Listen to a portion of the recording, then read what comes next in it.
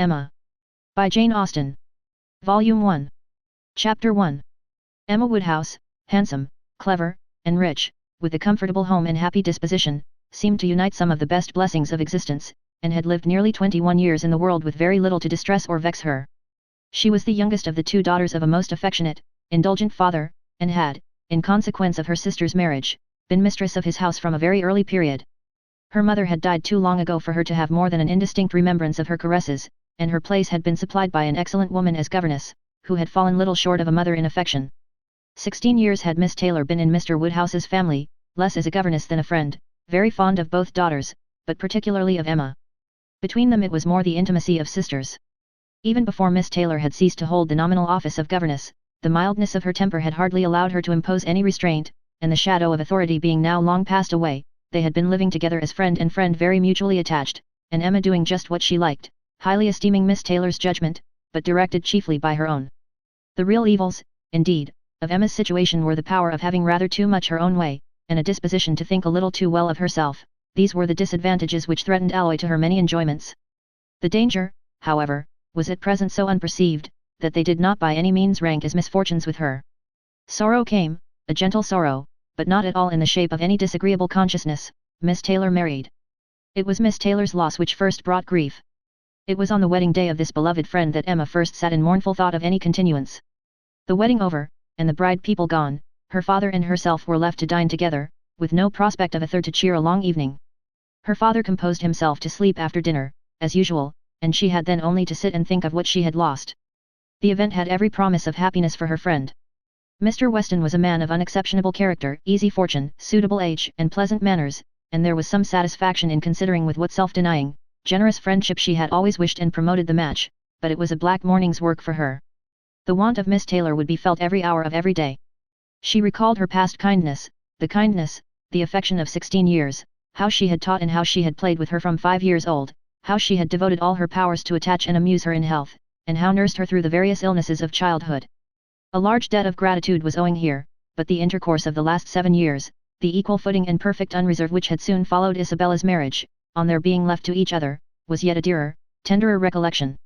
She had been a friend and companion such as few possessed, intelligent, well informed, useful, gentle, knowing all the ways of the family, interested in all its concerns, and peculiarly interested in herself, in every pleasure, every scheme of hers, one to whom she could speak every thought as it arose, and who had such an affection for her as could never find fault. How was she to bear the change? It was true that her friend was going only half a mile from them, but Emma was aware that great must be the difference between a Mrs. Weston, only half a mile from them, and a Miss Taylor in the house, and with all her advantages, natural and domestic, she was now in great danger of suffering from intellectual solitude. She dearly loved her father, but he was no companion for her. He could not meet her in conversation, rational or playful.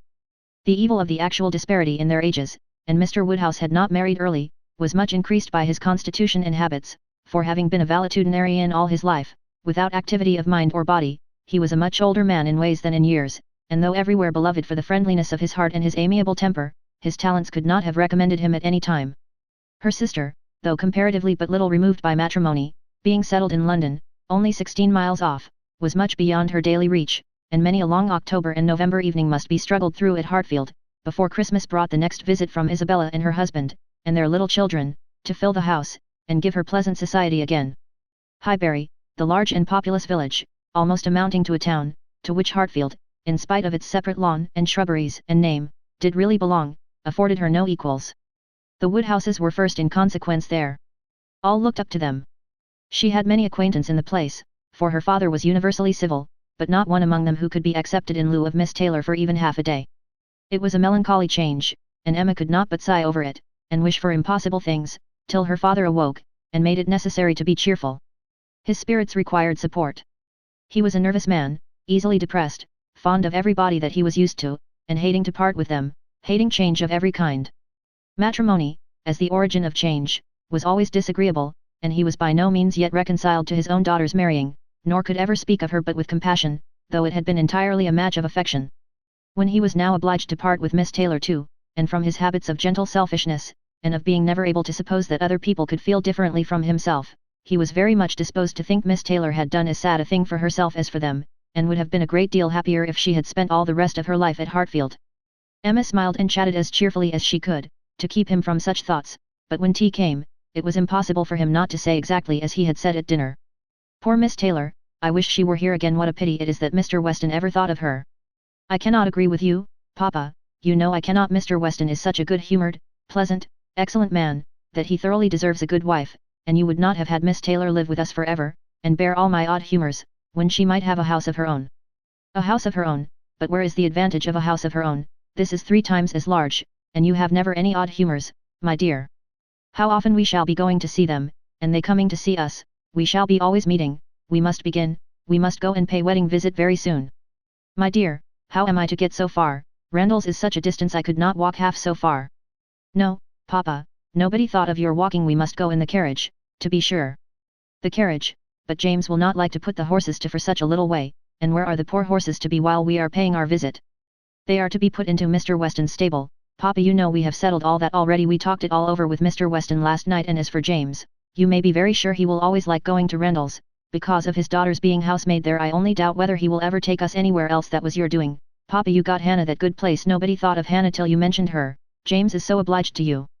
I am very glad I did think of her. It was very lucky, for I would not have had poor James think himself slighted upon any account, and I am sure she will make a very good servant. She is a civil, pretty-spoken girl. I have a great opinion of her. Whenever I see her, she always curtsies and asks me how I do, in a very pretty manner, and when you have had her here to do needlework, I observe she always turns the lock of the door the right way and never bangs it. I am sure she will be an excellent servant, and it will be a great comfort to poor Miss Taylor to have somebody about her that she is used to see. Whenever James goes over to see his daughter, you know, she will be hearing of us. He will be able to tell her how we all are. Emma spared no exertions to maintain this happier flow of ideas, and hoped, by the help of backgammon, to get her father tolerably through the evening, and be attacked by no regrets but her own. The backgammon table was placed, but a visitor immediately afterwards walked in and made it unnecessary. Mr. Knightley, a sensible man about 7 or 8 and 30, was not only a very old and intimate friend of the family, but particularly connected with it, as the elder brother of Isabella's husband. He lived about a mile from Highbury, was a frequent visitor, and always welcome, and at this time more welcome than usual, as coming directly from their mutual connections in London. He had returned to a late dinner, after some days' absence, and now walked up to Hartfield to say that all were well in Brunswick Square. It was a happy circumstance, and animated Mr. Woodhouse for some time. Mr. Knightley had a cheerful manner, which always did him good, and his many inquiries after poor Isabella and her children were answered most satisfactorily. When this was over, Mr. Woodhouse gratefully observed, "It is very kind of you, Mr. Knightley, to come out at this late hour to call upon us. I am afraid you must have had a shocking walk." "Not at all, sir. It is a beautiful moonlight night, and so mild that I must draw back from your great fire. But you must have found it very damp and dirty. I wish you may not catch cold." "Dirty, sir? Look at my shoes, not a speck on them." "Well, that is quite surprising, for we have had a vast deal of rain here. It rained dreadfully hard for half an hour while we were at breakfast. I wanted them to put off the wedding. By the by, I have not wished you joy, being pretty well aware of what sort of joy you must both be feeling. I have been in no hurry with my congratulations, but I hope it all went off tolerably well. How did you all behave? Who cried most?" "Ah, poor Miss Taylor. 'Tis a sad business." "Poor Mr. and Miss Woodhouse, if you please, but I cannot possibly say poor Miss Taylor. I have a great regard for you and Emma, but when it comes to the question of dependence or independence, at any rate, it must be better to have only one to please than two. Especially when one of those two is such a fanciful, troublesome creature," said Emma playfully. "That is what you have in your head, I know, and what you would certainly say if my father were not by." "I believe it is very true, my dear, indeed," said Mr. Woodhouse, with a sigh. "I am afraid I am sometimes very fanciful and troublesome." "My dearest Papa, you do not think I could mean you, or suppose Mr. Knightley to mean you? What a horrible idea! Oh no, I meant only myself. Mr. Knightley loves to find fault with me, you know, in a joke. It is all a joke. We always say what we like to one another." Mr. Knightley, in fact, was one of the few people who could see faults in Emma Woodhouse, and the only one who ever told her of them, and though this was not particularly agreeable to Emma herself, she knew it would be so much less so to her father, that she would not have him really suspect such a circumstance as her not being thought perfect by everybody. "Emma knows I never flatter her," said Mr. Knightley, "but I meant no reflection on anybody. Miss Taylor has been used to have 2 persons to please, she will now have but one. The chances are that she must be a gainer." "Well," said Emma, willing to let it pass, "you want to hear about the wedding, and I shall be happy to tell you, for we all behaved charmingly. Everybody was punctual, everybody in their best looks, not a tear, and hardly a long face to be seen. Oh no, we all felt that we were going to be only half a mile apart, and were sure of meeting every day." "Dear Emma bears everything so well," said her father. But, Mr. Knightley, she is really very sorry to lose poor Miss Taylor, and I am sure she will miss her more than she thinks for." Emma turned away her head, divided between tears and smiles. "It is impossible that Emma should not miss such a companion," said Mr. Knightley. "We should not like her so well as we do, sir, if we could suppose it, but she knows how much the marriage is to Miss Taylor's advantage, she knows how very acceptable it must be, at Miss Taylor's time of life, to be settled in a home of her own, and how important to her to be secure of a comfortable provision, and therefore cannot allow herself to feel so much pain as pleasure. Every friend of Miss Taylor must be glad to have her so happily married." "And you have forgotten one matter of joy to me," said Emma, "and a very considerable one, that I made the match myself. I made the match, you know, 4 years ago, and to have it take place, and be proved in the right, when so many people said Mr. Weston would never marry again, may comfort me for anything." Mr. Knightley shook his head at her. Her father fondly replied, "Ah, my dear, I wish you would not make matches and foretell things, for whatever you say always comes to pass. Pray do not make any more matches." "I promise you to make none for myself, Papa, but I must, indeed, for other people it is the greatest amusement in the world, and after such success, you know, everybody said that Mr. Weston would never marry again. Oh dear, no, Mr. Weston, who had been a widower so long, and who seemed so perfectly comfortable without a wife, so constantly occupied either in his business in town or among his friends here, always acceptable wherever he went, always cheerful, Mr. Weston need not spend a single evening in the year alone if he did not like it. Oh no! Mr. Weston certainly would never marry again."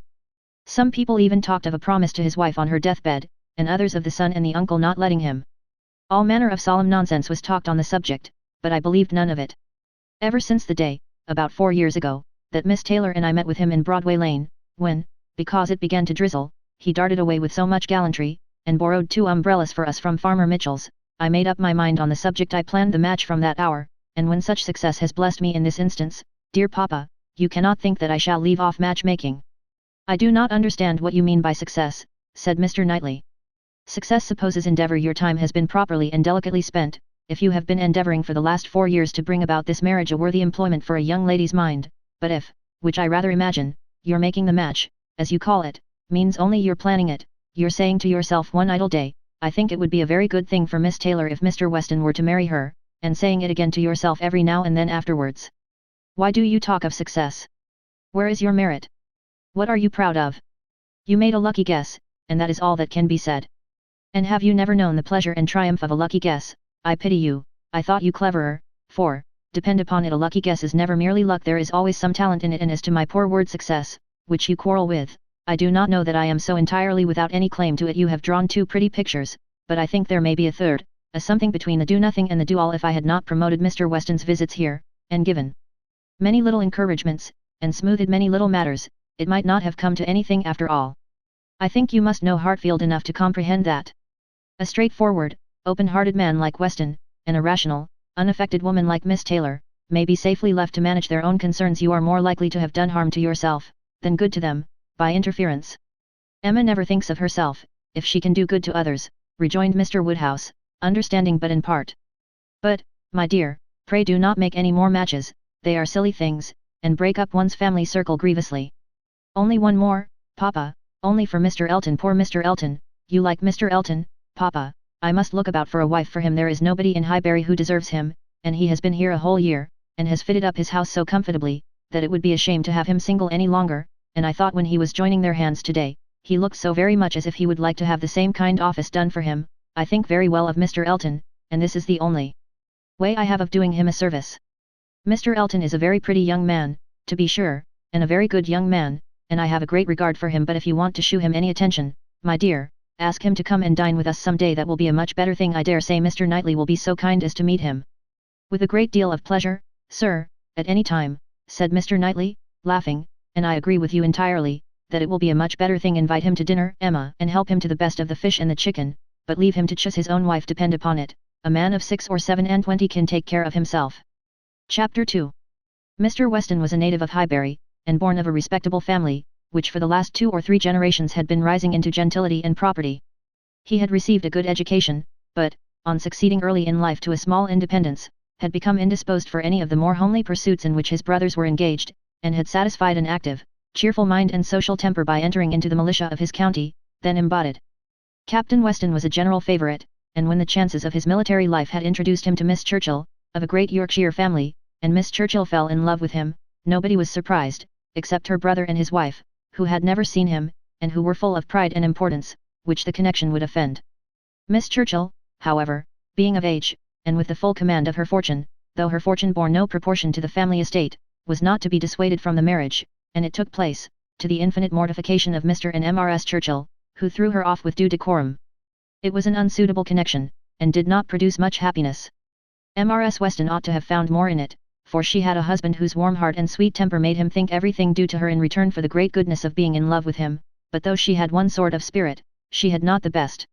She had resolution enough to pursue her own will in spite of her brother, but not enough to refrain from unreasonable regrets at that brother's unreasonable anger, nor from missing the luxuries of her former home. They lived beyond their income, but still it was nothing in comparison of Enscombe. She did not cease to love her husband, but she wanted at once to be the wife of Captain Weston and Miss Churchill of Enscombe. Captain Weston, who had been considered, especially by the Churchills, as making such an amazing match, was proved to have much the worst of the bargain, for when his wife died, after a 3 years' marriage, he was rather a poorer man than at first, and with a child to maintain. From the expense of the child, however, he was soon relieved.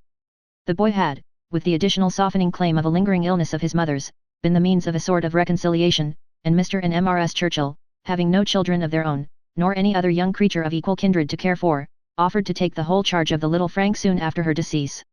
Some scruples and some reluctance the widower father may be supposed to have felt, but as they were overcome by other considerations, the child was given up to the care and the wealth of the Churchills, and he had only his own comfort to seek, and his own situation to improve as he could. A complete change of life became desirable. He quitted the militia and engaged in trade, having brothers already established in a good way in London, which afforded him a favourable opening. It was a concern which brought just employment enough. He had still a small house in Highbury, where most of his leisure days were spent, and between useful occupation and the pleasures of society, the next 18 or 20 years of his life passed cheerfully away. He had, by that time, realized an easy competence, enough to secure the purchase of a little estate adjoining Highbury, which he had always longed for, enough to marry a woman as portionless even as Miss Taylor, and to live according to the wishes of his own friendly and social disposition. It was now some time since Miss Taylor had begun to influence his schemes, but as it was not the tyrannic influence of youth on youth, it had not shaken his determination of never settling till he could purchase Randalls, and the sale of Randalls was long looked forward to, but he had gone steadily on, with these objects in view, till they were accomplished. He had made his fortune, bought his house, and obtained his wife, and was beginning a new period of existence, with every probability of greater happiness than in any yet passed through. He had never been an unhappy man, his own temper had secured him from that, even in his first marriage, but his second must shew him how delightful a well-judging and truly amiable woman could be, and must give him the pleasantest proof of its being a great deal better to choose than to be chosen, to excite gratitude than to feel it. He had only himself to please in his choice, his fortune was his own, for as to Frank, it was more than being tacitly brought up as his uncle's heir, it had become so avowed an adoption as to have him assume the name of Churchill on coming of age. It was most unlikely, therefore, that he should ever want his father's assistance. His father had no apprehension of it. The aunt was a capricious woman, and governed her husband entirely, but it was not in Mr. Weston's nature to imagine that any caprice could be strong enough to affect one so dear, and, as he believed, so deservedly dear. He saw his son every year in London, and was proud of him, and his fond report of him as a very fine young man had made Highbury feel a sort of pride in him too. He was looked on as sufficiently belonging to the place to make his merits and prospects a kind of common concern. Mr. Frank Churchill was one of the boasts of Highbury, and a lively curiosity to see him prevailed, though the compliment was so little returned that he had never been there in his life. His coming to visit his father had been often talked of but never achieved. Now, upon his father's marriage, it was very generally proposed, as a most proper attention, that the visit should take place. There was not a dissentient voice on the subject, either when Mrs. Perry drank tea with Mrs. and Miss Bates, or when Mrs. and Miss Bates returned the visit. Now was the time for Mr. Frank Churchill to come among them, and the hope strengthened when it was understood that he had written to his new mother on the occasion. For a few days, every morning visit in Highbury included some mention of the handsome letter Mrs. Weston had received. "I suppose you have heard of the handsome letter Mr. Frank Churchill has written to Mrs. Weston. I understand it was a very handsome letter, indeed Mr. Woodhouse told me of it. Mr. Woodhouse saw the letter, and he says he never saw such a handsome letter in his life. It was, indeed, a highly prized letter." Mrs. Weston had, of course, formed a very favourable idea of the young man, and such a pleasing attention was an irresistible proof of his great good sense, and a most welcome addition to every source and every expression of congratulation which her marriage had already secured.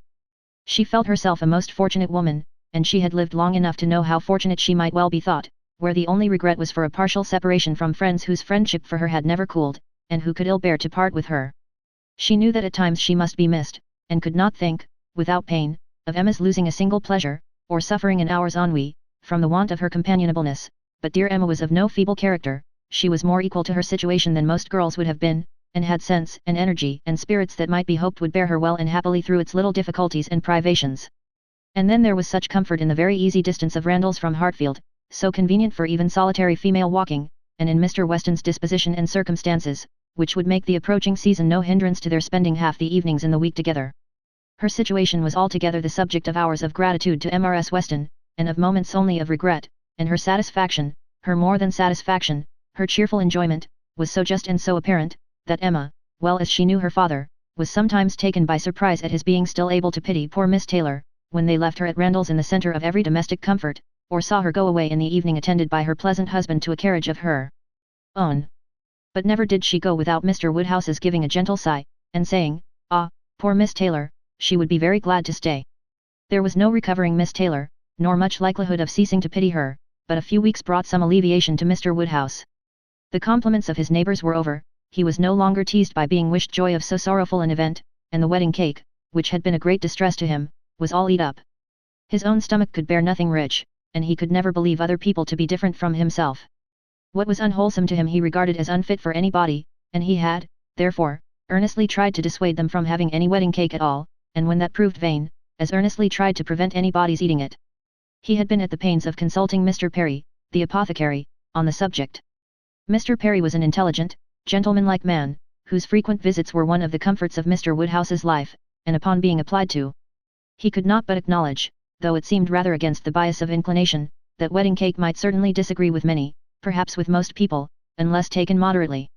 With such an opinion, in confirmation of his own, Mr. Woodhouse hoped to influence every visitor of the newly married pair, but still the cake was eaten, and there was no rest for his benevolent nerves till it was all gone. There was a strange rumour in Highbury of all the little Perrys being seen with a slice of Mrs. Weston's wedding cake in their hands, but Mr. Woodhouse would never believe it. Chapter 3. Mr. Woodhouse was fond of society in his own way. He liked very much to have his friends come and see him, and from various united causes, from his long residence at Hartfield, and his good nature, from his fortune, his house and his daughter, he could command the visits of his own little circle, in a great measure, as he liked. He had not much intercourse with any families beyond that circle, his horror of late hours, and large dinner parties, made him unfit for any acquaintance but such as would visit him on his own terms. Fortunately for him, Highbury, including Randalls in the same parish, and Donwell Abbey in the parish adjoining, the seat of Mr. Knightley, comprehended many such. Not unfrequently, through Emma's persuasion, he had some of the chosen and the best to dine with him, but evening parties were what he preferred, and, unless he fancied himself at any time unequal to company, there was scarcely an evening in the week in which Emma could not make up a card table for him. Real, long-standing regard brought the Westons and Mr. Knightley, and by Mr. Elton, a young man living alone without liking it, the privilege of exchanging any vacant evening of his own blank solitude for the elegancies and society of Mr. Woodhouse's drawing-room, and the smiles of his lovely daughter, was in no danger of being thrown away. After these came a second set, among the most come-at-able of whom were Mrs. and Miss Bates, and Mrs. Goddard, three ladies almost always at the service of an invitation from Hartfield, and who were fetched and carried home so often, that Mr. Woodhouse thought it no hardship for either James or the horses. Had it taken place only once a year, it would have been a grievance. Mrs. Bates, the widow of a former vicar of Highbury, was a very old lady, almost past everything but tea and quadrille. She lived with her single daughter in a very small way, and was considered with all the regard and respect which a harmless old lady, under such untoward circumstances, can excite. Her daughter enjoyed a most uncommon degree of popularity for a woman neither young, handsome, rich, nor married. Miss Bates stood in the very worst predicament in the world for having much of the public favour, and she had no intellectual superiority to make atonement to herself, or frighten those who might hate her into outward respect. She had never boasted either beauty or cleverness. Her youth had passed without distinction, and her middle of life was devoted to the care of a failing mother, and the endeavour to make a small income go as far as possible. And yet she was a happy woman, and a woman whom no one named without goodwill. It was her own universal goodwill and contented temper which worked such wonders. She loved everybody, was interested in everybody's happiness, quick-sighted to everybody's merits, thought herself a most fortunate creature, and surrounded with blessings in such an excellent mother, and so many good neighbours and friends, and a home that wanted for nothing. The simplicity and cheerfulness of her nature, her contented and grateful spirit, were a recommendation to everybody, and a mine of felicity to herself. She was a great talker upon little matters, which exactly suited Mr. Woodhouse, full of trivial communications and harmless gossip. Mrs. Goddard was the mistress of a school, not of a seminary, or an establishment, or anything which professed, in long sentences of refined nonsense, to combine liberal acquirements with elegant morality, upon new principles and new systems, and where young ladies for enormous pay might be screwed out of health and into vanity, but a real, honest, old-fashioned boarding school, where a reasonable quantity of accomplishments were sold at a reasonable price, and where girls might be sent to be out of the way, and scramble themselves into a little education, without any danger of coming back prodigies. Mrs. Goddard's school was in high repute, and very deservedly, for Highbury was reckoned a particularly healthy spot. She had an ample house and garden, gave the children plenty of wholesome food, let them run about a great deal in the summer, and in winter dressed their chilblains with her own hands. It was no wonder that a train of 20 young couple now walked after her to church. She was a plain, motherly kind of woman, who had worked hard in her youth, and now thought herself entitled to the occasional holiday of a tea visit, and having formerly owed much to Mr. Woodhouse's kindness, felt his particular claim on her to leave her neat parlour, hung round with fancy work, whenever she could, and win or lose a few sixpences by his fireside. These were the ladies whom Emma found herself very frequently able to collect, and happy was she, for her father's sake, in the power, though, as far as she was herself concerned, it was no remedy for the absence of Mrs. Weston. She was delighted to see her father look comfortable, and very much pleased with herself for contriving things so well, but the quiet prosings of 3 such women made her feel that every evening so spent was indeed one of the long evenings she had fearfully anticipated. As she sat one morning, looking forward to exactly such a close of the present day, a note was brought from Mrs. Goddard, requesting, in most respectful terms, to be allowed to bring Miss Smith with her, a most welcome request, for Miss Smith was a girl of 17, whom Emma knew very well by sight, and had long felt an interest in, on account of her beauty. A very gracious invitation was returned, and the evening no longer dreaded by the fair mistress of the mansion. Harriet Smith was the natural daughter of somebody. Somebody had placed her, several years back, at Mrs. Goddard's school, and somebody had lately raised her from the condition of scholar to that of parlour boarder. This was all that was generally known of her history. She had no visible friends but what had been acquired at Highbury, and was now just returned from a long visit in the country to some young ladies who had been at school there with her. She was a very pretty girl, and her beauty happened to be of a sort which Emma particularly admired. She was short, plump, and fair, with a fine bloom, blue eyes, light hair, regular features, and a look of great sweetness, and, before the end of the evening, Emma was as much pleased with her manners as her person, and quite determined to continue the acquaintance. She was not struck by anything remarkably clever in Miss Smith's conversation, but she found her altogether very engaging, not inconveniently shy, not unwilling to talk, and yet so far from pushing, shewing so proper and becoming a deference, seeming so pleasantly grateful for being admitted to Hartfield, and so artlessly impressed by the appearance of everything in so superior a style to what she had been used to, that she must have good sense, and deserve encouragement. Encouragement should be given. Those soft blue eyes, and all those natural graces, should not be wasted on the inferior society of Highbury and its connections. The acquaintance she had already formed were unworthy of her. The friends from whom she had just parted, though very good sort of people, must be doing her harm. They were a family of the name of Martin, whom Emma well knew by character, as renting a large farm of Mr. Knightley, and residing in the parish of Donwell, very creditably, she believed. She knew Mr.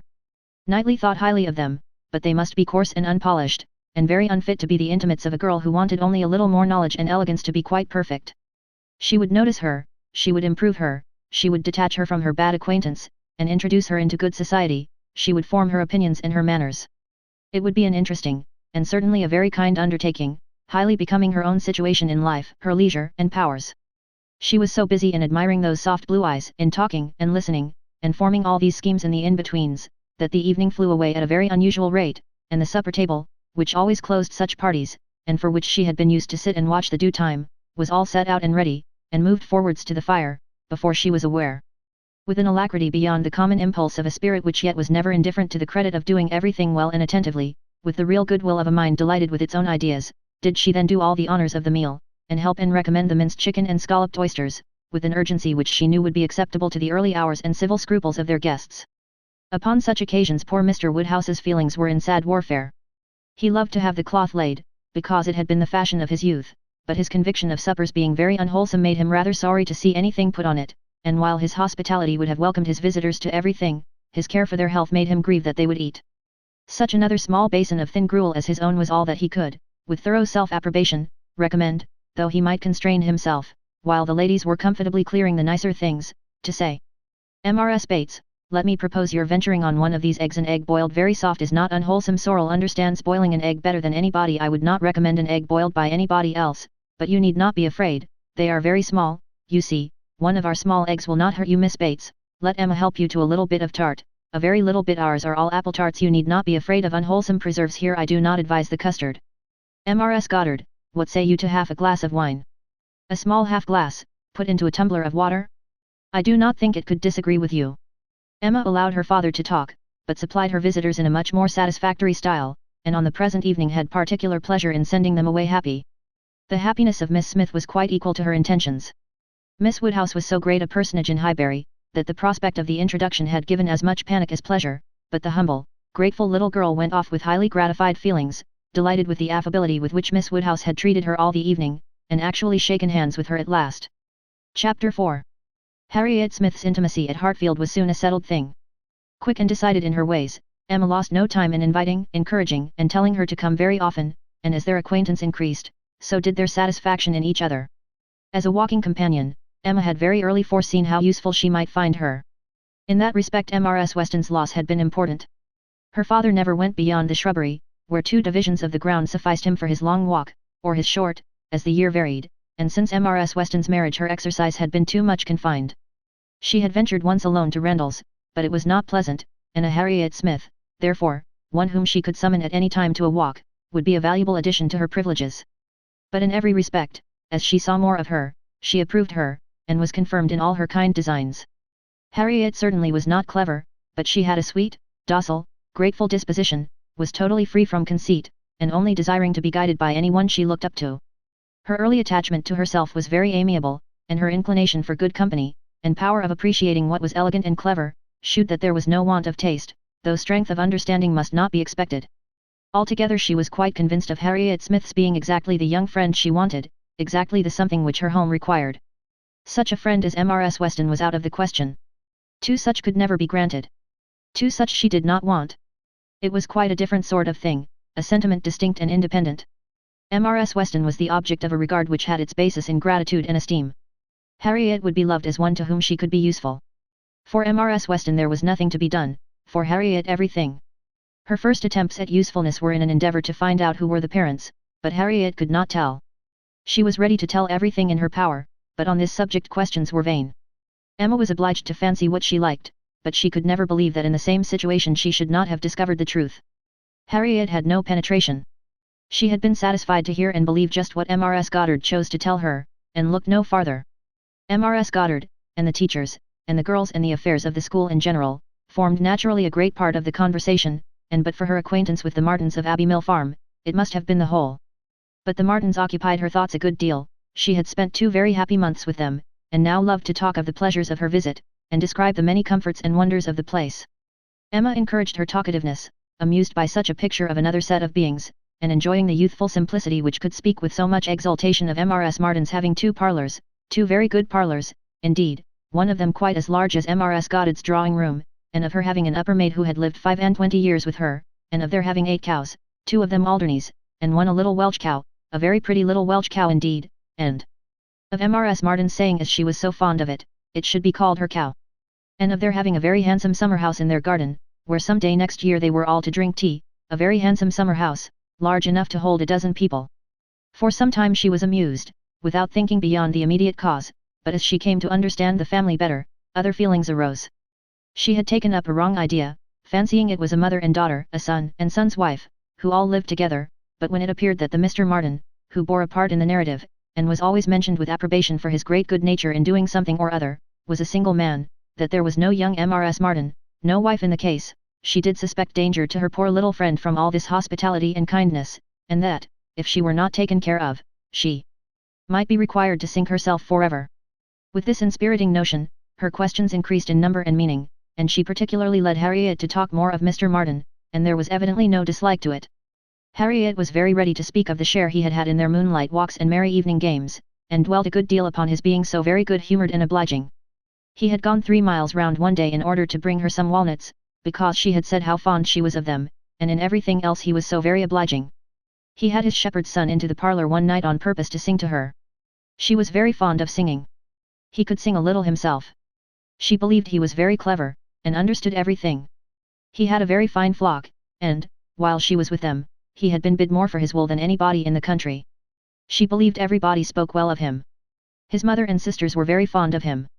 Mrs. Martin had told her one day, and there was a blush as she said it, that it was impossible for anybody to be a better son, and therefore she was sure, whenever he married, he would make a good husband. Not that she wanted him to marry. She was in no hurry at all.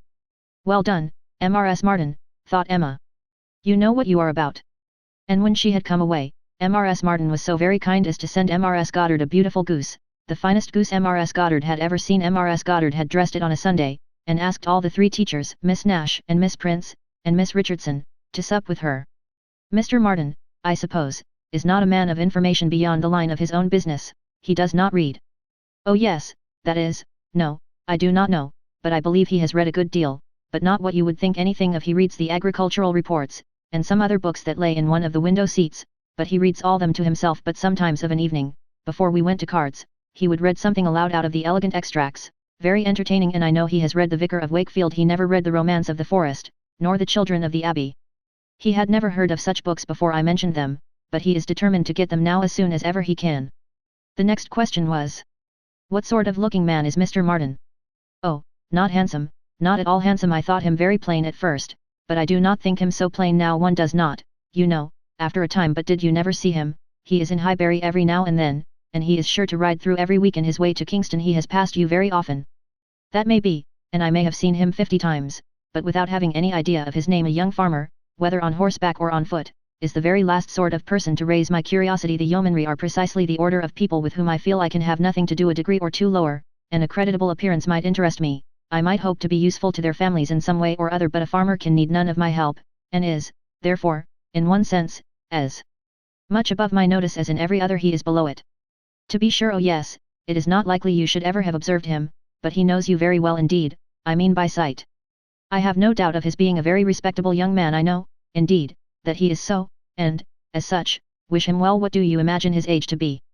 He was 24 the 8th of last June, and my birthday is the 23rd, just a fortnight and a day's difference, which is very odd. Only 24, that is too young to settle. His mother is perfectly right not to be in a hurry. They seem very comfortable as they are, and if she were to take any pains to marry him, she would probably repent it 6 years hence. If he could meet with a good sort of young woman in the same rank as his own, with a little money, it might be very desirable. 6 years hence, dear Miss Woodhouse, he would be 30 years old. Well, and that is as early as most men can afford to marry, who are not born to an independence. Mr. Martin, I imagine, has his fortune entirely to make, cannot be at all beforehand with the world. Whatever money he might come into when his father died, whatever his share of the family property, it is, I dare say, all afloat, all employed in his stock, and so forth, and though, with diligence and good luck, he may be rich in time, it is next to impossible that he should have realized anything yet. To be sure, so it is, but they live very comfortably. They have no indoors man, else they do not want for anything, and Mrs. Martin talks of taking a boy another year.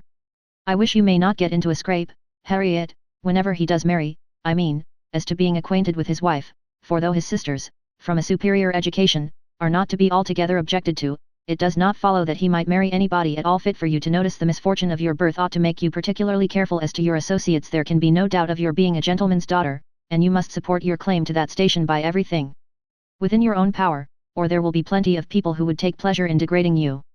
Yes, to be sure, I suppose there are, but while I visit at Hartfield, and you are so kind to me, Miss Woodhouse, I am not afraid of what anybody can do. You understand the force of influence pretty well, Harriet, but I would have you so firmly established in good society, as to be independent even of Hartfield and Miss Woodhouse. I want to see you permanently well connected, and to that end it will be advisable to have as few odd acquaintance as may be, and, therefore, I say that if you should still be in this country when Mr. Martin marries, I wish you may not be drawn in by your intimacy with the sisters, to be acquainted with the wife, who will probably be some mere farmer's daughter, without education.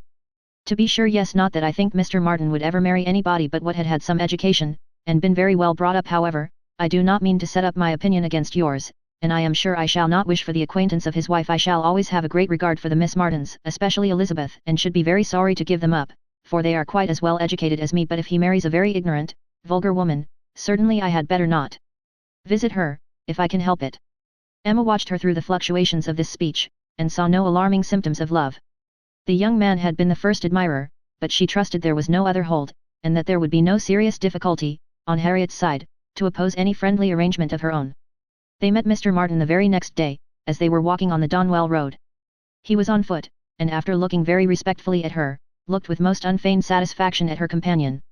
Emma was not sorry to have such an opportunity of survey, and walking a few yards forward, while they talked together, soon made her quick eye sufficiently acquainted with Mr. Robert Martin. His appearance was very neat, and he looked like a sensible young man, but his person had no other advantage, and when he came to be contrasted with gentlemen, she thought he must lose all the ground he had gained in Harriet's inclination. Harriet was not insensible of manner, she had voluntarily noticed her father's gentleness with admiration as well as wonder. Mr. Martin looked as if he did not know what manner was. They remained but a few minutes together, as Miss Woodhouse must not be kept waiting, and Harriet then came running to her with a smiling face, and in a flutter of spirits, which Miss Woodhouse hoped very soon to compose. "Only think of our happening to meet him, how very odd, it was quite a chance," he said, "that he had not gone round by Randalls. He did not think we ever walked this road. He thought we walked towards Randalls most days. He has not been able to get the romance of the forest yet. He was so busy the last time he was at Kingston that he quite forgot it, but he goes again tomorrow. So very odd we should happen to meet. Well, Miss Woodhouse, is he like what you expected? What do you think of him? Do you think him so very plain?" "He is very plain, undoubtedly, remarkably plain, but that is nothing compared with his entire want of gentility. I had no right to expect much, and I did not expect much, but I had no idea that he could be so very clownish, so totally without air. I had imagined him, I confess, a degree or two nearer gentility." "To be sure," said Harriet, in a mortified voice, "he is not so genteel as real gentlemen. I think, Harriet, since your acquaintance with us, you have been repeatedly in the company of some such very real gentlemen, that you must yourself be struck with the difference in Mr. Martin at Hartfield. You have had very good specimens of well-educated, well-bred men. I should be surprised if, after seeing them, you could be in company with Mr. Martin again without perceiving him to be a very inferior creature, and rather wondering at yourself for having ever thought him at all agreeable before. Do not you begin to feel that now? Were not you struck? I am sure you must have been struck by his awkward look and abrupt manner, and the uncouthness of a voice which I heard to be wholly unmodulated as I stood here. Certainly, he is not like Mr. Knightley. He has not such a fine air and way of walking as Mr. Knightley. I see the difference plain enough, but Mr. Knightley is so very fine a man. Mr. Knightley's air is so remarkably good that it is not fair to compare Mr. Martin with him. You might not see 1 in 100 with gentlemen so plainly written as in Mr. Knightley, but he is not the only gentleman you have been lately used to. What say you to Mr. Weston and Mr. Elton? Compare Mr. Martin with either of them. Compare their manner of carrying themselves, of walking, of speaking, of being silent. You must see the difference." "Oh yes, there is a great difference, but Mr. Weston is almost an old man. Mr. Weston must be between 40 and 50.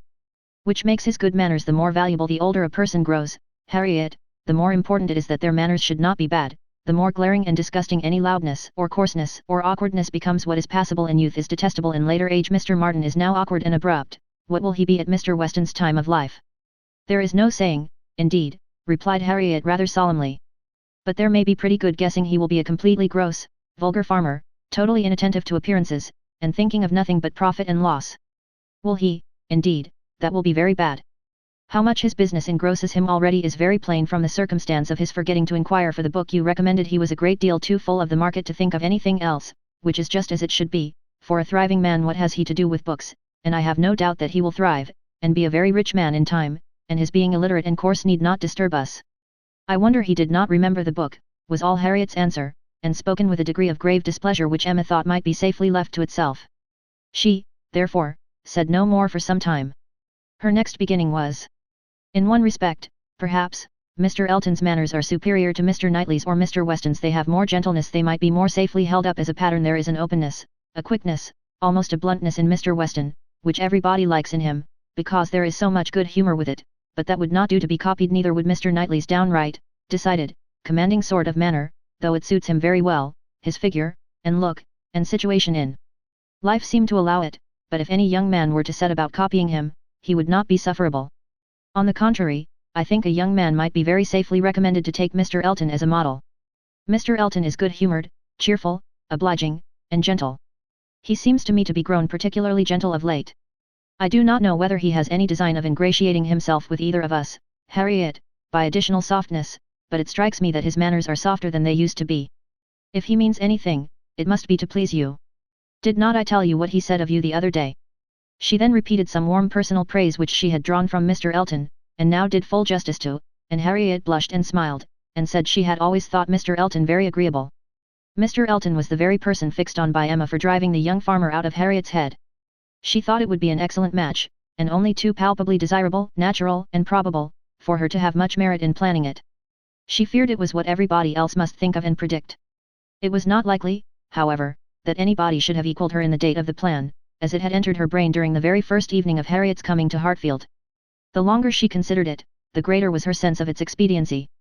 Mr. Elton's situation was most suitable, quite the gentleman himself, and without low connections, at the same time, not of any family that could fairly object to the doubtful birth of Harriet.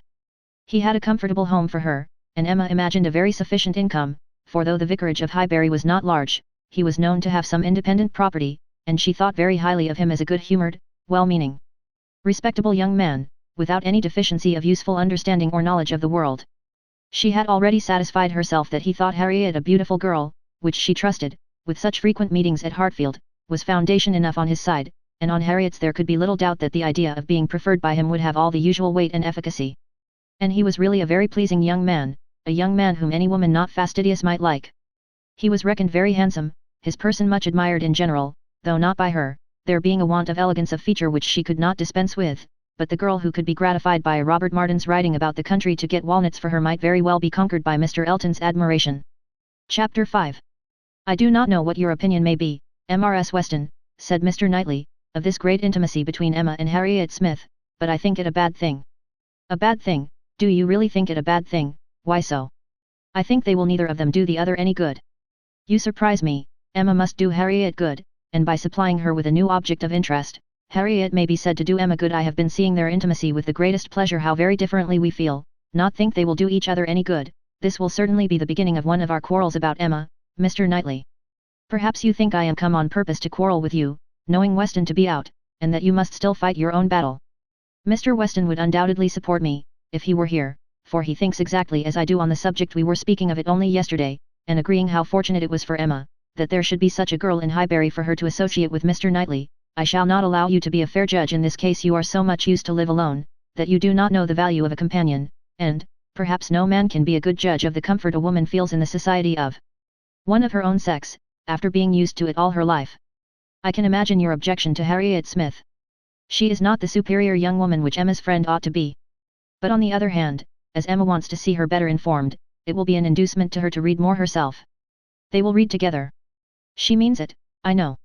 Emma has been meaning to read more ever since she was 12 years old. I have seen a great many lists of her drawing up at various times of books that she meant to read regularly through, and very good lists they were, very well chosen, and very neatly arranged, sometimes alphabetically, and sometimes by some other rule. The list she drew up when only 14, I remember thinking it did her judgment so much credit, that I preserved it some time, and I dare say she may have made out a very good list now. But I have done with expecting any course of steady reading from Emma. She will never submit to anything requiring industry and patience, and a subjection of the fancy to the understanding.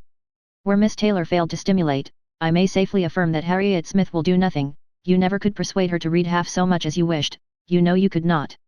I dare say, replied Mrs. Weston, smiling, that I thought so then, but since we have parted, I can never remember Emma's omitting to do anything I wished. There is hardly any desiring to refresh such a memory as that, said Mr. Knightley, feelingly, and for a moment or two he had done.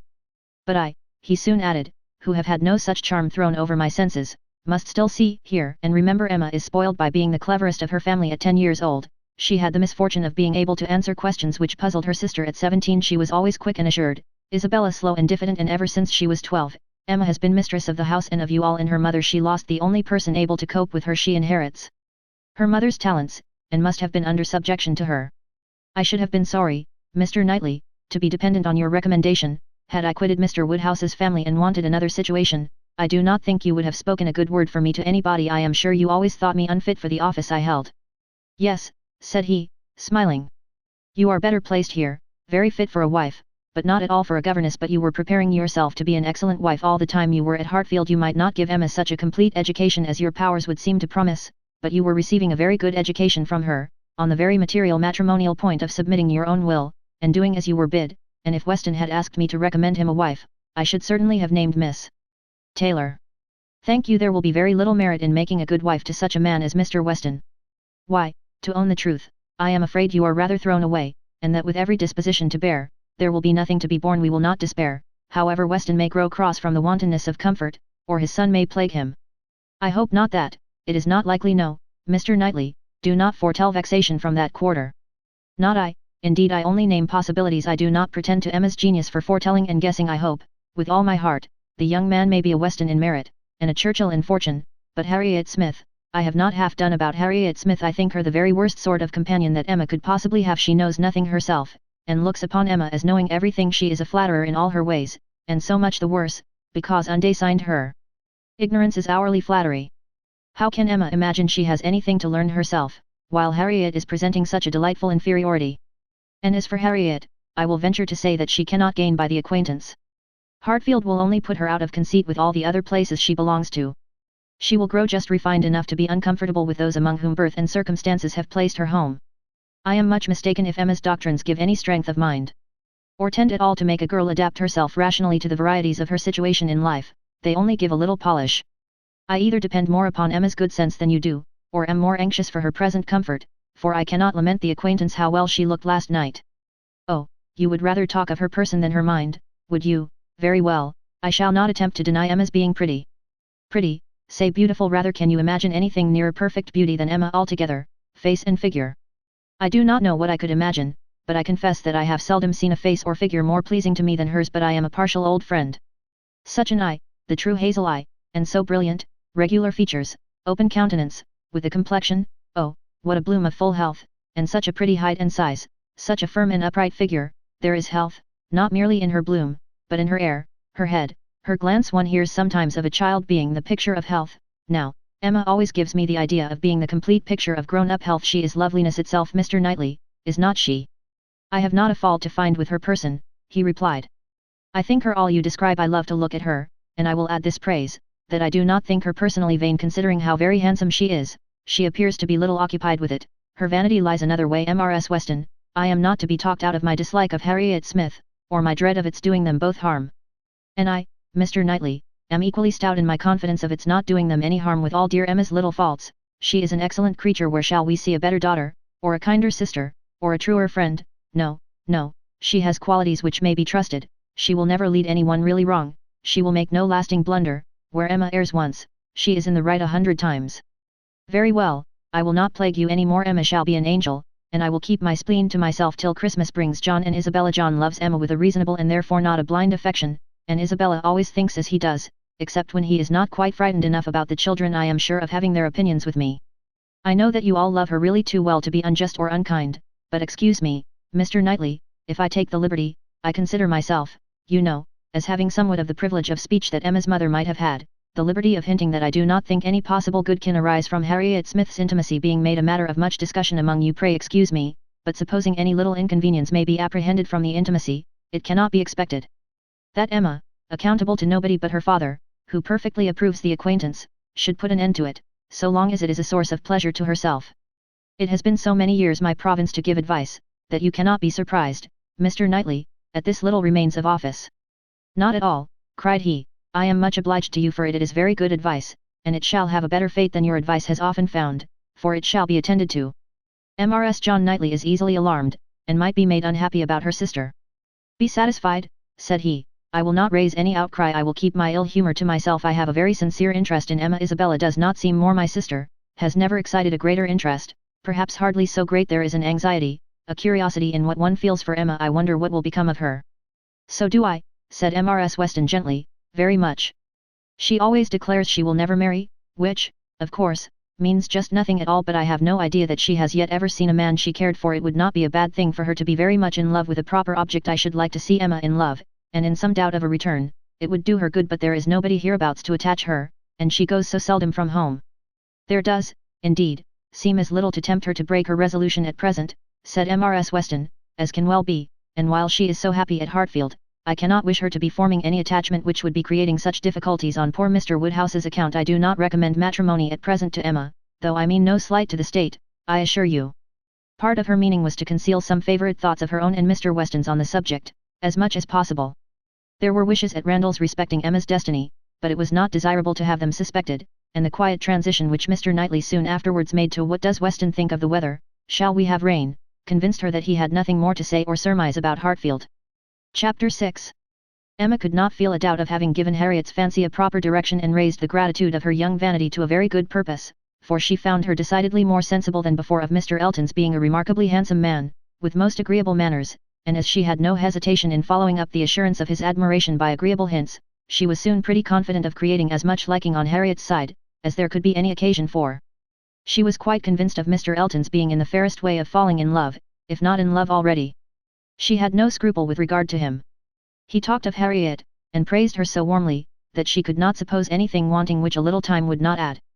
His perception of the striking improvement of Harriet's manner, since her introduction at Hartfield, was not one of the least agreeable proofs of his growing attachment. "You have given Miss Smith all that she required," said he, "you have made her graceful and easy. She was a beautiful creature when she came to you, but, in my opinion, the attractions you have added are infinitely superior to what she received from nature. I am glad you think I have been useful to her, but Harriet only wanted drawing out, and receiving a few, very few hints. She had all the natural grace of sweetness of temper and artlessness in herself. I have done very little." "If it were admissible to contradict a lady," said the gallant Mr. Elton, "I have perhaps given her a little more decision of character, have taught her to think on points which had not fallen in her way before." "Exactly so, that is what principally strikes me so much. Superb decision of character, skillful has been the hand. Great has been the pleasure. I am sure I never met with a disposition more truly amiable." "I have no doubt of it," and it was spoken with a sort of sighing animation, which had a vast deal of the lover. She was not less pleased another day with the manner in which he seconded a sudden wish of hers, to have Harriet's picture. "Did you ever have your likeness taken, Harriet?" said she, "did you ever sit for your picture?" Harriet was on the point of leaving the room, and only stopped to say, with a very interesting naivete, "Oh, dear, no, never."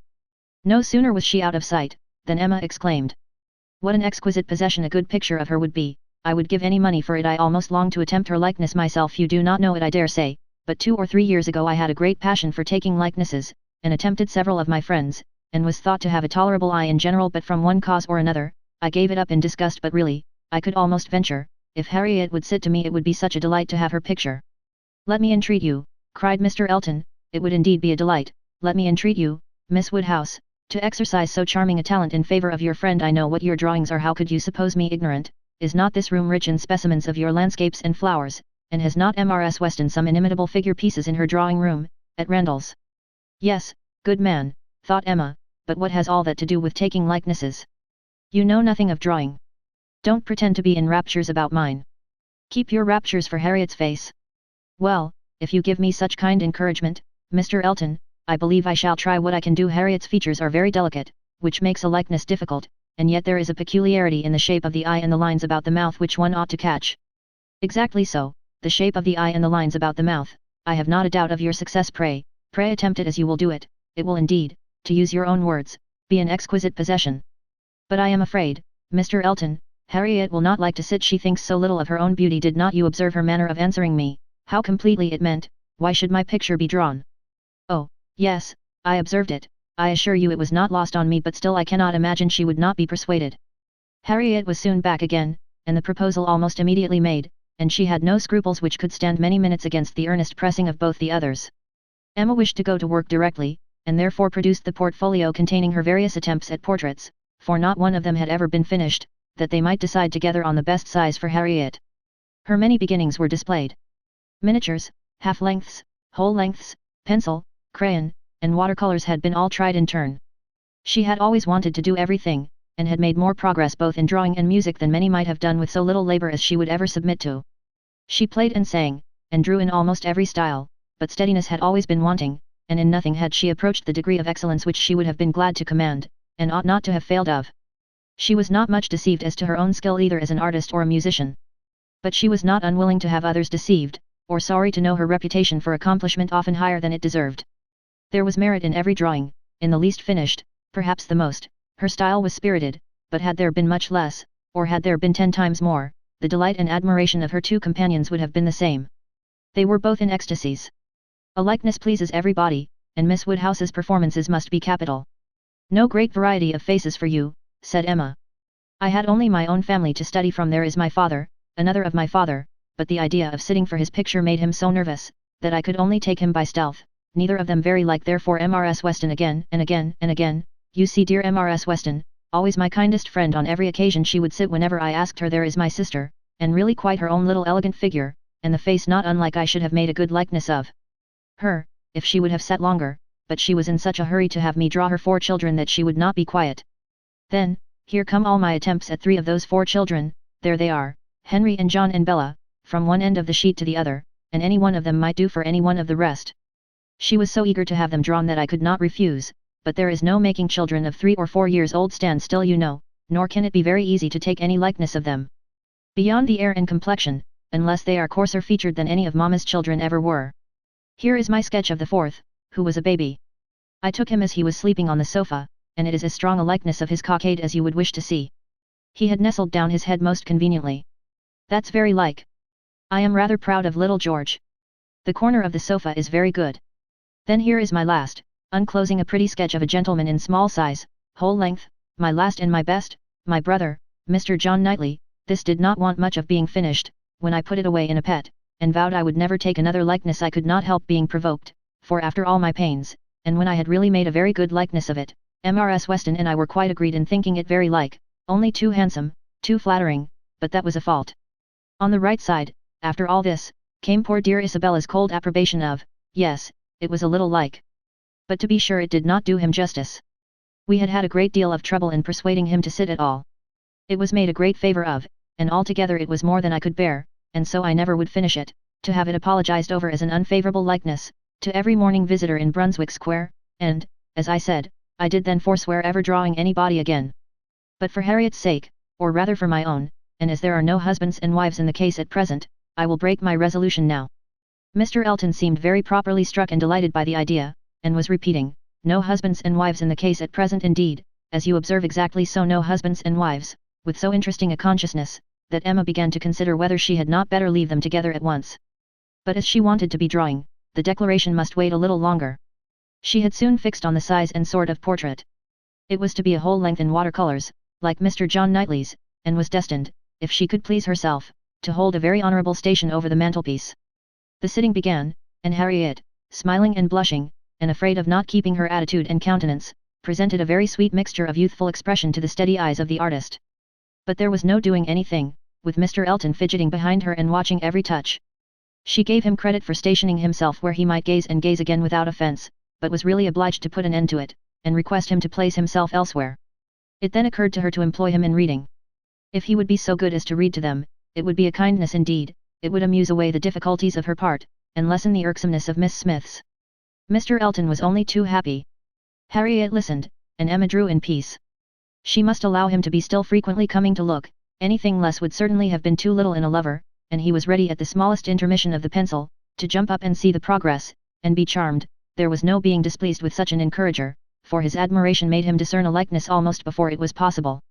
She could not respect his eye, but his love and his complaisance were unexceptionable. The sitting was altogether very satisfactory. She was quite enough pleased with the first day's sketch to wish to go on.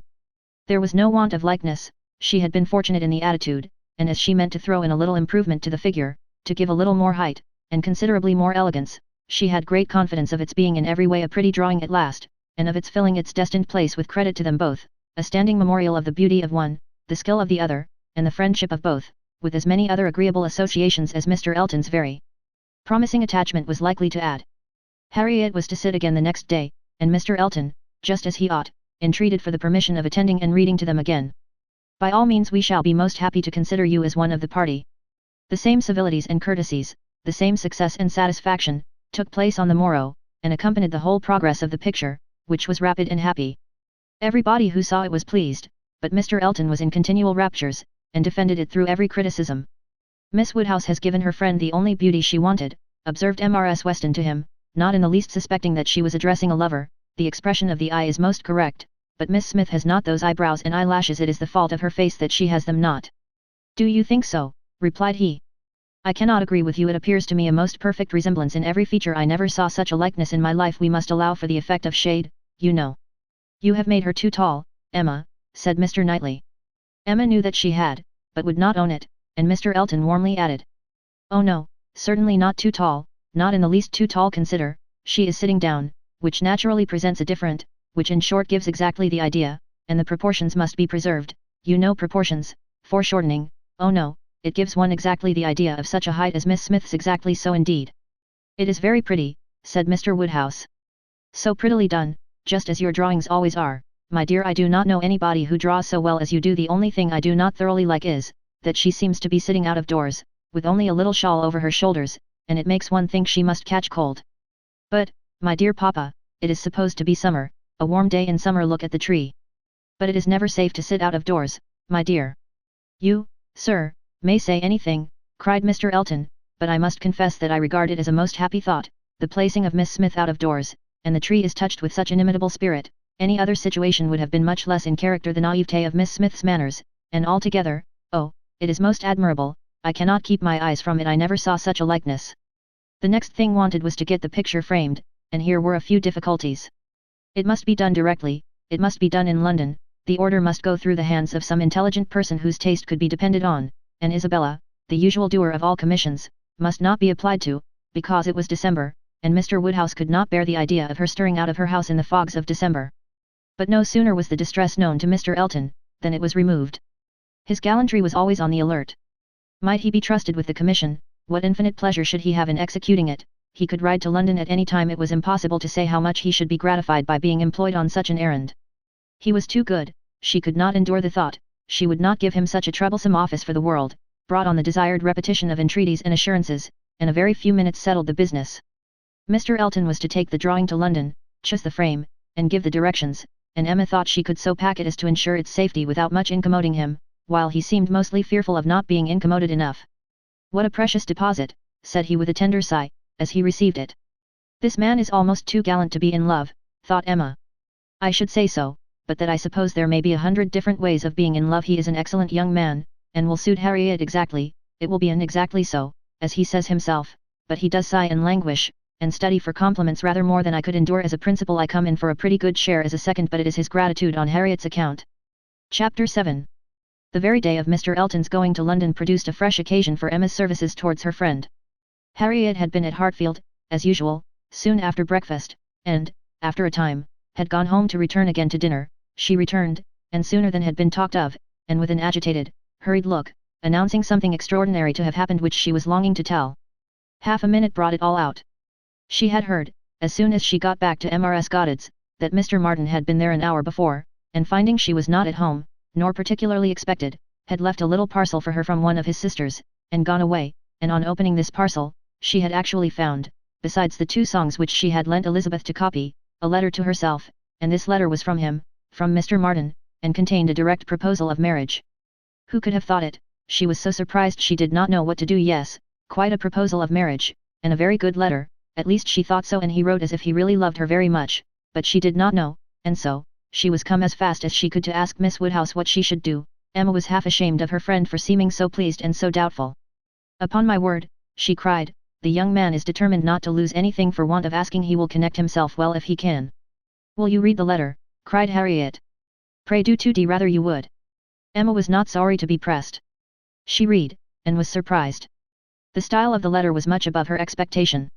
There were not merely no grammatical errors, but as a composition it would not have disgraced a gentleman. The language, though plain, was strong and unaffected, and the sentiments it conveyed very much to the credit of the writer. It was short, but expressed good sense, warm attachment, liberality, propriety, even delicacy of feeling. She paused over it, while Harriet stood anxiously watching for her opinion, with a well, and was at last forced to add, is it a good letter, or is it too short? Yes, indeed, a very good letter, replied Emma rather slowly. So good a letter, Harriet, that everything considered, I think one of his sisters must have helped him. I can hardly imagine the young man whom I saw talking with you the other day could express himself so well, if left quite to his own powers, and yet it is not the style of a woman. No, certainly, it is too strong and concise, not diffuse enough for a woman. No doubt he is a sensible man, and I suppose may have a natural talent. For, thinks strongly and clearly, and when he takes a pen in hand, his thoughts naturally find proper words. It is so with some men. Yes, I understand the sort of mind. Vigorous, decided, with sentiments to a certain point, not coarse. A better written letter, Harriet, returning it, than I had expected. Well, said the still waiting Harriet, well, and what shall I do? What shall you do? In what respect, do you mean with regard to this letter? Yes.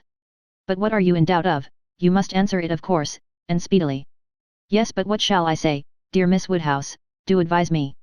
Oh no, the letter had much better be all your own. You will express yourself very properly. I am sure there is no danger of your not being intelligible, which is the first thing. Your meaning must be unequivocal, no doubts or demurs, and such expressions of gratitude and concern for the pain you are inflicting as propriety requires, will present themselves unbidden to your mind. I am persuaded you need not be prompted to write with the appearance of sorrow for his disappointment. You think I ought to refuse him then, said Harriet, looking down. Ought to refuse him, my dear Harriet, what do you mean? Are you in any doubt as to that? I thought, but I beg your pardon, perhaps I have been under a mistake. I certainly have been misunderstanding you. If you feel in doubt as to the purport of your answer, I had imagined you were consulting me only as to the wording of it. Harriet was silent. With a little reserve of manner, Emma continued. You mean to return a favorable answer, I collect. No, I do not, that is, I do not mean, what shall I do, what would you advise me to do? Pray, dear Miss Woodhouse, tell me what I ought to do. I shall not give you any advice, Harriet. I will have nothing to do with it. This is a point which you must settle with your feelings. I had no notion that he liked me so very much, said Harriet, contemplating the letter. For a little while Emma persevered in her silence, but beginning to apprehend the bewitching flattery of that letter might be too powerful, she thought it best to say. I lay it down as a general rule, Harriet, that if a woman doubts as to whether she should accept a man or not, she certainly ought to refuse him. If she can hesitate as to yes, she ought to say no directly. It is not a state to be safely entered into with doubtful feelings. With half a heart I thought it my duty as a friend, and older than yourself, to say thus much to you, but do not imagine that I want to influence you. Oh, no, I am sure you are a great deal too kind to, but if you would just advise me what I had best do. No, I do not mean that. As you say, one's mind ought to be quite made up, one should not be hesitating. It is a very serious thing. It will be safer to say no, perhaps. Do you think I had better say no? Not for the world, said Emma, smiling graciously. Would I advise you either way? You must be the best judge of your own happiness. If you prefer Mr. Martin to every other person, if you think him the most agreeable man you have ever been in company with, why should you hesitate? You blush, Harriet. Does anybody else occur to you at this moment under such a definition? Harriet, do not deceive yourself. Do not be run away with by gratitude and compassion at this moment. Whom are you thinking of? The symptoms were favorable. Instead of answering, Harriet turned away confused, and stood thoughtfully by the fire, and though the letter was still in her hand, it was now mechanically twisted about without regard. Emma waited the result with impatience, but not without strong hopes. At last, with some hesitation, Harriet said, Miss Woodhouse, as you will not give me your opinion, I must do as well as I can by myself, and I have now quite determined, and really almost made up my mind, to refuse Mr. Martin. Do you think I am right? Perfectly right, my dearest Harriet. You are doing just what you ought. While you were at all in suspense I kept my feelings to myself, but now that you are so completely decided I have no hesitation in approving. Dear Harriet, I give myself joy of this. It would have grieved me to lose your acquaintance, which must have been the consequence of your marrying Mr. Martin while you were in the smallest degree wavering. I said nothing about it, because I would not influence, but it would have been the loss of a friend to me. I could not have visited Mrs. Robert Martin, of Abbey Mill Farm. Now I am secure of you forever. Harriet had not surmised her own danger, but the idea of it struck her forcibly. You could not have visited me, she cried, looking aghast. No, to be sure you could not, but I never thought of that before. That would have been too dreadful. What an escape, dear Miss Woodhouse. I would not give up the pleasure and honor of being intimate with you for anything in the world. Indeed, Harriet, it would have been a severe pang to lose you, but it must have been. You would have thrown yourself out of all good society. I must have given you up. Dear me, how should I ever have borne it? It would have killed me never to come to Hartfield any more. Dear affectionate creature, you banished to Abbey Mill Farm, you confined to the society of the illiterate and vulgar all your life. I wonder how the young man could have the assurance to ask it. He must have a pretty good opinion of himself. I do not think he is conceited either, in general, said Harriet, her conscience opposing such censure. At least, he is very good-natured, and I shall always feel much obliged to him, and have a great regard for, but that is quite a different thing from, and you know, though he may like me, it does not follow that I should, and certainly I must confess that since my visiting here I have seen people, and if one comes to compare them, person and manners, there is no comparison at all. One is so very handsome and agreeable. However, I do really think Mr. Martin a very amiable young man, and have a great opinion of him, and his being so much attached to me, and his writing such a letter, but as to leaving you, it is what I would not do upon any consideration. Thank you, my own sweet little friend. We will not be parted. A woman is not to marry a man merely because she is asked, or because he is attached to her, and can write a tolerable letter. Oh no, and it is but a short letter too. Emma felt the bad taste of her friend, but let it pass with a very true, and it would be a small consolation to her, for the clownish manner which might be offending her every hour of the day, to know that her husband could write a good letter. Oh, yes, very. Nobody cares for a letter. The thing is, to be always happy with pleasant companions. I am quite determined to refuse him, but how shall I do? What shall I say?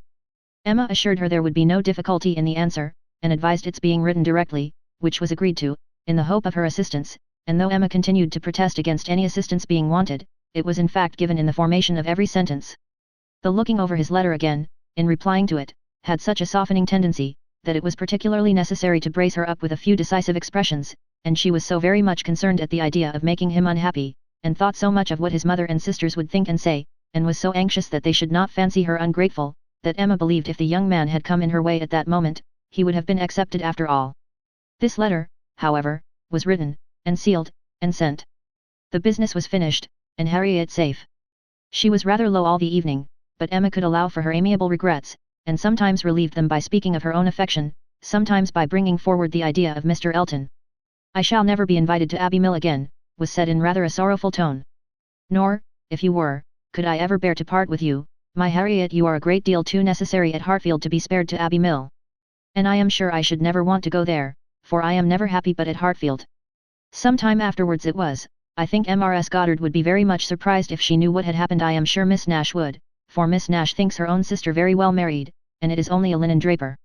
One should be sorry to see greater pride or refinement in the teacher of a school. Harriet, I dare say Miss Nash would envy you such an opportunity as this of being married. Even this conquest would appear valuable in her eyes as to anything superior for you. I suppose she is quite in the dark. The attentions of a certain person can hardly be among the tittle-tattle of Highbury, yet hitherto I fancy you and I are the only people to whom his looks and manners have explained themselves." Harriet blushed and smiled, and said something about wondering that people should like her so much. The idea of Mr. Elton was certainly cheering, but still, after a time, she was tender-hearted again towards the rejected Mr. Martin. "Now he has got my letter," said she softly. "I wonder what they are all doing, whether his sisters know. If he is unhappy, they will be unhappy too. I hope he will not mind it so very much. Let us think of those among our absent friends who are more cheerfully employed," cried Emma. "At this moment, perhaps, Mr. Elton is shewing your picture to his mother and sisters, telling how much more beautiful is the original, and after being asked for it 5 or 6 times, allowing them to hear your name, your own dear name.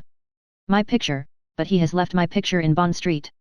"Has he so? Then I know nothing of Mr. Elton. No, my dear little modest Harriet, depend upon it the picture will not be in Bond Street till just before he mounts his horse tomorrow. It is his companion all this evening, his solace, his delight. It opens his designs to his family, it introduces you among them, it diffuses through the party those pleasantest feelings of our nature, eager curiosity and warm prepossession. How cheerful, how animated, how suspicious, how busy their imaginations all are."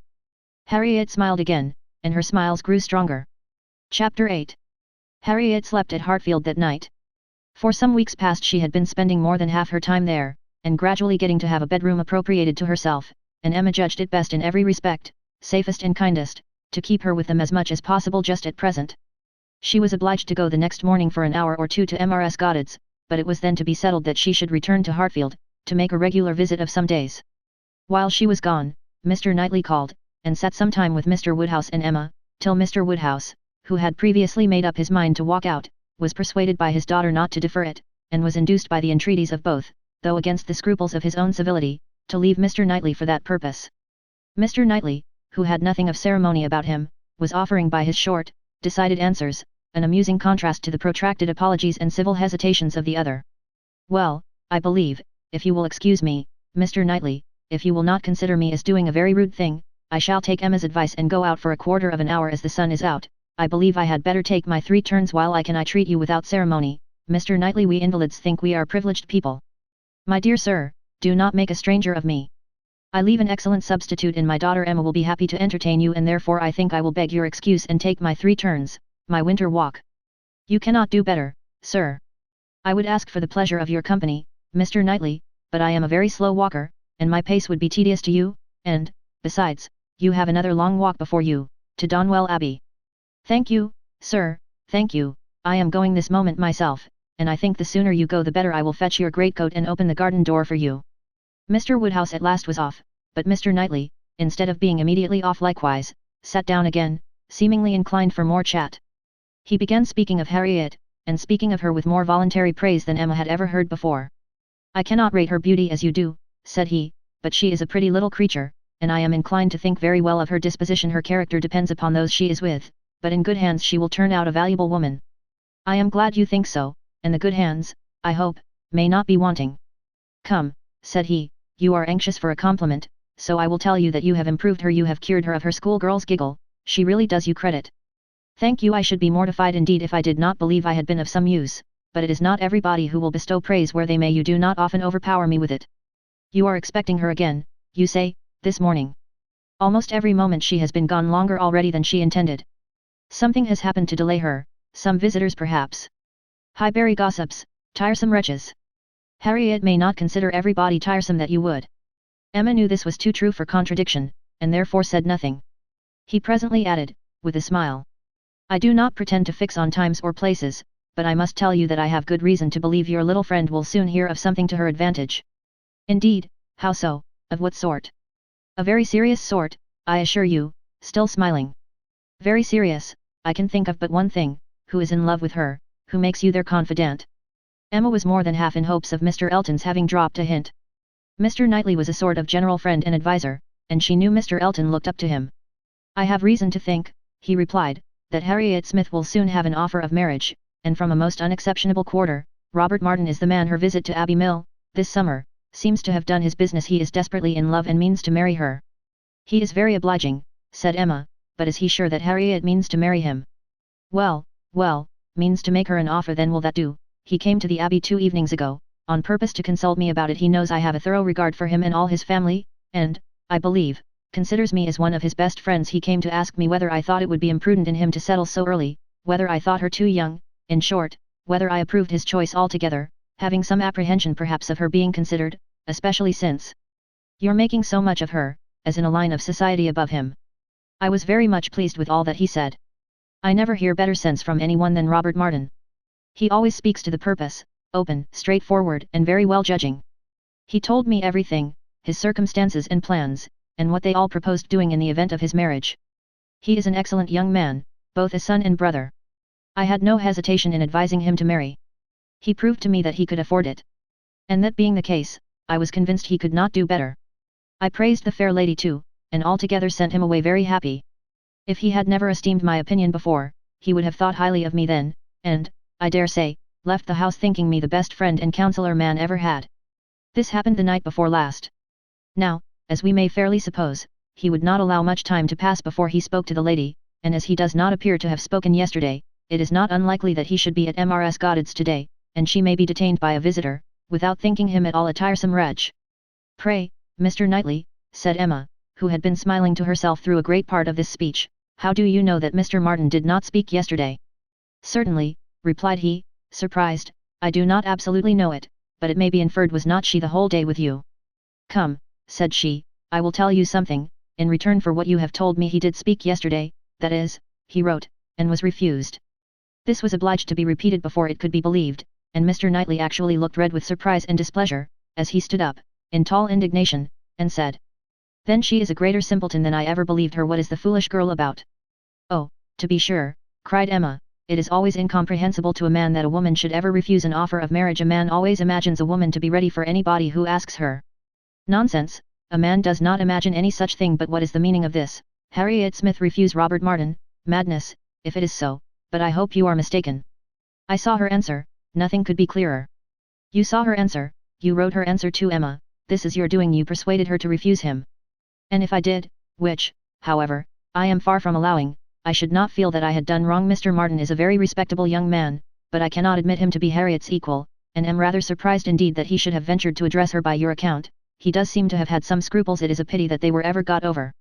Not Harriet's equal, exclaimed Mr. Knightley loudly and warmly, and with calmer asperity, added, a few moments afterwards, no, he is not her equal indeed, for he is as much her superior in sense as in situation. Emma, your infatuation about that girl blinds you. What are Harriet Smith's claims, either of birth, nature, or education, to any connection higher than Robert Martin? She is the natural daughter of nobody knows whom, with probably no settled provision at all, and certainly no respectable relations. She is known only as parlour boarder at a common school. She is not a sensible girl, nor a girl of any information. She has been taught nothing useful, and is too young and too simple to have acquired anything herself.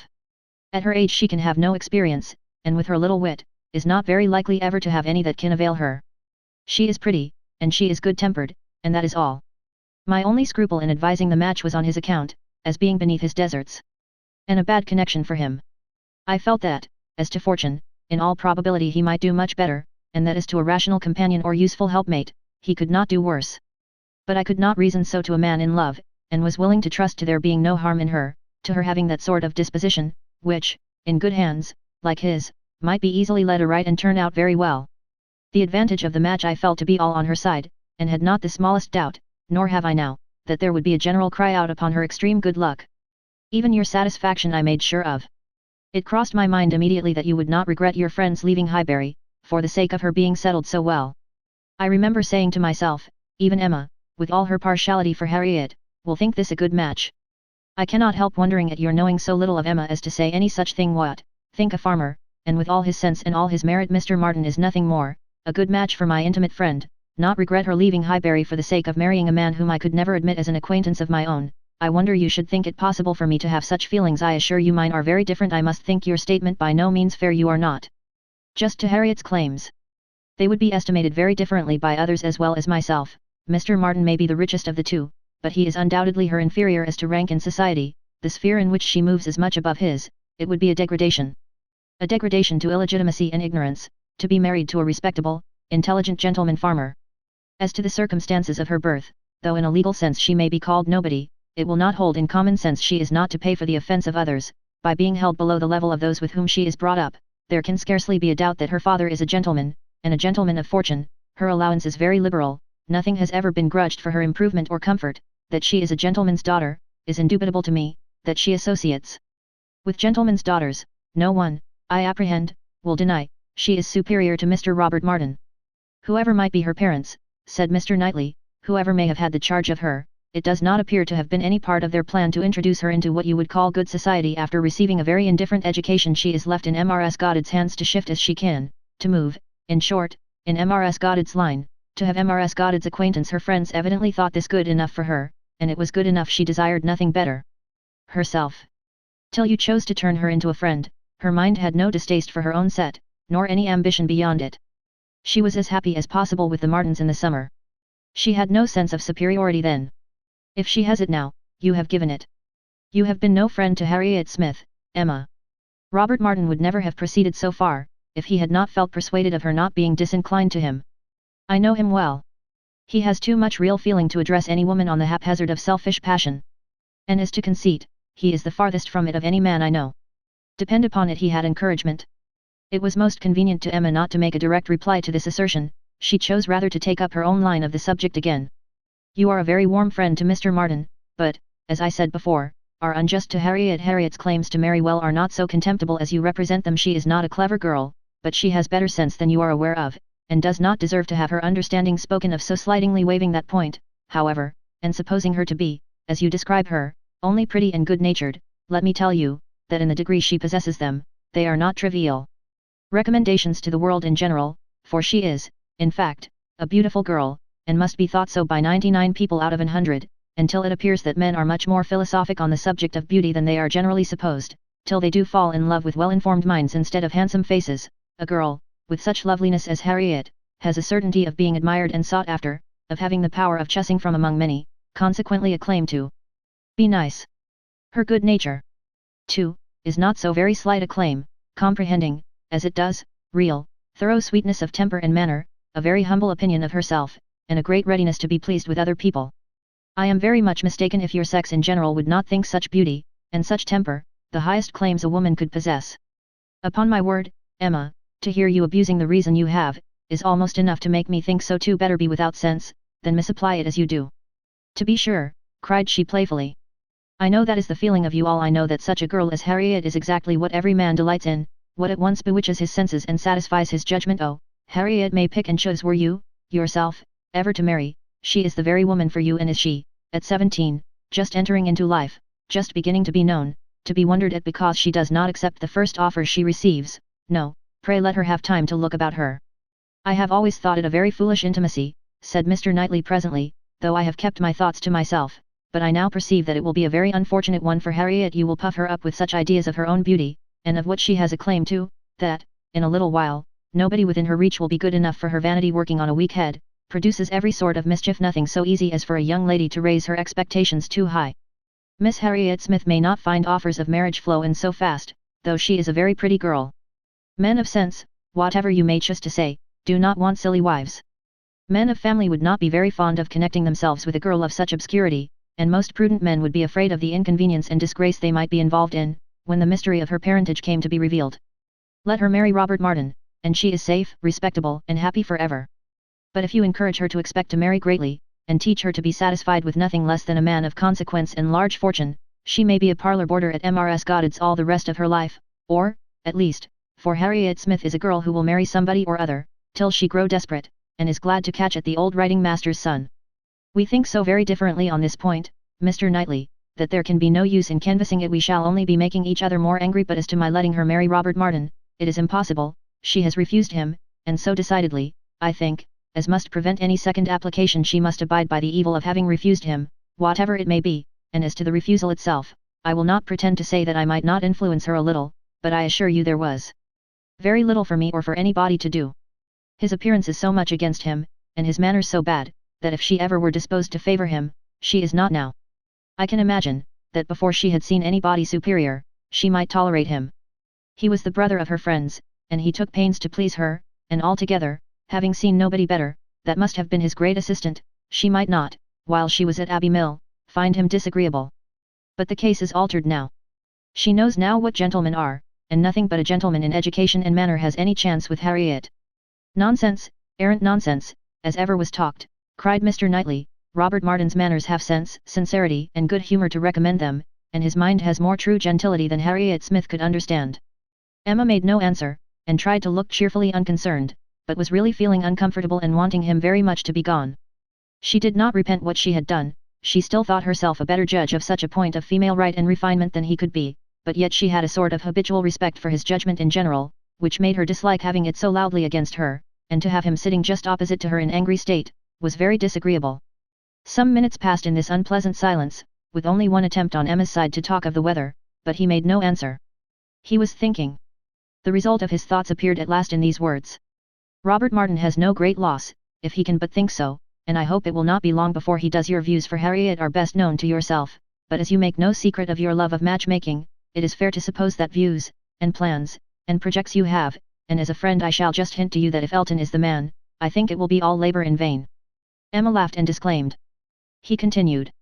Depend upon it, Elton will not do. Elton is a very good sort of man, and a very respectable vicar of Highbury, but not at all likely to make an imprudent match. He knows the value of a good income as well as anybody. Elton may talk sentimentally, but he will act rationally. He is as well acquainted with his own claims, as you can be with Harriet's. He knows that he is a very handsome young man, and a great favourite wherever he goes, and from his general way of talking in unreserved moments, when there are only men present, I am convinced that he does not mean to throw himself away. I have heard him speak with great animation of a large family of young ladies that his sisters are intimate with, who have all £20,000 apiece. I am very much obliged to you, said Emma, laughing again. If I had set my heart on Mr. Elton's marrying Harriet, it would have been very kind to open my eyes, but at present I only want to keep Harriet to myself. I have done with matchmaking. Indeed I could never hope to equal my own doings at Randalls. I shall leave off while I am well. Good morning to you, said he, rising and walking off abruptly. He was very much vexed. He felt the disappointment of the young man, and was mortified to have been the means of promoting it, by the sanction he had given, and the part which he was persuaded Emma had taken in the affair, was provoking him exceedingly. Emma remained in a state of vexation too, but there was more indistinctness in the causes of hers, than in his. She did not always feel so absolutely satisfied with herself, so entirely convinced that her opinions were right and her adversaries wrong, as Mr. Knightley. He walked off in more complete self-approbation than he left for her. She was not so materially cast down, however, but that a little time and the return of Harriet were very adequate restoratives. Harriet's staying away so long was beginning to make her uneasy. The possibility of the young man's coming to Mrs. Goddard's that morning, and meeting with Harriet and pleading his own cause, gave alarming ideas. The dread of such a failure after all became the prominent uneasiness, and when Harriet appeared, and in very good spirits, and without having any such reason to give for her long absence, she felt a satisfaction which settled her with her own mind, and convinced her, that let Mr. Knightley think or say what he would, she had done nothing which woman's friendship and woman's feelings would not justify. He had frightened her a little about Mr. Elton, but when she considered that Mr. Knightley could not have observed him as she had done, neither with the interest, nor, she must be allowed to tell herself, in spite of Mr. Knightley's pretensions, with the skill of such an observer on such a question as herself, that he had spoken it hastily and in anger, she was able to believe, that he had rather said what he wished resentfully to be true, than what he knew anything about. He certainly might have heard Mr. Elton speak with more unreserve than she had ever done, and Mr. Elton might not be of an imprudent, inconsiderate disposition as to money matters. He might naturally be rather attentive than otherwise to them, but then, Mr. Knightley did not make due allowance for the influence of a strong passion at war with all interested motives. Mr. Knightley saw no such passion, and of course thought nothing of its effects. But she saw too much of it to feel a doubt of its overcoming any hesitations that a reasonable prudence might originally suggest, and more than a reasonable, becoming degree of prudence, she was very sure did not belong to Mr. Elton. Harriet's cheerful look and manner established hers. She came back, not to think of Mr. Martin, but to talk of Mr. Elton. Miss Nash had been telling her something, which she repeated immediately with great delight. Mr. Perry had been to Mrs. Goddard's to attend a sick child, and Miss Nash had seen him, and he had told Miss Nash, that as he was coming back yesterday from Clayton Park, he had met Mr. Elton, and found to his great surprise, that Mr. Elton was actually on his road to London, and not meaning to return till the morrow, though it was the whist club night, which he had been never known to miss before, and Mr. Perry had remonstrated with him about it, and told him how shabby it was in him, their best player, to absent himself, and tried very much to persuade him to put off his journey only one day, but it would not do. Mr. Elton had been determined to go on, and had said in a very particular way indeed, that he was going on business which he would not put off for any inducement in the world. And something about a very enviable commission, and being the bearer of something exceedingly precious. Mr. Perry could not quite understand him, but he was very sure there must be a lady in the case, and he told him so, and Mr. Elton only looked very conscious and smiling, and rode off in great spirits. Miss Nash had told her all this, and had talked a great deal more about Mr. Elton, and said, looking so very significantly at her, that she did not pretend to understand what his business might be, but she only knew that any woman whom Mr. Elton could prefer, she should think the luckiest woman in the world, for, beyond a doubt, Mr. Elton had not his equal for beauty or agreeableness. Chapter 9. Mr. Knightley might quarrel with her, but Emma could not quarrel with herself. He was so much displeased, that it was longer than usual before he came to Hartfield again, and when they did meet, his grave looks shewed that she was not forgiven. She was sorry, but could not repent. On the contrary, her plans and proceedings were more and more justified and endeared to her by the general appearances of the next few days. The picture, elegantly framed, came safely to hand soon after Mr. Elton's return, and being hung over the mantelpiece of the common sitting-room, he got up to look at it, and sighed out his half-sentences of admiration just as he ought, and as for Harriet's feelings, they were visibly forming themselves into as strong and steady an attachment as her youth and sort of mind admitted. Emma was soon perfectly satisfied of Mr. Martin's being no otherwise remembered, than as he furnished a contrast with Mr. Elton, of the utmost advantage to the latter. Her views of improving her little friend's mind, by a great deal of useful reading and conversation, had never yet led to more than a few first chapters, and the intention of going on tomorrow. It was much easier to chat than to study, much pleasanter to let her imagination range and work at Harriet's fortune, than to be labouring to enlarge her comprehension or exercise it on sober facts, and the only literary pursuit which engaged Harriet at present, the only mental provision she was making for the evening of life, was the collecting and transcribing all the riddles of every sort that she could meet with, into a thin quarto of hot-pressed paper, made up by her friend, and ornamented with ciphers and trophies. In this age of literature, such collections on a very grand scale are not uncommon. Miss Nash, head teacher at Mrs. Goddard's, had written out at least 300, and Harriet, who had taken the first hint of it from her, hoped, with Miss Woodhouse's help, to get a great many more. Emma assisted with her invention, memory, and taste, and as Harriet wrote a very pretty hand, it was likely to be an arrangement of the first order, in form as well as quantity. Mr. Woodhouse was almost as much interested in the business as the girls, and tried very often to recollect something worth their putting in. So many clever riddles as there used to be when he was young, he wondered he could not remember them, but he hoped he should in time, and it always ended in Kitty, a fair but frozen maid. His good friend Perry, too, whom he had spoken to on the subject, did not at present recollect anything of the riddle kind, but he had desired Perry to be upon the watch, and as he went about so much, something, he thought, might come from that quarter. It was by no means his daughter's wish that the intellects of Highbury in general should be put under requisition. Mr. Elton was the only one whose assistance she asked. He was invited to contribute any really good enigmas, charades, or conundrums that he might recollect, and she had the pleasure of seeing him most intently at work with his recollections, and at the same time, as she could perceive, most earnestly careful that nothing ungallant, nothing that did not breathe a compliment to the sex should pass his lips. They owed to him their 2 or 3 politest puzzles, and the joy and exultation with which at last he recalled, and rather sentimentally recited, that well-known charade. My first doth affliction denote, which my second is destined to feel, and my whole is the best antidote, that affliction to soften and heal. Made her quite sorry to acknowledge that they had transcribed it some pages ago already. Why will not you write one yourself for us, Mr. Elton, said she, that is the only security for its freshness, and nothing could be easier to you. Oh no, he had never written, hardly ever, anything of the kind in his life, the stupidest fellow. He was afraid not even Miss Woodhouse, he stopped a moment, or Miss Smith could inspire him. The very next day however produced some proof of inspiration. He called for a few moments, just to leave a piece of paper on the table containing, as he said, a charade, which a friend of his had addressed to a young lady, the object of his admiration, but which, from his manner, Emma was immediately convinced must be his own. "I do not offer it for Miss Smith's collection," said he. "Being my friends, I have no right to expose it in any degree to the public eye, but perhaps you may not dislike looking at it." The speech was more to Emma than to Harriet, which Emma could understand. There was deep consciousness about him, and he found it easier to meet her eye than her friends. He was gone the next moment, after another moment's pause. "Take it," said Emma, smiling, and pushing the paper towards Harriet, "it is for you, take your own." But Harriet was in a tremor, and could not touch it, and Emma, never loath to be first, was obliged to examine it herself. To Miss Charade. "My first displays the wealth and pomp of kings, lords of the earth, their luxury and ease. Another view of man, my second brings. Behold him there, the monarch of the seas. But ah! United, what reverse we have! Man's boasted power and freedom, all are flown. Lord of the earth and sea, he bends a slave. And woman, lovely woman, reigns alone. Thy ready wit the word will soon supply. May its approval beam in that soft eye." She cast her eye over it, pondered, caught the meaning, read it through again to be quite certain, and quite mistress of the lines, and then passing it to Harriet, sat happily smiling, and saying to herself, while Harriet was puzzling over the paper in all the confusion of hope and dullness, "Very well, Mr. Elton, very well indeed. I have read worse charades. Courtship, a very good hint. I give you credit for it. This is feeling your way. This is saying very plainly, pray, Miss Smith, give me leave to pay my addresses to you. Approve my charade and my intentions in the same glance. May its approval beam in that soft eye." Harriet, exactly. Soft is the very word for her eye, of all epithets, the justest that could be given. Thy ready wit the word will soon supply. Humph, Harriet's ready wit. All the better. A man must be very much in love, indeed, to describe her so. Ah! Mr. Knightley, I wish you had the benefit of this. I think this would convince you. For once in your life you would be obliged to own yourself mistaken. An excellent charade indeed. And very much to the purpose. Things must come to a crisis soon now.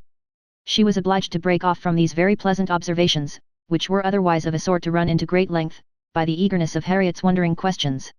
"What can it be, Miss Woodhouse, what can it be? I have not an idea, I cannot guess it in the least. What can it possibly be? Do try to find it out, Miss Woodhouse, do help me. I never saw anything so hard. Is it kingdom? I wonder who the friend was, and who could be the young lady? Do you think it is a good one? Can it be woman? And woman, lovely woman, reigns alone. Can it be Neptune? Behold him there, the monarch of the seas. Or a trident? Or a mermaid? Or a shark? Oh, no. Shark is only one syllable. It must be very clever, or he would not have brought it. Oh! Miss Woodhouse, do you think we shall ever find it out?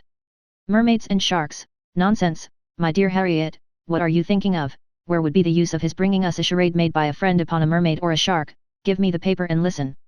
For read Miss Smith. My first displays the wealth and pomp of kings, lords of the earth, their luxury and ease. That is court. Another view of man, my second brings. Behold him there, the monarch of the seas. That is ship, plain as it can be. Now for the cream. But ah! United, courtship, you know, what reverse we have. Man's boasted power and freedom, all are flown. Lord of the earth and sea, he bends a slave. And woman, lovely woman, reigns alone.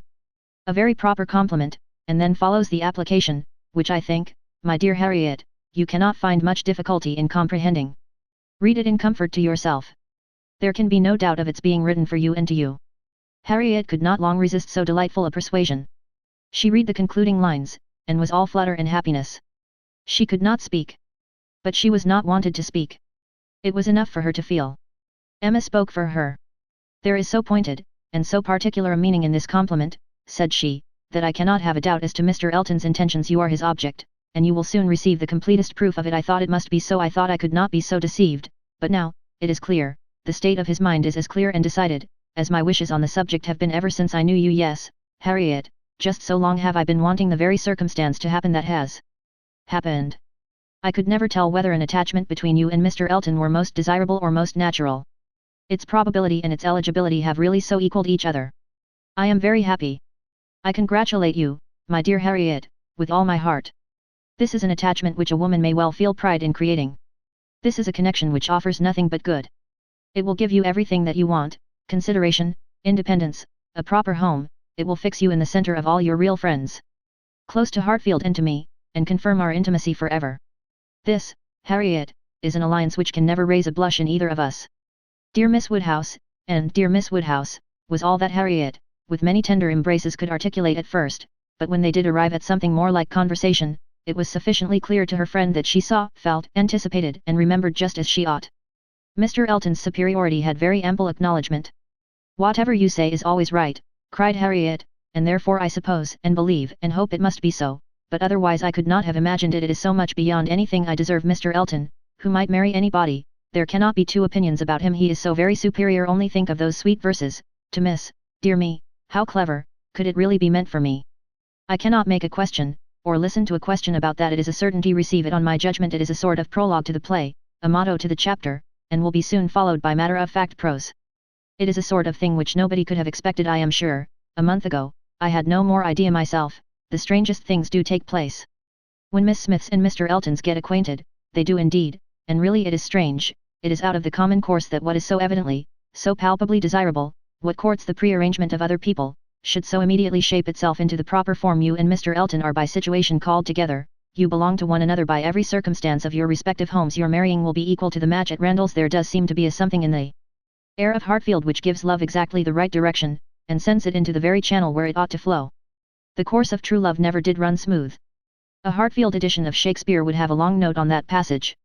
That Mr. Elton should really be in love with me, of all people, who did not know him, to speak to him, at Michaelmas, and he, the very handsomest man that ever was, and a man that everybody looks up to, quite like Mr. Knightley, his company so sought after, that everybody says he need not eat a single meal by himself if he does not choose it, that he has more invitations than there are days in the week, and so excellent in the church. Miss Nash has put down all the texts he has ever preached from since he came to Highbury.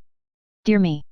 When I look back to the first time I saw him, how little did I think, the two abbots and I ran into the front room and peeped through the blind when we heard he was going by, and Miss Nash came and scolded us away, and stayed to look through herself.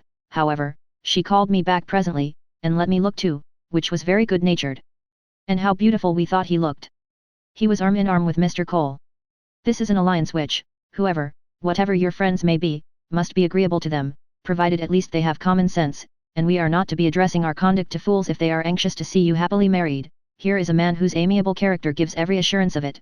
If they wish to have you settled in the same country and circle which they have chosen to place you in, here it will be accomplished, and if their only object is that you should, in the common phrase, be well married, here is the comfortable fortune, the respectable establishment, the rise in the world which must satisfy them. Yes, very true. How nicely you talk. I love to hear you. You understand everything. You and Mr. Elton are one as clever as the other. This charade, if I had studied a 12-month, I could never have made anything like it. I thought he meant to try his skill, by his manner of declining it yesterday. I do think it is, without exception, the best charade I ever read. I never read one more to the purpose, certainly. It is as long again as almost all we have had before. I do not consider its length as particularly in its favor. Such things in general cannot be too short. Harriet was too intent on the lines to hear. The most satisfactory comparisons were rising in her mind. It is one thing, said she, presently, her cheeks in a glow, to have very good sense in a common way, like everybody else, and if there is anything to say, to sit down and write a letter, and say just what you must, in a short way, and another, to write verses and charades like this. Emma could not have desired a more spirited rejection of Mr. Martin's prose. Such sweet lines, continued Harriet, these two last, but how shall I ever be able to return the paper, or say I have found it out? Oh, Miss Woodhouse, what can we do about that? Leave it to me. You do nothing. He will be here this evening, I dare say, and then I will give it him back, and some nonsense or other will pass between us, and you shall not be committed. Your soft eyes shall choose their own time for beaming trust to me. Oh, Miss Woodhouse, what a pity that I must not write this beautiful charade into my book. I am sure I have not got one half so good. Leave out the two last lines, and there is no reason why you should not write it into your book. Oh, but those two lines are the best of all. Granted, for private enjoyment, and for private enjoyment keep them. They are not at all the less written, you know, because you divide them. The couplet does not cease to be, nor does its meaning change, but take it away, and all appropriation ceases, and a very pretty gallant charade remains, fit for any collection. Depend upon it, he would not like to have his charade slighted, much better than his passion. A poet in love must be encouraged in both capacities, or neither. Give me the book, I will write it down, and then there can be no possible reflection on you. Harriet submitted, though her mind could hardly separate the parts, so as to feel quite sure that her friend were not writing down a declaration of love. It seemed too precious an offering for any degree of publicity. I shall never let that book go out of my own hands, said she. Very well, replied Emma, a most natural feeling, and the longer it lasts, the better I shall be pleased. But here is my father coming, you will not object to my reading the charade to him? It will be giving him so much pleasure, he loves anything of the sort, and especially anything that pays woman a compliment. He has the tenderest spirit of gallantry towards us all, you must let me read it to him. Harriet looked grave.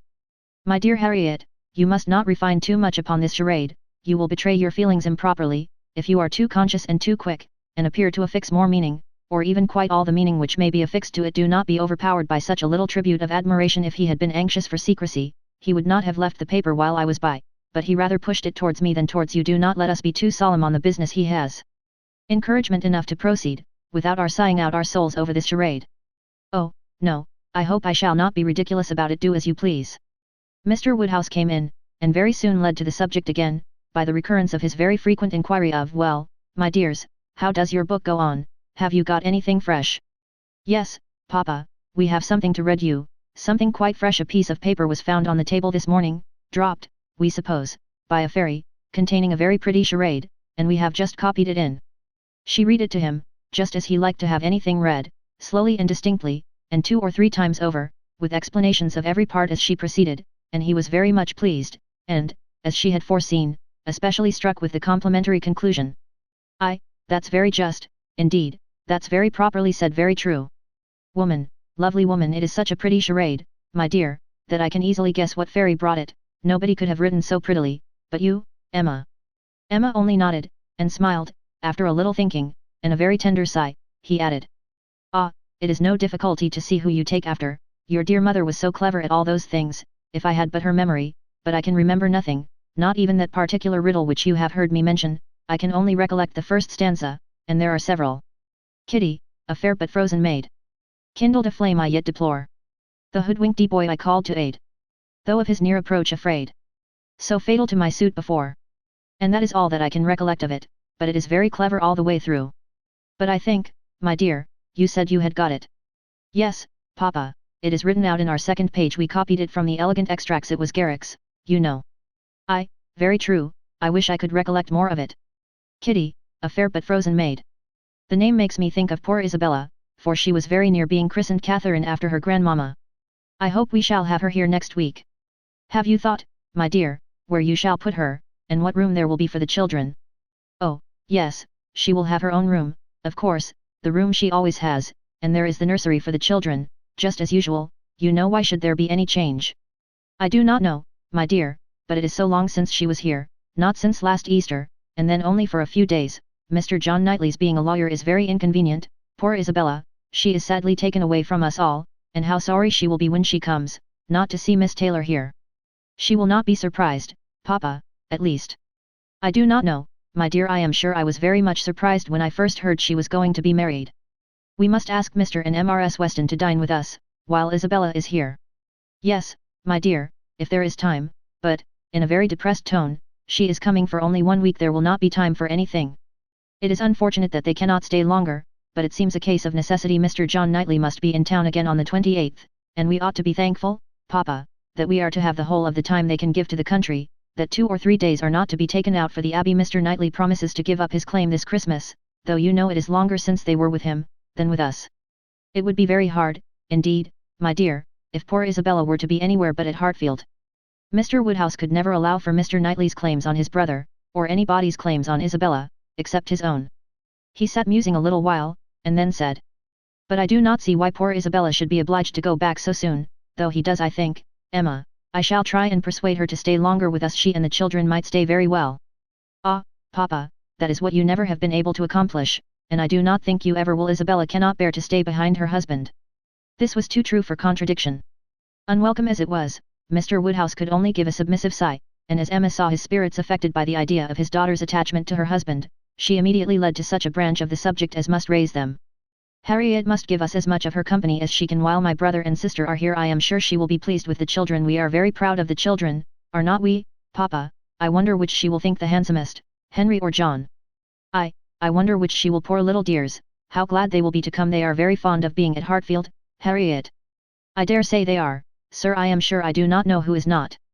Henry is a fine boy, but John is very like his mamma. Henry is the eldest, he was named after me, not after his father. John, the second, is named after his father. Some people are surprised, I believe, that the eldest was not, but Isabella would have him called Henry, which I thought very pretty of her, and he is a very clever boy, indeed they are all remarkably clever, and they have so many pretty ways they will come and stand by my chair, and say, Grandpapa, can you give me a bit of string, and once Henry asked me for a knife, but I told him knives were only made for grandpapas.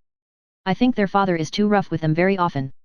He appears rough to you, said Emma, because you are so very gentle yourself, but if you could compare him with other papas, you would not think him rough. He wishes his boys to be active and hearty, and if they misbehave, can give them a sharp word now and then, but he is an affectionate father. Certainly Mr. John Knightley is an affectionate father. The children are all fond of him.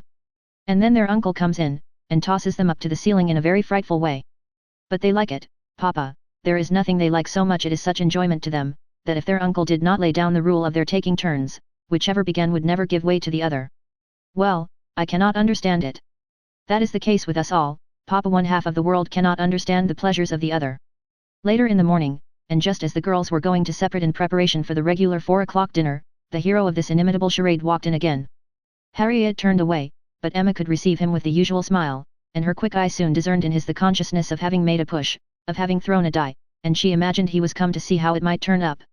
His ostensible reason, however, was to ask whether Mr. Woodhouse's party could be made up in the evening without him, or whether he should be in the smallest degree necessary at Hartfield. If he were, everything else must give way, but otherwise his friend Cole had been saying so much about his dining with him, had made such a point of it, that he had promised him conditionally to come. Emma thanked him, but could not allow of his disappointing his friend on their account. Her father was sure of his rubber. He re-urged, she re-declined, and he seemed then about to make his bow, when taking the paper from the table, she returned it. Oh, here is the charade you were so obliging as to leave with us. Thank you for the sight of it. We admired it so much, that I have ventured to write it into Miss Smith's collection. Your friend will not take it amiss, I hope. Of course I have not transcribed beyond the first 8 lines. Mr. Elton certainly did not very well know what to say. He looked rather doubtingly, rather confused, said something about honor, glanced at Emma and at Harriet, and then seeing the book open on the table, took it up, and examined it very attentively. With the view of passing off an awkward moment, Emma smilingly said, You must make my apologies to your friend, but so good a charade must not be confined to 1 or 2. He may be sure of every woman's approbation while he writes with such gallantry. I have no hesitation in saying, replied Mr. Elton, though hesitating a good deal while he spoke, I have no hesitation in saying, at least if my friend feels at all as I do, I have not the smallest doubt that, could he see his little effusion honoured as I see it, looking at the book again, and replacing it on the table, he would consider it as the proudest moment of his life. After this speech he was gone as soon as possible. Emma could not think it too soon, for with all his good and agreeable qualities, there was a sort of parade in his speeches which was very apt to incline her to laugh. She ran away to indulge the inclination, leaving the tender and the sublime of pleasure to Harriet's share. Chapter 10. Though now the middle of December, there had yet been no weather to prevent the young ladies from tolerably regular exercise, and on the morrow, Emma had a charitable visit to pay to a poor sick family, who lived a little way out of Highbury. Their road to this detached cottage was down Vicarage Lane, a lane leading at right angles from the broad, though irregular, main street of the place, and, as may be inferred, containing the blessed abode of Mr. Elton. A few inferior dwellings were first to be passed, and then, about a quarter of a mile down the lane rose the vicarage, an old and not very good house, almost as close to the road as it could be. It had no advantage of situation, but had been very much smartened up by the present proprietor, and, such as it was, there could be no possibility of the two friends passing it without a slackened pace and observing eyes. Emma's remark was, There it is, there go you and your riddle book one of these days. Harriet's was, Oh, what a sweet house, how very beautiful, there are the yellow curtains that Miss Nash admires so much. I do not often walk this way now, said Emma, as they proceeded, but then there will be an inducement, and I shall gradually get intimately acquainted with all the hedges, gates, pools and pollets of this part of Highbury. Harriet, she found, had never in her life been inside the vicarage, and her curiosity to see it was so extreme, that, considering exteriors and probabilities, Emma could only class it, as a proof of love, with Mr. Elton's seeing ready wit in her. I wish we could contrive it, said she, but I cannot think of any tolerable pretence for going in, no servant that I want to inquire about of his housekeeper, no message from my father. She pondered, but could think of nothing. After a mutual silence of some minutes, Harriet thus began again. I do so wonder, Miss Woodhouse, that you should not be married, or going to be married, so charming as you are. Emma laughed, and replied, My being charming, Harriet, is not quite enough to induce me to marry. I must find other people charming, one other person at least, and I am not only not going to be married, at present, but have very little intention of ever marrying at all. Ah, so you say, but I cannot believe it. I must see somebody very superior to anyone I have seen yet, to be tempted. Mr. Elton, you know, recollecting herself, is out of the question, and I do not wish to see any such person. I would rather not be tempted. I cannot really change for the better if I were to marry, I must expect to repent it. Dear me, it is so odd to hear a woman talk so. I have none of the usual inducements of women to marry. Were I to fall in love, indeed, it would be a different thing, but I never have been in love, it is not my way, or my nature, and I do not think I ever shall end, without love.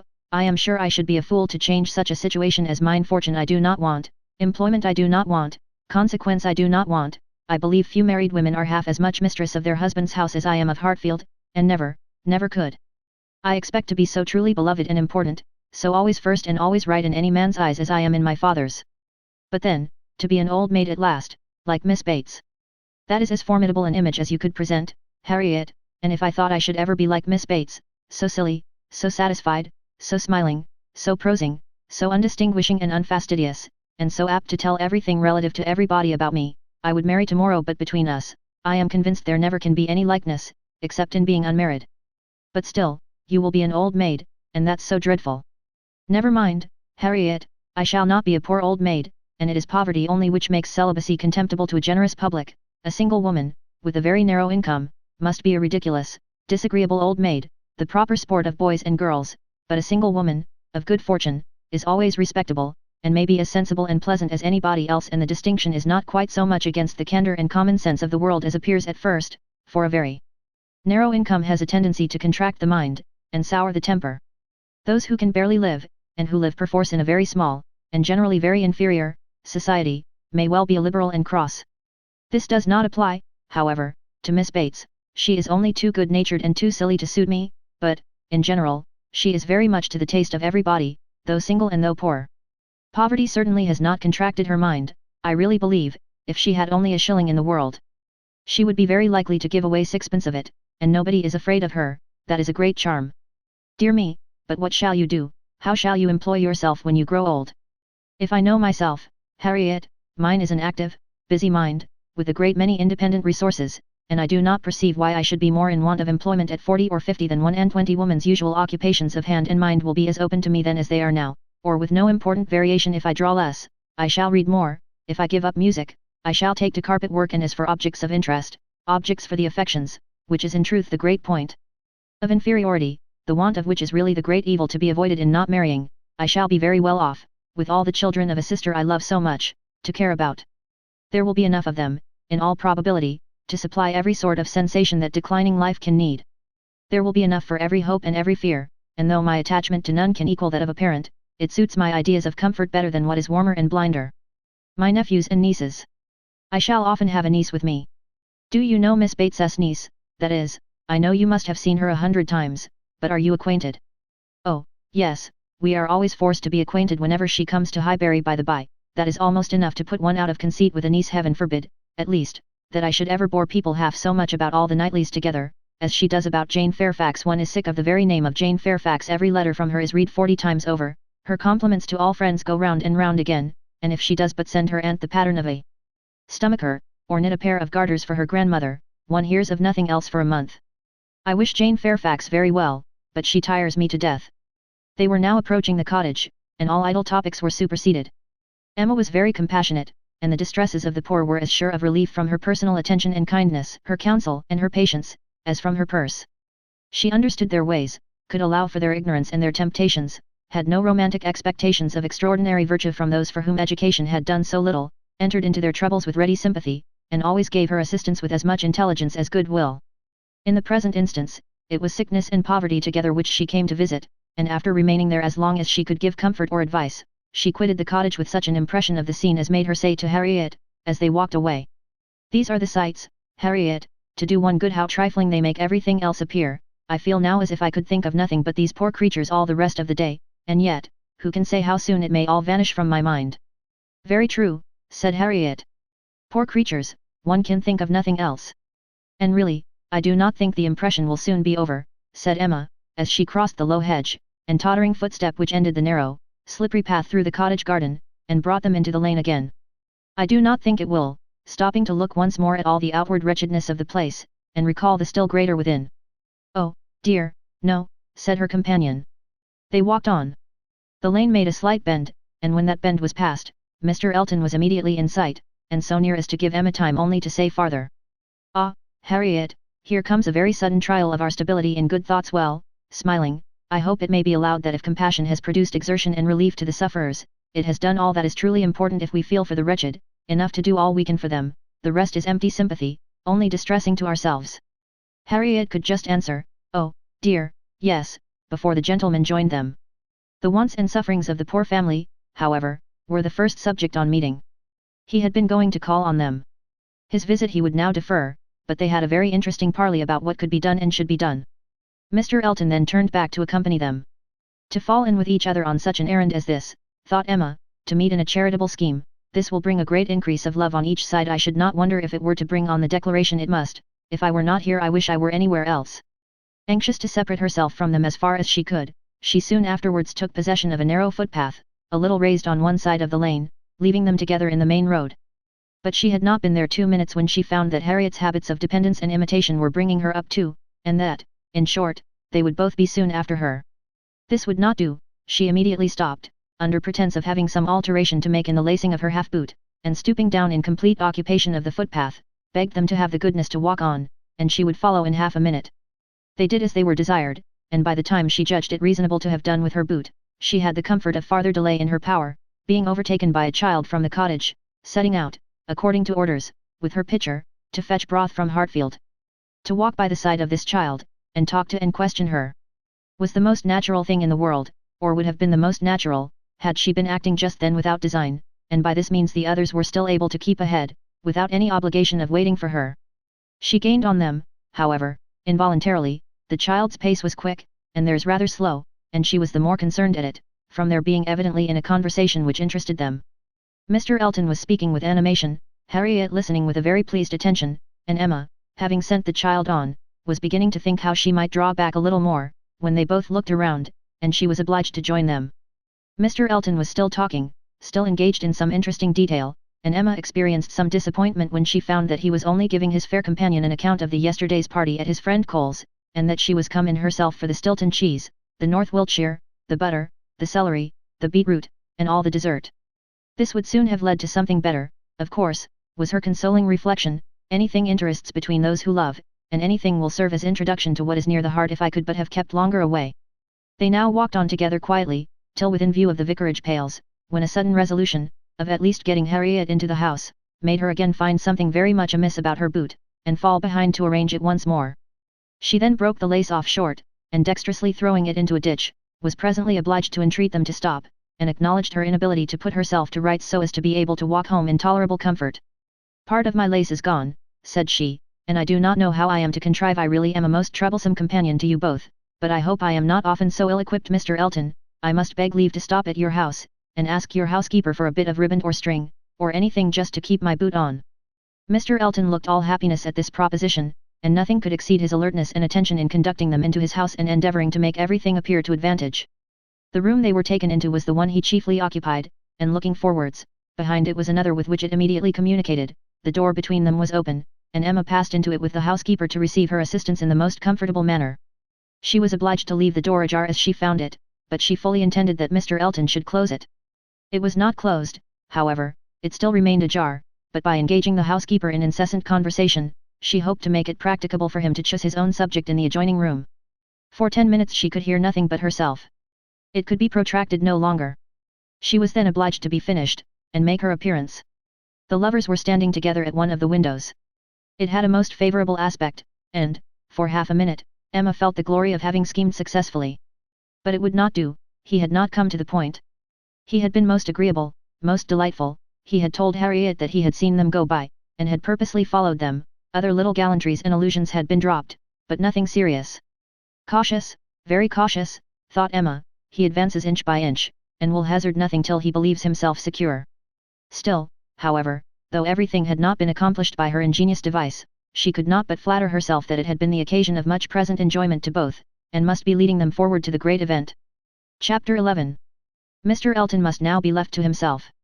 It was no longer in Emma's power to superintend his happiness or quicken his measures.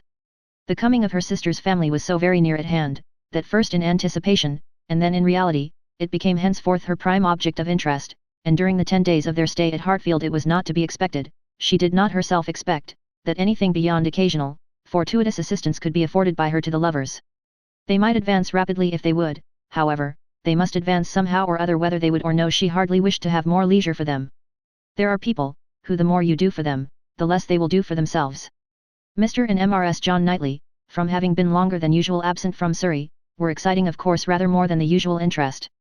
Till this year, every long vacation since their marriage had been divided between Hartfield and Donwell Abbey, but all the holidays of this autumn had been given to sea bathing for the children, and it was therefore many months since they had been seen in a regular way by their Surrey connections, or seen at all by Mr. Woodhouse, who could not be induced to get so far as London, even for poor Isabella's sake, and who consequently was now most nervously and apprehensively happy in forestalling this too short visit. He thought much of the evils of the journey for her, and not a little of the fatigues of his own horses and coachman who were to bring some of the party the last half of the way, but his alarms were needless, the 16 miles being happily accomplished, and Mr. and Mrs. John Knightley, their 5 children, and a competent number of nursery maids, all reaching Hartfield in safety. The bustle and joy of such an arrival, the many to be talked to, welcomed, encouraged, and variously dispersed and disposed of, produced a noise and confusion which his nerves could not have borne under any other cause, nor have endured much longer even for this, but the ways of Hartfield and the feelings of her father were so respected by Mrs. John Knightley, that in spite of maternal solicitude for the immediate enjoyment of her little ones, and for their having instantly all the liberty and attendance, all the eating and drinking, and sleeping and playing, which they could possibly wish for, without the smallest delay, the children were never allowed to be long a disturbance to him, either in themselves or in any restless attendance on them. Mrs. John Knightley was a pretty, elegant little woman, of gentle, quiet manners, and a disposition remarkably amiable and affectionate, wrapped up in her family, a devoted wife, a doting mother, and so tenderly attached to her father and sister that, but for these higher ties, a warmer love might have seemed impossible. She could never see a fault in any of them. She was not a woman of strong understanding or any quickness, and with this resemblance of her father, she inherited also much of his constitution, was delicate in her own health, over-careful of that of her children, had many fears and many nerves, and was as fond of her own Mr. Wingfield in town as her father could be of Mr. Perry. They were alike too, in a general benevolence of temper, and a strong habit of regard for every old acquaintance. Mr. John Knightley was a tall, gentlemanlike, and very clever man, rising in his profession, domestic, and respectable in his private character, but with reserved manners which prevented his being generally pleasing, and capable of being sometimes out of humour. He was not an ill-tempered man, not so often unreasonably cross as to deserve such a reproach, but his temper was not his great perfection, and, indeed, with such a worshipping wife, it was hardly possible that any natural defects in it should not be increased. The extreme sweetness of her temper must hurt his. He had all the clearness and quickness of mind which she wanted, and he could sometimes act an ungracious, or say a severe thing. He was not a great favourite with his fair sister-in-law. Nothing wrong in him escaped her. She was quick in feeling the little injuries to Isabella, which Isabella never felt herself. Perhaps she might have passed over more had his manners been flattering to Isabella's sister, but they were only those of a comely kind brother and friend, without praise and without blindness, but hardly any degree of personal compliment could have made her regardless of that greatest fault of all in her eyes which he sometimes fell into, the want of respectful forbearance towards her father. There he had not always the patience that could have been wished. Mr. Woodhouse's peculiarities and fidgetiness were sometimes provoking him to a rational remonstrance or sharp retort equally ill bestowed. It did not often happen, for Mr. John Knightley had really a great regard for his father-in-law, and generally a strong sense of what was due to him, but it was too often for Emma's charity. Especially as there was all the pain of apprehension frequently to be endured, though the offence came not. The beginning, however, of every visit displayed none but the properest feelings, and this being of necessity so short might be hoped to pass away in unsullied cordiality. They had not been long seated and composed when Mr. Woodhouse, with a melancholy shake of the head and a sigh, called his daughter's attention to the sad change at Hartfield since she had been there last. "Ah, my dear," said he, "poor Miss Taylor, it is a grievous business." "Oh yes, sir," cried she with ready sympathy, "how you must miss her, and dear Emma, too, what a dreadful loss to you both. I have been so grieved for you, I could not imagine how you could possibly do without her. It is a sad change indeed, but I hope she is pretty well, sir." "Pretty well, my dear, I hope, pretty well, I do not know but that the place agrees with her tolerably." Mr. John Knightley here asked Emma quietly whether there were any doubts of the heir of Randalls. "Oh, no, none in the least. I never saw Mrs. Weston better in my life, never looking so well. Papa is only speaking his own regret." "Very much to the honour of both," was the handsome reply. "And do you see her, sir, tolerably often?" asked Isabella in the plaintive tone which just suited her father. Mr. Woodhouse hesitated. "Not near so often, my dear, as I could wish." "Oh, papa, we have missed seeing them but one entire day since they married, either in the morning or evening of every day, excepting one, have we seen either Mr. Weston or Mrs. Weston, and generally both, either at Randalls or here, and as you may suppose, Isabella, most frequently here. They are very, very kind in their visits. Mr. Weston is really as kind as herself. Papa, if you speak in that melancholy way, you will be giving Isabella a false idea of us all. Everybody must be aware that Miss Taylor must be missed, but everybody ought also to be assured that Mr. and Mrs. Weston do really prevent our missing her by any means to the extent we ourselves anticipated, which is the exact truth. Just as it should be, said Mr. John Knightley, and just as I hoped it was from your letters. Her wish of shewing you attention could not be doubted, and his being a disengaged and social man makes it all easy. I have been always telling you, my love, that I had no idea of the change being so very material to Hartfield as you apprehended, and now you have Emma's account, I hope you will be satisfied. Why, to be sure, said Mr. Woodhouse, yes, certainly, I cannot deny that Mrs. Weston, poor Mrs. Weston, does come and see us pretty often, but then, she is always obliged to go away again. It would be very hard upon Mr. Weston if she did not. Papa, you quite forget poor Mr. Weston. I think, indeed, said John Knightley pleasantly, that Mr. Weston has some little claim. You and I, Emma, will venture to take the part of the poor husband. I, being a husband, and you not being a wife, the claims of the man may very likely strike us with equal force. As for Isabella, she has been married long enough to see the convenience of putting all the Mr. Westons aside as much as she can. Me, my love, cried his wife, hearing and understanding only in part, are you talking about me? I am sure nobody ought to be, or can be, a greater advocate for matrimony than I am, and if it had not been for the misery of her leaving Hartfield, I should never have thought of Miss Taylor but as the most fortunate woman in the world, and as to slighting Mr. Weston, that excellent Mr. Weston, I think there is nothing he does not deserve. I believe he is one of the very best-tempered men that ever existed. Excepting yourself and your brother, I do not know his equal for temper. I shall never forget his flying Henry's kite for him that very windy day last Easter, and ever since his particular kindness last September 12th in writing that note, at 12 o'clock at night, on purpose to assure me that there was no scarlet fever at Cobham. I have been convinced there could not be a more feeling heart nor a better man in existence. If anybody can deserve him, it must be Miss Taylor. Where is the young man? Said John Knightley. Has he been here on this occasion, or has he not? He has not been here yet, replied Emma. There was a strong expectation of his coming soon after the marriage, but it ended in nothing, and I have not heard him mentioned lately. But you should tell them of the letter, my dear, said her father. He wrote a letter to poor Mrs. Weston, to congratulate her, and a very proper, handsome letter it was. She shewed it to me. I thought it very well done of him indeed. Whether it was his own idea, you know, one cannot tell. He is but young, and his uncle, perhaps. My dear papa, he is 23. You forget how time passes. 23, is he indeed? Well, I could not have thought it, and he was but 2 years old when he lost his poor mother. Well, time does fly indeed, and my memory is very bad. However, it was an exceeding good, pretty letter, and gave Mr. and Mrs. Weston a great deal of pleasure. I remember it was written from Weymouth, and dated September 28th, and began, my dear madam, but I forget how it went on, and it was signed F.C. Weston Churchill. I remember that perfectly. How very pleasing and proper of him, cried the good-hearted Mrs. John Knightley.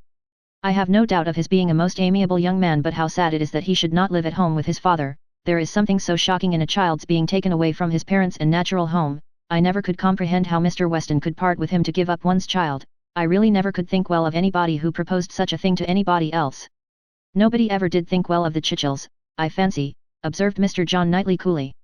But you need not imagine Mr. Weston to have felt what you would feel in giving up Henry or John. Mr. Weston is rather an easy, cheerful-tempered man, than a man of strong feelings. He takes things as he finds them, and makes enjoyment of them somehow or other, depending, I suspect, much more upon what is called society for his comforts, that is, upon the power of eating and drinking, and playing whist with his neighbours 5 times a week, than upon family affection, or anything that home affords. Emma could not like what bordered on a reflection on Mr. Weston, and had half a mind to take it up, but she struggled, and let it pass. She would keep the peace if possible, and there was something honourable and valuable in the strong domestic habits, the all-sufficiency of home to himself, whence resulted her brother's disposition to look down on the common rate of social intercourse, and those to whom it was important, it had a high claim to forbearance. Chapter 12. Mr. Knightley was to dine with them, rather against the inclination of Mr. Woodhouse, who did not like that any one should share with him in Isabella's first day. Emma's sense of right, however, had decided it, and besides the consideration of what was due to each brother, she had particular pleasure, from the circumstance of the late disagreement between Mr. Knightley and herself, in procuring him the proper invitation. She hoped they might now become friends again. She thought it was time to make up. Making up indeed would not do. She certainly had not been in the wrong, and he would never own that he had. Concession must be out of the question, but it was time to appear to forget that they had ever quarrelled, and she hoped it might rather assist the restoration of friendship, that when he came into the room she had one of the children with her, the youngest, a nice little girl about 8 months old, who was now making her first visit to Hartfield, and very happy to be danced about in her aunt's arms. It did assist, for though he began with grave looks and short questions, he was soon led on to talk of them all in the usual way, and to take the child out of her arms with all the unceremoniousness of perfect amity. Emma felt they were friends again, and the conviction giving her at first great satisfaction, and then a little sauciness, she could not help saying, as he was admiring the baby. What a comfort it is, that we think alike about our nephews and nieces as to men and women. Our opinions are sometimes very different, but with regard to these children, I observe we never disagree. If you were as much guided by nature in your estimate of men and women, and as little under the power of fancy and whim in your dealings with them, as you are where these children are concerned, we might always think alike. To be sure, our discordancies must always arise from my being in the wrong. Yes, said he, smiling, and reason good I was 16 years old when you were born. A material difference then, she replied, and no doubt you were much my superior in judgment at that period of our lives, but does not the lapse of 21 years bring our understandings a good deal nearer? Yes, a good deal nearer. But still, not near enough to give me a chance of being right, if we think differently. I have still the advantage of you by 16 years' experience, and by not being a pretty young woman and a spoiled child. Come, my dear Emma, let us be friends, and say no more about it. Tell your aunt, little Emma, that she ought to set you a better example than to be renewing old grievances, and that if she were not wrong before, she is now. That's true, she cried, very true little Emma, grow up a better woman than your aunt, be infinitely clever and not half so conceited. Now, Mr. Knightley, a word or two more, and I have done as far as good intentions went. We were both right, and I must say that no effects on my side of the argument have yet proved wrong. I only want to know that Mr. Martin is not very, very bitterly disappointed. A man cannot be more so, was his short, full answer. Ah, indeed I am very sorry. Come, shake hands with me. This had just taken place, and with great cordiality, when John Knightley made his appearance, and how d'ye do, George, and John, how are you, succeeded in the true English style, burying under a calmness that seemed all but indifference, the real attachment which would have led either of them, if requisite, to do everything for the good of the other.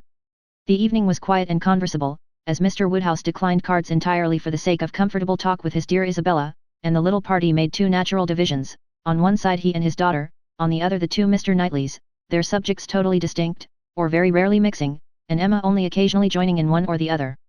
The brothers talked of their own concerns and pursuits, but principally of those of the elder, whose temper was by much the most communicative, and who was always the greater talker. As a magistrate, he had generally some point of law to consult John about, or, at least, some curious anecdote to give, and as a farmer, as keeping in hand the home farm at Donwell, he had to tell what every field was to bear next year, and to give all such local information as could not fail of being interesting to a brother whose home it had equally been the longest part of his life, and whose attachments were strong.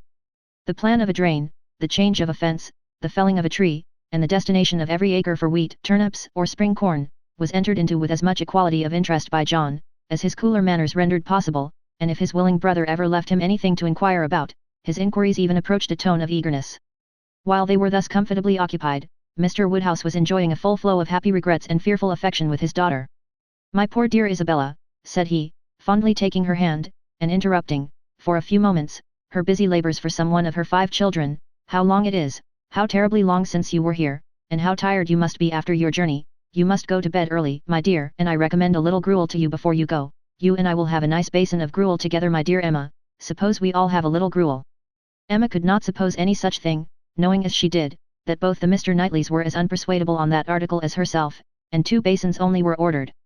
After a little more discourse in praise of gruel, with some wondering at its not being taken every evening by everybody, he proceeded to say, with an air of grave reflection.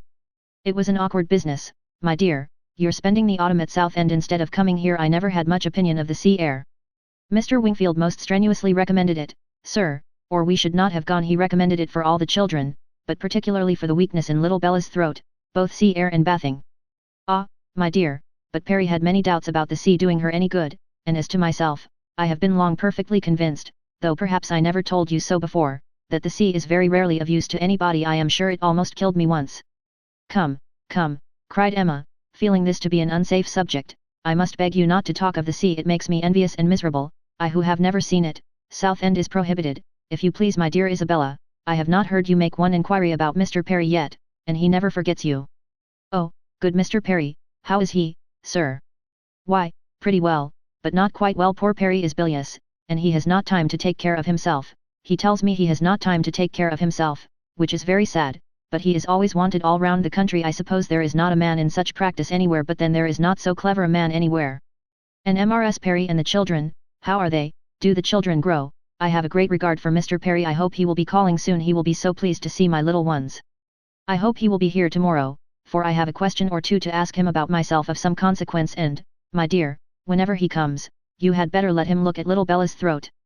Oh, my dear sir, her throat is so much better that I have hardly any uneasiness about it. Either bathing has been of the greatest service to her, or else it is to be attributed to an excellent embrocation of Mr. Wingfield's, which we have been applying at times ever since August. It is not very likely, my dear, that bathing should have been of use to her, and if I had known you were wanting an embrocation, I would have spoken to. You seem to me to have forgotten Mrs. and Miss Bates, said Emma. I have not heard one inquiry after them. Oh, the good Bateses, I am quite ashamed of myself, but you mention them in most of your letters. I hope they are quite well. Good old Mrs. Bates, I will call upon her tomorrow, and take my children. They are always so pleased to see my children, and that excellent Miss Bates, such thorough worthy people. How are they, sir? Why, pretty well, my dear, upon the whole, but poor Mrs. Bates had a bad cold about a month ago. How sorry I am, but colds were never so prevalent as they have been this autumn. Mr. Wingfield told me that he has never known them more general or heavy, except when it has been quite an influenza. That has been a good deal the case, my dear, but not to the degree you mention. Perry says that colds have been very general, but not so heavy as he has very often known them in November. Perry does not call it altogether a sickly season. No, I do not know that Mr. Wingfield considers it very sickly, except. Ah, my poor dear child, the truth is, that in London it is always a sickly season. Nobody is healthy in London, nobody can be. It is a dreadful thing to have you forced to live there, so far off, and the air so bad. No, indeed, we are not at all in a bad air. Our part of London is very superior to most others. You must not confound us with London in general, my dear sir. The neighbourhood of Brunswick Square is very different from almost all the rest. We are so very airy. I should be unwilling, I own, to live in any other part of the town. There is hardly any other that I could be satisfied to have my children in, but we are so remarkably airy. Mr. Wingfield thinks the vicinity of Brunswick Square decidedly the most favourable as to air. Ah, my dear, it is not like Hartfield. You make the best of it, but after you have been a week at Hartfield, you are all of you different creatures. You do not look like the same now. I cannot say that I think you are any of you looking well at present. I am sorry to hear you say so, sir, but I assure you, excepting those little nervous headaches and palpitations which I am never entirely free from anywhere, I am quite well myself, and if the children were rather pale before they went to bed, it was only because they were a little more tired than usual, from their journey and the happiness of coming. I hope you will think better of their looks tomorrow, for I assure you Mr. Wingfield told me, that he did not believe he had ever sent us off altogether, in such good case. I trust, at least, that you do not think Mr. Knightley looking ill, turning her eyes with affectionate anxiety towards her husband. Middling, my dear, I cannot compliment you. I think Mr. John Knightley very far from looking well. What is the matter, sir? Did you speak to me? Cried Mr. John Knightley, hearing his own name. I am sorry to find, my love, that my father does not think you looking well, but I hope it is only from being a little fatigued. I could have wished, however, as you know, that you had seen Mr. Wingfield before you left home. My dear Isabella, exclaimed he hastily, pray do not concern yourself about my looks. Be satisfied with doctoring and coddling yourself and the children, and let me look as I choose. I did not thoroughly understand what you were telling your brother, cried Emma, about your friend Mr. Graham's intending to have a bailiff from Scotland, to look after his new estate. What will it answer? Will not the old prejudice be too strong? And she talked in this way so long and successfully that, when forced to give her attention again to her father and sister, she had nothing worse to hear than Isabella's kind inquiry after Jane Fairfax, and Jane Fairfax, though no great favourite with her in general, she was at that moment very happy to assist in praising. That sweet, amiable Jane Fairfax, said Mrs. John Knightley, it is so long since I have seen her, except now and then for a moment accidentally in town. What happiness it must be to her good old grandmother and excellent aunt, when she comes to visit them. I always regret excessively on dear Emma's account that she cannot be more at Highbury, but now their daughter is married, I suppose Colonel and Mrs. Campbell will not be able to part with her at all. She would be such a delightful companion for Emma.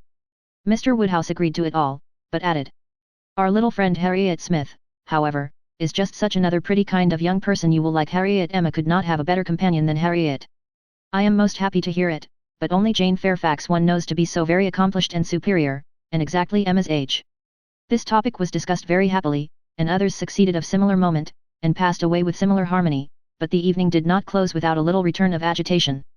The gruel came and supplied a great deal to be said, much praise and many comments, undoubting decision of its wholesomeness for every constitution, and pretty severe Philip picks upon the many houses where it was never met with tolerably, but, unfortunately, among the failures which the daughter had to instance, the most recent, and therefore most prominent, was in her own cook at Southend, a young woman hired for the time, who never had been able to understand what she meant by a basin of nice smooth gruel, thin, but not too thin. Often as she had wished for and ordered it, she had never been able to get anything tolerable. Here was a dangerous opening. "Ah," said Mr. Woodhouse, shaking his head and fixing his eyes on her with tender concern. The ejaculation in Emma's ear expressed, "Ah, there is no end of the sad consequences of your going to Southend. It does not bear talking of." And for a little while she hoped he would not talk of it, and that a silent rumination might suffice to restore him to the relish of his own smooth gruel. After an interval of some minutes, however, he began with, "I shall always be very sorry that you went to the sea this autumn, instead of coming here. But why should you be sorry, sir? I assure you, it did the children a great deal of good. And, moreover, if you must go to the sea, it had better not have been to Southend. Southend is an unhealthy place." Perry was surprised to hear you had fixed upon Southend. "I know there is such an idea with many people, but indeed it is quite a mistake, sir. We all had our health perfectly well there, never found the least inconvenience from the mud, and Mr. Wingfield says it is entirely a mistake to suppose the place unhealthy, and I am sure he may be depended on, for he thoroughly understands the nature of the air, and his own brother and family have been there repeatedly. You should have gone to Cromer, my dear, if you went anywhere." Perry was a week at Cromer once, and he holds it to be the best of all the sea bathing places. "A fine open sea," he says, "and very pure air, and, by what I understand, you might have had lodgings there quite away from the sea, a quarter of a mile off, very comfortable." "You should have consulted Perry." "But, my dear sir, the difference of the journey, only consider how great it would have been, 100 miles, perhaps, instead of 40. "Ah, my dear, as Perry says, where health is at stake, nothing else should be considered, and if one is to travel, there is not much to choose between 40 miles and 100, better not move at all, better stay in London altogether than travel 40 miles to get into a worse air." This is just what Perry said. It seemed to him a very ill-judged measure. Emma's attempts to stop her father had been vain, and when he had reached such a point as this, she could not wonder at her brother-in-law's breaking out.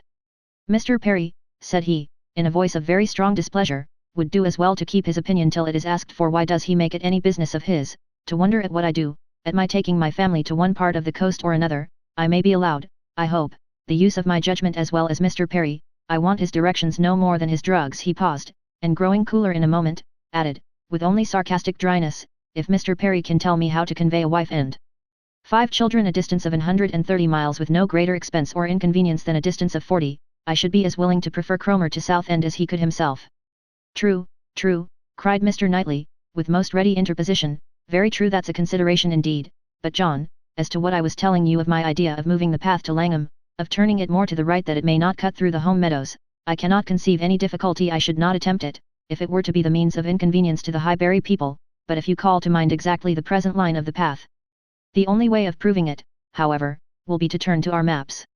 I shall see you at the Abbey tomorrow morning, I hope, and then we will look them over, and you shall give me your opinion." Mr. Woodhouse was rather agitated by such harsh reflections on his friend Perry, to whom he had, in fact, though unconsciously, been attributing many of his own feelings and expressions, but the soothing attentions of his daughters gradually removed the present evil, and the immediate alertness of one brother, and better recollections of the other, prevented any renewal of it. Chapter 13. There could hardly be a happier creature in the world than Mrs. John Knightley, in this short visit to Hartfield, going about every morning among her old acquaintance with her 5 children, and talking over what she had done every evening with her father and sister. She had nothing to wish otherwise, but that the days did not pass so swiftly. It was a delightful visit, perfect, in being much too short.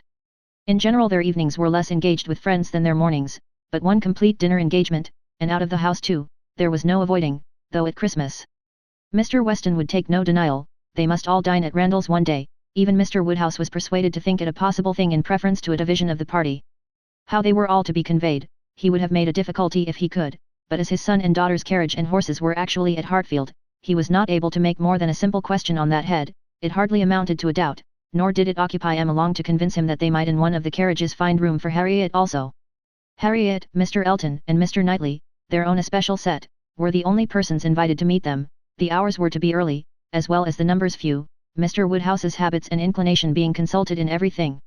The evening before this great event, for it was a very great event that Mr. Woodhouse should dine out, on the 24th of December, had been spent by Harriet at Hartfield, and she had gone home so much indisposed with a cold, that, but for her own earnest wish of being nursed by Mrs. Goddard, Emma could not have allowed her to leave the house. Emma called on her the next day, and found her doom already signed with regard to Randalls.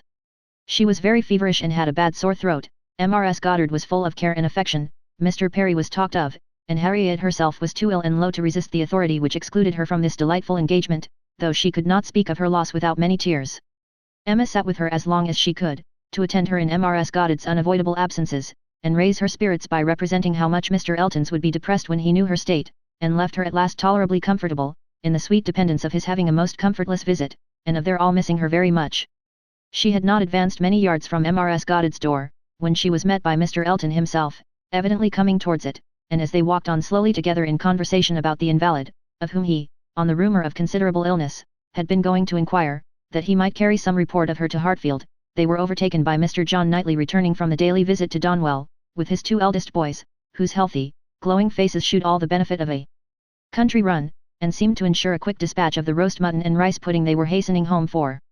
They joined company and proceeded together.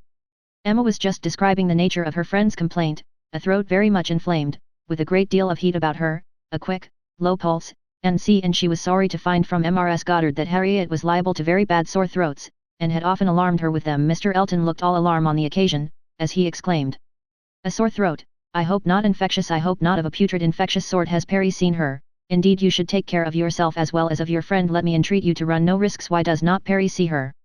Emma, who was not really at all frightened herself, tranquilized this excess of apprehension by assurances of Mrs. Goddard's experience and care, but as there must still remain a degree of uneasiness which she could not wish to reason away, which she would rather feed and assist than not, she added soon afterwards, as if quite another subject, "It is so cold, so very cold, and looks and feels so very much like snow, that if it were to any other place or with any other party, I should really try not to go out today, and dissuade my father from venturing, but as he has made up his mind, and does not seem to feel the cold himself, I do not like to interfere, as I know it would be so great a disappointment to Mr. and Mrs. Weston. But, upon my word, Mr. Elton, in your case, I should certainly excuse myself. You appear to me a little hoarse already, and when you consider what demand of voice and what fatigues tomorrow will bring, I think it would be no more than common prudence to stay at home and take care of yourself tonight." Mr. Elton looked as if he did not very well know what answer to make, which was exactly the case, for though very much gratified by the kind care of such a fair lady, and not liking to resist any advice of hers, he had not really the least inclination to give up the visit, but Emma, too eager and busy in her own previous conceptions and views to hear him impartially, or see him with clear vision, was very well satisfied with his muttering acknowledgment of its being very cold, certainly very cold, and walked on, rejoicing in having extricated him from Randalls, and secured him the power of sending to inquire after Harriet every hour of the evening. "You do quite right," said she, "we will make your apologies to Mr. and Mrs. Weston." But hardly had she so spoken, when she found her brother was civilly offering a seat in his carriage, if the weather were Mr. Elton's only objection, and Mr. Elton actually accepting the offer with much prompt satisfaction. It was a done thing, Mr. Elton was to go, and never had his broad handsome face expressed more pleasure than at this moment, never had his smile been stronger, nor his eyes more exulting than when he next looked at her. "Well," said she to herself, "this is most strange, after I had got him off so well, to choose to go into company, and leave Harriet ill behind, most strange indeed, but there is, I believe, in many men, especially single men, such an inclination, such a passion for dining out. A dinner engagement is so high in the class of their pleasures, their employments, their dignities, almost their duties, that anything gives way to it, and this must be the case with Mr. Elton, a most valuable, amiable, pleasing young man undoubtedly, and very much in love with Harriet, but still, he cannot refuse an invitation, he must dine out wherever he is asked. What a strange thing love is! He can see ready wit in Harriet, but will not dine alone for her." Soon afterwards Mr. Elton quitted them, and she could not but do him the justice of feeling that there was a great deal of sentiment in his manner of naming Harriet at parting, in the tone of his voice while assuring her that he should call at Mrs. Goddard's for news of her fair friend, the last thing before he prepared for the happiness of meeting her again, when he hoped to be able to give a better report, and he sighed and smiled himself off in a way that left the balance of approbation much in his favour. After a few minutes of entire silence between them, John Knightley began with, "I never in my life saw a man more intent on being agreeable than Mr. Elton. It is downright labour to him where ladies are concerned. With men he can be rational and unaffected, but when he has ladies to please, every feature works." "Mr. Elton's manners are not perfect," replied Emma, "but where there is a wish to please, one ought to overlook, and one does overlook a great deal. Where a man does his best with only moderate powers, he will have the advantage over negligent superiority. There is such perfect good temper and goodwill in Mr. Elton as one cannot but value." "Yes," said Mr. John Knightley presently, with some slyness, "he seems to have a great deal of goodwill towards you." "Me," she replied with a smile of astonishment, Are you imagining me to be Mr. Elton's object? Such an imagination has crossed me, I own, Emma, and if it never occurred to you before, you may as well take it into consideration now. Mr. Elton in love with me, what an idea! I do not say it is so, but you will do well to consider whether it is so or not, and to regulate your behavior accordingly. I think your manners to him encouraging. I speak as a friend, Emma. You had better look about you, and ascertain what you do, and what you mean to do.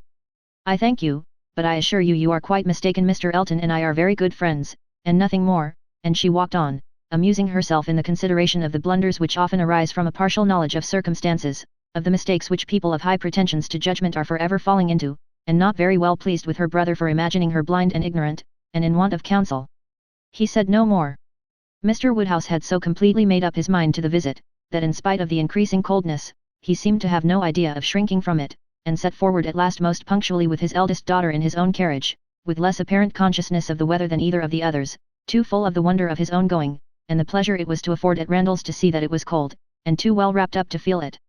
The cold, however, was severe, and by the time the second carriage was in motion, a few flakes of snow were finding their way down, and the sky had the appearance of being so overcharged as to want only a milder air to produce a very white world in a very short time. Emma soon saw that her companion was not in the happiest humour. The preparing and the going abroad in such weather, with the sacrifice of his children after dinner, were evils, were disagreeables at least, which Mr. John Knightley did not by any means like. He anticipated nothing in the visit that could be at all worth the purchase, and the whole of their drive to the vicarage was spent by him in expressing his discontent.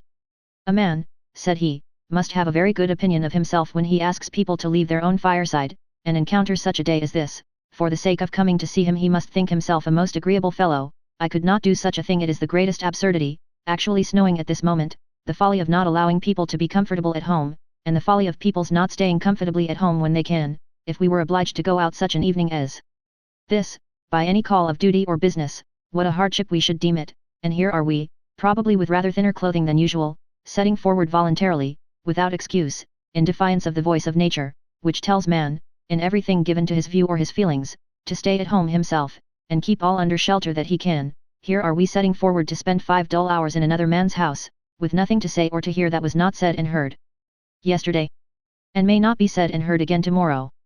Going in dismal weather, to return probably in worse, 4 horses and 4 servants taken out for nothing but to convey 5 idle, shivering creatures into colder rooms and worse company than they might have had at home. Emma did not find herself equal to give the pleased assent, which no doubt he was in the habit of receiving, to emulate the very true, my love, which must have been usually administered by his travelling companion, but she had resolution enough to refrain from making any answer at all. She could not be complying, she dreaded being quarrelsome, her heroism reached only to silence. She allowed him to talk, and arranged the glasses, and wrapped herself up, without opening her lips. They arrived, the carriage turned, the step was let down, and Mr. Elton, spruce, black, and smiling, was with them instantly. Emma thought with pleasure of some change of subject. Mr. Elton was all obligation and cheerfulness. He was so very cheerful in his civilities indeed, that she began to think he must have received a different account of Harriet from what had reached her. She had sent while dressing, and the answer had been, much the same, not better. My report from Mrs. Goddard's, said she presently, was not so pleasant as I had hoped. Not better was my answer. His face lengthened immediately, and his voice was the voice of sentiment as he answered. Oh, no, I am grieved to find, I was on the point of telling you that when I called at Mrs. Goddard's door, which I did the very last thing before I returned to dress, I was told that Miss Smith was not better, by no means better, rather worse. Very much grieved and concerned. I had flattered myself that she must be better after such a cordial as I knew had been given her in the morning. Emma smiled and answered, my visit was of use to the nervous part of her complaint, I hope, but not even I can charm away a sore throat. It is a most severe cold indeed. Mr. Perry has been with her, as you probably heard. Yes, I imagined, that is, I did not. He has been used to her in these complaints, and I hope tomorrow morning will bring us both a more comfortable report. But it is impossible not to feel uneasiness. Such a sad loss to our party today. Dreadful, exactly so, indeed, she will be missed every moment. This was very proper, the sigh which accompanied it was really estimable, but it should have lasted longer. Emma was rather in dismay when only half a minute afterwards he began to speak of other things, and in a voice of the greatest alacrity and enjoyment. What an excellent device, said he, the use of a sheepskin for carriages, how very comfortable they make it. Impossible to feel cold with such precautions. The contrivances of modern days indeed have rendered a gentleman's carriage perfectly complete. One is so fenced and guarded from the weather, that not a breath of air can find its way unpermitted. Weather becomes absolutely of no consequence. It is a very cold afternoon, but in this carriage we know nothing of the matter. Ha, Snowy! Little I see. Yes, said John Knightley, and I think we shall have a good deal of it. Christmas weather, observed Mr. Elton. Quite seasonable, and extremely fortunate we may think ourselves that it did not begin yesterday, and prevent this day's party, which it might very possibly have done, for Mr. Woodhouse would hardly have ventured had there been much snow on the ground, but now it is of no consequence. This is quite the season indeed for friendly meetings at Christmas. Everybody invites their friends about them, and people think little of even the worst weather. I was snowed up at a friend's house once for a week. Nothing could be pleasanter. I went for only one night, and could not get away till that very day se night. Mr. John Knightley looked as if he did not comprehend the pleasure, but said only, coolly, I cannot wish to be snowed up a week at Randalls. At another time Emma might have been amused, but she was too much astonished now at Mr. Elton's spirits for other feelings. Harriet seemed quite forgotten in the expectation of a pleasant party. We are sure of excellent fires, continued he, and everything in the greatest comfort. Charming people, Mr. and Mrs. Weston. Mrs. Weston indeed is much beyond praise, and he is exactly what one values, so hospitable, and so fond of society. It will be a small party, but where small parties are select, they are perhaps the most agreeable of any. Mr. Weston's dining room does not accommodate more than 10 comfortably, and for my part, I would rather, under such circumstances, fall short by 2 than exceed by 2. I think you will agree with me, turning with a soft air to Emma, I think I shall certainly have your approbation, though Mr. Knightley perhaps, from being used to the large parties of London, may not quite enter into our feelings. I know nothing of the large parties of London, sir, I never dine with anybody. Indeed. In a tone of wonder and pity, I had no idea that the law had been so great a slavery. Well, sir, the time must come when you will be paid for all this, when you will have little labour and great enjoyment. My first enjoyment, replied John Knightley, as they passed through the sweep gate, will be to find myself safe at Hartfield again. Chapter 14. Some change of countenance was necessary for each gentleman as they walked into Mrs. Weston's drawing room. Mr. Elton must compose his joyous looks, and Mr. John Knightley disperse his ill humour. Mr. Elton must smile less, and Mr. John Knightley more, to fit them for the place. Emma only might be as nature prompted, and shew herself just as happy as she was. To her it was real enjoyment to be with the Westons. Mr. Weston was a great favourite, and there was not a creature in the world to whom she spoke with such unreserve, as to his wife, not anyone, to whom she related with such conviction of being listened to and understood, of being always interesting and always intelligible, the little affairs, arrangements, perplexities, and pleasures of her father and herself. She could tell nothing of Hartfield, in which Mrs. Weston had not a lively concern, and half an hour's uninterrupted communication of all those little matters on which the daily happiness of private life depends, was one of the first gratifications of each. This was a pleasure which perhaps the whole day's visit might not afford, which certainly did not belong to the present half hour, but the very sight of Mrs. Weston, her smile, her touch, her voice was grateful to Emma, and she determined to think as little as possible of Mr. Elton's oddities, or of anything else unpleasant, and enjoy all that was enjoyable to the utmost. The misfortune of Harriet's cold had been pretty well gone through before her arrival. Mr. Woodhouse had been safely seated long enough to give the history of it, besides all the history of his own and Isabella's coming, and of Emma's being to follow, and had indeed just got to the end of his satisfaction that James should come and see his daughter, when the others appeared, and Mrs. Weston, who had been almost wholly engrossed by her attentions to him, was able to turn away and welcome her dear Emma. Emma's project of forgetting Mr. Elton for a while made her rather sorry to find, when they had all taken their places, that he was close to her. The difficulty was great of driving his strange insensibility towards Harriet, from her mind, while he not only sat at her elbow, but was continually obtruding his happy countenance on her notice, and solicitously addressing her upon every occasion. Instead of forgetting him, his behaviour was such that she could not avoid the internal suggestion of, can it really be as my brother imagined, can it be possible for this man to be beginning to transfer his affections from Harriet to me, absurd and insufferable, yet he would be so anxious for her being perfectly warm, would be so interested about her father, and so delighted with Mrs. Weston, and at last would begin admiring her drawings with so much zeal and so little knowledge as seemed terribly like a would-be lover, and made it some effort with her to preserve her good manners. For her own sake she could not be rude, and for Harriet's, in the hope that all would yet turn out right, she was even positively civil, but it was an effort, especially as something was going on amongst the others, in the most overpowering period of Mr. Elton's nonsense, which she particularly wished to listen to. She heard enough to know that Mr. Weston was giving some information about his son, she heard the words my son, and Frank, and my son, repeated several times over, and, from a few other half-syllables very much suspected that he was announcing an early visit from his son, but before she could quiet Mr. Elton, the subject was so completely past that any reviving question from her would have been awkward. Now, it so happened that in spite of Emma's resolution of never marrying, there was something in the name, in the idea of Mr. Frank Churchill, which always interested her. She had frequently thought, especially since his father's marriage with Miss Taylor, that if she were to marry, he was the very person to suit her in age, character, and condition. He seemed by this connection between the families, quite to belong to her. She could not but suppose it to be a match that everybody who knew them must think of. That Mr. and Mrs. Weston did think of it, she was very strongly persuaded, and though not meaning to be induced by him, or by anybody else, to give up a situation which she believed more replete with good than any she could change it for, she had a great curiosity to see him, a decided intention of finding him pleasant, of being liked by him to a certain degree, and a sort of pleasure in the idea of their being coupled in their friends' imaginations.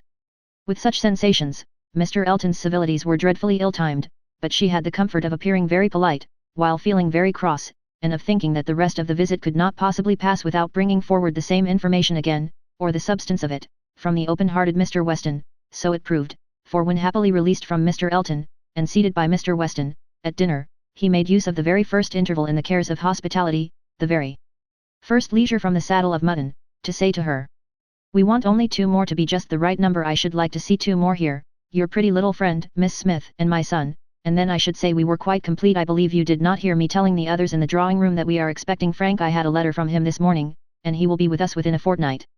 Emma spoke with a very proper degree of pleasure, and fully assented to his proposition of Mr. Frank Churchill and Miss Smith making their party quite complete. "He has been wanting to come to us," continued Mr. Weston, "ever since September. Every letter has been full of it, but he cannot command his own time. He has those to please who must be pleased, and who, between ourselves, are sometimes to be pleased only by a good many sacrifices. But now I have no doubt of seeing him here about the 2nd week in January. What a very great pleasure it will be to you, and Mrs. Weston is so anxious to be acquainted with him, that she must be almost as happy as yourself." "Yes, she would be, but that she thinks there will be another put off. She does not depend upon his coming so much as I do, but she does not know the parties so well as I do. The case, you see, is, but this is quite between ourselves, I did not mention a syllable of it in the other room. There are secrets in all families, you know. The case is, that a party of friends are invited to pay a visit at Enscombe in January, and that Frank's coming depends upon their being put off. If they are not put off, he cannot stir. But I know they will, because it is a family that a certain lady, of some consequence, at Enscombe, has a particular dislike to, and though it is thought necessary to invite them once in 2 or 3 years, they always are put off when it comes to the point. I have not the smallest doubt of the issue. I am as confident of seeing Frank here before the middle of January, as I am of being here myself. But your good friend there, nodding towards the upper end of the table, has so few vagaries herself, and has been so little used to them at Hartfield, that she cannot calculate on their effects, as I have been long in the practice of doing." "I am sorry there should be anything like doubt in the case," replied Emma, "but am disposed to side with you, Mr. Weston. If you think he will come, I shall think so too, for you know Enscombe." "Yes, I have some right to that knowledge, though I have never been at the place in my life. She is an odd woman, but I never allow myself to speak ill of her, on Frank's account, for I do believe her to be very fond of him. I used to think she was not capable of being fond of anybody, except herself, but she has always been kind to him, in her way, allowing for little whims and caprices, and expecting everything to be as she likes, and it is no small credit, in my opinion, to him, that he should excite such an affection, for, though I would not say it to anybody else, she has no more heart than a stone to people in general, and the devil of a temper." Emma liked the subject so well, that she began upon it, to Mrs. Weston, very soon after their moving into the drawing-room, wishing her joy, yet observing, that she knew the first meeting must be rather alarming. Mrs. Weston agreed to it, but added, that she should be very glad to be secure of undergoing the anxiety of a first meeting at the time talked of, "for I cannot depend upon his coming. I cannot be so sanguine as Mr. Weston. I am very much afraid that it will all end in nothing." Mr. Weston, I dare say, has been telling you exactly how the matter stands. "Yes, it seems to depend upon nothing but the ill humour of Mrs. Churchill, which I imagine to be the most certain thing in the world." "My Emma," replied Mrs. Weston, smiling, "what is the certainty of caprice?" Then turning to Isabella, who had not been attending before, "You must know, my dear Mrs. Knightley, that we are by no means so sure of seeing Mr. Frank Churchill, in my opinion, as his father thinks. It depends entirely upon his aunt's spirits and pleasure, in short, upon her temper to you, to my 2 daughters. I may venture on the truth Mrs. Churchill rules at Enscombe, and is a very odd-tempered woman, and his coming now, depends upon her being willing to spare him." "Oh, Mrs. Churchill, everybody knows Mrs. Churchill," replied Isabella, "and I am sure I never think of that poor young man without the greatest compassion. To be constantly living with an ill-tempered person, must be dreadful. It is what we happily have never known anything of, but it must be a life of misery. What a blessing, that she never had any children, poor little creatures, how unhappy she would have made them." Emma wished she had been alone with Mrs. Weston. She should then have heard more. Mrs. Weston would speak to her, with a degree of unreserve which she would not hazard with Isabella, and, she really believed, would scarcely try to conceal anything relative to the Chichills from her, excepting those views on the young man, of which her own imagination had already given her such instinctive knowledge. But at present there was nothing more to be said. Mr. Woodhouse very soon followed them into the drawing-room. To be sitting long after dinner, was a confinement that he could not endure. Neither wine nor conversation was anything to him, and gladly did he move to those with whom he was always comfortable. While he talked to Isabella, however, Emma found an opportunity of saying, "And so you do not consider this visit from your son as by any means certain? I am sorry for it. The introduction must be unpleasant, whenever it takes place, and the sooner it could be over, the better." "Yes, and every delay makes one more apprehensive of other delays. Even if this family, the Braithwaites, are put off, I am still afraid that some excuse may be found for disappointing us. I cannot bear to imagine any reluctance on his side, but I am sure there is a great wish on the Chichills to keep him to themselves. There is jealousy. They are jealous even of his regard for his father. In short, I can feel no dependence on his coming, and I wish Mr. Weston were less sanguine." "He ought to come," said Emma. "If he could stay only a couple of days, he ought to come, and one can hardly conceive a young man's not having it in his power to do as much as that. A young woman, if she fall into bad hands, may be teased, and kept at a distance from those she wants to be with, but one cannot comprehend a young man's being under such restraint, as not to be able to spend a week with his father, if he likes it. One ought to be at Enscombe, and know the ways of the family, before one decides upon what he can do," replied Mrs. Weston. "One ought to use the same caution, perhaps, in judging of the conduct of any one individual of any one family, but Enscombe, I believe, certainly must not be judged by general rules. She is so very unreasonable, and everything gives way to her. But she is so fond of the nephew, he is so very great a favourite now. According to my idea of Mrs. Churchill, it would be most natural, that while she makes no sacrifice for the comfort of the husband, to whom she owes everything, while she exercises incessant caprice towards him, she should frequently be governed by the nephew, to whom she owes nothing at all. My dearest Emma, do not pretend, with your sweet temper, to understand a bad one, or to lay down rules for it. You must let it go its own way. I have no doubt of his having, at times, considerable influence, but it may be perfectly impossible for him to know beforehand when it will be." Emma listened, and then coolly said, "I shall not be satisfied, unless he comes." "He may have a great deal of influence on some points," continued Mrs. Weston, "and on others, very little, and among those, on which she is beyond his reach, it is but too likely, may be this very circumstance of his coming away from them to visit us." Chapter 15. Mr. Woodhouse was soon ready for his tea, and when he had drank his tea he was quite ready to go home, and it was as much as his three companions could do, to entertain away his notice of the lateness of the hour, before the other gentlemen appeared. Mr. Weston was chatty and convivial, and no friend to early separations of any sort, but at last the drawing-room party did receive an augmentation. Mr. Elton, in very good spirits, was one of the first to walk in. Mrs. Weston and Emma were sitting together on a sofa. He joined them immediately, and, with scarcely an invitation, seated himself between them. Emma, in good spirits too, from the amusement afforded her mind by the expectation of Mr. Frank Churchill, was willing to forget his late improprieties, and be as well satisfied with him as before, and on his making Harriet his very first subject, was ready to listen with most friendly smiles. He professed himself extremely anxious about her fair friend, her fair, lovely, amiable friend. Did she know, had she heard anything about her, since their being at Randalls, he felt much anxiety. He must confess that the nature of her complaint alarmed him considerably, and in this style he talked on for some time very properly, not much attending to any answer, but altogether sufficiently awake to the terror of a bad sore throat, and Emma was quite in charity with him. But at last there seemed a perverse turn. It seemed all at once as if he were more afraid of its being a bad sore throat on her account, than on Harriet's, more anxious that she should escape the infection, than that there should be no infection in the complaint. He began with great earnestness to entreat her to refrain from visiting the sick chamber again, for the present, to entreat her to promise him not to venture into such hazard till he had seen Mr. Perry and learnt his opinion, and though she tried to laugh it off and bring the subject back into its proper course, there was no putting an end to his extreme solicitude about her. She was vexed. It did appear, there was no concealing it, exactly like the pretence of being in love with her, instead of Harriet, an inconstancy, if real, the most contemptible and abominable. And she had difficulty in behaving with temper. He turned to Mrs. Weston to implore her assistance. Would not she give him her support? Would not she add her persuasions to his? To induce Miss Woodhouse not to go to Mrs. Goddard's till it were certain that Miss Smith's disorder had no infection? He could not be satisfied without a promise. Would not she give him her influence in procuring it? So scrupulous for others, he continued, and yet so careless for herself. She wanted me to nurse my cold by staying at home today, and yet will not promise to avoid the danger of catching an ulcerated sore throat herself. Is this fair, Mrs. Weston? Judge between us. Have not I some right to complain? I am sure of your kind support and aid. Emma saw Mrs. Weston's surprise, and felt that it must be great, at an address which, in words and manner, was assuming to himself the right of first interest in her, and as for herself, she was too much provoked and offended to have the power of directly saying anything to the purpose. She could only give him a look, but it was such a look as she thought must restore him to his senses, and then left the sofa, removing to a seat by her sister, and giving her all her attention.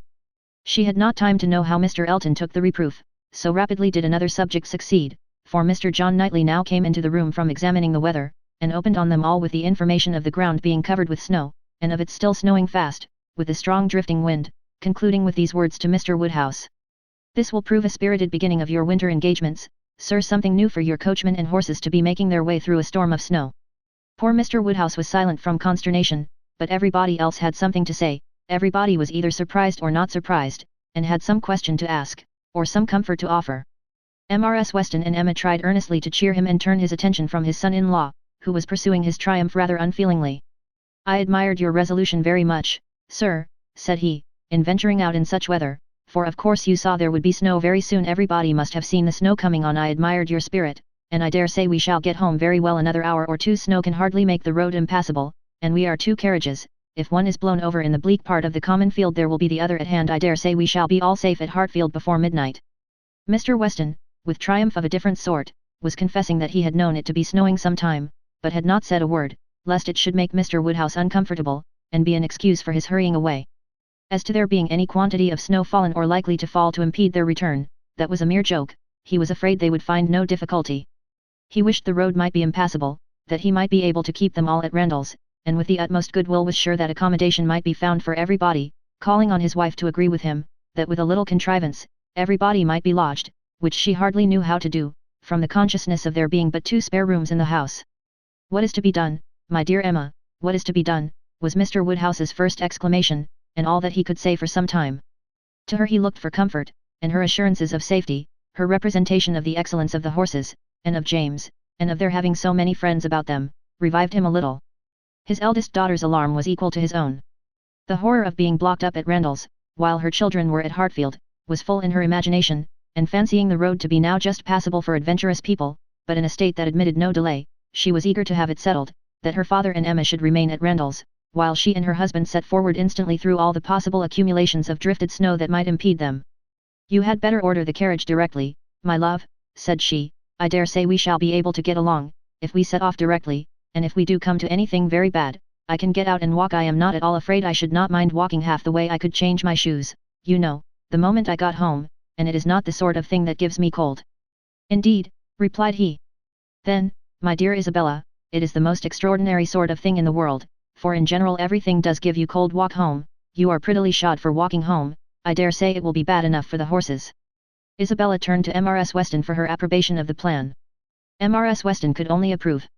Isabella then went to Emma, but Emma could not so entirely give up the hope of their being all able to get away, and they were still discussing the point, when Mr. Knightley, who had left the room immediately after his brother's first report of the snow, came back again, and told them that he had been out of doors to examine, and could answer for there not being the smallest difficulty in their getting home, whenever they liked it, either now or an hour hence.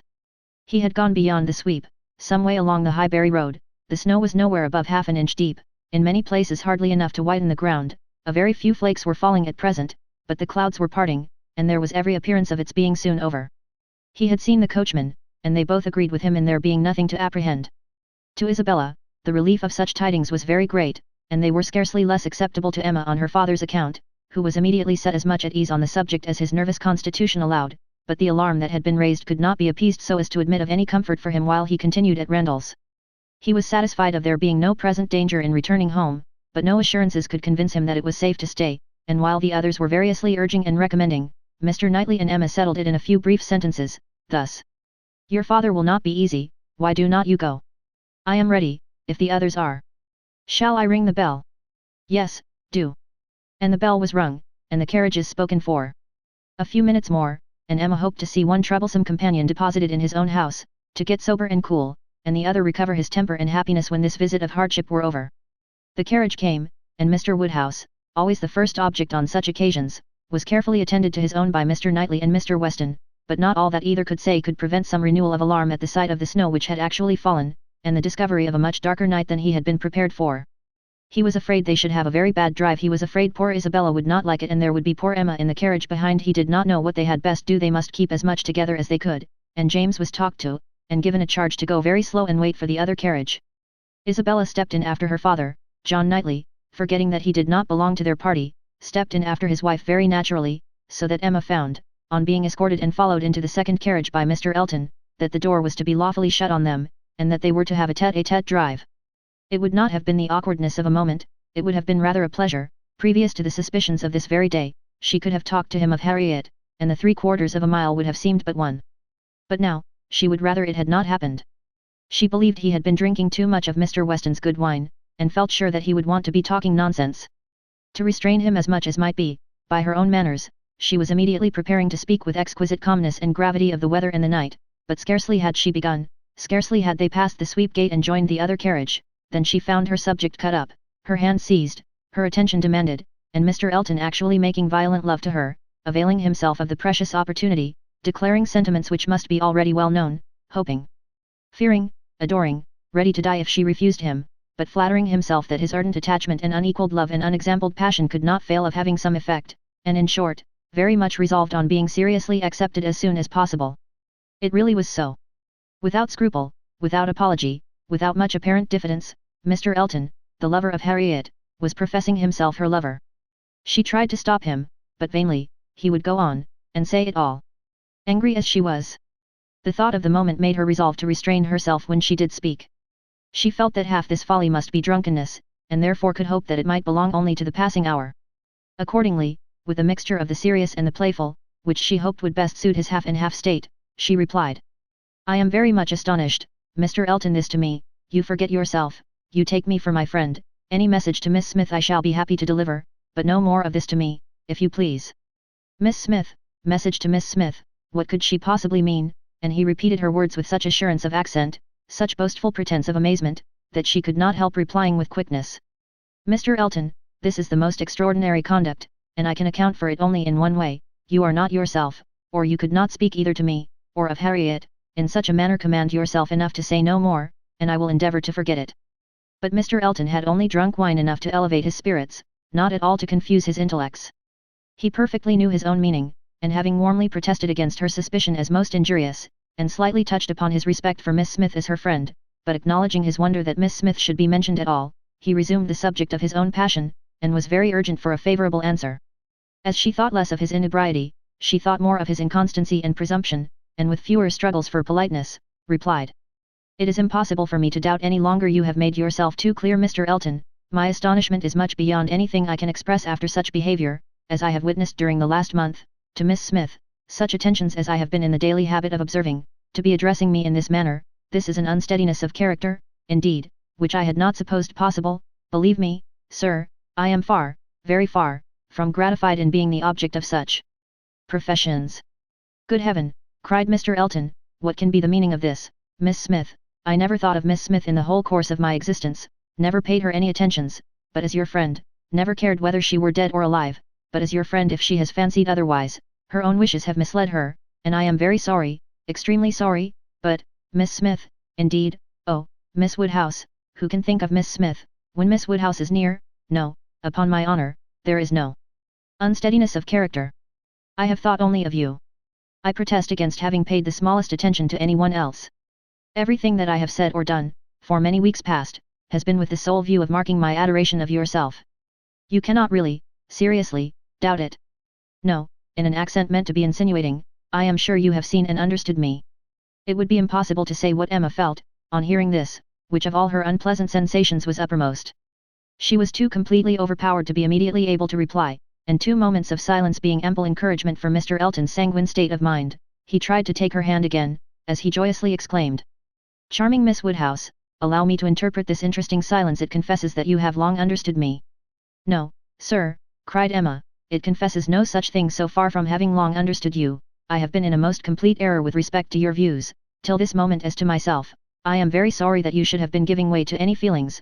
Nothing could be farther from my wishes. Your attachment to my friend Harriet, your pursuit of her, it appeared, gave me great pleasure, and I have been very earnestly wishing you success, but had I supposed that she were not your attraction to Hartfield, I should certainly have thought you judged ill in making your visits so frequent. Am I to believe that you have never sought to recommend yourself particularly to Miss Smith, that you have never thought seriously of her? Never, madam, cried he, affronted in his turn, never.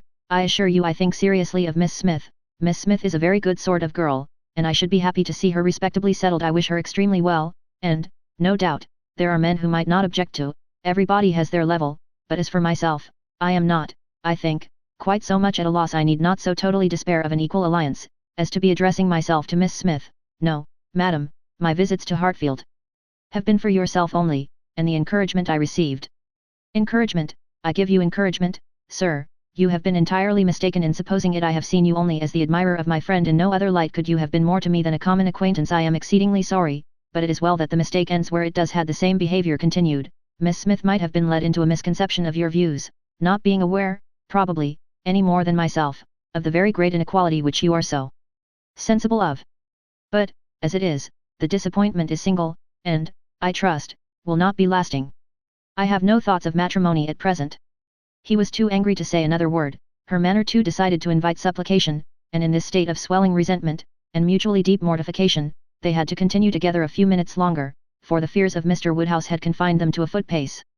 If there had not been so much anger, there would have been desperate awkwardness, but their straightforward emotions left no room for the little zigzags of embarrassment. Without knowing when the carriage turned into Vicarage Lane, or when it stopped, they found themselves, all at once, at the door of his house, and he was out before another syllable passed. Emma then felt it indispensable to wish him a good night. The compliment was just returned, coldly and proudly, and, under indescribable irritation of spirits, she was then conveyed to Hartfield.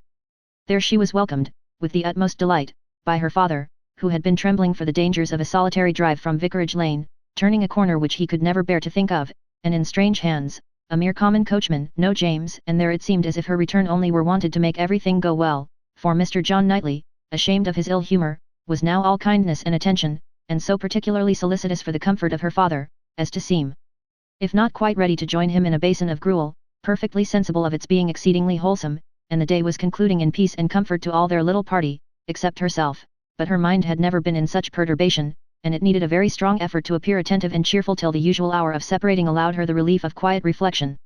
Chapter 16. The hair was curled, and the maid sent away, and Emma sat down to think and be miserable. It was a wretched business indeed, such an overthrow of everything she had been wishing for, such a development of everything most unwelcome, such a blow for Harriet, that was the worst of all. Every part of it brought pain and humiliation, of some sort or other, but, compared with the evil to Harriet, all was light, and she would gladly have submitted to feel yet more mistaken, more in error, more disgraced by misjudgment, than she actually was, could the effects of her blunders have been confined to herself. If I had not persuaded Harriet into liking the man, I could have borne anything. He might have doubled his presumption to me, but poor Harriet! How she could have been so deceived. He protested that he had never thought seriously of Harriet, never. She looked back as well as she could, but it was all confusion. She had taken up the idea, she supposed, and made everything bend to it. His manners, however, must have been unmarked, wavering, dubious, or she could not have been so misled. The picture, how eager he had been about the picture, and the charade, and 100 other circumstances, how clearly they had seemed to point at Harriet. To be sure, the charade, with its ready wit, but then the soft eyes, in fact it suited neither, it was a jumble without taste or truth. Who could have seen through such thick-headed nonsense?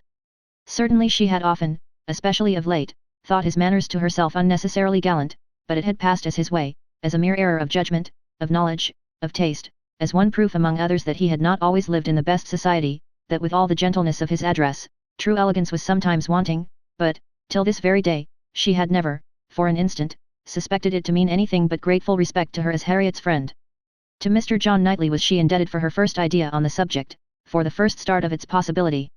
There was no denying that those brothers had penetration. She remembered what Mr. Knightley had once said to her about Mr. Elton, the caution he had given, the conviction he had professed that Mr. Elton would never marry indiscreetly, and blushed to think how much truer a knowledge of his character had been there shown than any she had reached herself. It was dreadfully mortifying, but Mr. Elton was proving himself, in many respects, the very reverse of what she had meant and believed him, proud, assuming, conceited, very full of his own claims, and little concerned about the feelings of others. Contrary to the usual course of things, Mr. Elton's wanting to pay his addresses to her had sunk him in her opinion. His professions and his proposals did him no service. She thought nothing of his attachment, and was insulted by his hopes. He wanted to marry well, and having the arrogance to raise his eyes to her, pretended to be in love, but she was perfectly easy as to his not suffering any disappointment that need be cared for. There had been no real affection either in his language or manners. Sighs and fine words had been given in abundance, but she could hardly devise any set of expressions, or fancy any tone of voice, less allied with real love. She need not trouble herself to pity him. He only wanted to aggrandize and enrich himself, and if Miss Woodhouse of Hartfield, the heiress of £30,000, were not quite so easily obtained as he had fancied, he would soon try for Miss Somebody else with 20, or with 10. But, that he should talk of encouragement, should consider her as aware of his views, accepting his attentions, meaning, in short, to marry him, should suppose himself her equal in connection or mind, look down upon her friend, so well understanding the gradations of rank below him, and be so blind to what rose above, as to fancy himself shewing no presumption in addressing her, it was most provoking. Perhaps it was not fair to expect him to feel how very much he was her inferior in talent, and all the elegancies of mind. The very want of such equality might prevent his perception of it, but he must know that in fortune and consequence she was greatly his superior. He must know that the Woodhouses had been settled for several generations at Hartfield, the younger branch of a very ancient family, and that the Eltons were nobody. The landed property of Hartfield certainly was inconsiderable, being but a sort of notch in the Donwell Abbey estate, to which all the rest of Highbury belonged, but their fortune, from other sources, was such as to make them scarcely secondary to Donwell Abbey itself, in every other kind of consequence, and the Woodhouses had long held a high place in the consideration of the neighbourhood which Mr. Elton had first entered not 2 years ago, to make his way as he could, without any alliances. But in trade, or anything to recommend him to notice but his situation and his civility. But he had fancied her in love with him, that evidently must have been his dependence, and after raving a little about the seeming incongruity of gentle manners and a conceited head, Emma was obliged in common honesty to stop and admit that her own behaviour to him had been so complaisant and obliging, so full of courtesy and attention, as, supposing her real motive unperceived, might warrant a man of ordinary observation and delicacy, like Mr. Elton, in fancying himself a very decided favourite. If she had so misinterpreted his feelings, she had little right to wonder that he, with self-interest to blind him, should have mistaken hers. The first error and the worst lay at her door. It was foolish, it was wrong, to take so active a part in bringing any two people together. It was adventuring too far, assuming too much, making light of what ought to be serious, a trick of what ought to be simple. She was quite concerned and ashamed, and resolved to do such things no more. Here have I, said she, actually talked poor Harriet into being very much attached to this man. She might never have thought of him but for me, and certainly never would have thought of him with hope, if I had not assured her of his attachment, for she is as modest and humble as I used to think him. Oh, that I had been satisfied with persuading her not to accept young Martin. There I was quite right, that was well done of me, but there I should have stopped, and left the rest to time and chance. I was introducing her into good company, and giving her the opportunity of pleasing someone worth having. I ought not to have attempted more. But now, poor girl, her peace is cut up for some time. I have been but half a friend to her, and if she were not to feel this disappointment so very much, I am sure I have not an idea of anybody else who would be at all desirable for her. William Cox, oh! No, I could not endure William Cox, a pert young lawyer. She stopped to blush and laugh at her own relapse, and then resumed a more serious, more dispiriting cogitation upon what had been, and might be, and must be. The distressing explanation she had to make to Harriet, and all that poor Harriet would be suffering, with the awkwardness of future meetings, the difficulties of continuing or discontinuing the acquaintance, of subduing feelings, concealing resentment and avoiding éclat, were enough to occupy her in most unmirthful reflections some time longer, and she went to bed at last with nothing settled but the conviction of her having blundered most dreadfully. To youth and natural cheerfulness like Emma's, though under temporary gloom at night, the return of day will hardly fail to bring return of spirits. The youth and cheerfulness of morning are in happy analogy, and of powerful operation, and if the distress be not poignant enough to keep the eyes unclosed, they will be sure to open to sensations of softened pain and brighter hope. Emma got up on the morrow more disposed for comfort than she had gone to bed, more ready to see alleviations of the evil before her, and to depend on getting tolerably out of it. It was a great consolation that Mr. Elton should not be really in love with her, or so particularly amiable as to make it shocking to disappoint him, that Harriet's nature should not be of that superior sort in which the feelings are most acute and retentive, and that there could be no necessity for anybody's knowing what had passed except the three principals, and especially for her father's being given a moment's uneasiness about it. These were very cheering thoughts, and the sight of a great deal of snow on the ground did her further service, for anything was welcome that might justify their all three being quite asunder at present. The weather was most favourable for her, though Christmas Day, she could not go to church. Mr. Woodhouse would have been miserable had his daughter attempted it, and she was therefore safe from either exciting or receiving unpleasant and most unsuitable ideas. The ground covered with snow, and the atmosphere in that unsettled state between frost and thaw, which is of all others the most unfriendly for exercise, every morning beginning in rain or snow, and every evening setting in to freeze, she was for many days a most honourable prisoner. No intercourse with Harriet possible but by note, no church for her on Sunday any more than on Christmas Day, and no need to find excuses for Mr. Elton's absenteeing himself. It was weather which might fairly confine everybody at home, and though she hoped and believed him to be really taking comfort in some society or other, it was very pleasant to have her father so well satisfied with his being all alone in his own house, too wise to stir out, and to hear him say to Mr. Knightley, whom no weather could keep entirely from them: "Ah, Mr. Knightley, why do not you stay at home like poor Mr. Elton?" These days of confinement would have been, but for her private perplexities, remarkably comfortable, as such seclusion exactly suited her brother, whose feelings must always be of great importance to his companions, and he had, besides, so thoroughly cleared off his ill humour at Randalls, that his amiableness never failed him during the rest of his stay at Hartfield. He was always agreeable and obliging, and speaking pleasantly of everybody. But with all the hopes of cheerfulness, and all the present comfort of delay, there was still such an evil hanging over her in the hour of explanation with Harriet, as made it impossible for Emma to be ever perfectly at ease. Chapter 17. Mr. and Mrs. John Knightley were not detained long at Hartfield.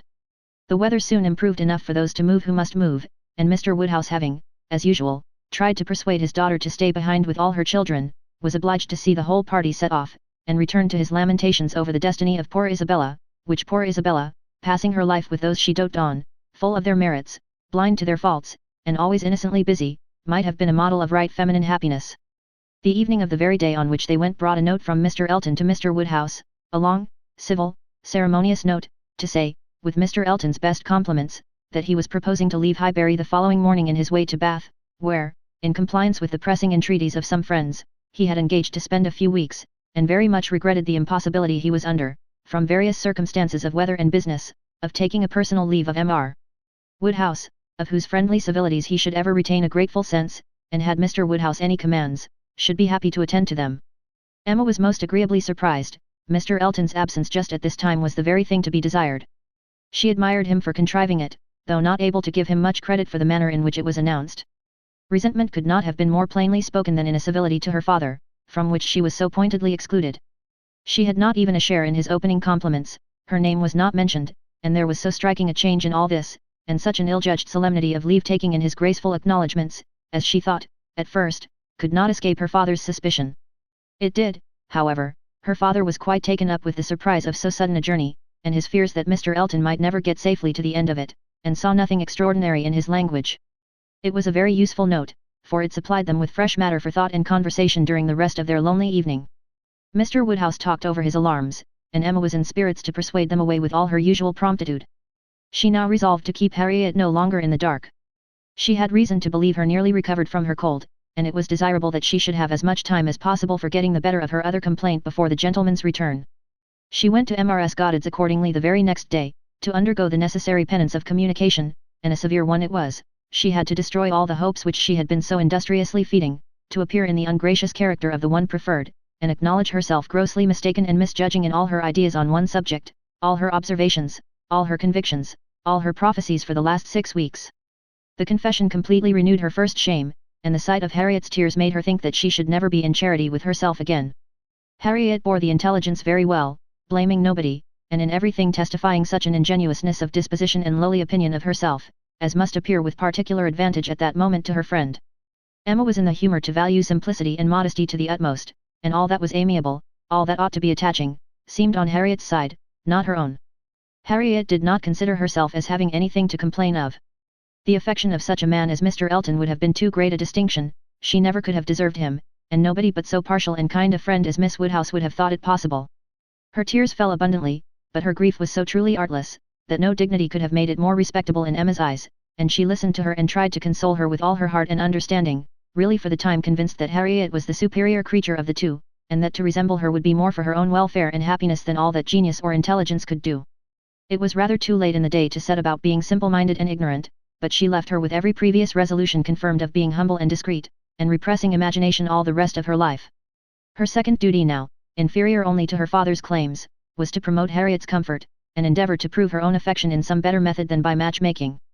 She got her to Hartfield, and shewed her the most unvarying kindness, striving to occupy and amuse her, and by books and conversation, to drive Mr. Elton from her thoughts. Time, she knew, must be allowed for this being thoroughly done, and she could suppose herself but an indifferent judge of such matters in general, and very inadequate to sympathize in an attachment to Mr. Elton in particular, but it seemed to her reasonable that at Harriet's age, and with the entire extinction of all hope, such a progress might be made towards a state of composure by the time of Mr. Elton's return, as to allow them all to meet again in the common routine of acquaintance, without any danger of betraying sentiments or increasing them. Harriet did think him all perfection, and maintained the non-existence of anybody equal to him in person or goodness, and did, in truth, prove herself more resolutely in love than Emma had foreseen, but yet it appeared to her so natural, so inevitable to strive against an inclination of that sort unrequited, that she could not comprehend its continuing very long in equal force. If Mr. Elton, on his return, made his own indifference as evident and indubitable as she could not doubt he would anxiously do, she could not imagine Harriet's persisting to place her happiness in the sight or the recollection of him. Their being fixed, so absolutely fixed, in the same place, was bad for each, for all three. Not one of them had the power of removal, or of effecting any material change of society. They must encounter each other, and make the best of it. Harriet was farther unfortunate in the tone of her companions at Mrs. Goddard's, Mr. Elton being the adoration of all the teachers and great girls in the school, and it must be at Hartfield only that she could have any chance of hearing him spoken of with cooling moderation or repellent truth. Where the wound had been given, there must the cure be found if anywhere, and Emma felt that, till she saw her in the way of cure, there could be no true peace for herself. Chapter 18. Mr. Frank Churchill did not come. When the time proposed drew near, Mrs. Weston's fears were justified in the arrival of a letter of excuse. For the present, he could not be spared, to his very great mortification and regret, but still he looked forward with the hope of coming to Rendals at no distant period. Mrs. Weston was exceedingly disappointed, much more disappointed, in fact, than her husband, though her dependence on seeing the young man had been so much more sober, but a sanguine temper, though forever expecting more good than occurs, does not always pay for its hopes by any proportionate depression. It soon flies over the present failure, and begins to hope again. For half an hour Mr. Weston was surprised and sorry, but then he began to perceive that Frank's coming 2 or 3 months later would be a much better plan, better time of year, better weather, and that he would be able, without any doubt, to stay considerably longer with them than if he had come sooner. These feelings rapidly restored his comfort, while Mrs. Weston, of a more apprehensive disposition, foresaw nothing but a repetition of excuses and delays, and after all her concern for what her husband was to suffer, suffered a great deal more herself. Emma was not at this time in a state of spirits to care really about Mr. Frank Churchill's not coming, except as a disappointment at Rendals. The acquaintance at present had no charm for her. She wanted, rather, to be quiet, and out of temptation, but still, as it was desirable that she should appear, in general, like her usual self, she took care to express as much interest in the circumstance, and enter as warmly into Mr. and Mrs. Weston's disappointment, as might naturally belong to their friendship. She was the first to announce it to Mr. Knightley, and exclaimed quite as much as was necessary, or, being acting a part, perhaps rather more, at the conduct of the Churchills, in keeping him away. She then proceeded to say a good deal more than she felt, of the advantage of such an addition to their confined society in Surrey, the pleasure of looking at somebody new, the gala day to Highbury entire, which the sight of him would have made, and ending with reflections on the Churchills again, found herself directly involved in a disagreement with Mr. Knightley, and, to her great amusement, perceived that she was taking the other side of the question from her real opinion, and making use of Mrs. Weston's arguments against herself. "The Churchills are very likely in fault," said Mr. Knightley, coolly, "but I dare say he might come if he would. I do not know why you should say so. He wishes exceedingly to come, but his uncle and aunt will not spare him. I cannot believe that he has not the power of coming. If he made a point of it, it is too unlikely for me to believe it without proof. How odd you are! What has Mr. Frank Churchill done, to make you suppose him such an unnatural creature?" "I am not supposing him at all an unnatural creature, in suspecting that he may have learnt to be above his connections, and to care very little for anything but his own pleasure. From living with those who have always set him the example of it, it is a great deal more natural than one could wish, that a young man, brought up by those who are proud, luxurious, and selfish, should be proud, luxurious, and selfish too. If Frank Churchill had wanted to see his father, he would have contrived it. Between September and January. A man at his age, what is he, 3 or 24, cannot be without the means of doing as much as that. It is impossible. That's easily said, and easily felt by you, who have always been your own master. You are the worst judge in the world, Mr. Knightley, of the difficulties of dependence. You do not know what it is to have tempers to manage. It is not to be conceived that a man of 3 or 24 should not have liberty of mind or limb to that amount. He cannot want money, he cannot want leisure. We know, on the contrary, that he has so much of both, that he is glad to get rid of them at the idlest haunts in the kingdom. We hear of him forever at some watering place or other. A little while ago, he was at Weymouth. This proves that he can leave the Churchills.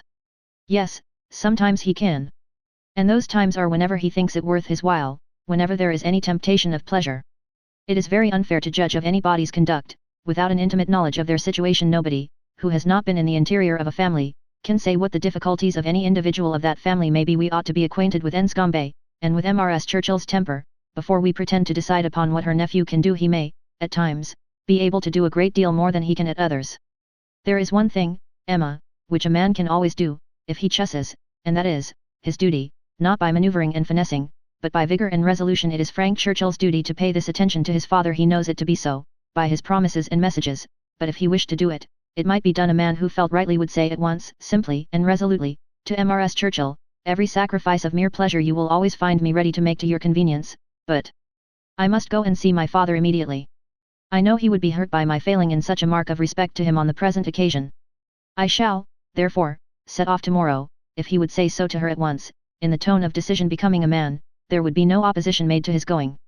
No, said Emma, laughing, but perhaps there might be some made to his coming back again. Such language for a young man entirely dependent, to use, nobody but you, Mr. Knightley, would imagine it possible. But you have not an idea of what is requisite in situations directly opposite to your own. Mr. Frank Churchill to be making such a speech as that to the uncle and aunt, who have brought him up, and are to provide for him, standing up in the middle of the room, I suppose, and speaking as loud as he could. How can you imagine such conduct practicable?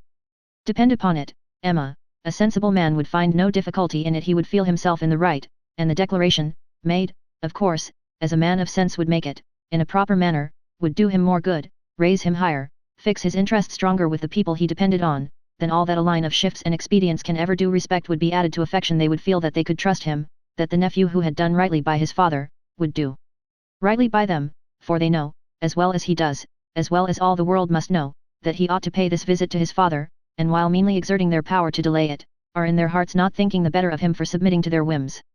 Respect for right conduct is felt by everybody. If he would act in this sort of manner, on principle, consistently, regularly, their little minds would bend to his. I rather doubt that you are very fond of bending little minds, but where little minds belong to rich people in authority, I think they have a knack of swelling out, till they are quite as unmanageable as great ones. I can imagine, that if you, as you are, Mr. Knightley, were to be transported and placed all at once in Mr. Frank Churchill's situation, you would be able to say and do just what you have been recommending for him, and it might have a very good effect. The Churchills might not have a word to say in return, but then, you would have no habits of early obedience and long observance to break through. To him who has, it might not be so easy to burst forth at once into perfect independence, and set all their claims on his gratitude and regard at naught. He may have as strong a sense of what would be right, as you can have, without being so equal, under particular circumstances, to act up to it. Then it would not be so strong a sense if it failed to produce equal exertion, it could not be an equal conviction. Oh, the difference of situation and habit. I wish you would try to understand what an amiable young man may be likely to feel in directly opposing those, whom as child and boy he has been looking up to all his life.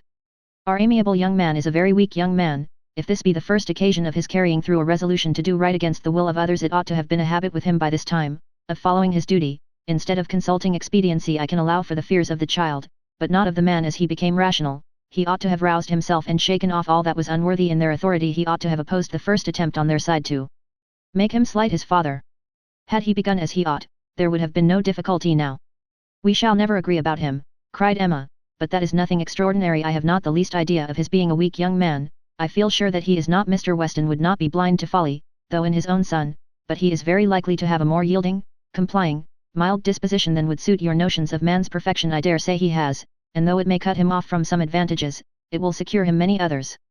Yes, all the advantages of sitting still when he ought to move, and of leading a life of mere idle pleasure, and fancying himself extremely expert in finding excuses for it. He can sit down and write a fine flourishing letter, full of professions and falsehoods, and persuade himself that he has hit upon the very best method in the world of preserving peace at home and preventing his father's having any right to complain. His letters disgust me. Your feelings are singular. They seem to satisfy everybody else. I suspect they do not satisfy Mrs. Weston. They hardly can satisfy a woman of her good sense and quick feelings, standing in a mother's place, but without a mother's affection to blind her. It is on her account that attention to Randalls is doubly due, and she must doubly feel the omission. Had she been a person of consequence herself, he would have come, I dare say, and it would not have signified whether he did or no. Can you think your friend behindhand in these sort of considerations? Do you suppose she does not often say all this to herself? No, Emma, your amiable young man can be amiable only in French, not in English. He may be very amiable, have very good manners, and be very agreeable, but he can have no English delicacy towards the feelings of other people, nothing really amiable about him. You seem determined to think ill of him. Me, not at all, replied Mr. Knightley, rather displeased. I do not want to think ill of him. I should be as ready to acknowledge his merits as any other man, but I hear of none, except what are merely personal, that he is well grown and good looking, with smooth, plausible manners. Well, if he have nothing else to recommend him, he will be a treasure at Highbury. We do not often look upon fine young men, well bred and agreeable. We must not be nice and ask for all the virtues into the bargain. Cannot you imagine, Mr. Knightley, what a sensation his coming will produce? There will be but one subject throughout the parishes of Donwell and Highbury, but one interest, one object of curiosity, it will be all Mr. Frank Churchill. We shall think and speak of nobody else. You will excuse my being so much overpowered if I find him conversable.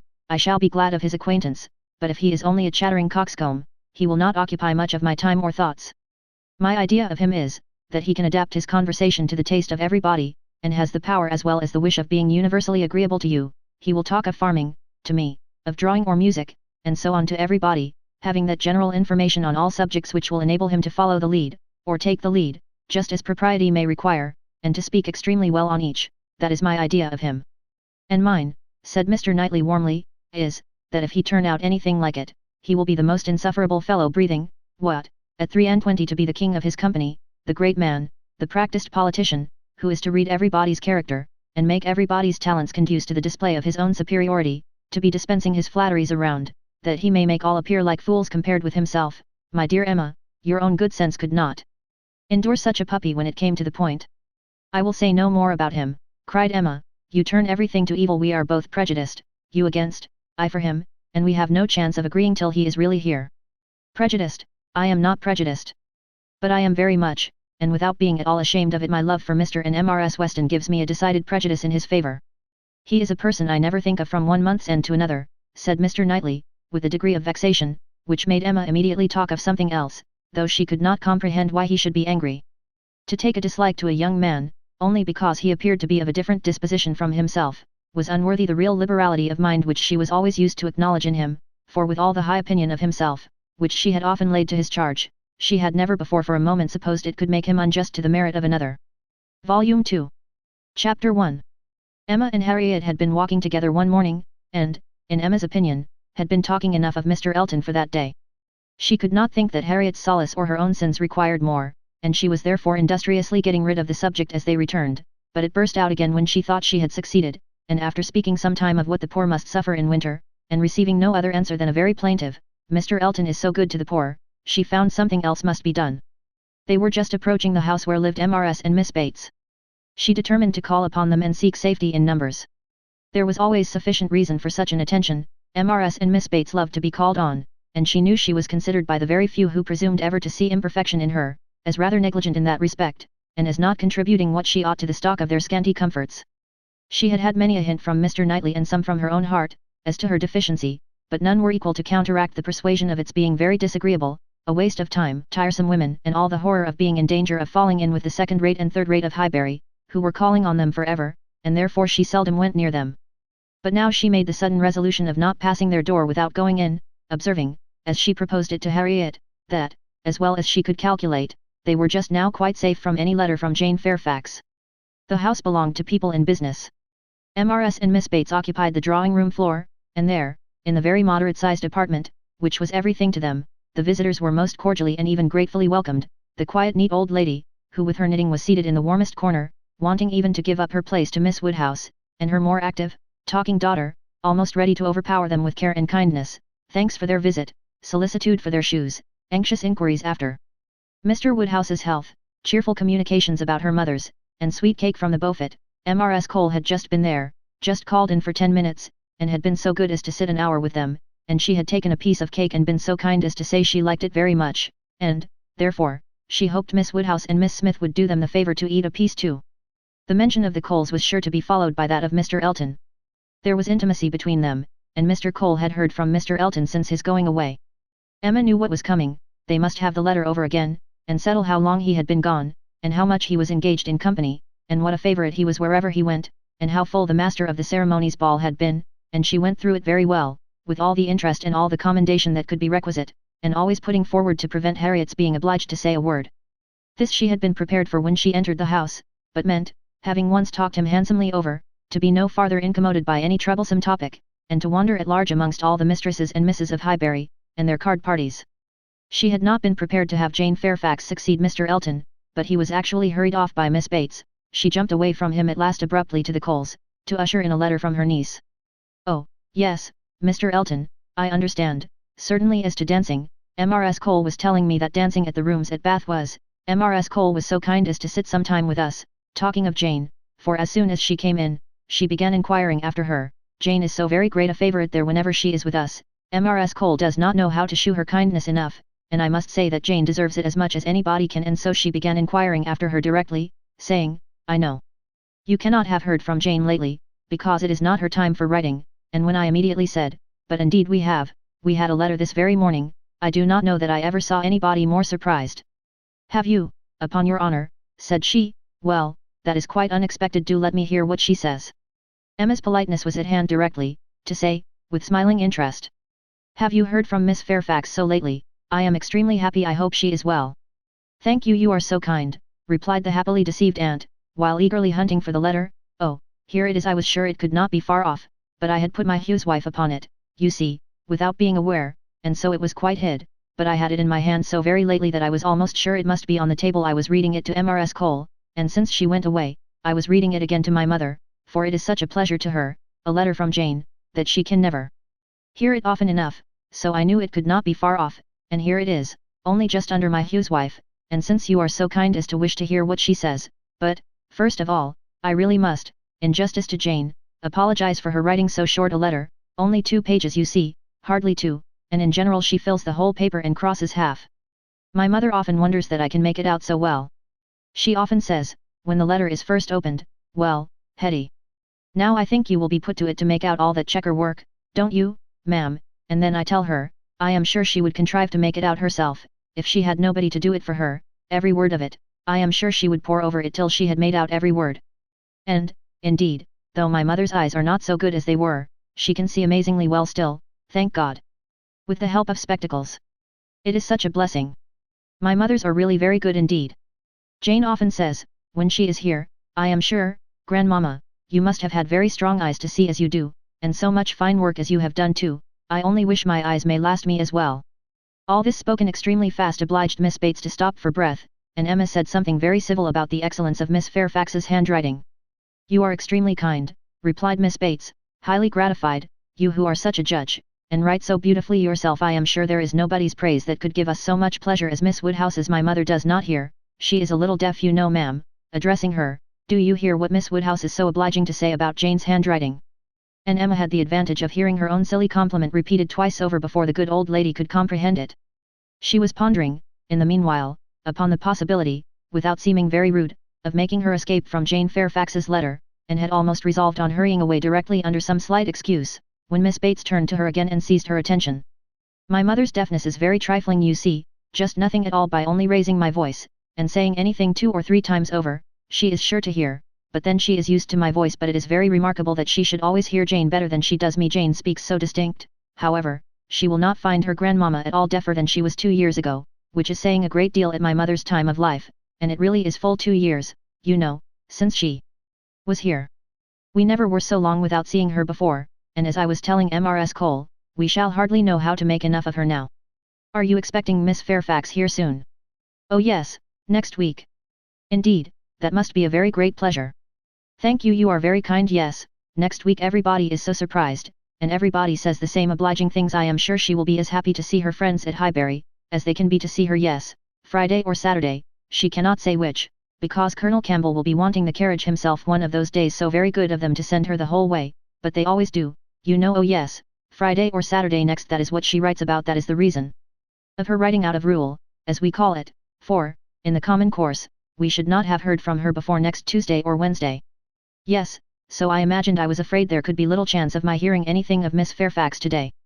So obliging of you. No, we should not have heard, if it had not been for this particular circumstance, of her being to come here so soon. My mother is so delighted, for she is to be 3 months with us, at least 3 months, she says so, positively, as I am going to have the pleasure of reading to you. The case is, you see, that the Campbells are going to Ireland. Mrs. Dixon has persuaded her father and mother to come over and see her directly. They had not intended to go over till the summer, but she is so impatient to see them again, for till she married, last October, she was never away from them so much as a week, which must make it very strange to be in different kingdoms, I was going to say, but however different countries, and so she wrote a very urgent letter to her mother, or her father, I declare I do not know which it was, but we shall see presently in Jane's letter, wrote in Mr. Dixon's name as well as her own, to press their coming over directly. And they would give them the meeting in Dublin, and take them back to their country seat, Ballycraig, a beautiful place, I fancy. Jane has heard a great deal of its beauty, from Mr. Dixon, I do not know that she ever heard about it from anybody else, but it was very natural, you know, that he should like to speak of his own place while he was paying his addresses, and as Jane used to be very often walking out with them, for Colonel and Mrs. Campbell were very particular about their daughters not walking out often with only Mr. Dixon, for which I do not at all blame them, of course she heard everything he might be telling Miss Campbell about his own home in Ireland, and I think she wrote us word that he had shown them some drawings of the place, views that he had taken himself. He is a most amiable, charming young man, I believe. Jane was quite longing to go to Ireland, from his account of things.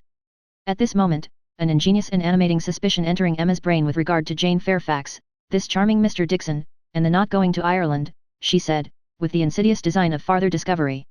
You must feel it very fortunate that Miss Fairfax should be allowed to come to you at such a time, considering the very particular friendship between her and Mrs. Dixon. You could hardly have expected her to be excused from accompanying Colonel and Mrs. Campbell. Very true, indeed the very thing that we have always been rather afraid of, for we should not have liked to have her at such a distance from us, for months together, not able to come if anything was to happen, but you see, everything turns out for the best. They want her, Mr. and Mrs. Dixon, excessively to come over with Colonel and Mrs. Campbell, quite depend upon it. Nothing can be more kind or pressing than their joint invitation. Jane says, as you will hear presently, Mr. Dixon does not seem in the least backward in any attention. He is a most charming young man. Ever since the service he rendered Jane at Weymouth, when they were out in that party on the water, and she, by the sudden whirling round of something or other among the sails, would have been dashed into the sea at once, and actually was all but gone, if he had not, with the greatest presence of mind, caught hold of her habit. I can never think of it without trembling, but ever since we had the history of that day, I have been so fond of Mr. Dixon. But, in spite of all her friend's urgency, and her own wish of seeing Ireland, Miss Fairfax prefers devoting the time to you and Mrs. Bates.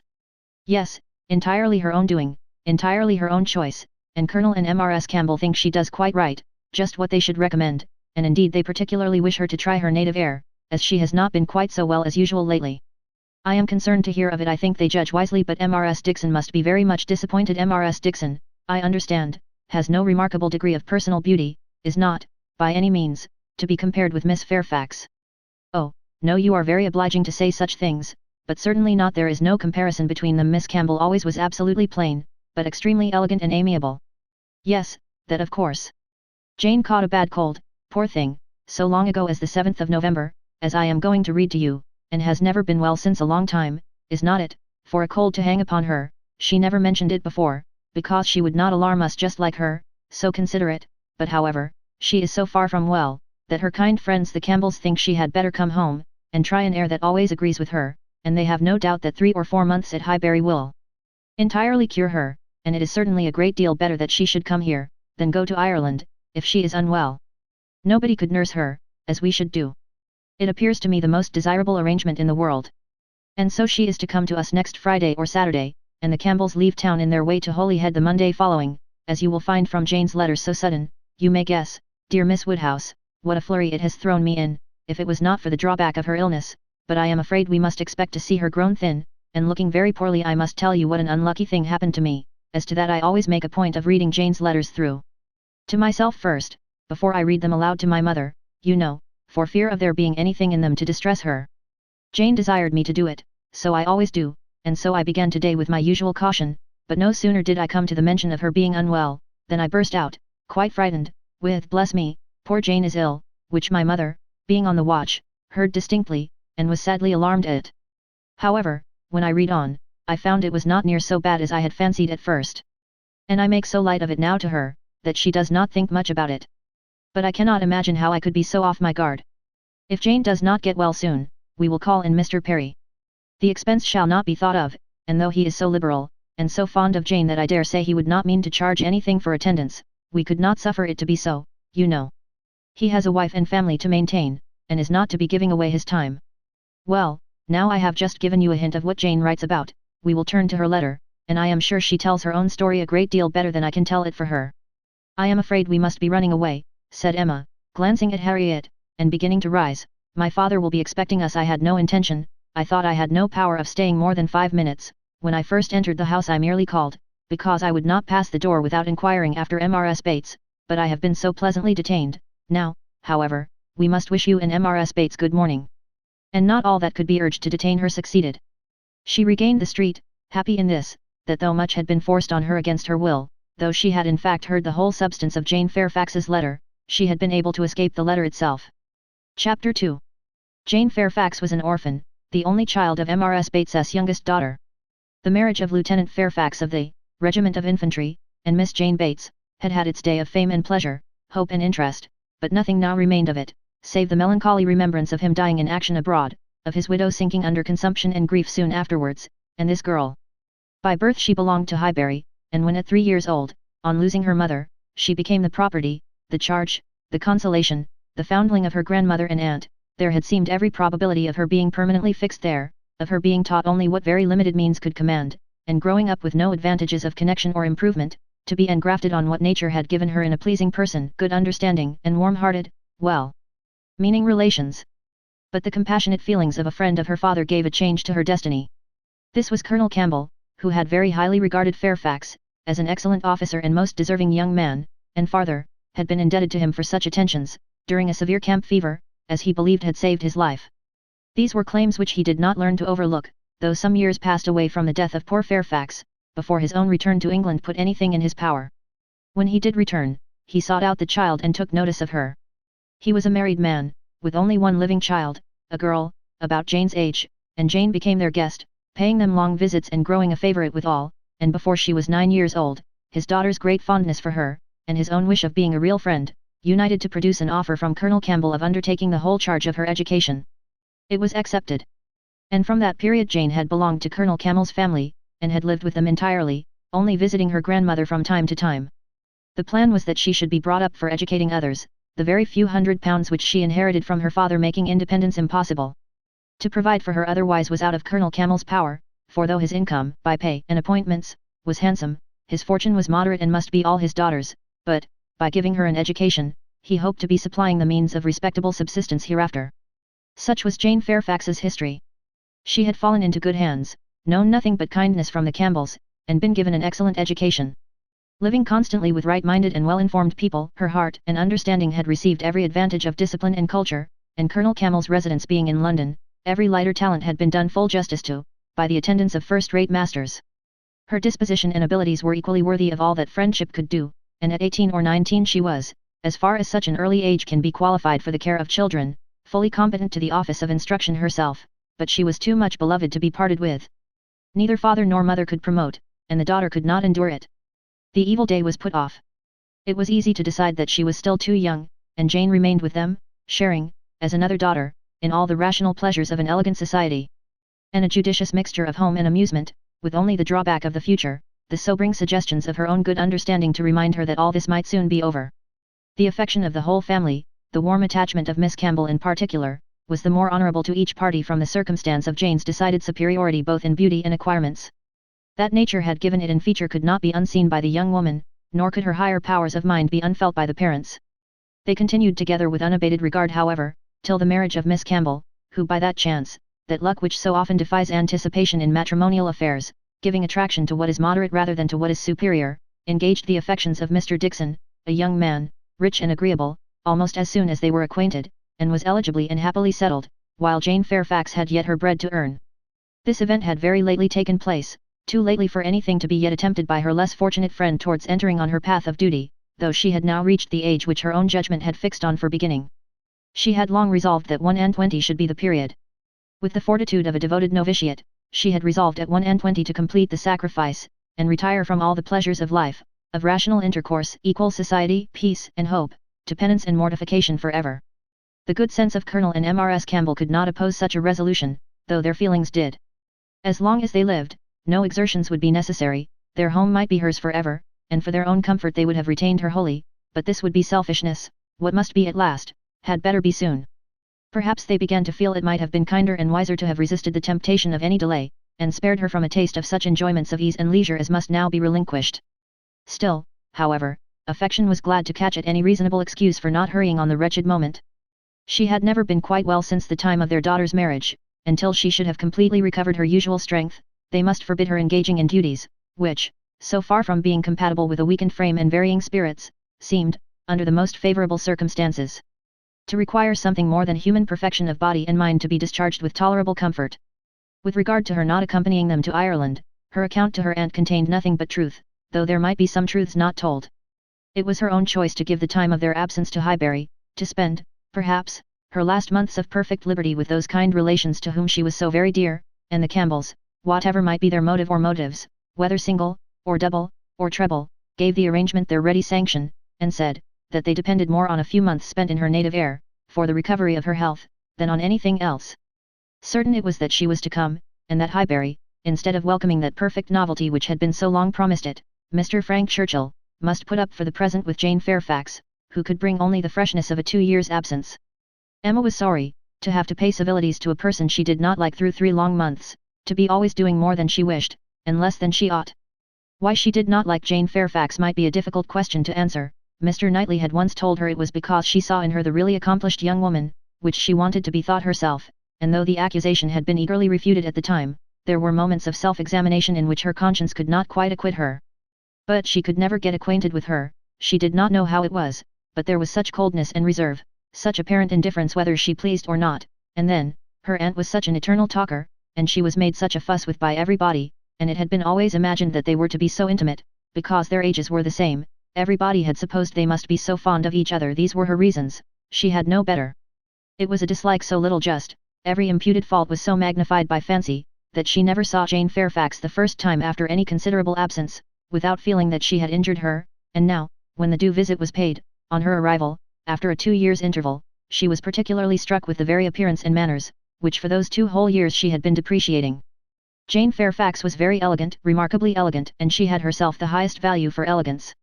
Her height was pretty, just such as almost everybody would think tall, and nobody could think very tall, her figure particularly graceful, her size a most becoming medium, between fat and thin, though a slight appearance of ill health seemed to point out the likeliest evil of the two. Emma could not but feel all this, and then, her face, her features, there was more beauty in them altogether than she had remembered. It was not regular, but it was very pleasing beauty. Her eyes, a deep grey, with dark eyelashes and eyebrows, had never been denied their praise, but the skin, which she had been used to cavil at, as wanting colour, had a clearness and delicacy which really needed no fuller bloom.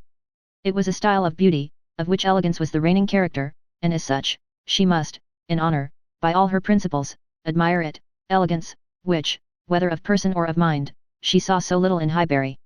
There, not to be vulgar, was distinction, and merit. In short, she sat, during the first visit, looking at Jane Fairfax with twofold complacency, the sense of pleasure and the sense of rendering justice, and was determining that she would dislike her no longer. When she took in her history, indeed, her situation, as well as her beauty, when she considered what all this elegance was destined to, what she was going to sink from, how she was going to live, it seemed impossible to feel anything but compassion and respect, especially, if to every well-known particular entitling her to interest, were added the highly probable circumstance of an attachment to Mr. Dixon, which she had so naturally started to herself. In that case, nothing could be more pitiable or more honourable than the sacrifices she had resolved on. Emma was very willing now to acquit her of having seduced Mr. Dixon's affections from his wife, or of anything mischievous which her imagination had suggested at first. If it were love, it might be simple, single, successless love on her side alone. She might have been unconsciously sucking in the sad poison, while a sharer of his conversation with her friend, and from the best, the purest of motives, might now be denying herself this visit to Ireland, and resolving to divide herself effectually from him and his connections by soon beginning her career of laborious duty. Upon the whole, Emma left her with such softened, charitable feelings, as made her look around in walking home, and lament that Highbury afforded no young man worthy of giving her independence, nobody that she could wish to scheme about for her. These were charming feelings, but not lasting. Before she had committed herself by any public profession of eternal friendship for Jane Fairfax, or done more towards a recantation of past prejudices and errors, than saying to Mr. Knightley, "She certainly is handsome, she is better than handsome," Jane had spent an evening at Hartfield with her grandmother and aunt, and everything was relapsing much into its usual state. Former provocations reappeared. The aunt was as tiresome as ever, more tiresome, because anxiety for her health was now added to admiration of her powers, and they had to listen to the description of exactly how little bread and butter she ate for breakfast, and how small a slice of mutton for dinner, as well as to see exhibitions of new caps and new work bags for her mother and herself, and Jane's offences rose again. They had music, Emma was obliged to play, and the thanks and praise which necessarily followed appeared to her an affectation of candour, an air of greatness. meaning only to show off in higher style her own very superior performance. She was, besides, which was the worst of all, so cold, so cautious. There was no getting at her real opinion. Wrapped up in a cloak of politeness, she seemed determined to hazard nothing. She was was suspiciously reserved. If anything could be more, where all was most, she was more reserved on the subject of Weymouth and the Dixons than anything. She seemed bent on giving no real insight into Mr. Dixon's character, or her own value for his company, or opinion of the suitableness of the match. It was all general approbation and smoothness, nothing delineated or distinguished. It did her no service however. Her caution was thrown away. Emma saw its artifice, and returned to her first surmises. There probably was something more to conceal than her own preference. Mr. Dixon, perhaps, had been very near changing one friend for the other, or been fixed only to Miss Campbell, for the sake of the future £12,000. The like reserve prevailed on other topics. She and Mr. Frank Churchill had been at Weymouth at the same time. It was known that they were a little acquainted, but not a syllable of real information could Emma procure as to what he truly was. Was he handsome? She believed he was reckoned a very fine young man. Was he agreeable? He was generally thought so. Did he appear a sensible young man, a young man of information, at a watering place, or in a common London acquaintance? It was difficult to decide on such points. Manners were all that could be safely judged of. Under a much longer knowledge than they had yet had of Mr. Churchill, she believed everybody found his manners pleasing. Emma could not forgive her. Chapter 3. Emma could not forgive her, but as neither provocation nor resentment were discerned by Mr. Knightley, who had been of the party, and had seen only proper attention and pleasing behaviour on each side, he was expressing the next morning, being at Hartfield again on business with Mr. Woodhouse, his approbation of the whole, not so openly as he might have done had her father been out of the room, but speaking plain enough to be very intelligible to Emma. He had been used to think her unjust to Jane, and had now great pleasure in marking an improvement. A very pleasant evening, he began, as soon as Mr. Woodhouse had been talked into what was necessary, told that he understood, and the papers swept away. Particularly pleasant. You and Miss Fairfax gave us some very good music. I do not know a more luxurious state, sir, than sitting at one's ease to be entertained a whole evening by two such young women, sometimes with music and sometimes with conversation. I am sure Miss Fairfax must have found the evening pleasant. Emma, you left nothing undone. I was glad you made her play so much, for having no instrument at her grandmother's, it must have been a real indulgence. I am happy you approved, said Emma, smiling, but I hope I am not often deficient in what is due to guests at Hartfield. No, my dear, said her father instantly, that I am sure you are not. There is nobody half so attentive and civil as you are. If anything, you are too attentive. The muffin last night, if it had been handed round once, I think it would have been enough. No, said Mr. Knightley, nearly at the same time, you are not often deficient either in manner or comprehension. I think you understand me, therefore. An arch look expressed, I understand you well enough, but she said only, Miss Fairfax is reserved. I always told you she was, a little, but you will soon overcome all that part of her reserve which ought to be overcome, all that has its foundation in diffidence. What arises from discretion must be honoured. You think her diffident. I do not see it. My dear Emma, said he, moving from his chair into one close by her, you are not going to tell me, I hope, that you had not a pleasant evening. Oh, no, I was pleased with my own perseverance in asking questions, and amused to think how little information I obtained. I am disappointed, was his only answer. I hope everybody had a pleasant evening, said Mr. Woodhouse, in his quiet way. I had once.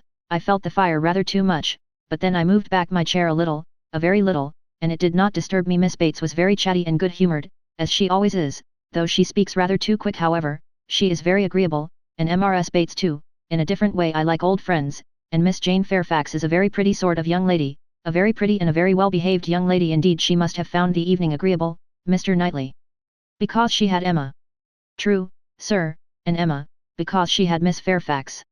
Emma saw his anxiety, and wishing to appease it, at least for the present, said, and with a sincerity which no one could question.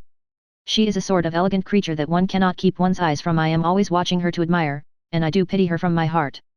Mr. Knightley looked as if he were more gratified than he cared to express, and before he could make any reply, Mr. Woodhouse, whose thoughts were on the Bateses, said, It is a great pity that their circumstances should be so confined, a great pity indeed, and I have often wished, but it is so little one can venture to do, small, trifling presents, of anything uncommon. Now we have killed a porker, and Emma thinks of sending them a loin or a leg. It is very small and delicate. Hartfield pork is not like any other pork, but still it is pork, and, my dear Emma, unless one could be sure of their making it into steaks, nicely fried, as ours are fried, without the smallest grease, and not roast it, for no stomach can bear roast pork, I think we had better send the leg. Do not you think so, my dear? My dear papa, I sent the whole hind quarter. I knew you would wish it. There will be the leg to be salted, you know, which is so very nice, and the loin to be dressed directly in any manner they like. That's right, my dear, very right. I had not thought of it before, but that is the best way. They must not oversalt the leg, and then, if it is not oversalted, and if it is very thoroughly boiled, just as sorrel boils ours, and eaten very moderately of, with a boiled turnip, and a little carrot or parsnip, I do not consider it unwholesome. Emma, said Mr. Knightley presently, I have a piece of news for you. You like news, and I heard an article in my way hither that I think will interest you. News? Oh, yes, I always like news. What is it? Why do you smile so? Where did you hear it? At Randall's? He had time only to say. No, not at Randall's. I have not been near Randall's, when the door was thrown open, and Miss Bates and Miss Fairfax walked into the room.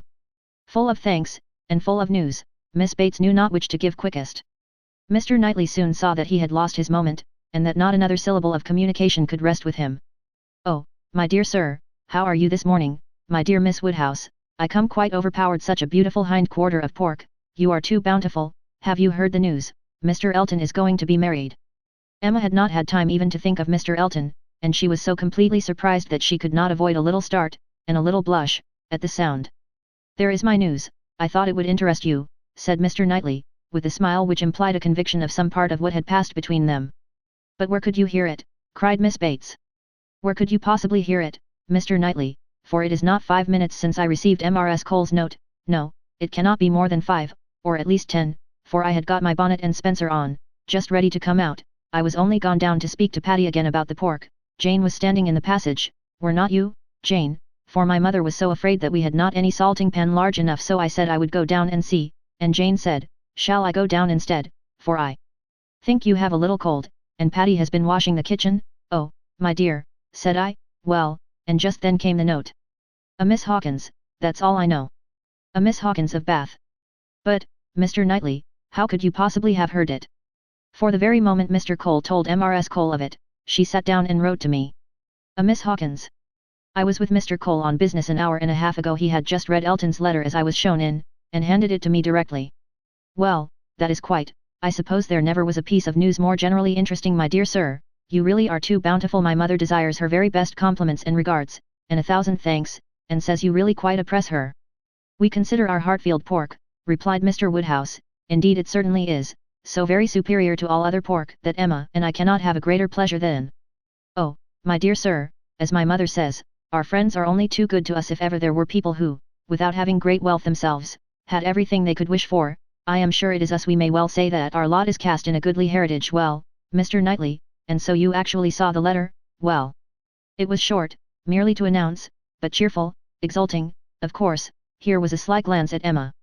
He had been so fortunate as to, I forget the precise words, one has no business to remember them. The information was, as you state, that he was going to be married to a Miss Hawkins. By his style, I should imagine it just settled. Mr. Elton going to be married, said Emma, as soon as she could speak. He will have everybody's wishes for his happiness. He is very young to settle, was Mr. Woodhouse's observation. He had better not be in a hurry. He seemed to me very well off as he was. We were always glad to see him at Hartfield.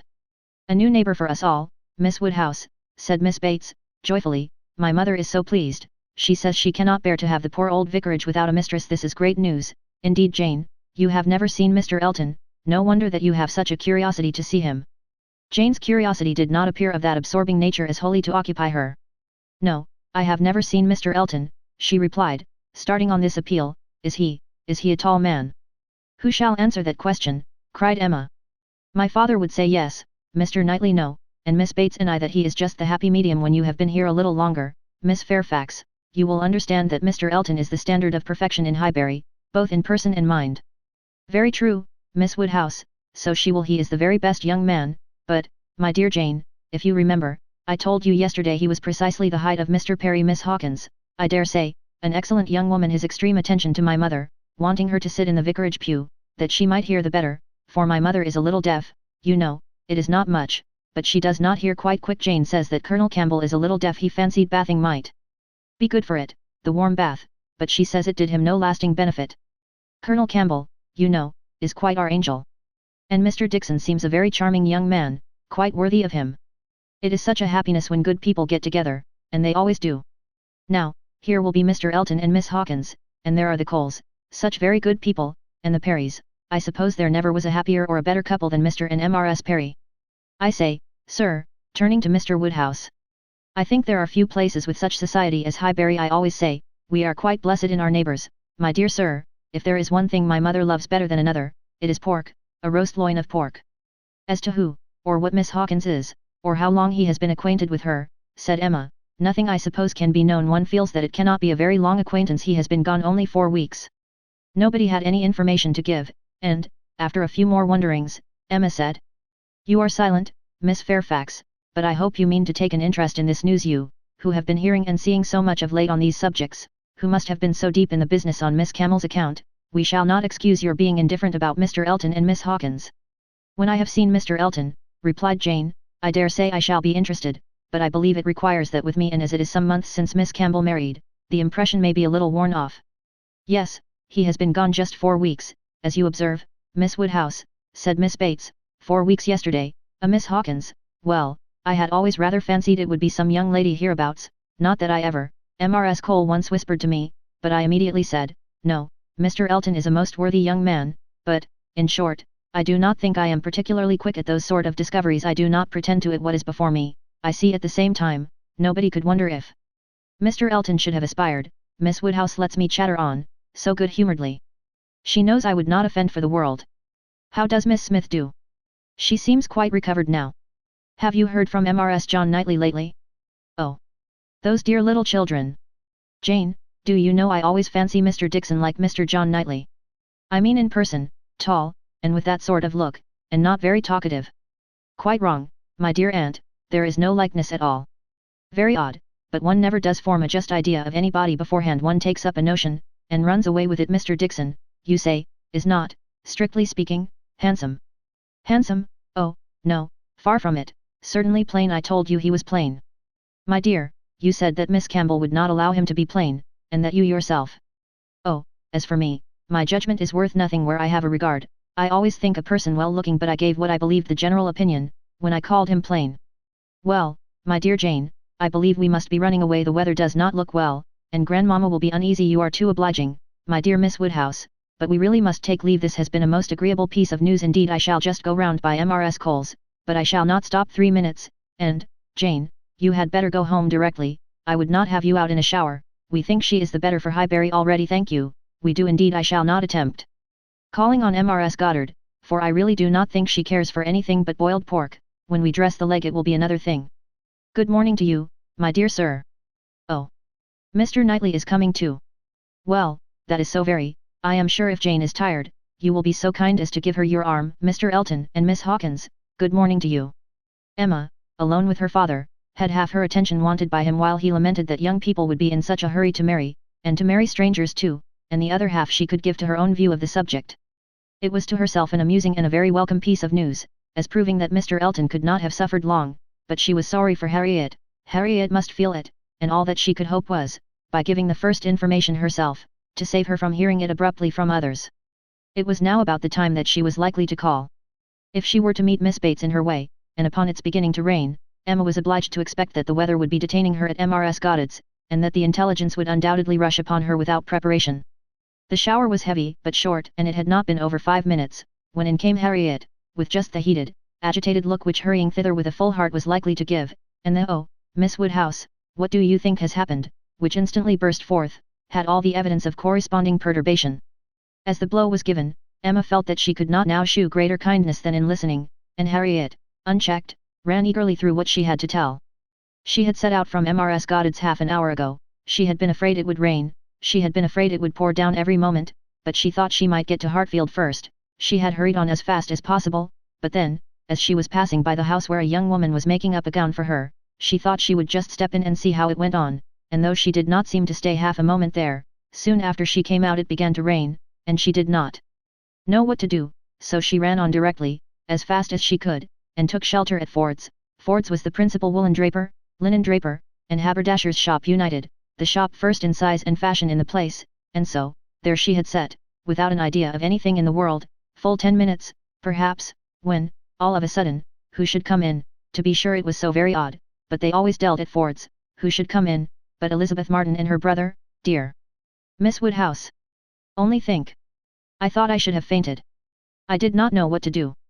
I was sitting near the door. Elizabeth saw me directly, but he did not, he was busy with the umbrella. I am sure she saw me, but she looked away directly, and took no notice, and they both went to quite the farther end of the shop, and I kept sitting near the door. Oh dear, I was so miserable. I am sure I must have been as white as my gown.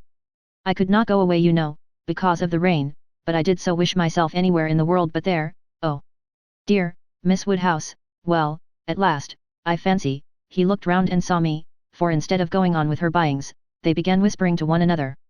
I am sure they were talking of me, and I could not help thinking that he was persuading her to speak to me. Do you think he was, Miss Woodhouse? For presently she came forward, came quite up to me, and asked me how I did, and seemed ready to shake hands, if I would.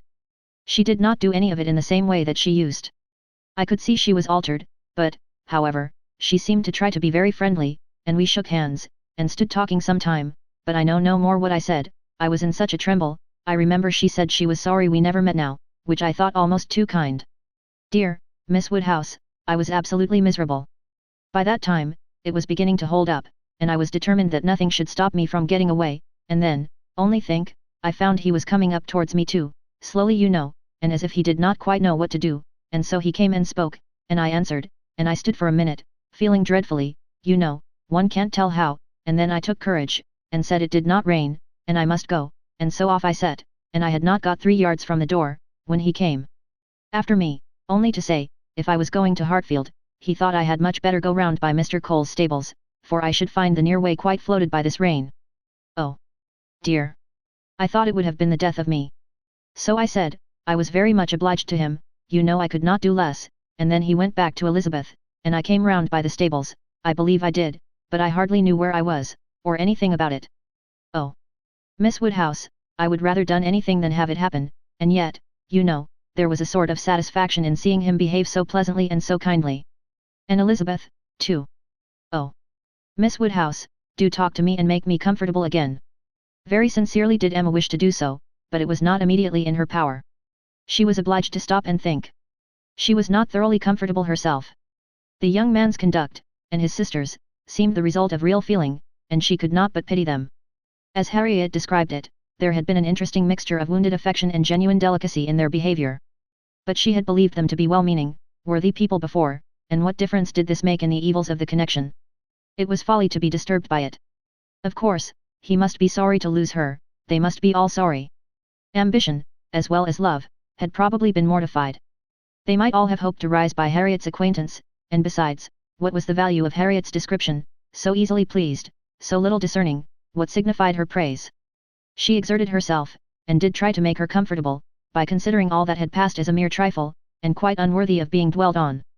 It might be distressing, for the moment, said she, but you seem to have behaved extremely well, and it is over, and may never, can never, as a first meeting, occur again, and therefore you need not think about it. Harriet said, very true, and she would not think about it, but still she talked of it, still she could talk of nothing else, and Emma, at last, in order to put the Martins out of her head, was obliged to hurry on the news, which she had meant to give with so much tender caution, hardly knowing herself whether to rejoice or be angry, ashamed, or only amused, at such a state of mind in poor Harriet, such a conclusion of Mr. Elton's importance with her. Mr. Elton's rights, however, gradually revived. Though she did not feel the first intelligence as she might have done the day before, or an hour before, its interest soon increased, and before their first conversation was over, she had talked herself into all the sensations of curiosity, wonder and regret, pain and pleasure, as to this fortunate Miss Hawkins, which could conduce to place the Martins under proper subordination in her fancy. Emma learned to be rather glad that there had been such a meeting. It had been serviceable in deadening the first shock, without retaining any influence to alarm. As Harriet now lived, the Martins could not get at her, without seeking her, where hitherto they had wanted either the courage or the condescension to seek her, for since her refusal of the brother, the sisters never had been at Mrs. Goddard's, and a 12-month might pass without their being thrown together again, with any necessity, or even any power of speech. Chapter 4. Human nature is so well disposed towards those who are in interesting situations, that a young person, who either marries or dies, is sure of being kindly spoken of. A week had not passed since Miss Hawkins's name was first mentioned in Highbury, before she was, by some means or other, discovered to have every recommendation of person and mind, to be handsome, elegant, highly accomplished, and perfectly amiable, and when Mr. Elton himself arrived to triumph in his happy prospects, and circulate the fame of her merits, there was very little more for him to do, than to tell her Christian name, and say whose music she principally played. Mr. Elton returned, a very happy man. He had gone away rejected and mortified, disappointed in a very sanguine hope, after a series of what appeared to him strong encouragement, and not only losing the right lady, but finding himself debased to the level of a very wrong one. He had gone away deeply offended, he came back engaged to another, and to another as superior, of course, to the first, as under such circumstances what is gained always is to what is lost. He came back gay and self-satisfied, eager and busy, caring nothing for Miss Woodhouse, and defying Miss Smith. The charming Augusta Hawkins, in addition to all the usual advantages of perfect beauty and merit, was in possession of an independent fortune, of so many thousands as would always be called 10, a point of some dignity, as well as some convenience. The story told well, he had not thrown himself away, he had gained a woman of 10,000 litres or thereabouts, and he had gained her with such delightful rapidity. The first hour of introduction had been so very soon followed by distinguishing notice, the history which he had to give Mrs. Cole of the rise and progress of the affair was so glorious, the steps so quick, from the accidental rencontre, to the dinner at Mr. Green's, and the party at Mrs. Brown's, smiles and blushes rising in importance with consciousness and agitation richly scattered, the lady had been so easily impressed, so sweetly disposed, had in short, to use a most intelligible phrase, been so very ready to have him, that vanity and prudence were equally contented. He had caught both substance and shadow, both fortune and affection, and was just the happy man he ought to be, talking only of himself and his own concerns, expecting to be congratulated, ready to be laughed at, and, with cordial, fearless smiles, now addressing all the young ladies of the place, to whom, a few weeks ago, he would have been more cautiously gallant.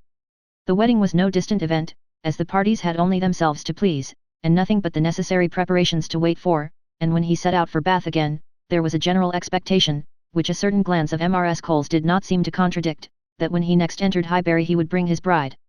During his present short stay, Emma had barely seen him, but just enough to feel that the first meeting was over, and to give her the impression of his not being improved by the mixture of pique and pretension, now spread over his air.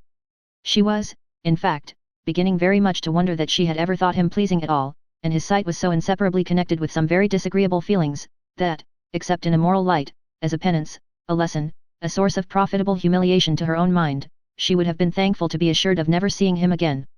She wished him very well, but he gave her pain, and his welfare 20 miles off would administer most satisfaction.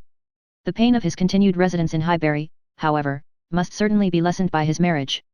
Many vain solicitudes would be prevented, many awkwardnesses smoothed by it. A Mrs. Elton would be an excuse for any change of intercourse, former intimacy might sink without remark. It would be almost beginning their life of civility again. Of the lady, individually, Emma thought very little. She was good enough for Mr. Elton, no doubt, accomplished enough for Highbury, handsome enough, to look plain, probably, by Harriet's side. As to connection, there Emma was perfectly easy, persuaded, that after all his own vaunted claims and disdain of Harriet, he had done nothing. On that article, truth seemed attainable.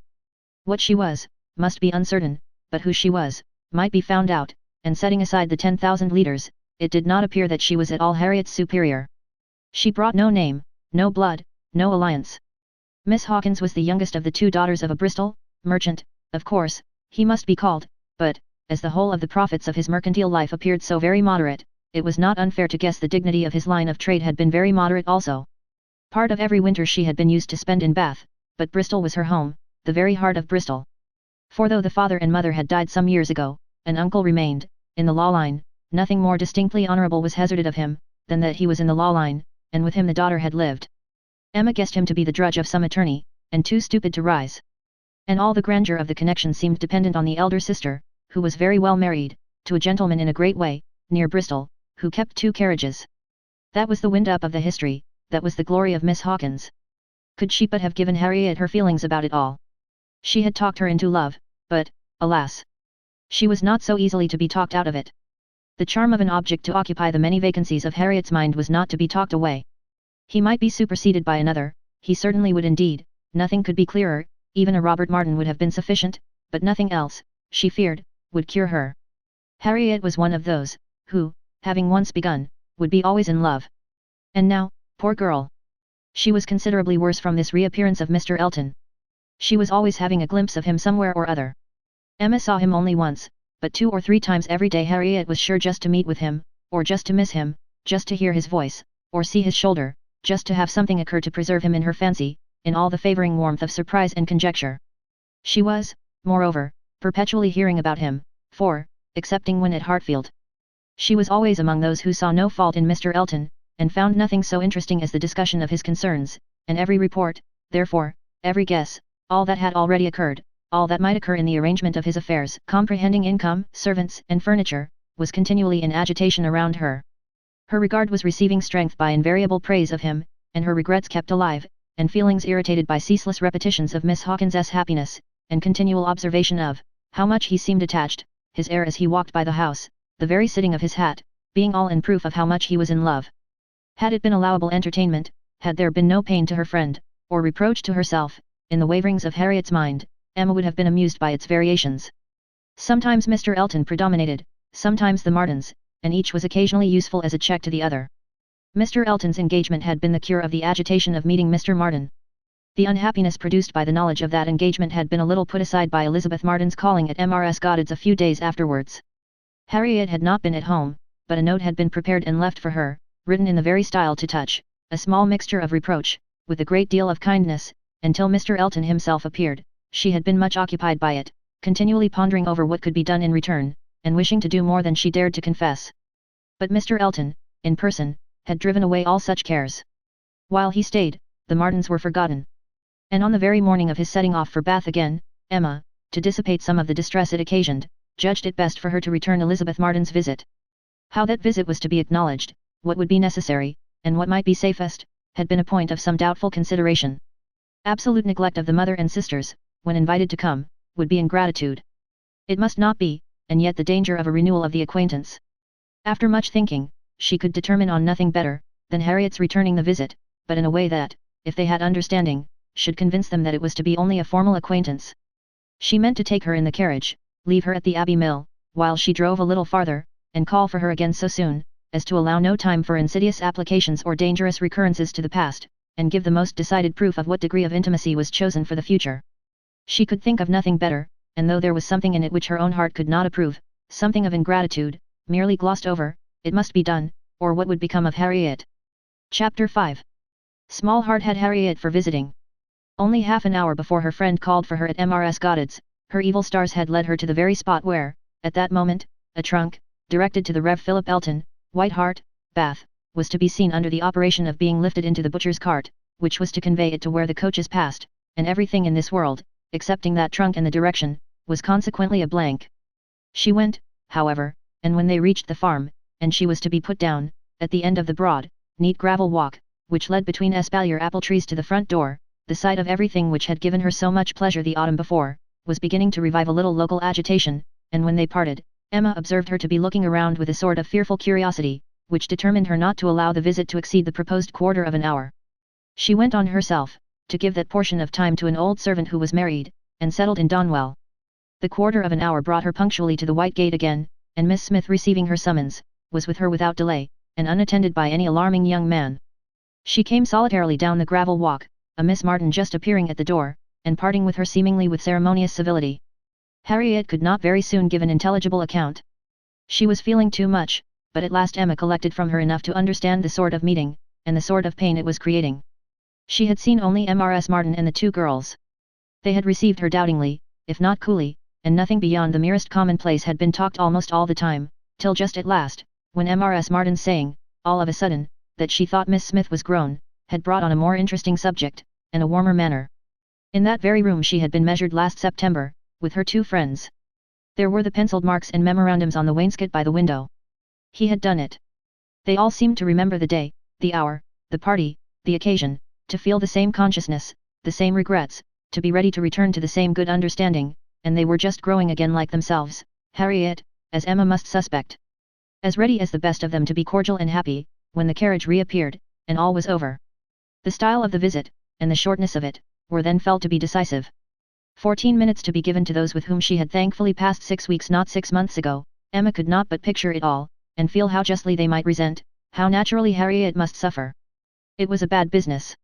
She would have given a great deal, or endured a great deal, to have had the Martins in a higher rank of life. They were so deserving, that a little higher should have been enough, but as it was, how could she have done otherwise? Impossible, she could not repent. They must be separated, but there was a great deal of pain in the process, so much to herself at this time, that she soon felt the necessity of a little consolation, and resolved on going home by way of Randalls to procure it. Her mind was quite sick of Mr. Elton and the Martins. The refreshment of Randalls was absolutely necessary. It was a good scheme, but on driving to the door they heard that neither master nor mistress was at home. They had both been out some time. The man believed they were gone to Hartfield. "This is too bad," cried Emma, as they turned away. "And now we shall just miss them, too provoking. I do not know when I have been so disappointed." And she leaned back in the corner, to indulge her murmurs, or to reason them away, probably a little of both, such being the commonest process of a not ill-disposed mind. Presently the carriage stopped. She looked up. It was stopped by Mr. and Mrs. Weston, who were standing to speak to her. There was instant pleasure in the sight of them, and still greater pleasure was conveyed in sound, for Mr. Weston immediately accosted her with, "How d'ye do, how d'ye do, we have been sitting with your father, glad to see him so well. Frank comes tomorrow, I had a letter this morning, we see him tomorrow by dinner time to a certainty. He is at Oxford today, and he comes for a whole fortnight. I knew it would be so if he had come at Christmas. He could not have stayed 3 days, I was always glad he did not come at Christmas. Now we are going to have just the right weather for him, fine, dry, settled weather. We shall enjoy him completely. Everything has turned out exactly as we could wish." There was no resisting such news, no possibility of avoiding the influence of such a happy face as Mr. Weston's, confirmed as it all was by the words and the countenance of his wife, fewer and quieter, but not less to the purpose. To know that she thought his coming certain was enough to make Emma consider it so, and sincerely did she rejoice in their joy. It was a most delightful reanimation of exhausted spirits. The worn-out past was sunk in the freshness of what was coming, and in the rapidity of half a moment's thought, she hoped Mr. Elton would now be talked of no more. Mr. Weston gave her the history of the engagements at Enscombe, which allowed his son to answer for having an entire fortnight at his command, as well as the route and the method of his journey, and she listened and smiled and congratulated. "I shall soon bring him over to Hartfield," said he, at the conclusion. Emma could imagine she saw a touch of the arm at this speech, from his wife. "We had better move on, Mr. Weston," said she, "we are detaining the girls." "Well, well, I am ready," and turning again to Emma, "but you must not be expecting such a very fine young man. You have only had my account, you know. I dare say he is really nothing extraordinary," though his own sparkling eyes at the moment were speaking a very different conviction. Emma could look perfectly unconscious and innocent, and answer in a manner that appropriated nothing. "Think of me tomorrow, my dear Emma, about 4 o'clock, was Mrs. Weston's parting injunction, spoken with some anxiety, and meant only for her. 4 o'clock, depend upon it he will be here by 3, was Mr. Weston's quick amendment, and so ended a most satisfactory meeting. Emma's spirits were mounted quite up to happiness, everything wore a different air, James and his horses seemed not half so sluggish as before. When she looked at the hedges, she thought the elder at least must soon be coming out, and when she turned round to Harriet, she saw something like a look of spring, a tender smile even there. "Will Mr. Frank Churchill pass through Bath as well as Oxford?" was a question, however, which did not augur much. But neither geography nor tranquillity could come all at once, and Emma was now in a humour to resolve that they should both come in time. The morning of the interesting day arrived, and Mrs. Weston's faithful pupil did not forget either at 10 or 11 or 12 o'clock, that she was to think of her at 4. "My dear, dear anxious friend," said she, in mental soliloquy, while walking downstairs from her own room, "always over-careful for everybody's comfort but your own, I see you now in all your little fidgets, going again and again into his room, to be sure that all is right." The clock struck 12 as she passed through the hall.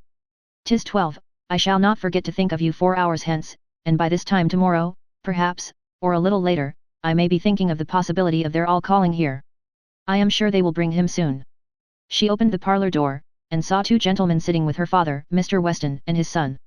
They had been arrived only a few minutes, and Mr. Weston had scarcely finished his explanation of Frank's being a day before his time, and her father was yet in the midst of his very civil welcome and congratulations, when she appeared, to have her share of surprise, introduction, and pleasure. The Frank Churchill so long talked of, so high in interest, was actually before her. He was presented to her, and she did not think too much had been said in his praise. He was a very good-looking young man, height, air, address, all were unexceptionable, and his countenance had a great deal of the spirit and liveliness of his father's. He looked quick and sensible. She felt immediately that she should like him, and there was a well-bred ease of manner, and a readiness to talk, which convinced her that he came intending to be acquainted with her, and that acquainted they soon must be. He had reached Randalls the evening before. She was pleased with the eagerness to arrive which had made him alter his plan, and travel earlier, later, and quicker, that he might gain half a day. "I told you yesterday," cried Mr. Weston with exultation, "I told you all that he would be here before the time named. I remembered what I used to do myself. One cannot creep upon a journey, one cannot help getting on faster than one has planned, and the pleasure of coming in upon one's friends before the lookout begins, is worth a great deal more than any little exertion it needs." "It is a great pleasure where one can indulge in it," said the young man, though there are not many houses that I should presume on so far, but in coming home I felt I might do anything." The word home made his father look on him with fresh complacency. Emma was directly sure that he knew how to make himself agreeable. The conviction was strengthened by what followed. He was very much pleased with Rendle's, thought it a most admirably arranged house, would hardly allow it even to be very small, admired the situation, the walk to Highbury itself, Hartfield still more, and professed himself to have always felt the sort of interest in the country which none but one's own country gives, and the greatest curiosity to visit it. That he should never have been able to indulge so amiable a feeling before, passed suspiciously through Emma's brain, but still, if it were a falsehood, it was a pleasant one, and pleasantly handled. His manner had no air of study or exaggeration. He did really look and speak as if in a state of no common enjoyment. Their subjects in general were such as belonged to an opening acquaintance. On his side were the inquiries: was she a horsewoman, pleasant rides, pleasant walks, had they a large neighbourhood, Highbury, perhaps, afforded society enough, there were several very pretty houses in and about it, balls, had they balls, was it a musical society? But when satisfied on all these points, and their acquaintance proportionably advanced, he contrived to find an opportunity, while their two fathers were engaged with each other, of introducing his mother-in-law, and speaking of her with so much handsome praise, so much warm admiration, so much gratitude for the happiness she secured to his father, and her very kind reception of himself, as was an additional proof of his knowing how to please, and of his certainly thinking it worth while to try to please her. He did not advance a word of praise beyond what she knew to be thoroughly deserved by Mrs. Weston, but, undoubtedly he could know very little of the matter. He understood what would be welcome, he could be sure of little else. His father's marriage, he said, had been the wisest measure, every friend must rejoice in it, and the family from whom he had received such a blessing must be ever considered as having conferred the highest obligation on him. He got as near as he could to thanking her for Miss Taylor's merits, without seeming quite to forget that in the common course of things it was to be rather supposed that Miss Taylor had formed Miss Woodhouse's character, than Miss Woodhouse Miss Taylor's. And at last, as if resolved to qualify his opinion completely for travelling round to its object, he wound it all up with astonishment at the youth and beauty of her person. "Elegant, agreeable manners, I was prepared for," said he, "but I confess that, considering everything, I had not expected more than a very tolerably well-looking woman of a certain age. I did not know that I was to find a pretty young woman in Mrs. Weston."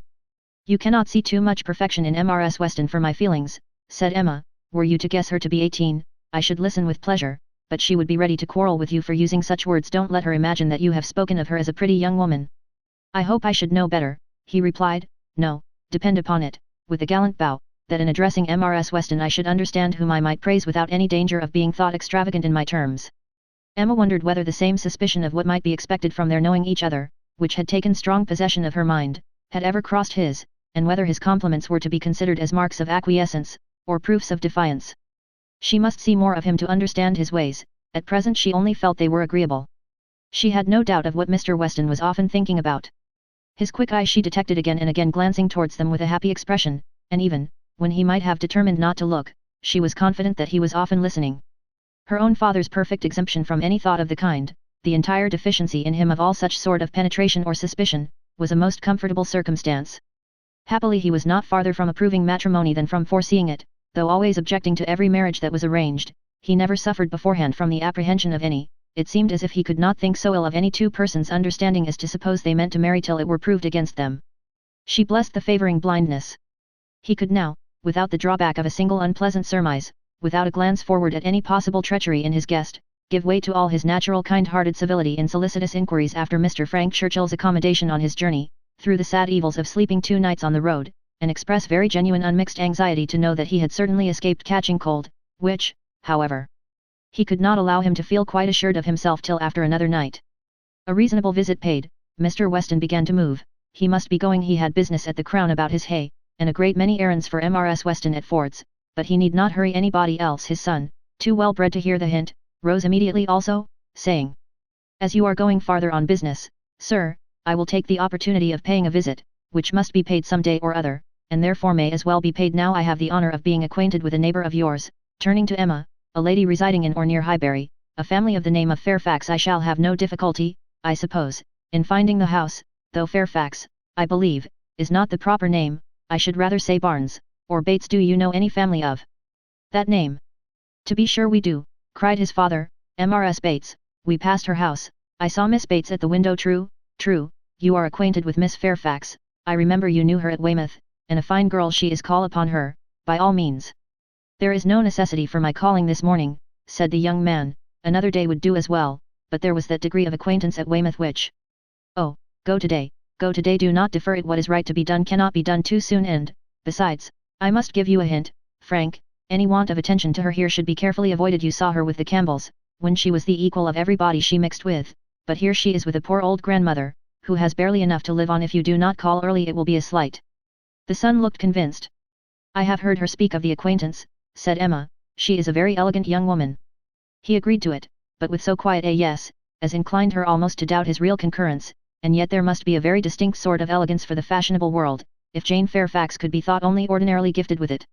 If you were never particularly struck by her manners before, said she, I think you will today. You will see her to advantage. See her and hear her? No, I am afraid you will not hear her at all, for she has an aunt who never holds her tongue. You are acquainted with Miss Jane Fairfax, sir, are you? Said Mr. Woodhouse, always the last to make his way in conversation. Then give me leave to assure you that you will find her a very agreeable young lady. She is staying here on a visit to her grandmamma and aunt, very worthy people. I have known them all my life. They will be extremely glad to see you, I am sure, and one of my servants shall go with you to shew you the way. My dear sir, upon no account in the world, my father can direct me. But your father is not going so far, he is only going to the Crown, quite on the other side of the street, and there are a great many houses. You might be very much at a loss, and it is a very dirty walk, unless you keep on the footpath, but my coachman can tell you where you had best cross the street. Mr. Frank Churchill still declined it, looking as serious as he could, and his father gave his hearty support by calling out, my good friend, this is quite unnecessary. Frank knows a puddle of water when he sees it, and as to Mrs. Bates's, he may get there from the Crown in a hop, step and jump. They were permitted to go alone, and with a cordial nod from one, and a graceful bow from the other, the two gentlemen took leave. Emma remained very well pleased with this beginning of the acquaintance, and could now engage to think of them all at Randalls any hour of the day, with full confidence in their comfort. Chapter 6. The next morning brought Mr. Frank Churchill again. He came with Mrs. Weston, to whom and to Highbury he seemed to take very cordially. He had been sitting with her, it appeared, most companionably at home, till her usual hour of exercise, and on being desired to choose their walk, immediately fixed on Highbury. He did not doubt there being very pleasant walks in every direction, but if left to him, he should always choose the same Highbury. That airy, cheerful, happy-looking Highbury, would be his constant attraction. Highbury, with Mrs. Weston, stood for Hartfield, and she trusted to its bearing the same construction with him. They walked thither directly. Emma had hardly expected them, for Mr. Weston, who had called in for half a minute, in order to hear that his son was very handsome, knew nothing of their plans, and it was an agreeable surprise to her, therefore, to perceive them walking up to the house together, arm in arm. She was wanting to see him again, and especially to see him in company with Mrs. Weston, upon his behaviour to whom her opinion of him was to depend. If he were deficient there, nothing should make amends for it. But on seeing them together, she became perfectly satisfied. It was not merely in fine words or hyperbolical compliment that he paid his duty, nothing could be more proper or pleasing than his whole manner to her, nothing could more agreeably denote his wish of considering her as a friend and securing her affection. And there was time enough for Emma to form a reasonable judgment, as their visit included all the rest of the morning. They were all three walking about together for an hour or two. First round the shrubberies of Hartfield, and afterwards in Highbury. He was delighted with everything, admired Hartfield sufficiently for Mr. Woodhouse's ear, and when their going farther was resolved on, confessed his wish to be made acquainted with the whole village, and found matter of commendation and interest much oftener than Emma could have supposed. Some of the objects of his curiosity spoke very amiable feelings. He begged to be shown the house which his father had lived in so long, and which had been the home of his father's father, and on recollecting that an old woman who had nursed him was still living, walked in quest of her cottage from one end of the street to the other, and though in some points of pursuit or observation there was no positive merit, they shewed, altogether, a good will towards Highbury in general, which must be very like a merit to those he was with. Emma watched and decided, that with such feelings as were now shown, it could not be fairly supposed that he had been ever voluntarily absenteeing himself, that he had not been acting a part, or making a parade of insincere professions, and that Mr. Knightley certainly had not done him justice. Their first pause was at the Crown Inn, an inconsiderable house, though the principal one of the sort, where a couple of pair of post horses were kept, more for the convenience of the neighbourhood than from any run on the road, and his companions had not expected to be detained by any interest excited there, but in passing it they gave the history of the large room visibly added. It had been built many years ago for a ballroom, and while the neighbourhood had been in a particularly populous dancing state, had been occasionally used as such, but such brilliant days had long passed away, and now the highest purpose for which it was ever wanted was to accommodate a whist club established among the gentlemen and half-gentlemen of the place. He was immediately interested. Its character as a ballroom caught him, and instead of passing on, he stopped for several minutes at the two superior sashed windows which were open, to look in and contemplate its capabilities, and lament that its original purpose should have ceased. He saw no fault in the room, he would acknowledge none which they suggested. No, it was long enough, broad enough, handsome enough. It would hold the very number for comfort. They ought to have balls there at least every fortnight through the winter. Why had not Miss Woodhouse revived the former good old days of the room, she who could do anything in Highbury? The want of proper families in the place, and the conviction that none beyond the place and its immediate environs could be tempted to attend, were mentioned, but he was not satisfied. He could not be persuaded that so many good-looking houses as he saw around him, could not furnish numbers enough for such a meeting, and even when particulars were given and families described, he was still unwilling to admit that the inconvenience of such a mixture would be anything, or that there would be the smallest difficulty in everybody's returning into their proper place the next morning. He argued like a young man very much bent on dancing, and Emma was rather surprised to see the constitution of the Weston prevail so decidedly against the habits of the Churchills. He seemed to have all the life and spirit, cheerful feelings and social inclinations of his father, and nothing of the pride or reserve of Enscombe. Of pride, indeed, there was, perhaps, scarcely enough. His indifference to a confusion of rank, bordered too much on inelegance of mind. He could be no judge, however, of the evil he was holding cheap. It was but an effusion of lively spirits. At last he was persuaded to move on from the front of the Crown, and being now almost facing the house where the Bateses lodged, Emma recollected his intended visit the day before, and asked him if he had paid it. Yes, oh, yes, he replied, I was just going to mention it, a very successful visit. I saw all the three ladies, and felt very much obliged to you for your preparatory hint. If the talking aunt had taken me quite by surprise, it must have been the death of me as it was. I was only betrayed into paying a most unreasonable visit. 10 minutes would have been all that was necessary, perhaps all that was proper, and I had told my father I should certainly be at home before him, but there was no getting away, no pause, and, to my utter astonishment, I found, when he, finding me nowhere else, joined me there at last, that I had been actually sitting with them very nearly 3/4 of an hour. The good lady had not given me the possibility of escape before. And how did you think Miss Fairfax looking? Ill, very ill, that is, if a young lady can ever be allowed to look ill, but the expression is hardly admissible. Mrs. Weston, is it? Ladies can never look ill, and, seriously, Miss Fairfax is naturally so pale, as almost always to give the appearance of ill health, a most deplorable want of complexion. Emma would not agree to this, and began a warm defence of Miss Fairfax's complexion. It was certainly never brilliant, but she would not allow it to have a sickly hue in general, and there was a softness and delicacy in her skin which gave peculiar elegance to the character of her face. He listened with all due deference, acknowledged that he had heard many people say the same, but yet he must confess, that to him nothing could make amends for the want of the fine glow of health. Where features were indifferent, a fine complexion gave beauty to them all, and where they were good, the effect was, fortunately he need not attempt to describe what the effect was. Well, said Emma, there is no disputing about taste, at least you admire her except her complexion.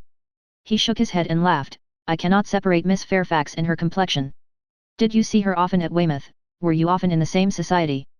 At this moment they were approaching Ford's, and he hastily exclaimed, Ha, this must be the very shop that everybody attends every day of their lives. As my father informs me, he comes to Highbury himself, he says, 6 days out of the 7, and has always business at Ford's. If it be not inconvenient to you, pray let us go in, that I may prove myself to belong to the place. To be a true citizen of Highbury I must buy something at Ford's. It will be taking out my freedom.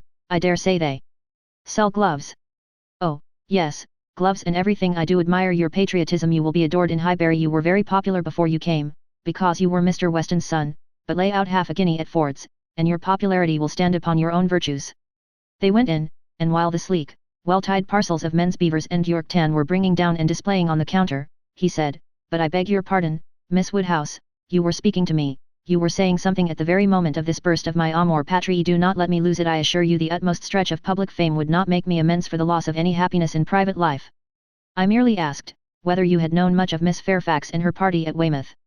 And now that I understand your question, I must pronounce it to be a very unfair one. It is always the lady's right to decide on the degree of acquaintance. Miss Fairfax must already have given her account. I shall not commit myself by claiming more than she may choose to allow.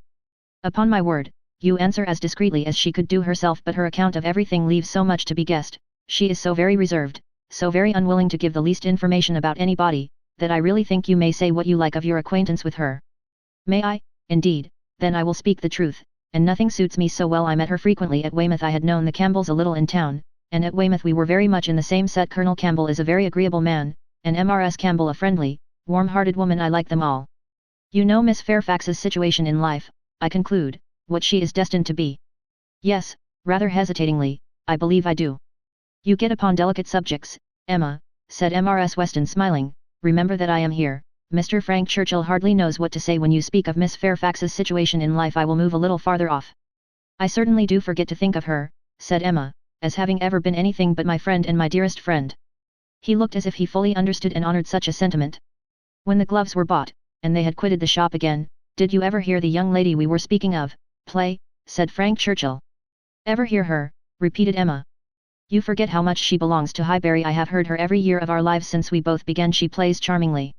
You think so, do you? I wanted the opinion of someone who could really judge. She appeared to me to play well, that is, with considerable taste, but I know nothing of the matter myself. I am excessively fond of music, but without the smallest skill or right of judging of anybody's performance. I have been used to hear hers admired, and I remember one proof of her being thought to play well, a man, a very musical man, and in love with another woman, engaged to her, on the point of marriage, would yet never ask that other woman to sit down to the instrument. If the lady in question could sit down instead, never seemed to like to hear one if he could hear the other.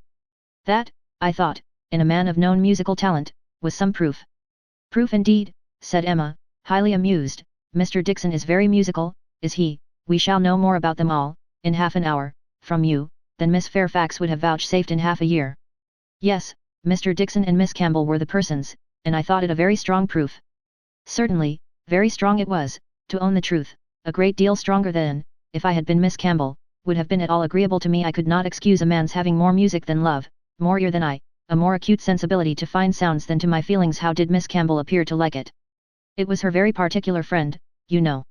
Poor comfort, said Emma, laughing. One would rather have a stranger preferred than one's very particular friend. With a stranger it might not recur again, but the misery of having a very particular friend always at hand, to do everything better than one does oneself. Poor Mrs. Dixon. Well, I am glad she is gone to settle in Ireland. You are right, it was not very flattering to Miss Campbell, but she really did not seem to feel it. So much the better, or so much the worse, I do not know which, but be it sweetness or be it stupidity in her, quickness of friendship, or dullness of feeling, there was one person, I think, who must have felt it, Miss Fairfax herself. She must have felt the improper and dangerous distinction. As to that, I do not. Oh, do not imagine that I expect an account of Miss Fairfax's sensations from you, or from anybody else. They are known to no human being, I guess, but herself. But if she continued to play whenever she was asked by Mr. Dixon, one may guess what one guesses. There appeared such a perfectly good understanding among them all. He began rather quickly, but checking himself, added, however, it is impossible for me to say on what terms they really were, how it might all be behind the scenes. I can only say that there was smoothness outwardly, but you, who have known Miss Fairfax from a child, must be a better judge of her character, and of how she is likely to conduct herself in critical situations, than I can be. I have known her from a child, undoubtedly. We have been children and women together, and it is natural to suppose that we should be intimate, that we should have taken to each other whenever she visited her friends, but we never did. I hardly know how it has happened, a little, perhaps, from that wickedness on my side which was prone to take disgust towards a girl so idolized and so cried up as she always was, by her aunt and grandmother, and all their set, and then, her reserve. I never could attach myself to any one so completely reserved. It is a most repulsive quality, indeed, said he. Oftentimes very convenient, no doubt, but never pleasing. There is safety in reserve, but no attraction. One cannot love a reserved person. Not till the reserve ceases towards oneself, and then the attraction may be the greater. But I must be more in want of a friend, or an agreeable companion, than I have yet been. To take the trouble of conquering anybody's reserve to procure one intimacy between Miss Fairfax and me is quite out of the question. I have no reason to think ill of her, not the least, except that such extreme and perpetual cautiousness of word and manner, such a dread of giving a distinct idea about anybody, is apt to suggest suspicions of there being something to conceal. He perfectly agreed with her, and after walking together so long, and thinking so much alike, Emma felt herself so well acquainted with him, that she could hardly believe it to be only their second meeting. He was not exactly what she had expected, less of the man of the world in some of his notions, less of the spoiled child of fortune, therefore better than she had expected. His ideas seemed more moderate, his feelings warmer. She was particularly struck by his manner of considering Mr. Elton's house, which, as well as the church, he would go and look at, and would not join them in finding much fault with. No, he could not believe it a bad house, not such a house as a man was to be pitied for having. If it were to be shared with the woman he loved, he could not think any man to be pitied for having that house. There must be ample room in it for every real comfort. The man must be a blockhead who wanted more. Mrs. Weston laughed, and said he did not know what he was talking about. Used only to a large house himself, and without ever thinking how many advantages and accommodations were attached to its size, he could be no judge of the privations inevitably belonging to a small one. But Emma, in her own mind, determined that he did know what he was talking about, and that he shewed a very amiable inclination to settle early in life, and to marry, from worthy motives. He might not be aware of the inroads on domestic peace to be occasioned by no housekeeper's room, or a bad butler's pantry, but no doubt he did perfectly feel that Enscombe could not make him happy, and that whenever he were attached, he would willingly give up much of wealth to be allowed an early establishment. Chapter 7. Emma's very good opinion of Frank Churchill was a little shaken the following day, by hearing that he was gone off to London, merely to have his hair cut. A sudden freak seemed to have seized him at breakfast, and he had sent for a chaise and set off, intending to return to dinner, but with no more important view that appeared than having his hair cut. There was certainly no harm in his travelling 16 miles twice over on such an errand, but there was an air of foppery and nonsense in it which she could not approve. It did not accord with the rationality of plan, the moderation in expense, or even the unselfish warmth of heart, which she had believed herself to discern in him yesterday. Vanity, extravagance, love of change, restlessness of temper, which must be doing something, good or bad, heedlessness as to the pleasure of his father and Mrs. Weston, indifferent as to how his conduct might appear in general, he became liable to all these charges. His father only called him a coxcomb, and thought it a very good story, but that Mrs. Weston did not like it, was clear enough, by her passing it over as quickly as possible, and making no other comment than that all young people would have their little whims. With the exception of this little blot, Emma found that his visit hitherto had given her friend only good ideas of him. Mrs. Weston was very ready to say how attentive and pleasant a companion he made himself, how much she saw to like in his disposition altogether. He appeared to have a very open temper, certainly a very cheerful and lively one, she could observe nothing wrong in his notions, a great deal decidedly right, he spoke of his uncle with warm regard, was fond of talking of him, said he would be the best man in the world if he were left to himself, and though there was no being attached to the aunt, he acknowledged her kindness with gratitude, and seemed to mean always to speak of her with respect. This was all very promising, and, but for such an unfortunate fancy for having his hair cut, there was nothing to denote him unworthy of the distinguished honour which her imagination had given him, the honour, if not of being really in love with her, of being at least very near it. And saved only by her own indifference, for still her resolution held of never marrying, the honour, in short, of being marked out for her by all their joint acquaintance. Mr. Weston, on his side, added a virtue to the account which must have some weight. He gave her to understand that Frank admired her extremely, thought her very beautiful and very charming, and with so much to be said for him altogether, she found she must not judge him harshly. As Mrs. Weston observed, all young people would have their little whims. There was one person among his new acquaintance in Surrey, not so leniently disposed. In general he was judged, throughout the parishes of Donwell and Highbury, with great candour, liberal allowances were made for the little excesses of such a handsome young man, one who smiled so often and bowed so well, but there was one spirit among them not to be softened, from its power of censure, by bows or smiles, Mr. Knightley. The circumstance was told him at Hartfield. For the moment, he was silent, but Emma heard him almost immediately afterwards say to himself, over a newspaper he held in his hand, just the trifling, silly fellow I took him for. She had half a mind to resent, but an instant's observation convinced her that it was really said only to relieve his own feelings, and not meant to provoke, and therefore she let it pass. Although in one instance the bearers of not good tidings, Mr. and Mrs. Weston's visit this morning was in another respect particularly opportune. Something occurred while they were at Hartfield, to make Emma want their advice, and, which was still more lucky, she wanted exactly the advice they gave. This was the occurrence: the Coles had been settled some years in Highbury, and were very good sort of people, friendly, liberal, and unpretending, but, on the other hand, they were of low origin in trade and only moderately genteel.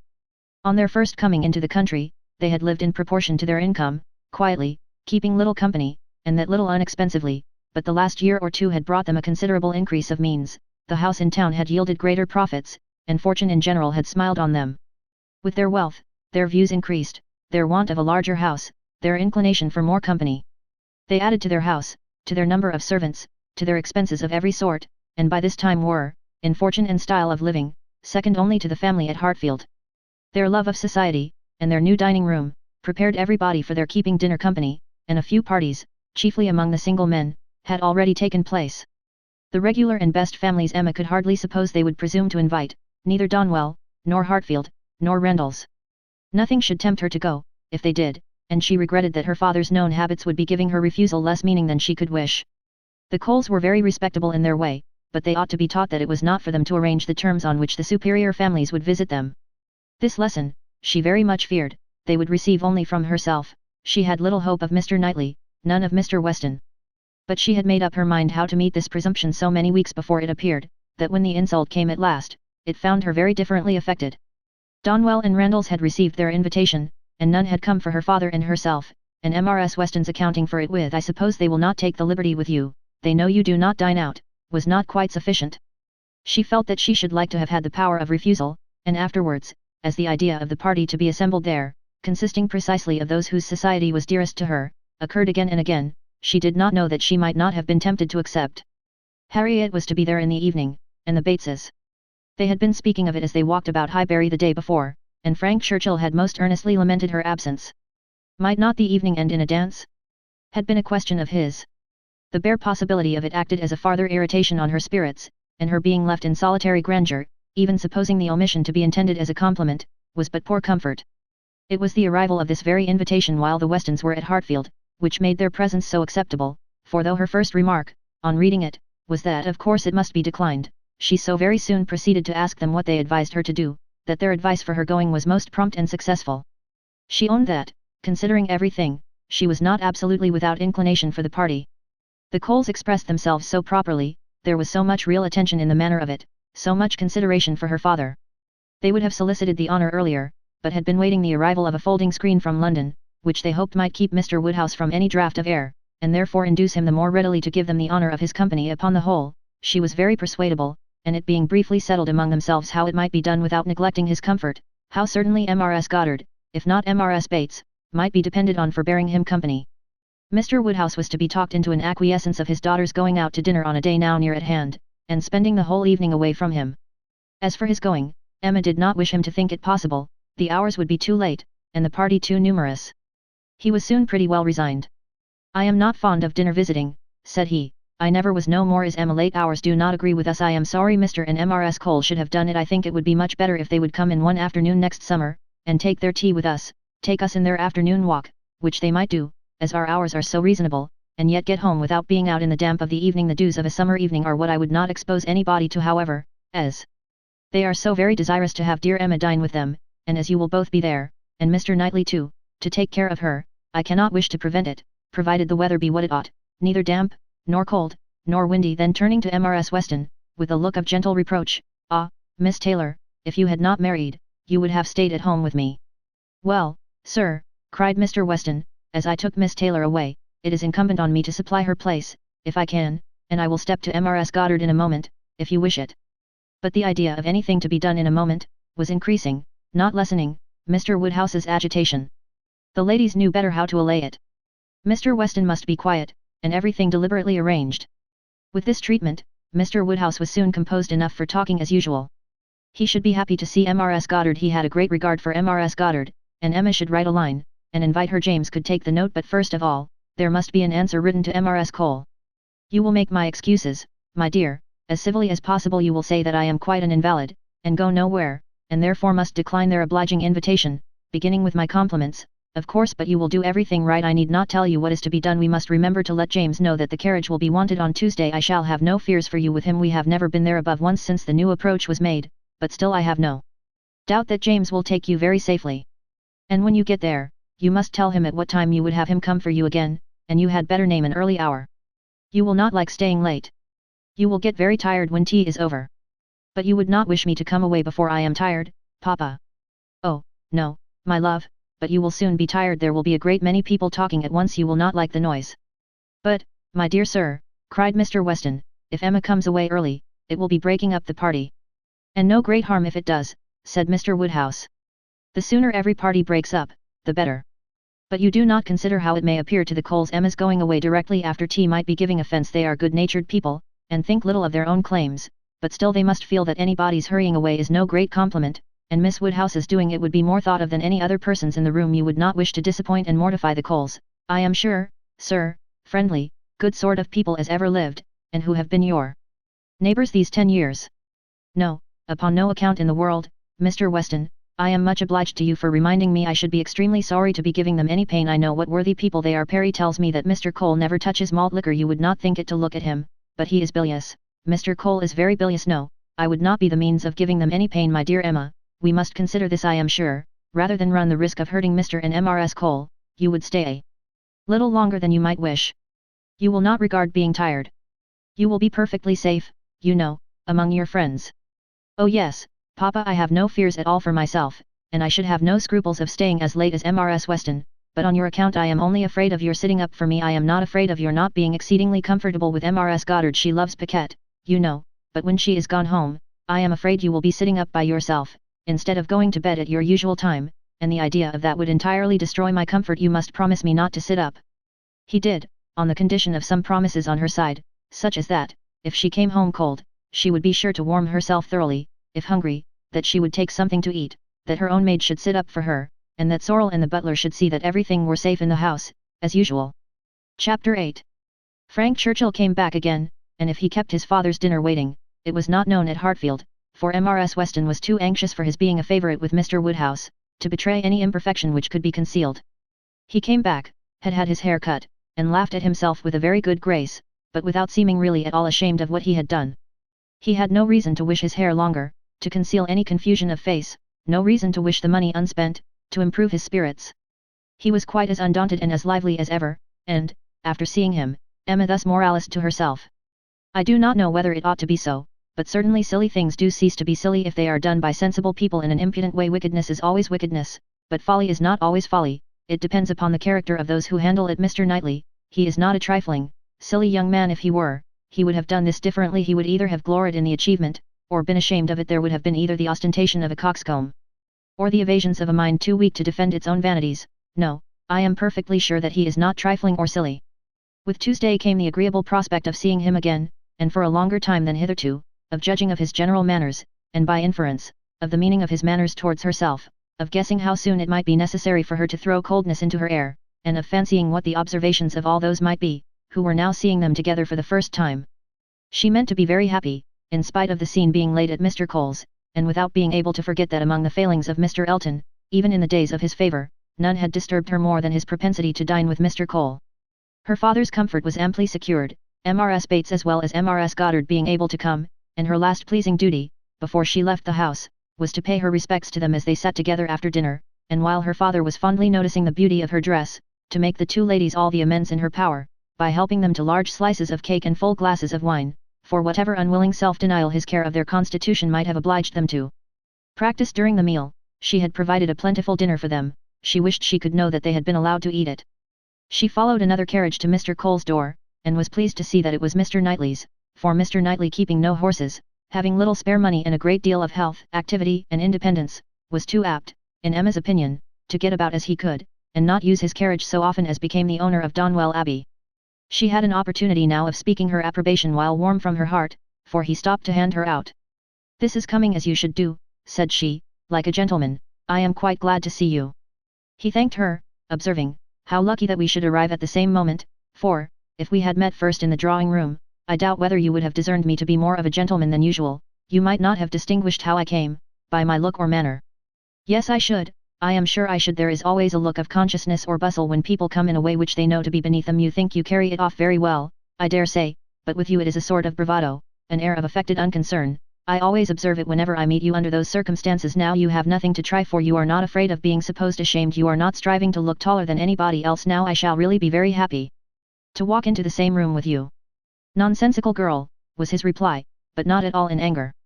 Emma had as much reason to be satisfied with the rest of the party as with Mr. Knightley. She was received with a cordial respect which could not but please, and given all the consequence she could wish for. When the Westons arrived, the kindest looks of love, the strongest of admiration were for her, from both husband and wife. The son approached her with a cheerful eagerness which marked her as his peculiar object, and at dinner she found him seated by her, and, as she firmly believed, not without some dexterity on his side. The party was rather large, as it included one other family, a proper unobjectionable country family, whom the Coles had the advantage of naming among their acquaintance, and the male part of Mr. Cox's family, the lawyer of Highbury. The less worthy females were to come in the evening, with Miss Bates, Miss Fairfax and Miss Smith, but already, at dinner, they were too numerous for any subject of conversation to be general, and, while politics and Mr. Elton were talked over, Emma could fairly surrender all her attention to the pleasantness of her neighbour. The first remote sound to which she felt herself obliged to attend, was the name of Jane Fairfax. Mrs. Cole seemed to be relating something of her that was expected to be very interesting. She listened, and found it well worth listening to. That very dear part of Emma, her fancy, received an amusing supply.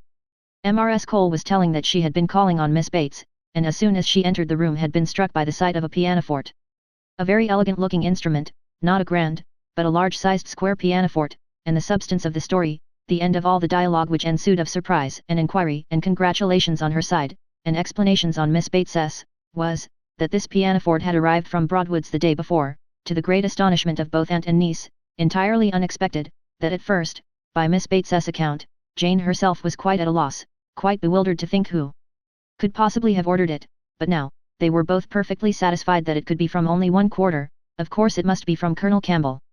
One can suppose nothing else, added Mrs. Cole, and I was only surprised that there could ever have been a doubt, but Jane, it seems, had a letter from them very lately, and not a word was said about it. She knows their ways best, but I should not consider their silence as any reason for their not meaning to make the present. They might just to surprise her. Mrs. Cole had many to agree with her. Everybody who spoke on the subject was equally convinced that it must come from Colonel Campbell, and equally rejoiced that such a present had been made, and there were enough ready to speak to allow Emma to think her own way, and still listen to Mrs. Cole. I declare, I do not know when I have heard anything that has given me more satisfaction. It always has quite hurt me that Jane Fairfax, who plays so delightfully, should not have an instrument. It seemed quite a shame, especially considering how many houses there are where fine instruments are absolutely thrown away. This is like giving ourselves a slap, to be sure, and it was but yesterday I was telling Mr. Cole, I really was ashamed to look at our new grand pianoforte in the drawing room. While I do not know one note from another, and our little girls, who are but just beginning, perhaps may never make anything of it, and there is poor Jane Fairfax, who is mistress of music, has not anything of the nature of an instrument, not even the pitifullest old spinet in the world, to amuse herself with. I was saying this to Mr. Cole but yesterday, and he quite agreed with me, only he is so particularly fond of music that he could not help indulging himself in the purchase. Hoping that some of our good neighbours might be so obliging occasionally to put it to a better use than we can, and that really is the reason why the instrument was bought, or else I am sure we ought to be ashamed of it. We are in great hopes that Miss Woodhouse may be prevailed with to try it this evening. Miss Woodhouse made the proper acquiescence, and finding that nothing more was to be entrapped from any communication of Mrs. Cole's, turned to Frank Churchill. Why do you smile? Said she. Nay, why do you? Me, I suppose I smile for pleasure at Colonel Campbell's being so rich and so liberal. It is a handsome present. Very. I rather wonder that it was never made before. Perhaps Miss Fairfax has never been staying here so long before. Or that he did not give her the use of their own instrument, which must now be shut up in London, untouched by anybody. That is a grand pianoforte, and he might think it too large for Mrs. Bates's house. You may say what you choose, but your countenance testifies that your thoughts on this subject are very much like mine.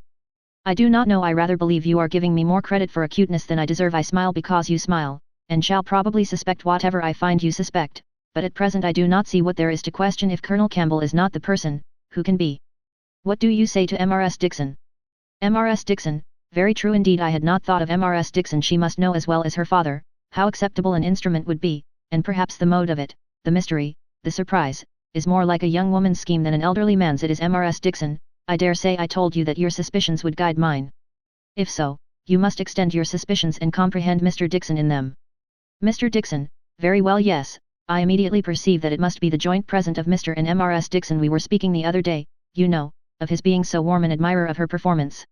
Yes, and what you told me on that head, confirmed an idea which I had entertained before. I do not mean to reflect upon the good intentions of either Mr. Dixon or Miss Fairfax, but I cannot help suspecting either that, after making his proposals to her friend, he had the misfortune to fall in love with her, or that he became conscious of a little attachment on her side. One might guess 20 things without guessing exactly the right, but I am sure there must be a particular cause for her choosing to come to Highbury instead of going with the Campbells to Ireland. Here, she must be leading a life of privation and penance, there it would have been all enjoyment. As to the pretence of trying her native air, I look upon that as a mere excuse. In the summer it might have passed, but what can anybody's native air do for them in the months of January, February, and March? Good fires and carriages would be much more to the purpose in most cases of delicate health, and I dare say in hers. I do not require you to adopt all my suspicions, though you make so noble a profession of doing it, but I honestly tell you what they are. And, upon my word, they have an air of great probability. Mr. Dixon's preference of her music to her friends, I can answer for being very decided. And then, he saved her life. Did you ever hear of that? A water party, and by some accident she was falling overboard. He caught her. He did. I was there, one of the party. Were you really? Well, but you observed nothing of course, for it seems to be a new idea to you. If I had been there, I think I should have made some discoveries.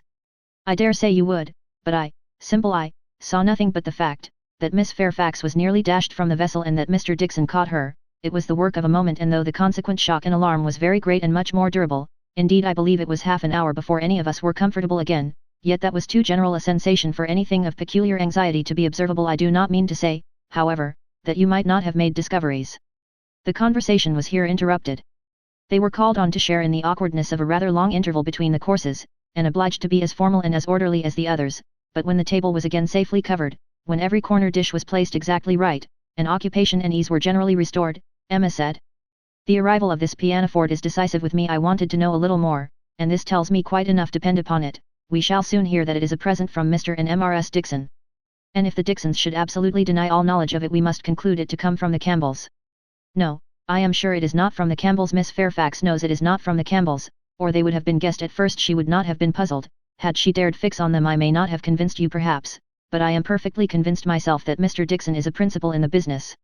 Indeed you injure me if you suppose me unconvinced. Your reasonings carry my judgment along with them entirely. At first, while I supposed you satisfied that Colonel Campbell was the giver, I saw it only as paternal kindness, and thought it the most natural thing in the world. But when you mentioned Mrs. Dixon, I felt how much more probable that it should be the tribute of warm female friendship, and now I can see it in no other light than as an offering of love." There was no occasion to press the matter farther. The conviction seemed real, he looked as if he felt it. She said no more, other subjects took their turn, and the rest of the dinner passed away. The dessert succeeded, the children came in, and were talked to and admired amid the usual rate of conversation, a few clever things said, a few downright silly, but by much the larger proportion neither the one nor the other, nothing worse than everyday remarks, dull repetitions, old news, and heavy jokes. The ladies had not been long in the drawing room, before the other ladies, in their different divisions, arrived. Emma watched the entrée of her own particular little friend, and if she could not exult in her dignity and grace, she could not only love the blooming sweetness and the artless manner, but could most heartily rejoice in that light, cheerful, unsentimental disposition which allowed her so many alleviations of pleasure, in the midst of the pangs of disappointed affection. There she sat, and who would have guessed how many tears she had been lately shedding? To be in company, nicely dressed herself and seeing others nicely dressed, to sit and smile and look pretty, and say nothing, was enough for the happiness of the present hour.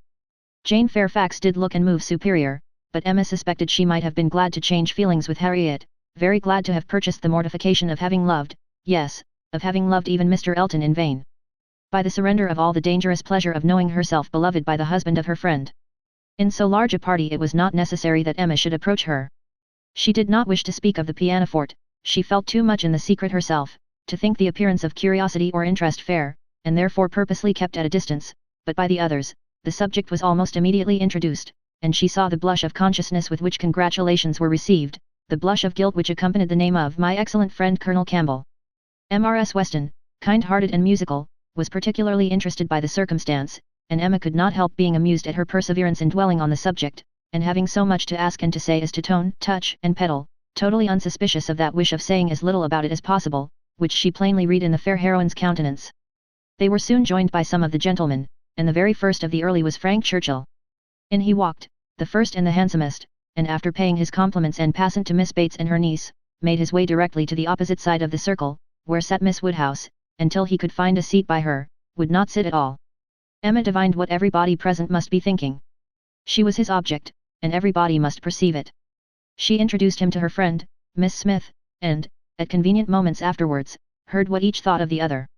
He had never seen so lovely a face, and was delighted with her naivete, and she, only to be sure it was paying him too great a compliment, but she did think there were some looks a little like Mr. Elton. Emma restrained her indignation, and only turned from her in silence. Smiles of intelligence passed between her and the gentleman on first glancing towards Miss Fairfax, but it was most prudent to avoid speech.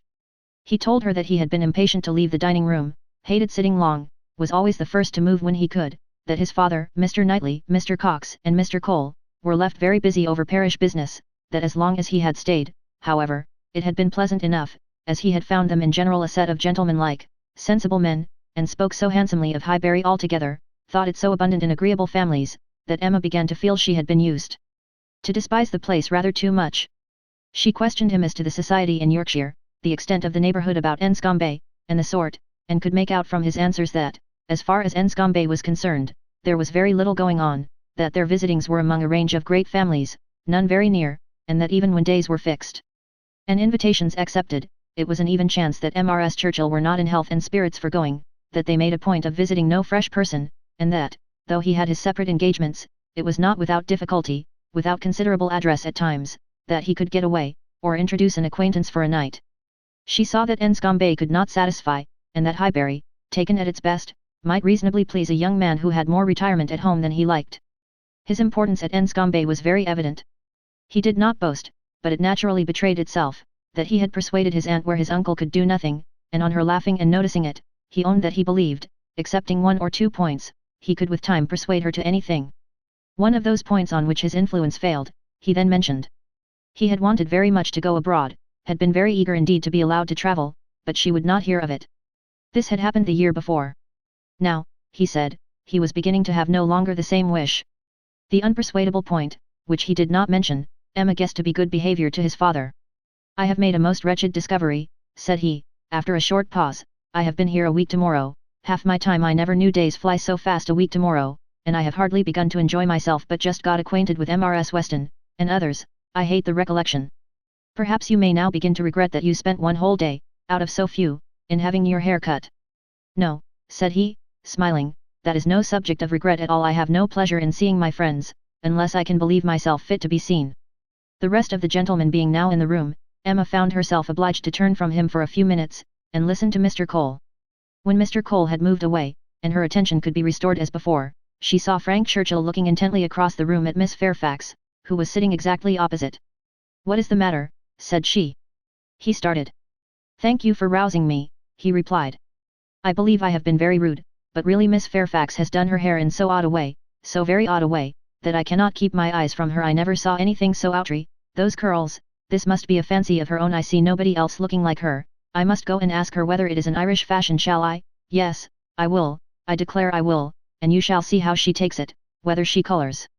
He was gone immediately, and Emma soon saw him standing before Miss Fairfax, and talking to her, but as to its effect on the young lady, as he had improvidently placed himself exactly between them, exactly in front of Miss Fairfax, she could absolutely distinguish nothing. Before he could return to his chair, it was taken by Mrs. Weston. This is the luxury of a large party, said she, one can get near everybody, and say everything. My dear Emma, I am longing to talk to you. I have been making discoveries and forming plans, just like yourself, and I must tell them while the idea is fresh. Do you know how Miss Bates and her niece came here? How? They were invited, were not they? Oh, yes, but how they were conveyed hither, the manner of their coming. They walked, I conclude. How else could they come? Very true. Well, a little while ago it occurred to me how very sad it would be to have Jane Fairfax walking home again, late at night, and cold as the nights are now, and as I looked at her, though I never saw her appear to more advantage, it struck me that she was heated, and would therefore be particularly liable to take cold. Poor girl, I could not bear the idea of it, so, as soon as Mr. Weston came into the room, and I could get at him, I spoke to him about the carriage. You may guess how. Readily he came into my wishes, and having his approbation, I made my way directly to Miss Bates, to assure her that the carriage would be at her service before it took us home, for I thought it would be making her comfortable at once. Good soul! She was as grateful as possible, you may be sure. Nobody was ever so fortunate as herself, but with many, many thanks, there was no occasion to trouble us, for Mr. Knightley's carriage had brought, and was to take them home again. I was quite surprised, very glad, I am sure, but really quite surprised. Such a very kind attention, and so thoughtful an attention, the sort of thing that so few men would think of. And, in short, from knowing his usual ways, I am very much inclined to think that it was for their accommodation the carriage was used at all. I do suspect he would not have had a pair of horses for himself, and that it was only as an excuse for assisting them. Very likely, said Emma, nothing more likely. I know no man more likely than Mr. Knightley to do the sort of thing, to do anything really good-natured, useful, considerate, or benevolent. He is not a gallant man, but he is a very humane one, and this, considering Jane Fairfax's ill health, would appear a case of humanity to him, and for an act of unostentatious kindness, there is nobody whom I would fix on more than on Mr. Knightley. I know he had horses today, for we arrived together, and I laughed at him about it, but he said not a word that could betray. Well, said Mrs. Weston, smiling, you give him credit for more simple, disinterested benevolence in this instance than I do, for while Miss Bates was speaking, a suspicion darted into my head, and I have never been able to get it out again. The more I think of it, the more probable it appears. In short, I have made a match between Mr. Knightley and Jane Fairfax. See the consequence of keeping you company. What do you say to it? Mr. Knightley and Jane Fairfax, exclaimed Emma. Dear Mrs. Weston, how could you think of such a thing? Mr. Knightley must not marry. You would not have little Henry cut out from Donwell? Oh, no, no, Henry must have Donwell. I cannot at all consent to Mr. Knightley's marrying, and I am sure it is not at all likely. I am amazed that you should think of such a thing. My dear Emma, I have told you what led me to think of it. I do not want the match, I do not want to injure dear little Henry, but the idea has been given me by circumstances, and if Mr. Knightley really wished to marry, you would not have him refrain on Henry's account, a boy of 6 years old, who knows nothing of the matter.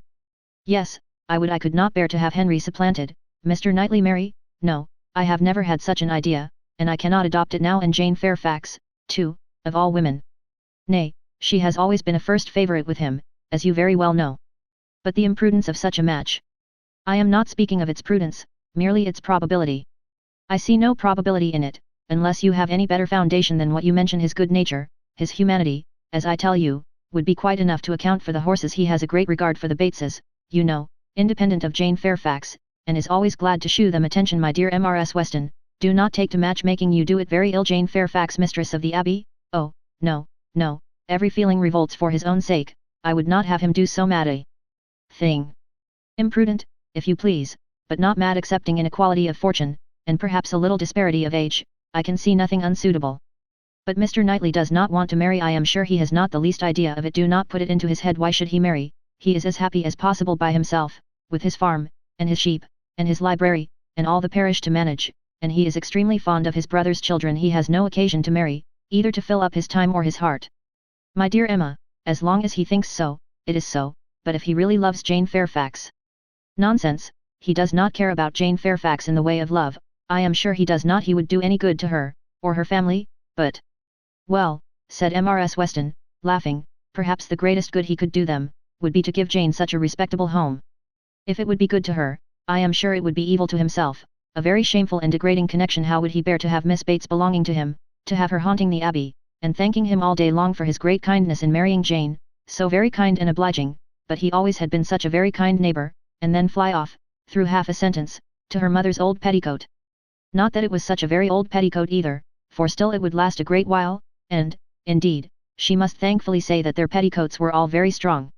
For shame, Emma, do not mimic her. You divert me against my conscience, and, upon my word, I do not think Mr. Knightley would be much disturbed by Miss Bates' little things. Do not irritate him. She might talk on, and if he wanted to say anything himself, he would only talk louder, and drown her voice. But the question is not, whether it would be a bad connection for him, but whether he wishes it, and I think he does. I have heard him speak, and so must you, so very highly of Jane Fairfax, the interest he takes in her, his anxiety about her health, his concern that she should have no happier prospect. I have heard him express himself so warmly on those points, such an admirer of her performance on the pianoforte, and of her voice. I have heard him say that he could listen to her forever. Oh! And I had almost forgotten one idea that occurred to me, this pianoforte that has been sent here by somebody, though we have all been so well satisfied to consider it a present from the Campbells. May it not be from Mr. Knightley? I cannot help suspecting him. I think he is just the person to do it, even without being in love. Then it can be no argument to prove that he is in love, but I do not think it is at all a likely thing for him to do. Mr. Knightley does nothing mysteriously. I have heard him lamenting her having no instrument repeatedly, oftener than I should suppose such a circumstance would, in the common course of things, occur to him. Very well, and if he had intended to give her one, he would have told her so. There might be scruples of delicacy, my dear Emma. I have a very strong notion that it comes from him. I am sure he was particularly silent when Mrs. Cole told us of it at dinner. You take up an idea, Mrs. Weston, and run away with it, as you have many a time reproached me with doing. I see no sign of attachment, I believe nothing of the pianoforte, and proof only shall convince me that Mr. Knightley has any thought of marrying Jane Fairfax. They combated the point some time longer in the same way, Emma rather gaining ground over the mind of her friend, for Mrs. Weston was the most used of the two to yield, till a little bustle in the room shewed them that tea was over, and the instrument in preparation, and at the same moment Mr. Cole approaching to entreat Miss Woodhouse would do them the honour of trying it. Frank Churchill, of whom, in the eagerness of her conversation with Mrs. Weston, she had been seeing nothing, except that he had found a seat by Miss Fairfax, followed Mr. Cole, to add his very pressing entreaties, and as, in every respect, it suited Emma best to lead, she gave a very proper compliance. She knew the limitations of her own powers too well to attempt more than she could perform with credit. She wanted neither taste nor spirit in the little things which are generally acceptable, and could accompany her own voice well. One accompaniment to her song took her agreeably by surprise, a second, slightly but correctly taken by Frank Churchill. Her pardon was duly begged at the close of the song, and everything usual followed. He was accused of having a delightful voice, and a perfect knowledge of music, which was properly denied, and that he knew nothing of the matter, and had no voice at all, roundly asserted. They sang together once more, and Emma would then resign her place to Miss Fairfax, whose performance, both vocal and instrumental, she never could attempt to conceal from herself, was infinitely superior to her own. With mixed feelings, she seated herself at a little distance from the numbers round the instrument, to listen. Frank Churchill sang again. They had sung together once or twice, it appeared, at Weymouth. But the sight of Mr. Knightley among the most attentive, soon drew away half Emma's mind, and she fell into a train of thinking on the subject of Mrs. Weston's suspicions, to which the sweet sounds of the united voices gave only momentary interruptions. Her objections to Mr. Knightley's marrying did not in the least subside. She could see nothing but evil in it. It would be a great disappointment to Mr. John Knightley, consequently to Isabella. A real injury to the children, a most mortifying change, and material loss to them all, a very great deduction from her father's daily comfort, and, as to herself, she could not at all endure the idea of Jane Fairfax at Donwell Abbey. A Mrs. Knightley for them all to give way to. No, Mr. Knightley must never marry. Little Henry must remain the heir of Donwell. Presently Mr. Knightley looked back, and came and sat down by her. They talked at first only of the performance. His admiration was certainly very warm, yet she thought, but for Mrs. Weston, it would not have struck her. As a sort of touchstone, however, she began to speak of his kindness in conveying the aunt and niece, and though his answer was in the spirit of cutting the matter short, she believed it to indicate only his disinclination to dwell on any kindness of his own. I often feel concern, said she, that I dare not make our carriage more useful on such occasions. It is not that I am without the wish, but you know how impossible my father would deem it that James should put to for such a purpose. Quite out of the question, he replied, but you must often wish it, I am sure, and he smiled with such seeming pleasure at the conviction, that she must proceed another step. This present from the Campbells, said she, this pianoforte is very kindly given. Yes, he replied, and without the smallest apparent embarrassment, but they would have done better had they given her notice of it. Surprises are foolish things. The pleasure is not enhanced, and the inconvenience is often considerable. I should have expected better judgment in Colonel Campbell. From that moment, Emma could have taken her oath that Mr. Knightley had had no concern in giving the instrument. But whether he were entirely free from peculiar attachment, whether there were no actual preference, remained a little longer doubtful. Towards the end of Jane's second song, her voice grew thick. That will do, said he, when it was finished, thinking aloud, you have sung quite enough for one evening, now be quiet. Another song, however, was soon begged for. One more, they would not fatigue Miss Fairfax on any account, and would only ask for one more, and Frank Churchill was heard to say, I think you could manage this without effort, the first part is so very trifling, the strength of the song falls on the second. Mr. Knightley grew angry. That fellow, said he, indignantly, thinks of nothing but shewing off his own voice. This must not be. And touching Miss Bates, who at that moment passed near, Miss Bates, are you mad, to let your niece sing herself hoarse in this manner? Go, and interfere, they have no mercy on her. Miss Bates, in her real anxiety for Jane, could hardly stay even to be grateful, before she stepped forward and put an end to all farther singing. Here ceased the concert part of the evening, for Miss Woodhouse and Miss Fairfax were the only young lady performers, but soon, within 5 minutes, the proposal of dancing, originating nobody exactly knew where, was so effectually promoted by Mr. and Mrs. Cole, that everything was rapidly clearing away, to give proper space. Mrs. Weston, capital in her country dances, was seated, and beginning an irresistible waltz, and Frank Churchill, coming up with most becoming gallantry to Emma, had secured her hand, and led her up to the top. While waiting till the other young people could pair themselves off, Emma found time, in spite of the compliments she was receiving on her voice and her taste, to look about, and see what became of Mr. Knightley. This would be a trial. He was no dancer in general. If he were to be very alert in engaging Jane Fairfax now, it might augur something. There was no immediate appearance. No, he was talking to Mrs. Cole, he was looking on unconcerned, Jane was asked by somebody else, and he was still talking to Mrs. Cole. Emma had no longer an alarm for Henry, his interest was yet safe, and she led off the dance with genuine spirit and enjoyment. Not more than 5 couple could be mustered, but the rarity and the suddenness of it made it very delightful, and she found herself well matched in a partner. They were a couple worth looking at. 2 dances, unfortunately, were all that could be allowed. It was growing late, and Miss Bates became anxious to get home, on her mother's account. After some attempts, therefore, to be permitted to begin again, they were obliged to thank Mrs. Weston, look sorrowful, and have done. Perhaps it is as well, said Frank Churchill, as he attended Emma to her carriage. I must have asked Miss Fairfax, and her languid dancing would not have agreed with me, after yours. Chapter 9. Emma did not repent her condescension in going to the Coles. The visit afforded her many pleasant recollections the next day, and all that she might be supposed to have lost on the side of dignified seclusion, must be amply repaid in the splendour of popularity. She must have delighted the Coles, worthy people, who deserved to be made happy, and left a name behind her that would not soon die away. Perfect happiness, even in memory, is not common, and there were 2 points on which she was not quite easy. She doubted whether she had not transgressed the duty of woman by woman, in betraying her suspicions of Jane Fairfax's feelings to Frank Churchill. It was hardly right, but it had been so strong an idea, that it would escape her, and his submission to all that she told, was a compliment to her penetration, which made it difficult for her to be quite certain that she ought to have held her tongue. The other circumstance of regret related also to Jane Fairfax, and there she had no doubt. She did unfeignedly and unequivocally regret the inferiority of her own playing and singing. She did most heartily grieve over the idleness of her childhood, and sat down and practiced vigorously an hour and a half. She was then interrupted by Harriet's coming in, and if Harriet's praise could have satisfied her, she might soon have been comforted. "Oh, if I could but play as well as you and Miss Fairfax! Don't class us together, Harriet. My playing is no more like hers, than a lamp is like sunshine. Oh, dear, I think you play the best of the two. I think you play quite as well as she does. I am sure I had much rather hear you. Everybody last night said how well you played. Those who knew anything about it, must have felt the difference. The truth is, Harriet, that my playing is just good enough to be praised, but Jane Fairfax's is much beyond it." "Well, I always shall think that you play quite as well as she does, or that if there is any difference nobody would ever find it out." Mr. Cole said how much taste you had, and Mr. Frank Churchill talked a great deal about your taste, and that he valued taste much more than execution. "Ah, but Jane Fairfax has them both, Harriet."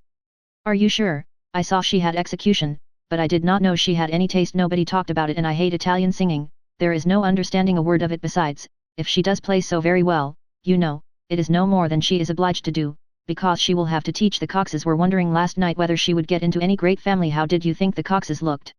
"Just as they always do, very vulgar." "They told me something," said Harriet rather hesitatingly, "but it is nothing of any consequence." Emma was obliged to ask what they had told her, though fearful of its producing Mr. Elton. "They told me, that Mr. Martin dined with them last Saturday." "Oh. He came to their father upon some business, and he asked him to stay to dinner." "Oh. They talked a great deal about him, especially Anne Cox. I do not know what she meant, but she asked me if I thought I should go and stay there again next summer. She meant to be impertinently curious, just as such an Anne Cox should be. She said he was very agreeable the day he dined there. He sat by her at dinner. Miss Nash thinks either of the Coxes would be very glad to marry him." "Very likely, I think they are, without exception, the most vulgar girls in Highbury." Harriet had business at Ford's. Emma thought it most prudent to go with her. Another accidental meeting with the Martins was possible, and in her present state, would be dangerous.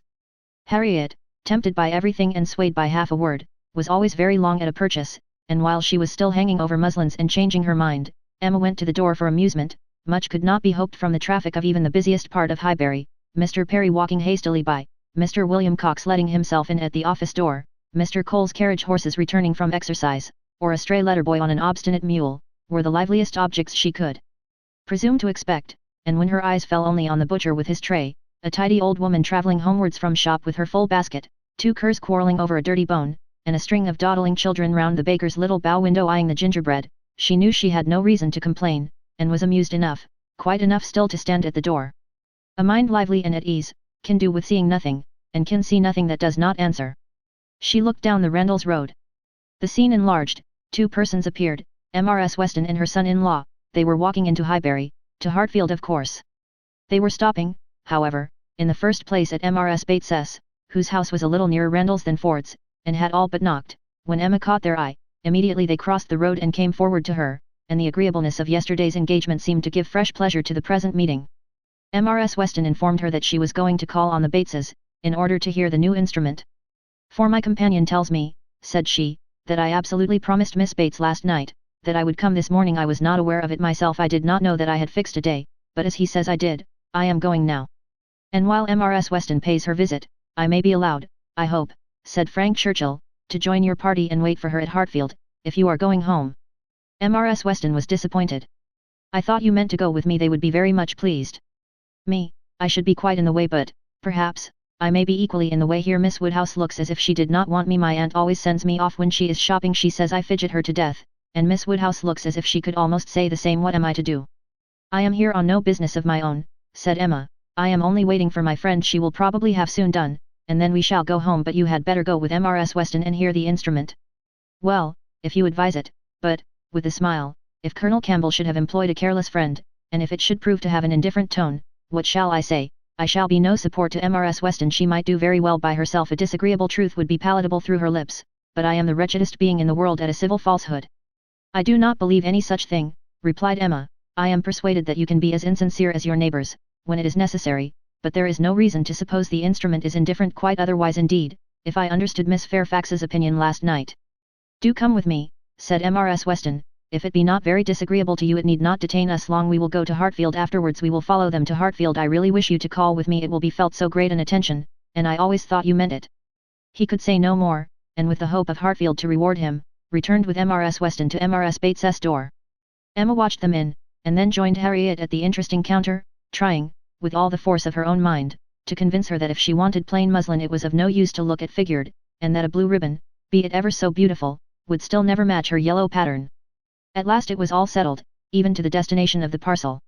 Should I send it to Mrs. Goddard's, ma'am? Asked Mrs. Ford. Yes, no, yes, to Mrs. Goddard's only. My pattern gown is at Hartfield. No, you shall send it to Hartfield, if you please, but then, Mrs. Goddard will want to see it, and I could take the pattern gown home any day, but I shall want the ribbon directly, so it had better go to Hartfield. At least the ribbon you could make it into 2 parcels, Mrs. Ford, could not you? It is not worth while, Harriet, to give Mrs. Ford the trouble of 2 parcels. No more it is. No trouble in the world, ma'am, said the obliging Mrs. Ford. Oh, but indeed I would much rather have it only in one. Then, if you please, you shall send it all to Mrs. Goddard's. I do not know, no, I think, Miss Woodhouse, I may just as well have it sent to Hartfield, and take it home with me at night. What do you advise? That you do not give another half-second to the subject. To Hartfield, if you please, Mrs. Ford. That will be much best, said Harriet, quite satisfied. I should not at all like to have it sent to Mrs. Goddard's. Voices approached the shop, or rather one voice and 2 ladies. Mrs. Weston and Miss Bates met them at the door. My dear Miss Woodhouse, said the latter, I am just run across to entreat the favour of you to come and sit down with us a little while, and give us your opinion of our new instrument. You and Miss Smith. How do you do, Miss Smith? Very well, I thank you, and I begged Mrs. Weston to come with me, that I might be sure of succeeding. I hope Mrs. Bates and Miss Fairfax are very well. I am much obliged to you. My mother is delightfully well, and Jane caught no cold last night. How is Mr. Woodhouse? I am so glad to hear such a good account. Mrs. Weston told me you were here. Oh, then, said I must run across. I am sure Miss Woodhouse will allow me just to run across and entreat her to come in. My mother will be so very happy to see her, and now we are such a nice party, she cannot refuse. Pray do, said Mr. Frank Churchill, Miss Woodhouse's opinion of the instrument will be worth having, but, said I shall be more sure of succeeding if one of you will go with me. Oh, said he, wait half a minute, till I have finished my job, for, would you believe it, Miss Woodhouse, there he is, in the most obliging manner in the world, fastening in the rivet of my mother's spectacles. The rivet came out, you know, this morning, so very obliging, for my mother had no use of her spectacles, could not put them on. And, by the by, everybody ought to have 2 pair of spectacles, they should indeed. Jane said so. I meant to take them over to John Saunders the first thing I did, but something or other hindered me all the morning, first one thing, then another, there is no saying what, you know. At one time Patty came to say she thought the kitchen chimney wanted sweeping. Oh, said I, Patty, do not come with your bad news to me. Here is the rivet of your mistress's spectacles out. Then the baked apples came home. Mrs. Wallace sent them by her boy. They are extremely civil and obliging to us, the Wallaces, always. I have heard some people say that Mrs. Wallace can be uncivil and give a very rude answer, but we have never known anything but the greatest attention from them. And it cannot be for the value of our custom now, for what is our consumption of bread, you know? Only 3 of us, besides dear Jane at present, and she really eats nothing, makes such a shocking breakfast, you would be quite frightened if you saw it. I dare not let my mother know how little she eats, so I say one thing and then I say another, and it passes off. But about the middle of the day she gets hungry, and there is nothing she likes so well as these baked apples, and they are extremely wholesome, for I took the opportunity the other day of asking Mr. Perry. I happened to meet him in the street. Not that I had any doubt before, I have so often heard Mr. Woodhouse recommend a baked apple. I believe it is the only way that Mr. Woodhouse thinks the fruit thoroughly wholesome. We have apple dumplings, however, very often. Patty makes an excellent apple dumpling. Well, Mrs. Weston, you have prevailed, I hope, and these ladies will oblige us. Emma would be very happy to wait on Mrs. Bates and see, and they did at last move out of the shop, with no farther delay from Miss Bates then. How do you do, Mrs. Ford? I beg your pardon, I did not see you before. I hear you have a charming collection of new ribbons from town. Jane came back delighted yesterday. Thank ya, the gloves do very well, only a little too large about the wrist, but Jane is taking them in. What was I talking of, said she, beginning again when they were all in the street. Emma wondered on what, of all the medley, she would fix. I declare I cannot recollect what I was talking of. Oh, my mother's spectacles, so very obliging of Mr. Frank Churchill. Oh, said he, I do think I can fasten the rivet. I like a job of this kind excessively, which you know should him to be so very. Indeed I must say that, much as I had heard of him before and much as I had expected, he very far exceeds anything. I do congratulate you, Mrs. Weston, most warmly. He seems everything the fondest parent could. Oh, said he, I can fasten the rivet. I like a job of that sort excessively. I never shall forget his manner. And when I brought out the baked apples from the closet, and hoped our friends would be so very obliging as to take some, oh, said he directly, there is nothing in the way of fruit half so good, and these are the finest looking home-baked apples I ever saw in my life. That, you know, was so very. And I am sure, by his manner, it was no compliment. Indeed they are very delightful apples, and Mrs. Wallace does them full justice, only we do not have them baked more than twice, and Mr. Woodhouse made us promise to have them done 3 times, but Miss Woodhouse will be so good as not to mention it. The apples themselves are the very finest sort for baking, beyond a doubt, all from Donwell, some of Mr. Knightley's most liberal supply. He sends us a sack every year, and certainly there never was such a keeping apple anywhere as one of his trees. I believe there is 2 of them. My mother says the orchard was always famous in her younger days. But I was really quite shocked the other day, for Mr. Knightley called one morning, and Jane was eating these apples, and we talked about them and said how much she enjoyed them, and he asked whether we were not got to the end of our stock. I am sure you must be, said he, and I will send you another supply, for I have a great many more than I can ever use. William Larkins let me keep a larger quantity than usual this year. I will send you some more, before they get good for nothing. So I begged he would not, for really as to ours being gone, I could not absolutely say that we had a great many left, it was but half a dozen indeed, but they should be all kept for Jane, and I could not at all bear that he should be sending us more, so liberal as he had been already, and Jane said the same. And when he was gone, she almost quarrelled with me. No, I should not say quarrelled, for we never had a quarrel in our lives, but she was quite distressed that I had owned the apples were so nearly gone. She wished I had made him believe we had a great many left. Oh, said I, my dear, I did say as much as I could. However, the very same evening William Larkins came over with a large basket of apples, the same sort of apples, a bushel at least. And I was very much obliged, and went down and spoke to William Larkins and said everything, as you may suppose. William Larkins is such an old acquaintance.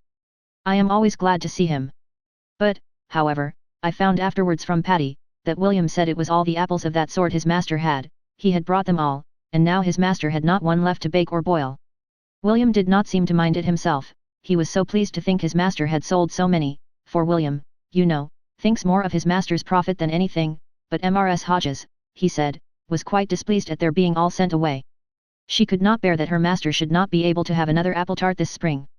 He told Patty this, but bid her not mind it, and be sure not to say anything to us about it, for Mrs. Hodges would be cross sometimes, and as long as so many sacks were sold, it did not signify who ate the remainder. And so Patty told me, and I was excessively shocked indeed. I would not have Mr. Knightley know anything about it for the world. He would be so very. I wanted to keep it from Jane's knowledge, but, unluckily, I had mentioned it before I was aware. Miss Bates had just done as Patty opened the door, and her visitors walked upstairs without having any regular narration to attend to, pursued only by the sounds of her desultory good will. Pray take care, Mrs. Weston, there is a step at the turning. Pray take care, Miss Woodhouse, ours is rather a dark staircase, rather darker and narrower than one could wish. Miss Smith, pray take care. Miss Woodhouse, I am quite concerned, I am sure you hit your foot. Miss Smith, the step at the turning. Chapter 10. The appearance of the little sitting room as they entered, was tranquillity itself. Mrs. Bates, deprived of her usual employment, slumbering on one side of the fire, Frank Churchill, at a table near her, most deedily occupied about her spectacles, and Jane Fairfax, standing with her back to them, intent on her pianoforte. Busy as he was, however, the young man was yet able to shew a most happy countenance on seeing Emma again. This is a pleasure, said he, in rather a low voice, coming at least 10 minutes earlier than I had calculated. You find me trying to be useful, tell me if you think I shall succeed. What, said Mrs. Weston, have not you finished it yet? You would not earn a very good livelihood as a working silversmith at this rate. I have not been working uninterruptedly, he replied, I have been assisting Miss Fairfax in trying to make her instrument stand steadily. It was not quite firm, an unevenness in the floor. I believe you see we have been wedging one leg with paper. This was very kind of you to be persuaded to come. I was almost afraid you would be hurrying home. He contrived that she should be seated by him, and was sufficiently employed in looking out the best baked apple for her, and trying to make her help or advise him in his work, till Jane Fairfax was quite ready to sit down to the pianoforte again. That she was not immediately ready, Emma did suspect to arise from the state of her nerves. She had not yet possessed the instrument long enough to touch it without emotion. She must reason herself into the power of performance, and Emma could not but pity such feelings, whatever their origin, and could not but resolve never to expose them to her neighbour again.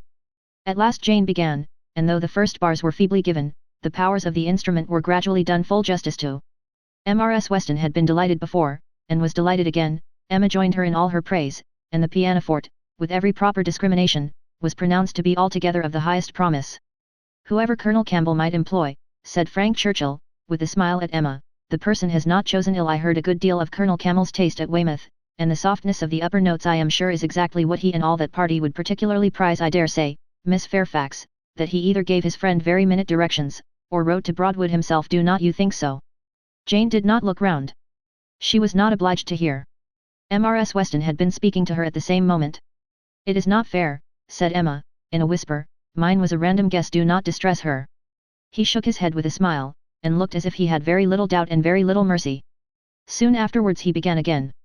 "How much your friends in Ireland must be enjoying your pleasure on this occasion, Miss Fairfax. I dare say they often think of you, and wonder which will be the day, the precise day of the instrument's coming to hand. Do you imagine Colonel Campbell knows the business to be going forward just at this time? Do you imagine it to be the consequence of an immediate commission from him, or that he may have sent only a general direction, an order indefinite as to time, to depend upon contingencies and conveniences?" He paused. She could not but hear, she could not avoid answering. "Till I have a letter from Colonel Campbell," said she, in a voice of forced calmness, "I can imagine nothing with any confidence. It must be all conjecture." "Conjecture? Sometimes one conjectures right, and sometimes one conjectures wrong. I wish I could conjecture how soon I shall make this rivet quite firm. What nonsense one talks, Miss Woodhouse, when hard at work, if one talks at all. Your real workmen, I suppose, hold their tongues, but we gentlemen labourers, if we get hold of a word—" Miss Fairfax said something about conjecturing there. "It is done. I have the pleasure, madam, to Mrs. Bates, of restoring your spectacles, healed for the present." He was very warmly thanked both by mother and daughter. To escape a little from the latter, he went to the pianoforte, and begged Miss Fairfax, who was still sitting at it, to play something more. "If you are very kind," said he, "it will be one of the waltzes we danced last night. Let me live them over again. You did not enjoy them as I did. You appeared tired the whole time. I believe you were glad we danced no longer, but I would have given worlds, all the worlds one ever has to give, for another half hour." She played. "What felicity it is to hear a tune again which has made one happy. If I mistake not, that was danced at Weymouth." She looked up at him for a moment, coloured deeply, and played something else. He took some music from a chair near the pianoforte, and turning to Emma, said, "Here is something quite new to me. Do you know it, Kramer? And here are a new set of Irish melodies that, from such a quarter, one might expect." This was all sent with the instrument. Very thoughtful of Colonel Campbell, was not it? He knew Miss Fairfax could have no music here. "I honour that part of the attention particularly. It shews it to have been so thoroughly from the heart. Nothing hastily done, nothing incomplete. True affection only could have prompted it." Emma wished he would be less pointed, yet could not help being amused, and went on glancing her eye towards Jane Fairfax. She caught the remains of a smile, when she saw that with all the deep blush of consciousness, there had been a smile of secret delight. She had less scruple in the amusement, and much less compunction with respect to her. This amiable, upright, perfect Jane Fairfax was apparently cherishing very reprehensible feelings. He brought all the music to her, and they looked it over together. Emma took the opportunity of whispering, "You speak too plain. She must understand you." "I hope she does. I would have her understand me. I am not in the least ashamed of my meaning. But really, I am half ashamed, and wish I had never taken up the idea. I am very glad you did, and that you communicated it to me. I have now a key to all her odd looks and ways. Leave shame to her. If she does wrong, she ought to feel it. She is not entirely without it, I think. I do not see much sign of it." She is playing Robin Adair at this moment, his favourite. Shortly afterwards Miss Bates, passing near the window, descried Mr. Knightley on horseback not far off. "Mr. Knightley, I declare, I must speak to him if possible, just to thank him. I will not open the window here, it would give you all cold, but I can go into my mother's room. You know, I dare say he will come in when he knows who is here. Quite delightful to have you all meet so, our little room so honoured." She was in the adjoining chamber while she still spoke, and opening the casement there, immediately called Mr. Knightley's attention, and every syllable of their conversation was as distinctly heard by the others, as if it had passed within the same apartment. "How d'ye do? How d'ye do? Very well, I thank you. So obliged to you for the carriage last night. We were just in time, my mother just ready for us. Pray come in, do come in. You will find some friends here." So began Miss Bates, and Mr. Knightley seemed determined to be heard in his turn, for most resolutely and commandingly did he say, "How is your niece, Miss Bates? I want to inquire after you all, but particularly your niece. How is Miss Fairfax? I hope she caught no cold last night. How is she today? Tell me how Miss Fairfax is." And Miss Bates was obliged to give a direct answer before he would hear her in anything else. The listeners were amused, and Mrs. Weston gave Emma a look of particular meaning. But Emma still shook her head in steady skepticism. So obliged to you, so very much obliged to you for the carriage, resumed Miss Bates. He cut her short with, I am going to Kingston, can I do anything for you? Oh, dear, Kingston, are you? Mrs. Cole was saying the other day she wanted something from Kingston. Mrs. Cole has servants to send, can I do anything for you? No, I thank you, but do come in. Who do you think is here? Miss Woodhouse and Miss Smith, so kind as to call to hear the new pianoforte. Do put up your horse at the Crown, and come in. Well, said he, in a deliberating manner, for 5 minutes, perhaps. And here is Mrs. Weston and Mr. Frank Churchill too, quite delightful, so many friends. No, not now, I thank you, I could not stay 2 minutes, I must get on to Kingston as fast as I can. Oh, do come in, they will be so very happy to see you. No, no, your room is full enough, I will call another day, and hear the pianoforte. Well, I am so sorry. Oh, Mr. Knightley, what a delightful party last night, how extremely pleasant, did you ever see such dancing, was not it delightful, Miss Woodhouse and Mr. Frank Churchill, I never saw anything equal to it. Oh, very delightful indeed, I can say nothing less, for I suppose Miss Woodhouse and Mr. Frank Churchill are hearing everything that passes, and, raising his voice still more, I do not see why Miss Fairfax should not be mentioned too. I think Miss Fairfax dances very well, and Mrs. Weston is the very best country dance player, without exception, in England now. If your friends have any gratitude, they will say something pretty loud about you and me in return, but I cannot stay to hear it.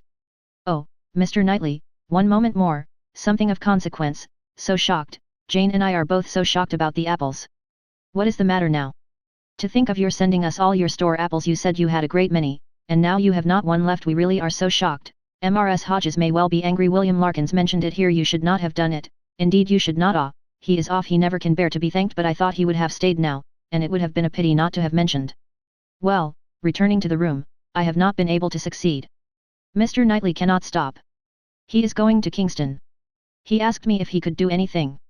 Yes, said Jane, we heard his kind offers, we heard everything.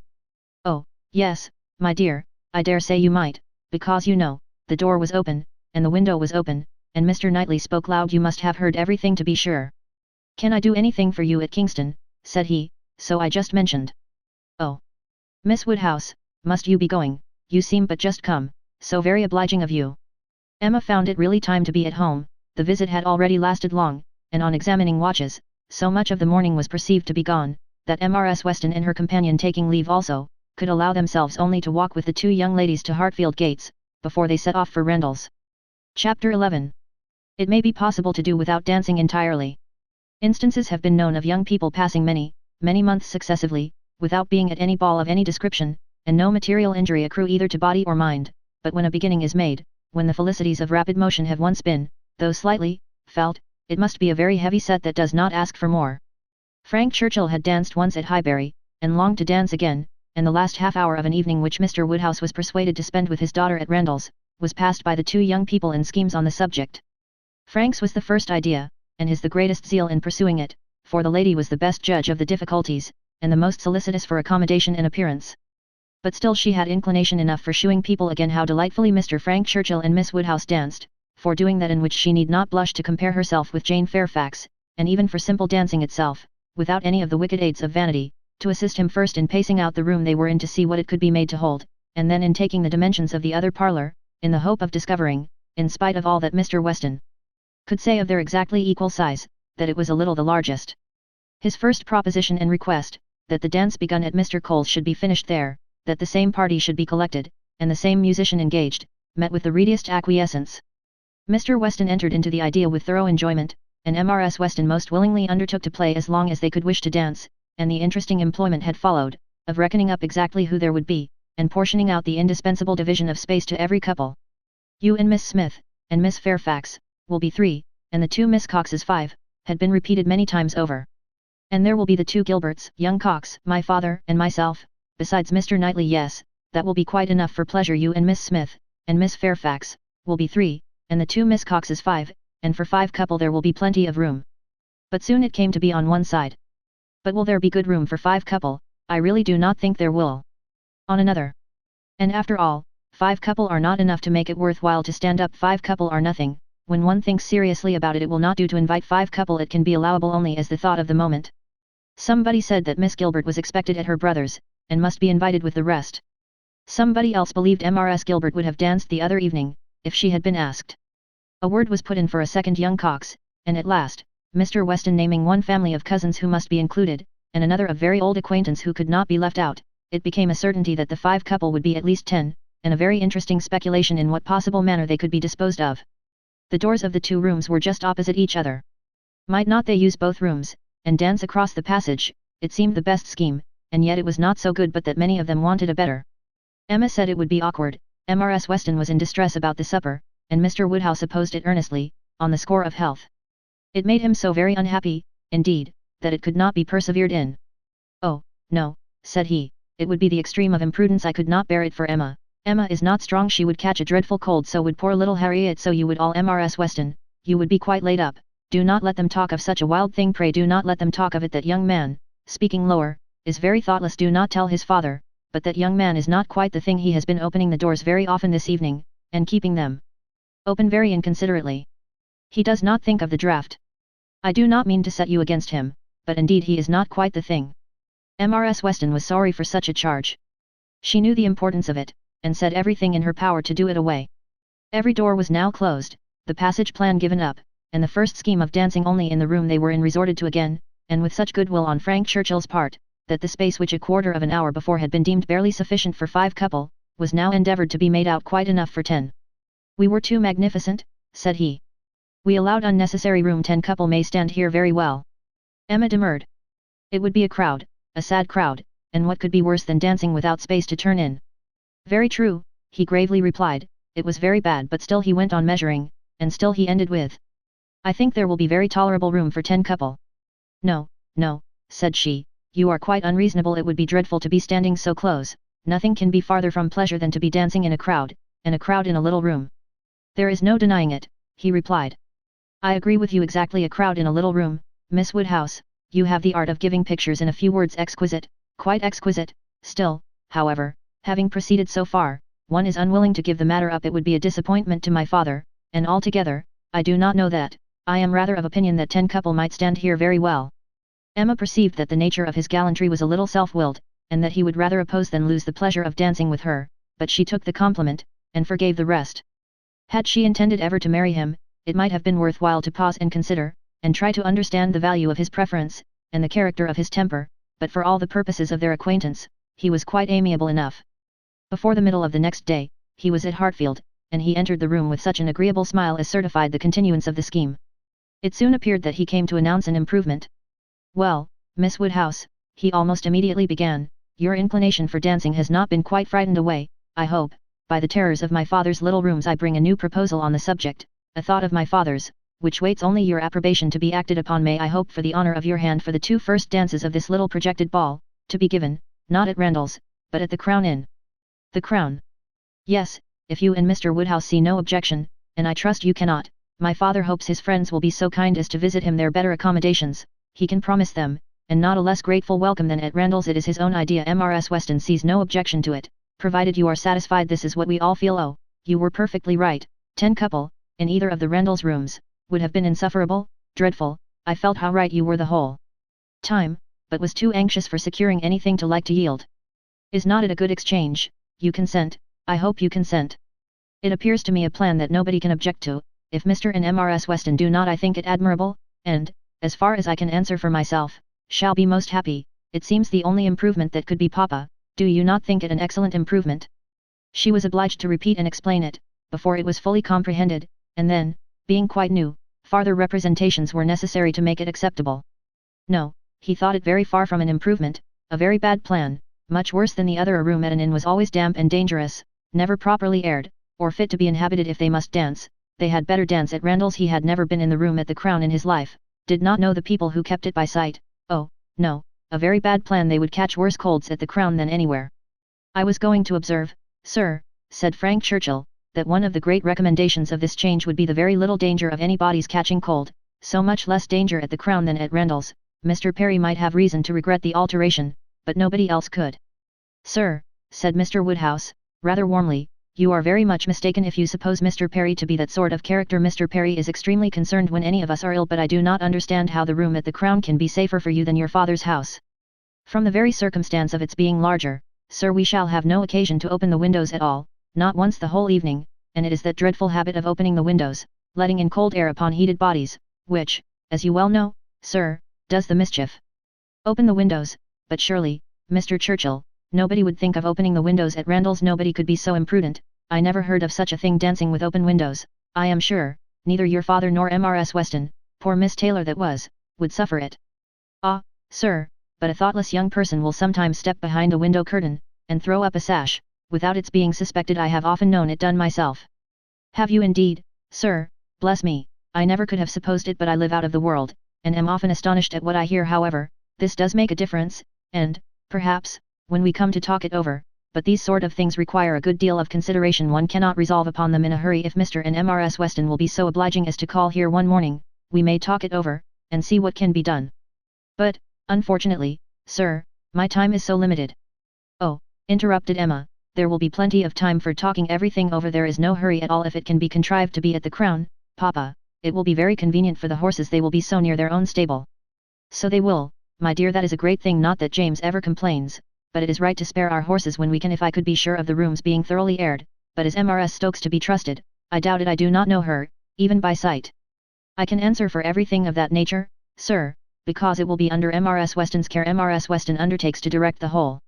There, Papa, now you must be satisfied, our own dear Mrs. Weston, who is carefulness itself. Do not you remember what Mr. Perry said, so many years ago, when I had the measles? If Miss Taylor undertakes to wrap Miss Emma up, you need not have any fears, sir. How often have I heard you speak of it as such a compliment to her? Aye, very true, Mr. Perry did say so. I shall never forget it. Poor little Emma, you were very bad with the measles, that is, you would have been very bad, but for Perry's great attention. He came 4 times a day for a week. He said, from the first, it was a very good sort, which was our great comfort, but the measles are a dreadful complaint. I hope whenever poor Isabella's little ones have the measles, she will send for Perry. My father and Mrs. Weston are at the Crown at this moment, said Frank Churchill, examining the capabilities of the house. I left them there and came on to Hartfield, impatient for your opinion, and hoping you might be persuaded to join them and give your advice on the spot. I was desired to say so from both. It would be the greatest pleasure to them, if you could allow me to attend you there. They can do nothing satisfactorily without you. Emma was most happy to be called to such a council, and her father, engaging to think it all over while she was gone, the 2 young people set off together without delay for the Crown. There were Mr. and Mrs. Weston, delighted to see her and receive her approbation, very busy and very happy in their different way, she, in some little distress, and he, finding everything perfect. Emma, said she, this paper is worse than I expected. Look, in places you see it is dreadfully dirty, and the wainscot is more yellow and forlorn than anything I could have imagined. My dear, you are too particular, said her husband. What does all that signify? You will see nothing of it by candlelight. It will be as clean as Randalls by candlelight. We never see anything of it on our club nights. The ladies here probably exchanged looks, which meant, men never know when things are dirty or not, and the gentlemen perhaps thought each to himself, women will have their little nonsenses and needless cares. One perplexity, however, arose, which the gentlemen did not disdain. It regarded a supper room. At the time of the ballrooms being built, suppers had not been in question, and a small card room adjoining, was the only addition. What was to be done? This card room would be wanted as a card room now, or, if cards were conveniently voted unnecessary by their 4 selves, still was it not too small for any comfortable supper? Another room of much better size might be secured for the purpose, but it was at the other end of the house, and a long awkward passage must be gone through to get at it. This made a difficulty. Mrs. Weston was afraid of draughts for the young people in that passage, and neither Emma nor the gentlemen could tolerate the prospect of being miserably crowded at supper. Mrs. Weston proposed having no regular supper, merely sandwiches, and set out in the little room, but that was scouted as a wretched suggestion. A private dance, without sitting down to supper, was pronounced an infamous fraud upon the rights of men and women, and Mrs. Weston must not speak of it again. She then took another line of expediency, and looking into the doubtful room, observed, I do not think it is so very small. We shall not be many, you know. And Mr. Weston at the same time, walking briskly with long steps through the passage, was calling out, You talk a great deal of the length of this passage, my dear. It is a mere nothing after all, and not the least draught from the stairs. I wish, said Mrs. Weston, one could know which arrangement our guests in general would like best to do. What would be most generally pleasing must be our object, if one could but tell what that would be. Yes, very true, cried Frank, very true. You want your neighbours' opinions. I do not wonder at you if one could ascertain what the chief of them, the Coles, for instance, they are not far off. Shall I call upon them, or Miss Bates? She is still nearer, and I do not know whether Miss Bates is not as likely to understand the inclinations of the rest of the people as anybody. I think we do want a larger council. Suppose I go and invite Miss Bates to join us. Well, if you please, said Mrs. Weston rather hesitating, if you think she will be of any use. You will get nothing to the purpose from Miss Bates, said Emma. She will be all delight and gratitude, but she will tell you nothing, she will not even listen to your questions. I see no advantage in consulting Miss Bates. But she is so amusing, so extremely amusing. I am very fond of hearing Miss Bates talk, and I need not bring the whole family, you know. Here Mr. Weston joined them, and on hearing what was proposed, gave it his decided approbation. I do, Frank, go and fetch Miss Bates, and let us end the matter at once. She will enjoy the scheme, I am sure, and I do not know a proper person for shewing us how to do away difficulties. Fetch Miss Bates, we are growing a little too nice. She is a standing lesson of how to be happy, but fetch them both, invite them both. Both, sir, can the old lady? The old lady, no, the young lady, to be sure. I shall think you a great blockhead, Frank, if you bring the aunt without the niece. Oh, I beg your pardon, sir, I did not immediately recollect. Undoubtedly, if you wish it, I will endeavour to persuade them both. And away he ran. Long before he reappeared, attending the short, neat, brisk moving aunt, and her elegant niece, Mrs. Weston, like a sweet-tempered woman and a good wife, had examined the passage again, and found the evils of it much less than she had supposed before, indeed very trifling, and here ended the difficulties of decision. All the rest, in speculation at least, was perfectly smooth. All the minor arrangements of table and chair, lights and music, tea and supper, made themselves, or were left as mere trifles to be settled at any time between Mrs. Weston and Mrs. Stokes. Everybody invited was certainly to come. Frank had already written to Enscombe to propose staying a few days beyond his fortnight, which could not possibly be refused. And a delightful dance it was to be. Most cordially, when Miss Bates arrived, did she agree that it must. As a counsellor she was not wanted, but as an approver, a much safer character, she was truly welcome. Her approbation, at once general and minute, warm and incessant, could not but please, and for another half hour they were all walking to and fro, between the different rooms, some suggesting, some attending, and all in happy enjoyment of the future. The party did not break up without Emma's being positively secured for the 2 first dances by the hero of the evening, nor without her overhearing Mr. Weston whisper to his wife, "He has asked her, my dear, that's right, I knew he would." Chapter 12. One thing only was wanting to make the prospect of the ball completely satisfactory to Emma, its being fixed for a day within the granted term of Frank Churchill's stay in Surrey, for, in spite of Mr. Weston's confidence, she could not think it so very impossible that the Churchills might not allow their nephew to remain a day beyond his fortnight. But this was not judged feasible.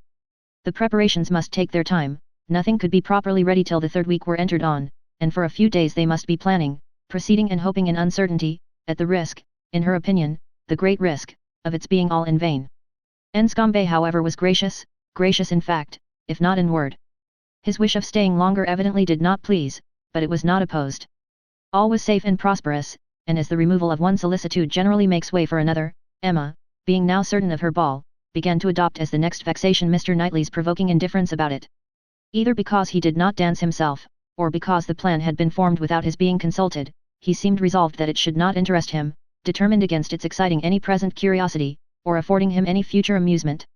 To her voluntary communications Emma could get no more approving reply, than, "Very well, if the Westons think it worth while to be at all this trouble for a few hours of noisy entertainment, I have nothing to say against it, but that they shall not choose pleasures for me, oh, yes, I must be there, I could not refuse, and I will keep as much awake as I can, but I would rather be at home, looking over William Larkins's week's account, much rather, I confess, pleasure in seeing dancing, not I, indeed, I never look at it, I do not know who does, fine dancing, I believe. Like virtue, must be its own reward. Those who are standing by are usually thinking of something very different." This Emma felt was aimed at her, and it made her quite angry. It was not in compliment to Jane Fairfax however that he was so indifferent, or so indignant. He was not guided by her feelings in reprobating the ball, for she enjoyed the thought of it to an extraordinary degree. It made her animated, open-hearted. She voluntarily said, "Oh, Miss Woodhouse, I hope nothing may happen to prevent the ball. What a disappointment it would be, I do look forward to it, I own, with very great pleasure." It was not to oblige Jane Fairfax therefore that he would have preferred the society of William Larkins. No, she was more and more convinced that Mrs. Weston was quite mistaken in that surmise. There was a great deal of friendly and of compassionate attachment on his side, but no love. Alas! There was soon no leisure for quarrelling with Mr. Knightley. 2 days of joyful security were immediately followed by the overthrow of everything. A letter arrived from Mr. Churchill to urge his nephew's instant return. Mrs. Churchill was unwell, far too unwell to do without him. She had been in a very suffering state, so said her husband, when writing to her nephew 2 days before, though from her usual unwillingness to give pain, and constant habit of never thinking of herself, she had not mentioned it, but now she was too ill to trifle, and must entreat him to set off for Enscombe without delay. The substance of this letter was forwarded to Emma, in a note from Mrs. Weston, instantly. As to his going, it was inevitable. He must be gone within a few hours, though without feeling any real alarm for his aunt, to lessen his repugnance. He knew her illnesses, they never occurred but for her own convenience. Mrs. Weston added, that he could only allow himself time to hurry to Highbury after breakfast and take leave of the few friends there whom he could suppose to feel any interest in him, and that he might be expected at Hartfield very soon. This wretched note was the finale of Emma's breakfast. When once it had been read, there was no doing anything but lament and exclaim. The loss of the ball, the loss of the young man, and all that the young man might be feeling, it was too wretched, such a delightful evening as it would have been, everybody so happy. And she and her partner the happiest, I said it would be so, was the only consolation. Her father's feelings were quite distinct. He thought principally of Mrs. Churchill's illness, and wanted to know how she was treated, and as for the ball, it was shocking to have dear Emma disappointed, but they would all be safer at home. Emma was ready for her visitor some time before he appeared, but if this reflected at all upon his impatience, his sorrowful look and total want of spirits when he did come might redeem him. He felt the going away almost too much to speak of it. His dejection was most evident. He sat really lost in thought for the first few minutes, and when rousing himself, it was only to say, "Of all horrid things, leave-taking is the worst." "But you will come again," said Emma. "This will not be your only visit to Rendals." "Ah," shaking his head, "the uncertainty of when I may be able to return, I shall try for it with a zeal, it will be the object of all my thoughts and cares, and if my uncle and aunt go to town this spring, but I am afraid, they did not stir last spring, I am afraid it is a custom gone for ever. Our poor ball must be quite given up."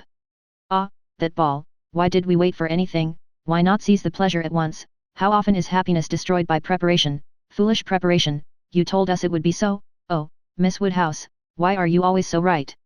"Indeed, I am very sorry to be right in this instance. I would much rather have been merry than wise. If I can come again, we are still to have our ball. My father depends on it. Do not forget your engagement."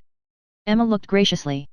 "Such a fortnight as it has been," he continued, "every day more precious and more delightful than the day before, every day making me less fit to bear any other place. Happy those, who can remain at Highbury.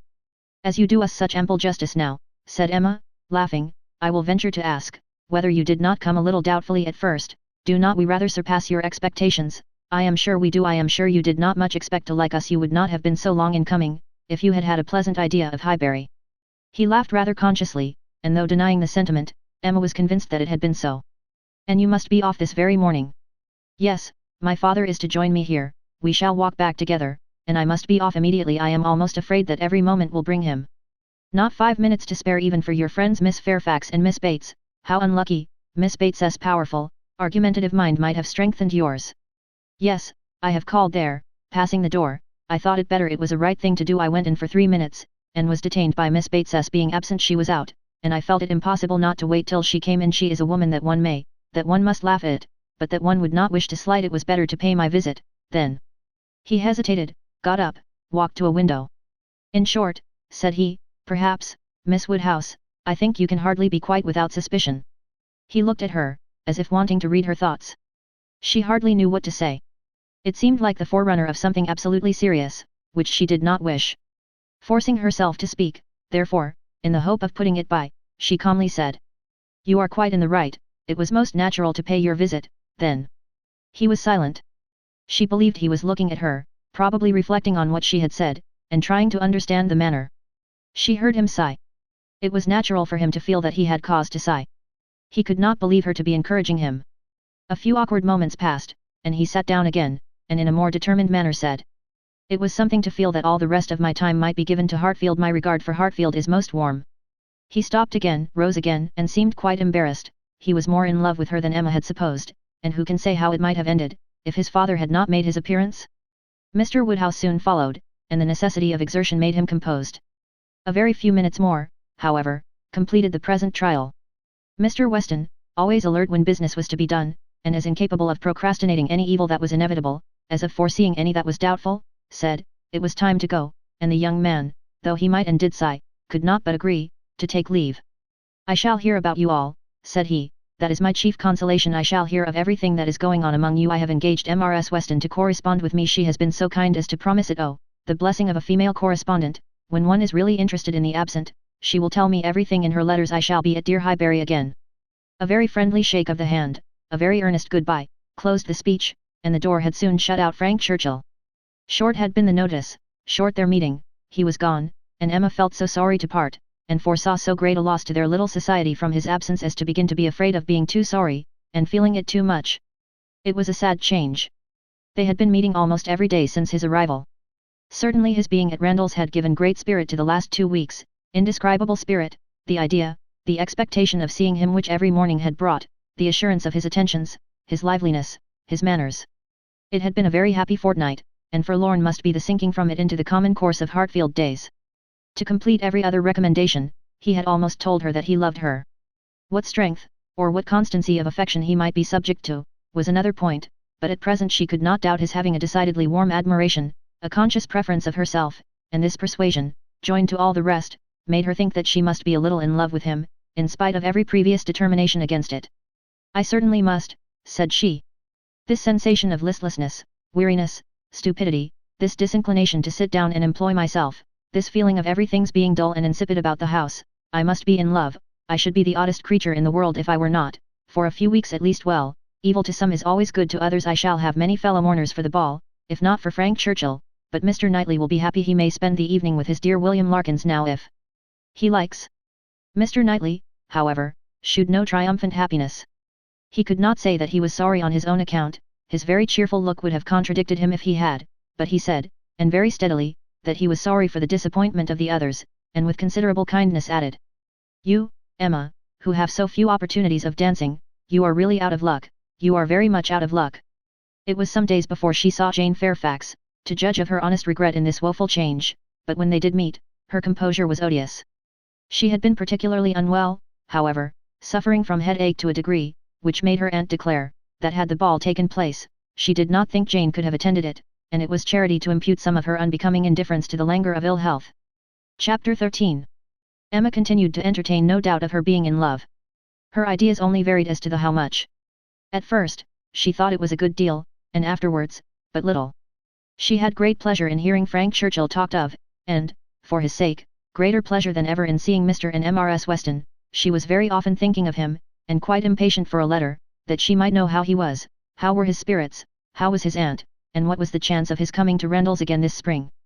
But, on the other hand, she could not admit herself to be unhappy, nor, after the first morning, to be less disposed for employment than usual. She was still busy and cheerful, and, pleasing as he was, she could yet imagine him to have faults, and farther, though thinking of him so much, and, as she sat drawing or working, forming 1,000 amusing schemes for the progress and close of their attachment, fancying interesting dialogues, and inventing elegant letters. The conclusion of every imaginary declaration on his side was that she refused him. Their affection was always to subside into friendship. Everything tender and charming was to mark their parting, but still they were to part. When she became sensible of this, it struck her that she could not be very much in love, for in spite of her previous and fixed determination never to quit her father, never to marry, a strong attachment certainly must produce more of a struggle than she could foresee in her own feelings. "I do not find myself making any use of the word sacrifice," said she, "in not one of all my clever replies, my delicate negatives. Is there any allusion to making a sacrifice? I do suspect that he is not really necessary to my happiness. So much the better. I certainly will not persuade myself to feel more than I do. I am quite enough in love. I should be sorry to be more." Upon the whole, she was equally contented with her view of his feelings. He is undoubtedly very much in love, everything denotes it, very much in love indeed, and when he comes again, if his affection continue, I must be on my guard not to encourage it. It would be most inexcusable to do otherwise, as my own mind is quite made up. Not that I imagine he can think I have been encouraging him hitherto. No, if he had believed me at all to share his feelings, he would not have been so wretched. Could he have thought himself encouraged, his looks and language at parting would have been different. Still, however, I must be on my guard. This is in the supposition of his attachment continuing what it now is, but I do not know that I expect it will. I do not look upon him to be quite the sort of man, I do not altogether build upon his steadiness or constancy. His feelings are warm, but I can imagine them rather changeable. Every consideration of the subject, in short, makes me thankful that my happiness is not more deeply involved. I shall do very well again after a little while. And then, it will be a good thing over, for they say everybody is in love once in their lives, and I shall have been let off easily. When his letter to Mrs. Weston arrived, Emma had the perusal of it, and she read it with a degree of pleasure and admiration which made her at first shake her head over her own sensations, and think she had undervalued their strength.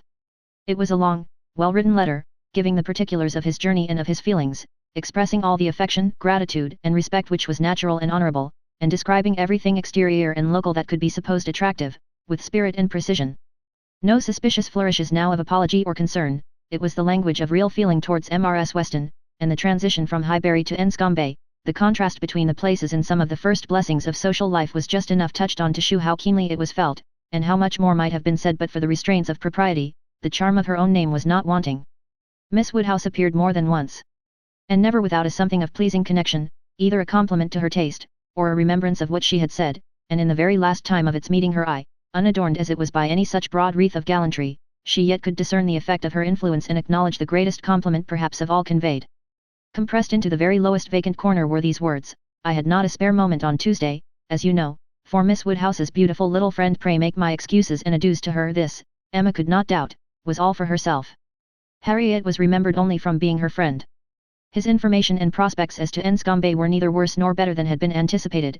Mrs. Churchill was recovering, and he dared not yet, even in his own imagination, fix a time for coming to Rendals again. Gratifying, however, and stimulative as was the letter in the material part, its sentiments, she yet found, when it was folded up and returned to Mrs. Weston, that it had not added any lasting warmth, that she could still do without the writer, and that he must learn to do without her. Her intentions were unchanged. Her resolution of refusal only grew more interesting by the addition of a scheme for his subsequent consolation and happiness. His recollection of Harriet, and the words which clothed it, the beautiful little friend, suggested to her the idea of Harriet's succeeding her in his affections.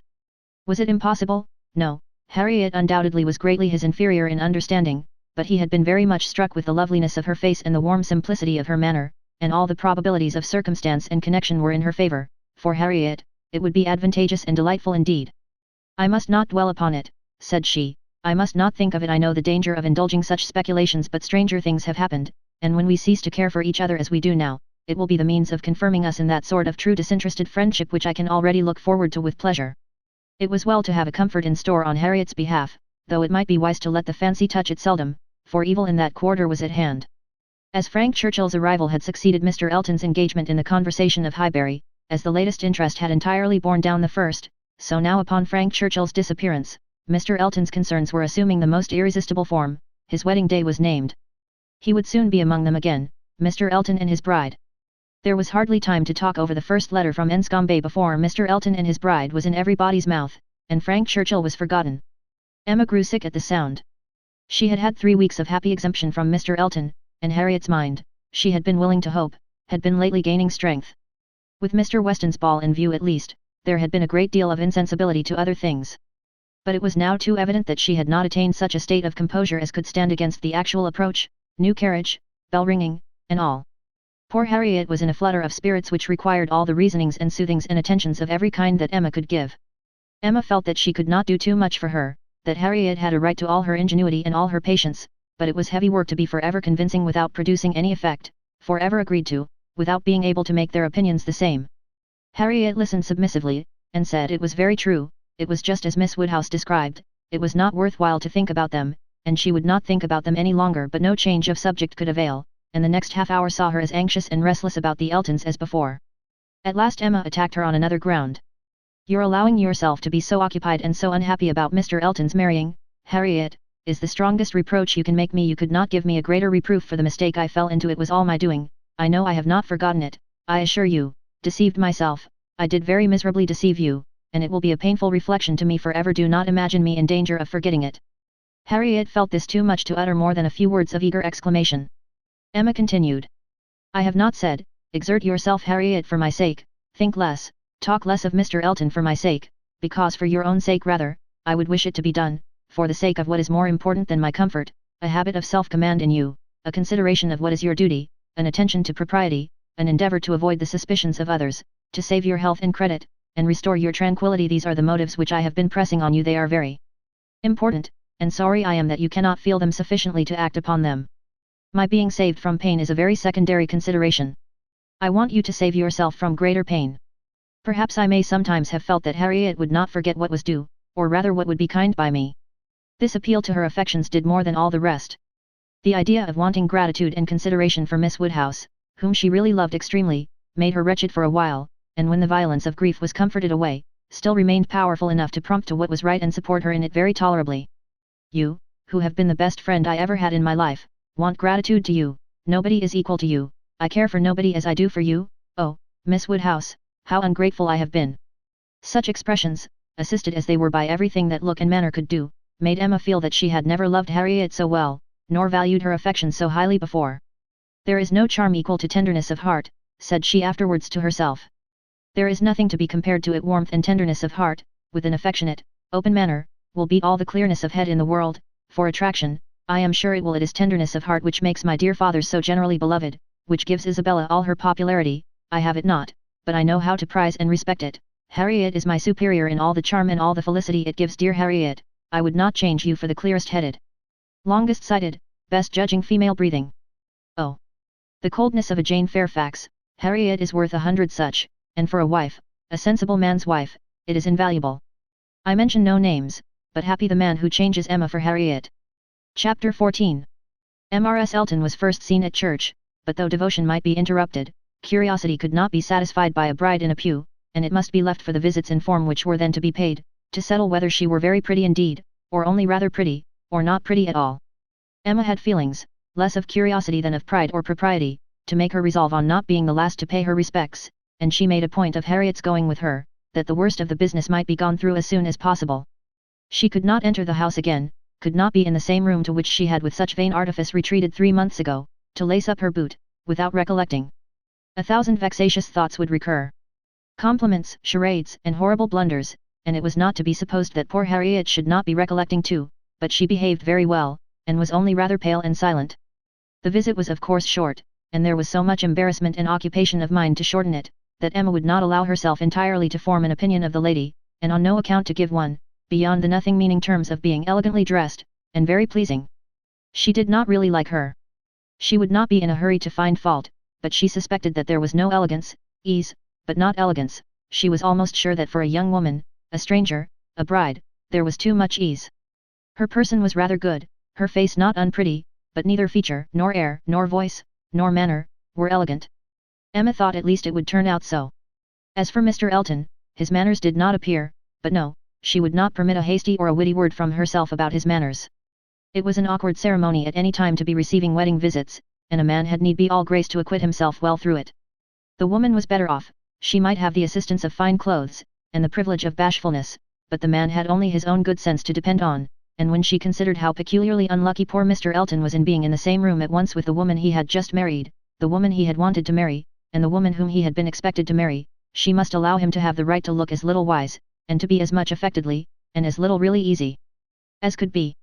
"Well, Miss Woodhouse," said Harriet, when they had quitted the house, and after waiting in vain for her friend to begin, "well, Miss Woodhouse," with a gentle sigh, "what do you think of her? Is not she very charming?" There was a little hesitation in Emma's answer. "Oh, yes, very, a very pleasing young woman. I think her beautiful, quite beautiful. Very nicely dressed, indeed, a remarkably elegant gown. I am not at all surprised that he should have fallen in love." "Oh, no, there is nothing to surprise one at all, a pretty fortune, and she came in his way." "I dare say," returned Harriet, sighing again, "I dare say she was very much attached to him." "Perhaps she might, but it is not every man's fate to marry the woman who loves him best." Miss Hawkins perhaps wanted a home, and thought this the best offer she was likely to have.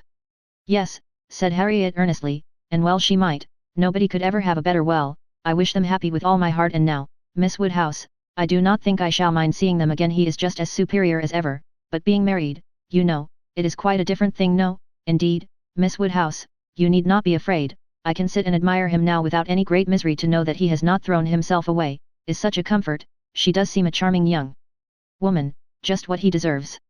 Happy creature." He called her Augusta. How delightful. When the visit was returned, Emma made up her mind. She could then see more and judge better. From Harriet's happening not to be at Hartfield, and her father's being present to engage Mr. Elton, she had a quarter of an hour of the lady's conversation to herself, and could composedly attend to her, and the quarter of an hour quite convinced her that Mrs. Elton was a vain woman, extremely well satisfied with herself, and thinking much of her own importance, that she meant to shine and be very superior, but with manners which had been formed in a bad school, pert and familiar, that all her notions were drawn from one set of people, and one style of living, that if not foolish she was ignorant, and that her society would certainly do Mr. Elton no good. Harriet would have been a better match. If not wise or refined herself, she would have connected him with those who were, but Miss Hawkins, it might be fairly supposed from her easy conceit, had been the best of her own set. The rich brother-in-law near Bristol was the pride of the alliance, and his place and his carriages were the pride of him. The very first subject after being seated was Maple Grove, my brother Mr. Suckling's seat, a comparison of Hartfield to Maple Grove. The grounds of Hartfield were small, but neat and pretty, and the house was modern and well built. Mrs. Elton seemed most favourably impressed by the size of the room, the entrance, and all that she could see or imagine. Very like Maple Grove indeed, she was quite struck by the likeness. That room was the very shape and size of the morning room at Maple Grove, her sister's favourite room. Mr. Elton was appealed to, was not it astonishingly like, she could really almost fancy herself at Maple Grove.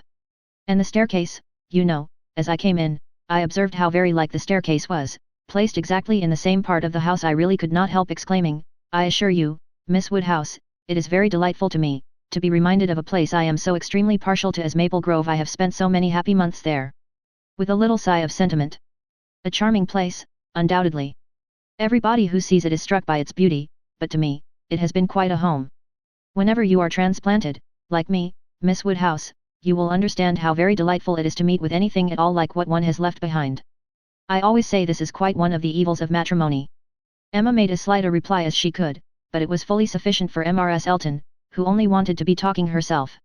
So extremely like Maple Grove, and it is not merely the house, the grounds, I assure you, as far as I could observe, are strikingly like the laurels at Maple Grove are in the same profusion as here, and stand very much in the same way, just across the lawn, and I had a glimpse of a fine large tree, with a bench round it, which put me so exactly in mind. My brother and sister will be enchanted with this place. People who have extensive grounds themselves are always pleased with anything in the same style. Emma doubted the truth of this sentiment. She had a great idea that people who had extensive grounds themselves cared very little for the extensive grounds of anybody else, but it was not worthwhile to attack an error so double-dyed, and therefore only said in reply. When you have seen more of this country, I am afraid you will think you have overrated Hartfield. Surrey is full of beauties. Oh, yes, I am quite aware of that. It is the Garden of England, you know Surrey is the Garden of England. Yes, but we must not rest our claims on that distinction. Many counties, I believe, are called the Garden of England, as well as Surrey. No, I fancy not, replied Mrs. Elton, with a most satisfied smile. I never heard any county but Surrey called so. Emma was silenced. My brother and sister have promised us a visit in the spring, or summer at farthest, continued Mrs. Elton, and that will be our time for exploring while they are with us. We shall explore a great deal. I dare say they will have their barouche landau, of course, which holds four perfectly, and therefore, without saying anything of our carriage, we should be able to explore the different beauties extremely well. They would hardly come in their chaise, I think, at that season of the year. Indeed, when the time draws on, I shall decidedly recommend their bringing the barouche landau. It will be so very much preferable. When people come into a beautiful country of this sort, you know, Miss Woodhouse, one naturally wishes them to see as much as possible, and Mr. Suckling is extremely fond of exploring. We explored to King's Weston twice last summer, in that way, most delightfully, just after their first having the barouche landau. You have many parties of that kind here, I suppose, Miss Woodhouse? Every summer? No, not immediately here. We are rather out of distance of the very striking beauties which attract the sort of parties you speak of, and we are a very quiet set of people, I believe, more disposed to stay at home than engage in schemes of pleasure. Ah, there is nothing like staying at home for real comfort. Nobody can be more devoted to home than I am. I was quite a proverb for it at Maple Grove. Many a time has Selina said, when she has been going to Bristol, I really cannot get this girl to move from the house. I absolutely must go in by myself, though I hate being stuck up in the barouche landau without a companion. But Augusta, I believe, with her own good will, would never stir beyond the park paling. Many a time has she said so. And yet I am no advocate for entire seclusion. I think, on the contrary, when people shut themselves up entirely from society, it is a very bad thing, and that it is much more advisable to mix in the world in a proper degree, without living in it either too much or too little. I perfectly understand your situation, however, Miss Woodhouse, looking towards Mr. Woodhouse. Your father's state of health must be a great drawback. Why does not he try Bath? Indeed he should. Let me recommend Bath to you. I assure you I have no doubt of its doing Mr. Woodhouse good. My father tried it more than once, formerly, but without receiving any benefit, and Mr. Perry, whose name, I dare say, is not unknown to you, does not conceive it would be at all more likely to be useful now. Ah, that's a great pity, for I assure you, Miss Woodhouse, where the waters do agree, it is quite wonderful the relief they give in my Bath life. I have seen such instances of it, and it is so cheerful a place, that it could not fail of being of use to Mr. Woodhouse's spirits, which, I understand, are sometimes much depressed, and as to its recommendations to you, I fancy I need not take much pains to dwell on them. The advantages of Bath to the young are pretty generally understood. It would be a charming introduction for you, who have lived so secluded a life, and I could immediately secure you some of the best society in the place. A line from me would bring you a little host of acquaintance, and my particular friend, Mrs. Partridge, the lady I have always resided with when in Bath, would be most happy to shew you any attentions, and would be the very person for you to go into public with. It was as much as Emma could bear, without being impolite. The idea of her being indebted to Mrs. Elton for what was called an introduction, of her going into public under the auspices of a friend of Mrs. Elton's, probably some vulgar, dashing widow, who, with the help of a boarder, just made a shift to live, the dignity of Miss Woodhouse, of Hartfield, was sunk indeed. She restrained herself, however, from any of the reproofs she could have given, and only thanked Mrs. Elton coolly, but their going to Bath was quite out of the question, and she was not perfectly convinced that the place might suit her better than her father, and then, to prevent farther outrage and indignation, changed the subject directly. I do not ask whether you are musical, Mrs. Elton. Upon these occasions, a lady's character generally precedes her, and Highbury has long known that you are a superior performer.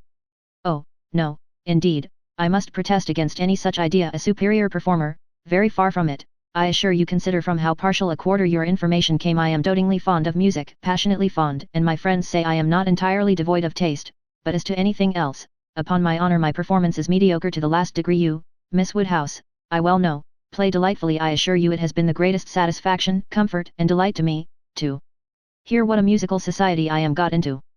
I absolutely cannot do without music. It is a necessary of life to me, and having always been used to a very musical society, both at Maple Grove and in Bath, it would have been a most serious sacrifice. I honestly said as much to Mr. E when he was speaking of my future home, and expressing his fears lest the retirement of it should be disagreeable, and the inferiority of the house too, knowing what I had been accustomed to. Of course he was not wholly without apprehension. When he was speaking of it in that way, I honestly said that the world I could give up, parties, balls, plays, for I had no fear of retirement. Blessed with so many resources within myself, the world was not necessary to me. I could do very well without it. To those who had no resources it was a different thing, but my resources made me quite independent. And as to smaller-sized rooms than I had been used to, I really could not give it a thought. I hoped I was perfectly equal to any sacrifice of that description. Certainly I had been accustomed to every luxury at Maple Grove, but I did assure him that 2 carriages were not necessary to my happiness, nor were spacious apartments. But, said I, to be quite honest, I do not think I can live without something of a musical society. I condition for nothing else, but without music, life would be a blank to me. We cannot suppose, said Emma, smiling, that Mr. Elton would hesitate to assure you of there being a very musical society in Highbury, and I hope you will not find he has outstepped the truth more than may be pardoned, in consideration of the motive. No, indeed, I have no doubts at all on that head. I am delighted to find myself in such a circle. I hope we shall have many sweet little concerts together. I think, Miss Woodhouse, you and I must establish a musical club, and have regular weekly meetings at your house, or ours. Will not it be a good plan? If we exert ourselves, I think we shall not be long in want of allies. Something of that nature would be particularly desirable for me, as an inducement to keep me in practice, for married women, you know, there is a sad story against them, in general. They are but too apt to give up music. But you, who are so extremely fond of it, there can be no danger, surely. I should hope not, but really when I look around among my acquaintance, I tremble. Selina has entirely given up music, never touches the instrument, though she played sweetly, and the same may be said of Mrs. Jeffreys, Clara Partridge, that was, and of the 2 Millmans, now Mrs. Bird and Mrs. James Cooper, and of more than I can enumerate. Upon my word it is enough to put one in a fright. I used to be quite angry with Selina, but really I begin now to comprehend that a married woman has many things to call her attention. I believe I was half an hour this morning shut up with my housekeeper. But everything of that kind, said Emma, will soon be in so regular a train. Well, said Mrs. Elton, laughing, we shall see. Emma, finding her so determined upon neglecting her music, had nothing more to say, and, after a moment's pause, Mrs. Elton chose another subject. We have been calling at Randall's, said she, and found them both at home, and very pleasant people they seem to be. I like them extremely. Mr. Weston seems an excellent creature, quite a first-rate favourite with me already, I assure you, and she appears so truly good, there is something so motherly and kind-hearted about her, that it wins upon one directly. She was your governess, I think. Emma was almost too much astonished to answer, but Mrs. Elton hardly waited for the affirmative before she went on. Having understood as much, I was rather astonished to find her so very ladylike, but she is really quite the gentlewoman. Mrs. Weston's manners, said Emma, were always particularly good. Their propriety, simplicity, and elegance, would make them the safest model for any young woman. And who do you think came in while we were there? Emma was quite at a loss. The tone implied some old acquaintance, and how could she possibly guess? Knightley, continued Mrs. Elton, Knightley himself, was not it lucky, for, not being within when he called the other day, I had never seen him before, and of course, as so particular a friend of Mr. E.S., I had a great curiosity. My friend Knightley had been so often mentioned, that I was really impatient to see him, and I must do my caro sposo the justice to say that he need not be ashamed of his friend. Knightley is quite the gentleman. I like him very much, decidedly, I think, a very gentlemanlike man. Happily, it was now time to be gone. They were off, and Emma could breathe. Insufferable woman, was her immediate exclamation. Worse than I had supposed. Absolutely insufferable? Knightley, I could not have believed it. Knightley, never seen him in her life before, and call him Knightley, and discover that he is a gentleman, a little upstart, vulgar being, with her Mr. E, and her caro sposo, and her resources, and all her airs of pert pretension and underbred finery. Actually to discover that Mr. Knightley is a gentleman, I doubt whether he will return the compliment, and discover her to be a lady. I could not have believed it. And to propose that she and I should unite to form a musical club. One would fancy we were bosom friends. And Mrs. Weston, astonished that the person who had brought me up should be a gentlewoman. Worse and worse. I never met with her equal. Much beyond my hopes. Harriet is disgraced by any comparison. Oh! What would Frank Churchill say to her, if he were here? How angry and how diverted he would be. Ah! There I am, thinking of him directly. Always the first person to be thought of. How I catch myself out. Frank Churchill comes as regularly into my mind. All this ran so glibly through her thoughts, that by the time her father had arranged himself, after the bustle of the Eltons' departure, and was ready to speak, she was very tolerably capable of attending. Well, my dear, he deliberately began, considering we never saw her before, she seems a very pretty sort of young lady, and I dare say she was very much pleased with you. She speaks a little too quick. A little quickness of voice there is which rather hurts the ear, but I believe I am nice. I do not like strange voices, and nobody speaks like you. And poor Miss Taylor, however, she seems a very obliging, pretty behaved young lady, and no doubt will make him a very good wife, though I think he had better not have married. I made the best excuses I could for not having been able to wait on him and Mrs. Elton on this happy occasion. I said that I hoped I should in the course of the summer. But I ought to have gone before. Not to wait upon a bride is very remiss. Ah! It shews what a sad invalid I am. But I do not like the corner into Vicarage Lane. I dare say your apologies were accepted, sir. Mr. Elton knows you. Yes, but a young lady, a bride, I ought to have paid my respects to her if possible. It was being very deficient. But, my dear papa, you are no friend to matrimony, and therefore why should you be so anxious to pay your respects to a bride? It ought to be no recommendation to you. It is encouraging people to marry if you make so much of them. No, my dear, I never encouraged anybody to marry, but I would always wish to pay every proper attention to a lady, and a bride, especially, is never to be neglected. More is avowedly due to her. A bride, you know, my dear, is always the first in company, let the others be who they may. Well, papa, if this is not encouragement to marry, I do not know what is, and I should never have expected you to be lending your sanction to such vanity baits for poor young ladies. My dear, you do not understand me. This is a matter of mere common politeness and good breeding, and has nothing to do with any encouragement to people to marry. Emma had done. Her father was growing nervous, and could not understand her. Her mind returned to Mrs. Elton's offences, and long, very long, did they occupy her. Chapter 15. Emma was not required, by any subsequent discovery, to retract her ill opinion of Mrs. Elton. Her observation had been pretty correct. Such as Mrs. Elton appeared to her on this second interview, such she appeared whenever they met again, self-important, presuming, familiar, ignorant, and ill-bred. She had a little beauty and a little accomplishment, but so little judgment that she thought herself coming with superior knowledge of the world, to enliven and improve a country neighbourhood, and conceived Miss Hawkins to have held such a place in society as Mrs. Elton's consequence only could surpass. There was no reason to suppose Mr. Elton thought at all differently from his wife. He seemed not merely happy with her, but proud. He had the air of congratulating himself on having brought such a woman to Highbury, as not even Miss Woodhouse could equal, and the greater part of her new acquaintance, disposed to commend, or not in the habit of judging, following the lead of Miss Bates's good will, or taking it for granted that the bride must be as clever and as agreeable as she professed herself, were very well satisfied, so that Mrs. Elton's praise passed from one mouth to another as it ought to do, unimpeded by Miss Woodhouse, who readily continued her first contribution and talked with a good grace of her being very pleasant and very elegantly dressed. In one respect Mrs. Elton grew even worse than she had appeared at first. Her feelings altered towards Emma, offended, probably, by the little encouragement which her proposals of intimacy met with. She drew back in her turn and gradually became much more cold and distant, and though the effect was agreeable, the ill will which produced it was necessarily increasing Emma's dislike. Her manners, too, and Mr. Elton's, were unpleasant towards Harriet. They were sneering and negligent. Emma hoped it must rapidly work Harriet's cure, but the sensations which could prompt such behaviour sunk them both very much, it was not to be doubted that poor Harriet's attachment had been an offering to conjugal unreserve, and her own share in the story, under a colouring the least favourable to her and the most soothing to him, had in all likelihood been given also. She was, of course, the object of their joint dislike. When they had nothing else to say, it must be always easy to begin abusing Miss Woodhouse. And the enmity which they dared not shew in open disrespect to her, found a broader vent in contemptuous treatment of Harriet. Mrs. Elton took a great fancy to Jane Fairfax, and from the first.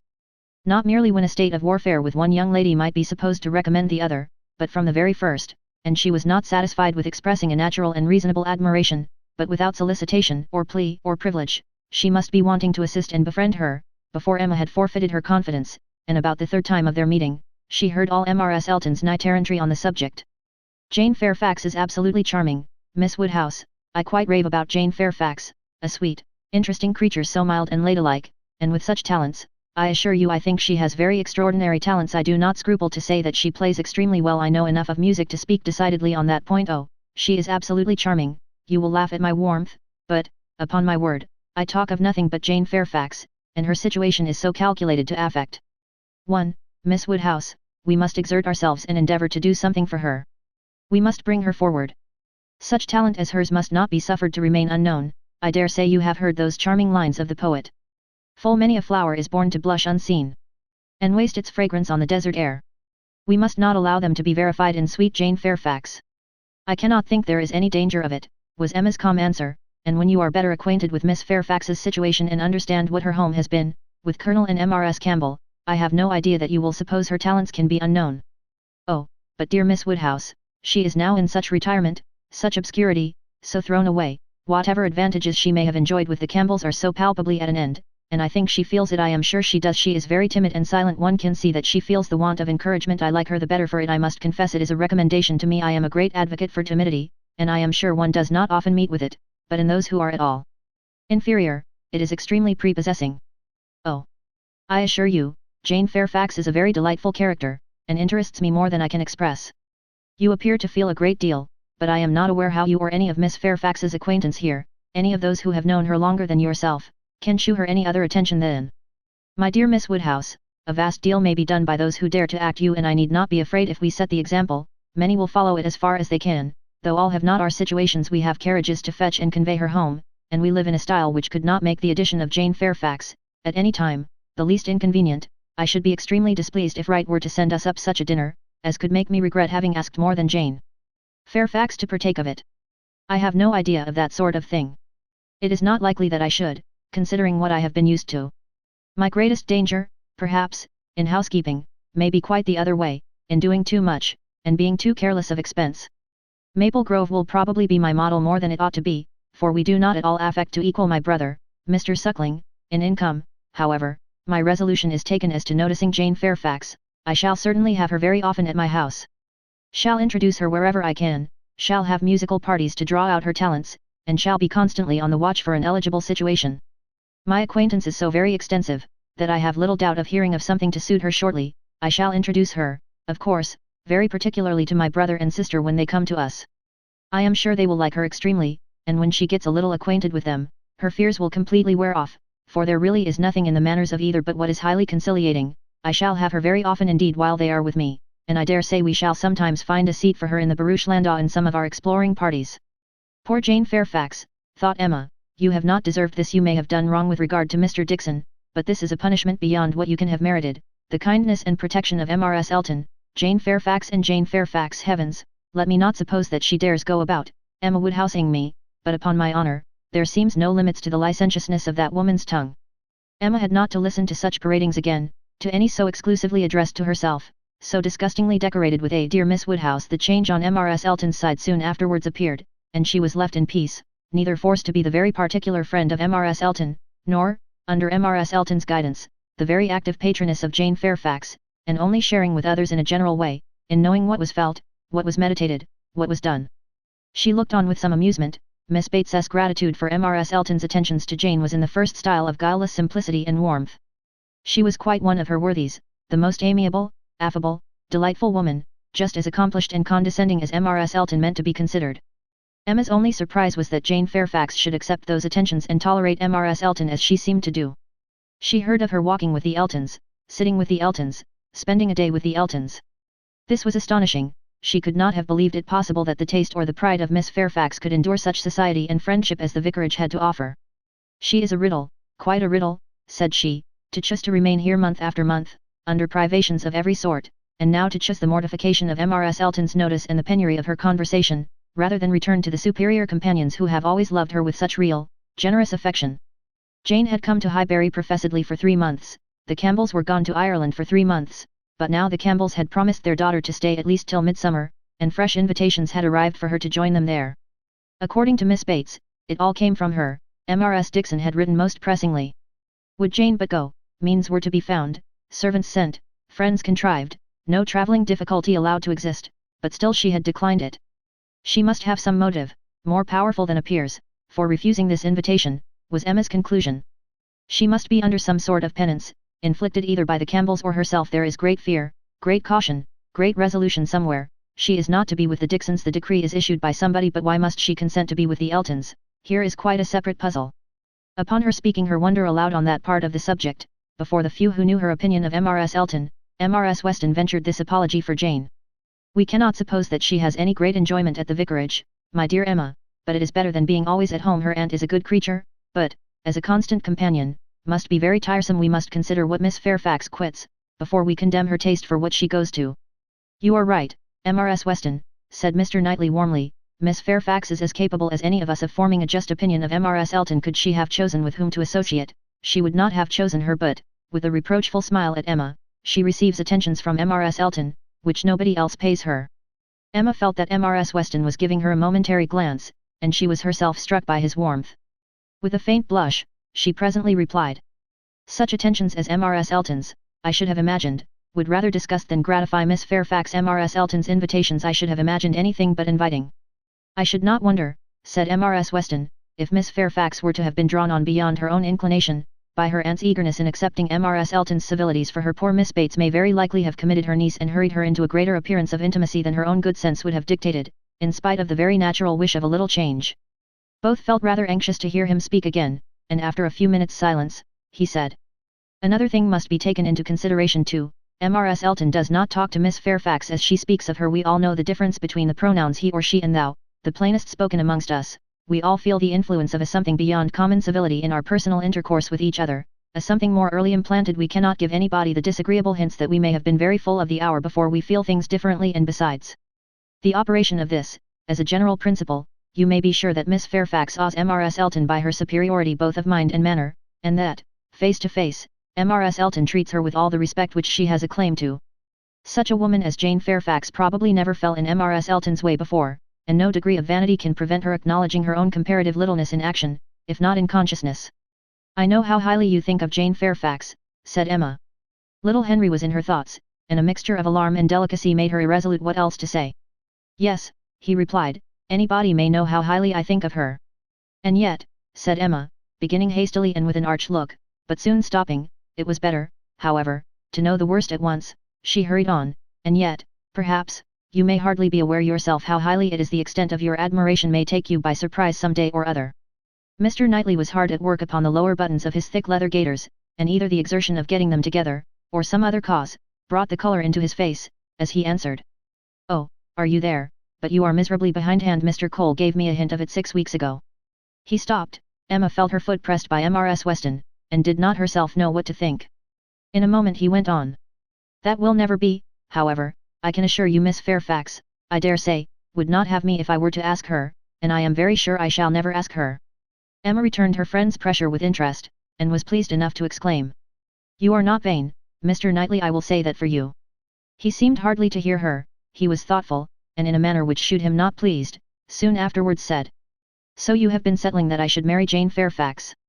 No, indeed I have not. You have scolded me too much for matchmaking, for me to presume to take such a liberty with you. What I said just now meant nothing. One says those sort of things, of course, without any idea of a serious meaning. Oh, no, upon my word I have not the smallest wish for your marrying Jane Fairfax or Jane anybody. You would not come in and sit with us in this comfortable way, if you were married. Mr. Knightley was thoughtful again. The result of his reverie was, no, Emma, I do not think the extent of my admiration for her will ever take me by surprise. I never had a thought of her in that way, I assure you. And soon afterwards, Jane Fairfax is a very charming young woman, but not even Jane Fairfax is perfect. She has a fault. She has not the open temper which a man would wish for in a wife. Emma could not but rejoice to hear that she had a fault. Well, said she, and you soon silenced Mr. Cole, I suppose. Yes, very soon. He gave me a quiet hint. I told him he was mistaken. He asked my pardon and said no more. Cole does not want to be wiser or wittier than his neighbors. In that respect how unlike dear Mrs. Elton, who wants to be wiser and wittier than all the world. I wonder how she speaks of the Coles, what she calls them, how can she find any appellation for them, deep enough in familiar vulgarity. She calls you, Knightley, what can she do for Mr. Cole, and so I am not to be surprised that Jane Fairfax accepts her civilities and consents to be with her Mrs. Weston. Your argument weighs most with me. I can much more readily enter into the temptation of getting away from Miss Bates, than I can believe in the triumph of Miss Fairfax's mind over Mrs. Elton. I have no faith in Mrs. Elton's acknowledging herself the inferior in thought, word, or deed, or in her being under any restraint beyond her own scanty rule of good breeding. I cannot imagine that she will not be continually insulting her visitor with praise, encouragement, and offers of service, that she will not be continually detailing her magnificent intentions. From the procuring her a permanent situation to the including her in those delightful exploring parties which are to take place in the barouche landau. Jane Fairfax has feeling, said Mr. Knightley. I do not accuse her of want of feeling. Her sensibilities, I suspect, are strong, and her temper excellent in its power of forbearance, patience, self-control, but it wants openness. She is reserved, more reserved, I think, than she used to be, and I love an open temper. No, till Cole alluded to my supposed attachment, it had never entered my head. I saw Jane Fairfax and conversed with her, with admiration and pleasure always, but with no thought beyond. Well, Mrs. Weston, said Emma triumphantly when he left them, what do you say now to Mr. Knightley's marrying Jane Fairfax? Why, really, dear Emma, I say that he is so very much occupied by the idea of not being in love with her, that I should not wonder if it were to end in his being so at last. Do not beat me. Chapter 16. Everybody in and about Highbury who had ever visited Mr. Elton, was disposed to pay him attention on his marriage. Dinner parties and evening parties were made for him and his lady, and invitations flowed in so fast that she had soon the pleasure of apprehending they were never to have a disengaged day. I see how it is, said she. I see what a life I am to lead among you. Upon my word we shall be absolutely dissipated. We really seem quite the fashion. If this is living in the country, it is nothing very formidable from Monday next to Saturday. I assure you we have not a disengaged day. A woman with fewer resources than I have, need not have been at a loss. No invitation came amiss to her. Her Bath habits made evening parties perfectly natural to her, and Maple Grove had given her a taste for dinners. She was a little shocked at the want of 2 drawing rooms, at the poor attempt at rout cakes, and there being no ice in the Highbury card parties. Mrs. Bates, Mrs. Perry, Mrs. Goddard and others, were a good deal behindhand in knowledge of the world, but she would soon shew them how everything ought to be arranged. In the course of the spring she must return their civilities by one very superior party, in which her card tables should be set out with their separate candles and unbroken packs in the true style, and more waiters engaged for the evening than their own establishment could furnish, to carry round the refreshments at exactly the proper hour, and in the proper order. Emma, in the meanwhile, could not be satisfied without a dinner at Hartfield for the Eltons. They must not do less than others, or she should be exposed to odious suspicions, and imagined capable of pitiful resentment. A dinner there must be. After Emma had talked about it for 10 minutes, Mr. Woodhouse felt no unwillingness, and only made the usual stipulation of not sitting at the bottom of the table himself, with the usual regular difficulty of deciding who should do it for him. The persons to be invited, required little thought. Besides the Eltons, it must be the Westons and Mr. Knightley. So far it was all of course, and it was hardly less inevitable that poor little Harriet must be asked to make the 8th, but this invitation was not given with equal satisfaction, and on many accounts Emma was particularly pleased by Harriet's begging to be allowed to decline it. She would rather not be in his company more than she could help. She was not yet quite able to see him and his charming happy wife together, without feeling uncomfortable. If Miss Woodhouse would not be displeased, she would rather stay at home. It was precisely what Emma would have wished, had she deemed it possible enough for wishing. She was delighted with the fortitude of her little friend, for fortitude she knew it was in her to give up being in company and stay at home, and she could now invite the very person whom she really wanted to make the 8th, Jane Fairfax. Since her last conversation with Mrs. Weston and Mr. Knightley, she was more conscience-stricken about Jane Fairfax than she had often been. Mr. Knightley's words dwelt with her. He had said that Jane Fairfax received attentions from Mrs. Elton which nobody else paid her. "This is very true," said she, "at least as far as relates to me, which was all that was meant, and it is very shameful, of the same age, and always knowing her, I ought to have been more her friend. She will never like me now. I have neglected her too long, but I will shew her greater attention than I have done." Every invitation was successful. They were all disengaged and all happy. The preparatory interest of this dinner, however, was not yet over. A circumstance rather unlucky occurred. The 2 eldest little Knightleys were engaged to pay their grandpapa and aunt a visit of some weeks in the spring, and their papa now proposed bringing them, and staying one whole day at Hartfield, which one day would be the very day of this party. His professional engagements did not allow of his being put off, but both father and daughter were disturbed by its happening so. Mr. Woodhouse considered 8 persons at dinner together as the utmost that his nerves could bear, and here would be a 9th, and Emma apprehended that it would be a 9th very much out of humour at not being able to come even to Hartfield for 48 hours without falling in with a dinner party. She comforted her father better than she could comfort herself, by representing that though he certainly would make them 9, yet he always said so little, that the increase of noise would be very immaterial. She thought it in reality a sad exchange for herself, to have him with his grave looks and reluctant conversation opposed to her instead of his brother. The event was more favourable to Mr. Woodhouse than to Emma. John Knightley came, but Mr. Weston was unexpectedly summoned to town and must be absent on the very day. He might be able to join them in the evening, but certainly not to dinner. Mr. Woodhouse was quite at ease, and the seeing him so, with the arrival of the little boys and the philosophic composure of her brother on hearing his fate, removed the chief of even Emma's vexation. The day came, the party were punctually assembled, and Mr. John Knightley seemed early to devote himself to the business of being agreeable. Instead of drawing his brother off to a window while they waited for dinner, he was talking to Miss Fairfax. Mrs. Elton, as elegant as lace and pearls could make her, he looked at in silence, wanting only to observe enough for Isabella's information, but Miss Fairfax was an old acquaintance and a quiet girl, and he could talk to her. He had met her before breakfast as he was returning from a walk with his little boys, when it had been just beginning to rain. It was natural to have some civil hopes on the subject, and he said, "I hope you did not venture far, Miss Fairfax, this morning, or I am sure you must have been wet. We scarcely got home in time. I hope you turned directly." "I went only to the post office," said she, "and reached home before the rain was much. It is my daily errand. I always fetch the letters when I am here. It saves trouble, and is a something to get me out. A walk before breakfast does me good." "Not a walk in the rain, I should imagine." "No, but it did not absolutely rain when I set out." Mr. John Knightley smiled, and replied, "That is to say, you chose to have your walk, for you were not 6 yards from your own door when I had the pleasure of meeting you, and Henry and John had seen more drops than they could count long before. The post office has a great charm. At one period of our lives when you have lived to my age, you will begin to think letters are never worth going through the rain for." There was a little blush, and then this answer: "I must not hope to be ever situated as you are, in the midst of every dearest connection, and therefore I cannot expect that simply growing older should make me indifferent about letters." "Indifferent? Oh, no, I never conceived you could become indifferent. Letters are no matter of indifference, they are generally a very positive curse." "You are speaking of letters of business, mine are letters of friendship." "I have often thought them the worst of the two," replied he coolly. "Business, you know, may bring money, but friendship hardly ever does." "Ah, you are not serious now. I know Mr. John Knightley too well. I am very sure he understands the value of friendship as well as anybody. I can easily believe that letters are very little to you, much less than to me, but it is not your being 10 years older than myself which makes the difference. It is not age, but situation. You have everybody dearest to you always at hand. I, probably, never shall again, and therefore till I have outlived all my affections, a post office, I think, must always have power to draw me out, in worse weather than today." "When I talked of your being altered by time, by the progress of years," said John Knightley, "I meant to imply the change of situation which time usually brings. I consider one as including the other. Time will generally lessen the interest of every attachment not within the daily circle, but that is not the change I had in view for you as an old friend. You will allow me to hope, Miss Fairfax, that 10 years hence you may have as many concentrated objects as I have." It was kindly said, and very far from giving offence. A pleasant thank you seemed meant to laugh it off, but a blush, a quivering lip, a tear in the eye, shewed that it was felt beyond a laugh.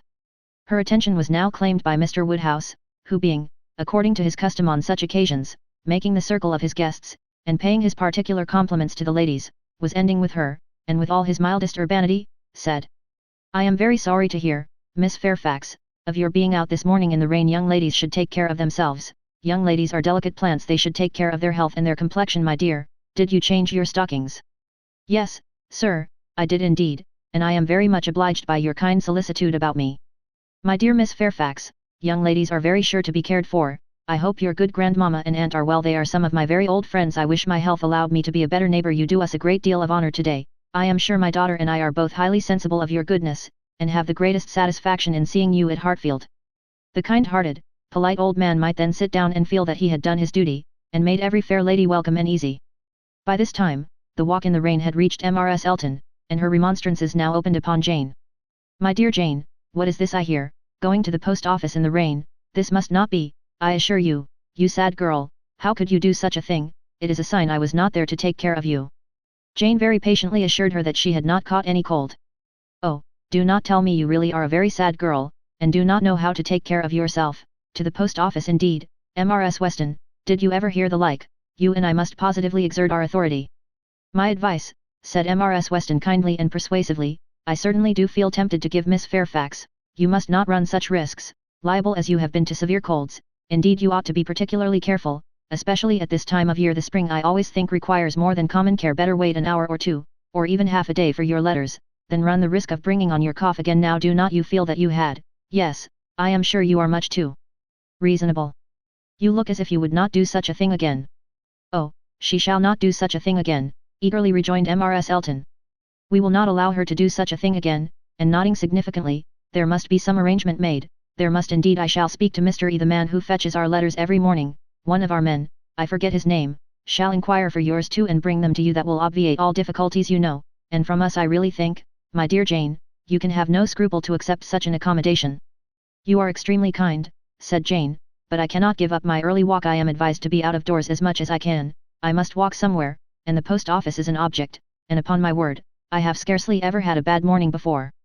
My dear Jane, say no more about it. The thing is determined, that is, laughing affectedly, as far as I can presume to determine anything without the concurrence of my lord and master. You know, Mrs. Weston, you and I must be cautious how we express ourselves, but I do flatter myself, my dear Jane, that my influence is not entirely worn out if I meet with no insuperable difficulties. Therefore, consider that point as settled.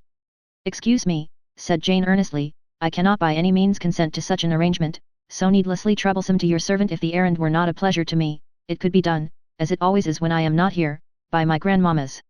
Oh, my dear, but so much as Patty has to do, and it is a kindness to employ our men. Jane looked as if she did not mean to be conquered, but instead of answering, she began speaking again to Mr. John Knightley. The post office is a wonderful establishment, said she, the regularity and dispatch of it, if one thinks of all that it has to do, and all that it does so well, it is really astonishing. It is certainly very well regulated. So seldom that any negligence or blunder appears, so seldom that a letter, among the thousands that are constantly passing about the kingdom, is even carried wrong, and not one in a million, I suppose, actually lost, and when one considers the variety of hands, and of bad hands too, that are to be deciphered, it increases the wonder. The clerks grow expert from habit, they must begin with some quickness of sight and hand, and exercise improves them. If you want any farther explanation, continued he, smiling, they are paid for it. That is the key to a great deal of capacity. The public pays and must be served well. The varieties of handwriting were farther talked of, and the usual observations made. I have heard it asserted, said John Knightley, that the same sort of handwriting often prevails in a family, and where the same master teaches, it is natural enough. But for that reason, I should imagine the likeness must be chiefly confined to the females, for boys have very little teaching after an early age, and scramble into any hand they can get. Isabella and Emma, I think, do write very much alike. I have not always known their writing apart. Yes, said his brother hesitatingly, there is a likeness. I know what you mean, but Emma's hand is the strongest. Isabella and Emma both write beautifully, said Mr. Woodhouse, and always did, and so does poor Mrs. Weston, with half a sigh and half a smile at her. I never saw any gentleman's handwriting, Emma began, looking also at Mrs. Weston, but stopped, on perceiving that Mrs. Weston was attending to someone else, and the pause gave her time to reflect. Now, how am I going to introduce him? Am I unequal to speaking his name at once before all these people? Is it necessary for me to use any roundabout phrase? Your Yorkshire friend, your correspondent in Yorkshire, that would be the way, I suppose, if I were very bad. No, I can pronounce his name without the smallest distress. I certainly get better and better, now for it. Mrs. Weston was disengaged and Emma began again. Mr. Frank Churchill writes one of the best gentleman's hands I ever saw. I do not admire it, said Mr. Knightley. It is too small, wants strength. It is like a woman's writing. This was not submitted to by either lady. They vindicated him against the basest Persian. No, it by no means wanted strength, it was not a large hand, but very clear and certainly strong. Had not Mrs. Weston any letter about her to produce? No, she had heard from him very lately, but having answered the letter, had put it away. If we were in the other room, said Emma, if I had my writing desk, I am sure I could produce a specimen. I have a note of his, do not you remember, Mrs. Weston, employing him to write for you one day? He chose to say he was employed. Well, well, I have that note, and can chew it after dinner to convince Mr. Knightley. Oh, when a gallant young man, like Mr. Frank Churchill, said Mr. Knightley dryly, writes to a fair lady like Miss Woodhouse, he will, of course, put forth his best. Dinner was on table. Mrs. Elton, before she could be spoken to, was ready, and before Mr. Woodhouse had reached her with his request to be allowed to hand her into the dining parlour, was saying, "Must I go first, I really am ashamed of always leading the way. Jane's solicitude about fetching her own letters had not escaped Emma. She had heard and seen it all, and felt some curiosity to know whether the wet walk of this morning had produced any. She suspected that it had, that it would not have been so resolutely encountered but in full expectation of hearing from someone very dear, and that it had not been in vain. She thought there was an air of greater happiness than usual, a glow both of complexion and spirits. She could have made an inquiry or two, as to the expedition and the expense of the Irish mails, it was at her tongue's end, but she abstained. She was quite determined not to utter a word that should hurt Jane Fairfax's feelings, and they followed the other ladies out of the room, arm in arm, with an appearance of goodwill highly becoming to the beauty and grace of each. Chapter 17. When the ladies returned to the drawing-room after dinner, Emma found it hardly possible to prevent their making two distinct parties, with so much perseverance in judging and behaving ill did Mrs. Elton engross Jane Fairfax and slight herself. She and Mrs. Weston were obliged to be almost always either talking together or silent together. Mrs. Elton left them no choice. If Jane repressed her for a little time, she soon began again, and though much that passed between them was in a half-whisper, especially on Mrs. Elton's side, there was no avoiding a knowledge of their principal subjects. The post office, catching cold, fetching letters, and friendship, were long under discussion, and to them succeeded one, which must be at least equally unpleasant to Jane, inquiries whether she had yet heard of any situation likely to suit her, and professions of Mrs. Elton's. Meditated activity. "Here is April come," said she. "I get quite anxious about you. June will soon be here. But I have never fixed on June or any other month, merely looked forward to the summer in general." "But have you really heard of nothing?" "I have not even made any inquiry, I do not wish to make any yet." "Oh, my dear, we cannot begin too early, you are not aware of the difficulty of procuring exactly the desirable thing." "I'm not aware," said Jane, shaking her head, "dear Mrs. Elton, who can have thought of it as I have done? But you have not seen so much of the world as I have. You do not know how many candidates there always are for the first situations. I saw a vast deal of that in the neighbourhood round Maple Grove. A cousin of Mr. Suckling, Mrs. Braggy, had such an infinity of applications. Everybody was anxious to be in her family, for she moves in the first circle wax candles in the schoolroom. You may imagine how desirable, of all houses in the kingdom, Mrs. Braggy's is the one I would most wish to see." "You in? Colonel and Mrs. Campbell are to be in town again by midsummer," said Jane. "I must spend some time with them. I am sure they will want it. Afterwards I may probably be glad to dispose of myself, but I would not wish you to take the trouble of making any inquiries at present." "Trouble? I know your scruples. You are afraid of giving me trouble, but I assure you, my dear Jane, the Campbells can hardly be more interested about you than I am. I shall write to Mrs. Partridge in a day or two, and shall give her a strict charge to be on the lookout for anything eligible." "Thank you, but I would rather you did not mention the subject to her, till the time draws nearer. I do not wish to be giving anybody trouble." "But, my dear child, the time is drawing near. Here is April, and June, or say even July, is very near. With such business to accomplish before us, your inexperience really amuses me. A situation such as you deserve, and your friends would require for you, is no everyday occurrence, is not obtained at a moment's notice. Indeed, we must begin inquiring directly." "Excuse me, ma'am, but this is by no means my intention. I make no inquiry myself, and should be sorry to have any made by my friends when I am quite determined as to the time. I am not at all afraid of being long unemployed. There are places in town, offices, where inquiry would soon produce something, offices for the sale, not quite of human flesh, but of human intellect." "Oh, my dear, human flesh, you quite shock me. If you mean a fling at the slave trade, I assure you Mr. Suckling was always rather a friend to the abolition."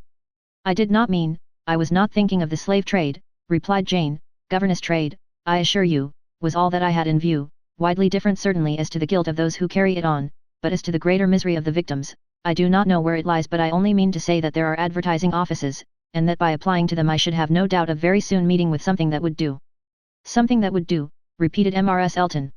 "Aye, that may suit your humble ideas of yourself. I know what a modest creature you are, but it will not satisfy your friends to have you taking up with anything that may offer any inferior, commonplace situation, in a family not moving in a certain circle, or able to command the elegancies of life." "You are very obliging, but as to all that, I am very indifferent. It would be no object to me to be with the rich. My mortifications, I think, would only be the greater. I should suffer more from comparison. A gentleman's family is all that I should condition for."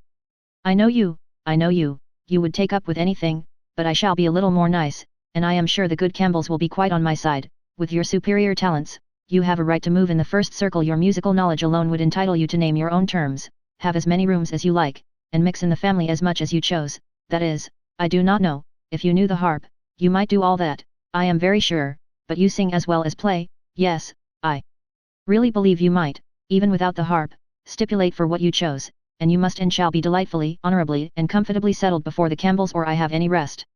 You may well class the delight, the honour, and the comfort of such a situation together, said Jane. They are pretty sure to be equal. However, I am very serious in not wishing anything to be attempted at present for me. I am exceedingly obliged to you, Mrs. Elton. I am obliged to anybody who feels for me, but I am quite serious in wishing nothing to be done till the summer. For 2 or 3 months longer I shall remain where I am, and as I am. And I am quite serious too, I assure you, replied Mrs. Elton gaily, in resolving to be always on the watch, and employing my friends to watch also, that nothing really unexceptionable may pass us. In this style she ran on, never thoroughly stopped by anything till Mr. Woodhouse came into the room. Her vanity had then a change of object, and Emma heard her saying in the same half-whisper to Jane, "Here comes this dear old beau of mine, I protest, only think of his gallantry in coming away before the other men, what a dear creature he is. I assure you I like him excessively. I admire all that quaint, old-fashioned politeness. It is much more to my taste than modern ease. Modern ease often disgusts me, but this good old Mr. Woodhouse, I wish you had heard his gallant speeches to me at dinner. Oh, I assure you I began to think my caro sposo would be absolutely jealous. I fancy I am rather a favourite. He took notice of my gown. How do you like it? Selina's choice, handsome, I think, but I do not know whether it is not overtrimmed. I have the greatest dislike to the idea of being overtrimmed, quite a horror of finery. I must put on a few ornaments now, because it is expected of me. A bride, you know, must appear like a bride, but my natural taste is all for simplicity. A simple style of dress is so infinitely preferable to finery. But I am quite in the minority, I believe. Few people seem to value simplicity of dress. Show and finery are everything. I have some notion of putting such a trimming as this to my white and silver poplin. Do you think it will look well?" The whole party were but just reassembled in the drawing room when Mr. Weston made his appearance among them. He had returned to a late dinner, and walked to Hartfield as soon as it was over. He had been too much expected by the best judges, for surprise, but there was great joy. Mr. Woodhouse was almost as glad to see him now, as he would have been sorry to see him before. John Knightley only was in mute astonishment, that a man who might have spent his evening quietly at home after a day of business in London, should set off again, and walk half a mile to another man's house, for the sake of being in mixed company till bedtime, of finishing his day in the efforts of civility and the noise of numbers, was a circumstance to strike him deeply. A man who had been in motion since 8 o'clock in the morning, and might now have been still, who had been long talking, and might have been silent, who had been in more than one crowd, and might have been alone, such a man. To quit the tranquillity and independence of his own fireside, and on the evening of a cold sleety April day rush out again into the world, could he by a touch of his finger have instantly taken back his wife, there would have been a motive, but his coming would probably prolong rather than break up the party. John Knightley looked at him with amazement, then shrugged his shoulders, and said, "I could not have believed it even of him." Mr. Weston meanwhile, perfectly unsuspicious of the indignation he was exciting, happy and cheerful as usual, and with all the right of being principal talker, which a day spent anywhere from home confers, was making himself agreeable among the rest, and having satisfied the inquiries of his wife as to his dinner, convincing her that none of all her careful directions to the servants had been forgotten, and spread abroad what public news he had heard, was proceeding to a family communication, which, though principally addressed to Mrs. Weston, he had not the smallest doubt of being highly interesting to everybody in the room. He gave her a letter. It was from Frank, and to herself. He had met with it in his way, and had taken the liberty of opening it. Read it, said he, it will give you pleasure, only a few lines, will not take you long, read it to Emma. The two ladies looked over it together, and he sat smiling and talking to them the whole time, in a voice a little subdued, but very audible to everybody. "Well, he is coming, you see, good news, I think. Well, what do you say to it? I always told you he would be here again soon, did not I, Anne, my dear, did not I always tell you so, and you would not believe me, in town next week, you see, at the latest, I dare say, for she is as impatient as the black gentleman when anything is to be done. Most likely they will be there tomorrow or Saturday. As to her illness, all nothing of course, but it is an excellent thing to have Frank among us. Again, so near as town. They will stay a good while when they do come, and he will be half his time with us. This is precisely what I wanted. Well, pretty good news, is not it? Have you finished it? Has Emma read it all? Put it up, we will have a good talk about it some other time, but it will not do now. I shall only just mention the circumstance to the others in a common way. Mrs. Weston was most comfortably pleased on the occasion. Her looks and words had nothing to restrain them. She was happy, she knew she was happy, and knew she ought to be happy. Her congratulations were warm and open, but Emma could not speak so fluently. She was a little occupied in weighing her own feelings, and trying to understand the degree of her agitation, which she rather thought was considerable. Mr. Weston, however, too eager to be very observant, too communicative to want others to talk, was very well satisfied with what she did say, and soon moved away to make the rest of his friends happy by a partial communication of what the whole room must have overheard already. It was well that he took everybody's joy for granted, or he might not have thought either Mr. Woodhouse or Mr. Knightley particularly delighted. They were the first entitled, after Mrs. Weston and Emma, to be made happy. From them he would have proceeded to Miss Fairfax, but she was so deep in conversation with John Knightley, that it would have been too positive an interruption, and finding himself close to Mrs. Elton, and her attention disengaged, he necessarily began on the subject with her. Chapter 18. I hope I shall soon have the pleasure of introducing my son to you, said Mr. Weston. Mrs. Elton, very willing to suppose a particular compliment intended her by such a hope, smiled most graciously. You have heard of a certain Frank Churchill, I presume, he continued, and know him to be my son, though he does not bear my name. Oh, yes, and I shall be very happy in his acquaintance. I am sure Mr. Elton will lose no time in calling on him, and we shall both have great pleasure in seeing him at the vicarage. You are very obliging. Frank will be extremely happy, I am sure. He is to be in town next week, if not sooner. We have notice of it in a letter today. I met the letters in my way this morning, and seeing my son's hand, presumed to open it, though it was not directed to me. It was to Mrs. Weston. She is his principal correspondent. I assure you I hardly ever get a letter. And so you absolutely opened what was directed to her? Oh, Mr. Weston, laughing affectedly, I must protest against that, a most dangerous precedent indeed. I beg you will not let your neighbors follow your example. Upon my word, if this is what I am to expect, we married women must begin to exert ourselves. Oh, Mr. Weston, I could not have believed it of you. We men are sad fellows. You must take care of yourself. Mrs. Elton, this letter tells us, it is a short letter, written in a hurry, merely to give us notice. It tells us that they are all coming up to town directly, on Mrs. Churchill's account. She has not been well the whole winter, and thinks Enscombe too cold for her, so they are all to move southward without loss of time. Indeed, from Yorkshire. I think Enscombe is in Yorkshire. Yes, they are about 190 miles from London, a considerable journey. Yes, upon my word, very considerable. 65 miles farther than from Maple Grove to London. But what is distance, Mr. Weston, to people of large fortune? You would be amazed to hear how my brother, Mr. Suckling, sometimes flies about. You will hardly believe me, but twice in 1 week he and Mr. Braggie went to London and back again with 4 horses. The evil of the distance from Enscombe, said Mr. Weston, is, that Mrs. Churchill, as we understand, has not been able to leave the sofa for a week together. In Frank's last letter she complained, he said, of being too weak to get into her conservatory without having both his arm and his uncle's. This, you know, speaks a great degree of weakness, but now she is so impatient to be in town, that she means to sleep only 2 nights on the road. So Frank writes word. Certainly, delicate ladies have very extraordinary constitutions, Mrs. Elton. You must grant me that. No, indeed, I shall grant you nothing. I always take the part of my own sex. I do indeed. I give you notice. You will find me a formidable antagonist on that point. I always stand up for women, and I assure you, if you knew how Selina feels with respect to sleeping at an inn, you would not wonder at Mrs. Churchill's making incredible exertions to avoid it. Selina says it is quite horror to her, and I believe I have caught a little of her nicety. She always travels with her own sheets, an excellent precaution. Does Mrs. Churchill do the same? Depend upon it, Mrs. Churchill does everything that any other fine lady ever did. Mrs. Churchill will not be second to any lady in the land. For Mrs. Elton eagerly interposed with, oh, Mr. Weston, do not mistake me. Selina is no fine lady. I assure you. Do not run away with such an idea. Is not she? Then she is no rule for Mrs. Churchill, who is as thorough a fine lady as anybody ever beheld. Mrs. Elton began to think she had been wrong in disclaiming so warmly.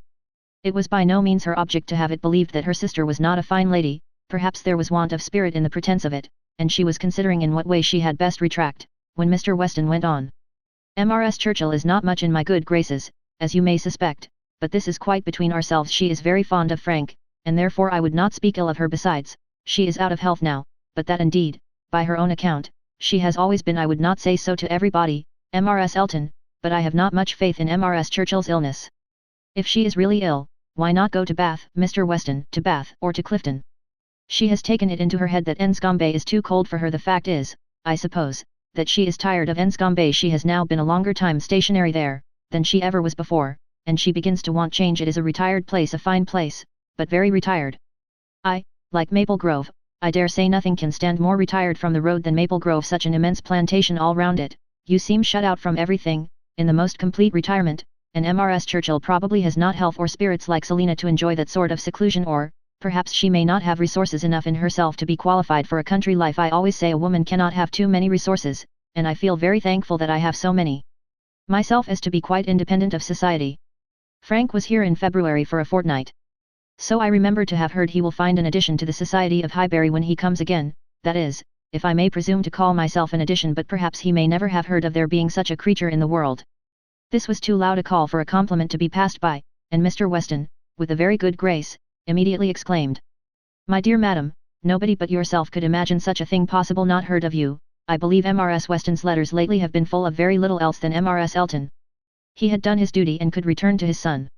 When Frank left us, continued he, it was quite uncertain when we might see him again, which makes this day's news doubly welcome. It has been completely unexpected, that is, I always had a strong persuasion he would be here again soon. I was sure something favourable would turn up, but nobody believed me. He and M.R.S. Weston were both dreadfully desponding.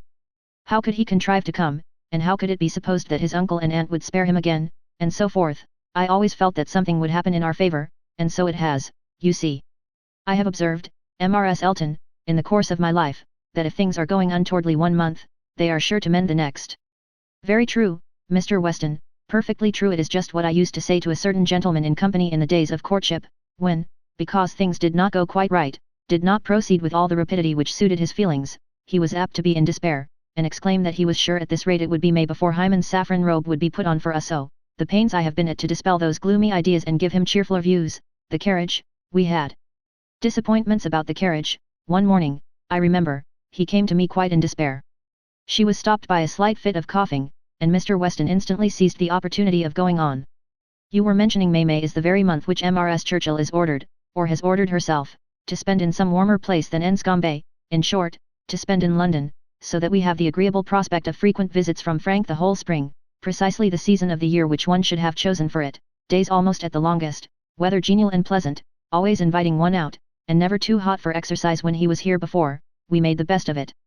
But there was a good deal of wet, damp, cheerless weather, there always is in February, you know, and we could not do half that we intended. Now will be the time. This will be complete enjoyment, and I do not know, M.R.S. Elton, whether the uncertainty of our meetings, the sort of constant expectation there will be of his coming in today or tomorrow, and at any hour, may not be more friendly to happiness than having him actually in the house. I think it is so. I think it is the state of mind which gives most spirit and delight. I hope you will be pleased with my son, but you must not expect a prodigy. He is generally thought a fine young man, but do not expect a prodigy. M.R.S. Weston's partiality for him is very great, and, as you may suppose, most gratifying to me. She thinks nobody equal to him. And I assure you, Mr. Weston, I have very little doubt that my opinion will be decidedly in his favour. I have heard so much in praise of Mr. Frank Churchill. At the same time it is fair to observe, that I am one of those who always judge for themselves, and are by no means implicitly guided by others. I give you notice that as I find your son, so I shall judge of him. I am no flatterer. Mr. Weston was musing. I hope, said he presently, I have not been severe upon poor M.R.S. Churchill. If she is ill I should be sorry to do her injustice, but there are some traits in her character which make it difficult for me to speak of her with the forbearance I could wish. You cannot be ignorant, M.R.S. Elton, of my connection with the family, nor of the treatment I have met with, and, between ourselves, the whole blame of it is to be laid to her. She was the instigator. Frank's mother would never have been slighted as she was but for her. Mr. Churchill has pride, but his pride is nothing to his wife's. His is a quiet, indolent, gentlemanlike sort of pride that would harm nobody, and only make himself a little helpless and tiresome, but her pride is arrogance and insolence. And what inclines one less to bear? She has no fair pretence of family or blood. She was nobody when he married her, barely the daughter of a gentleman. But ever since her being turned into a Churchill she has out-Churchilled them all in high and mighty claims, but in herself, I assure you, she is an upstart.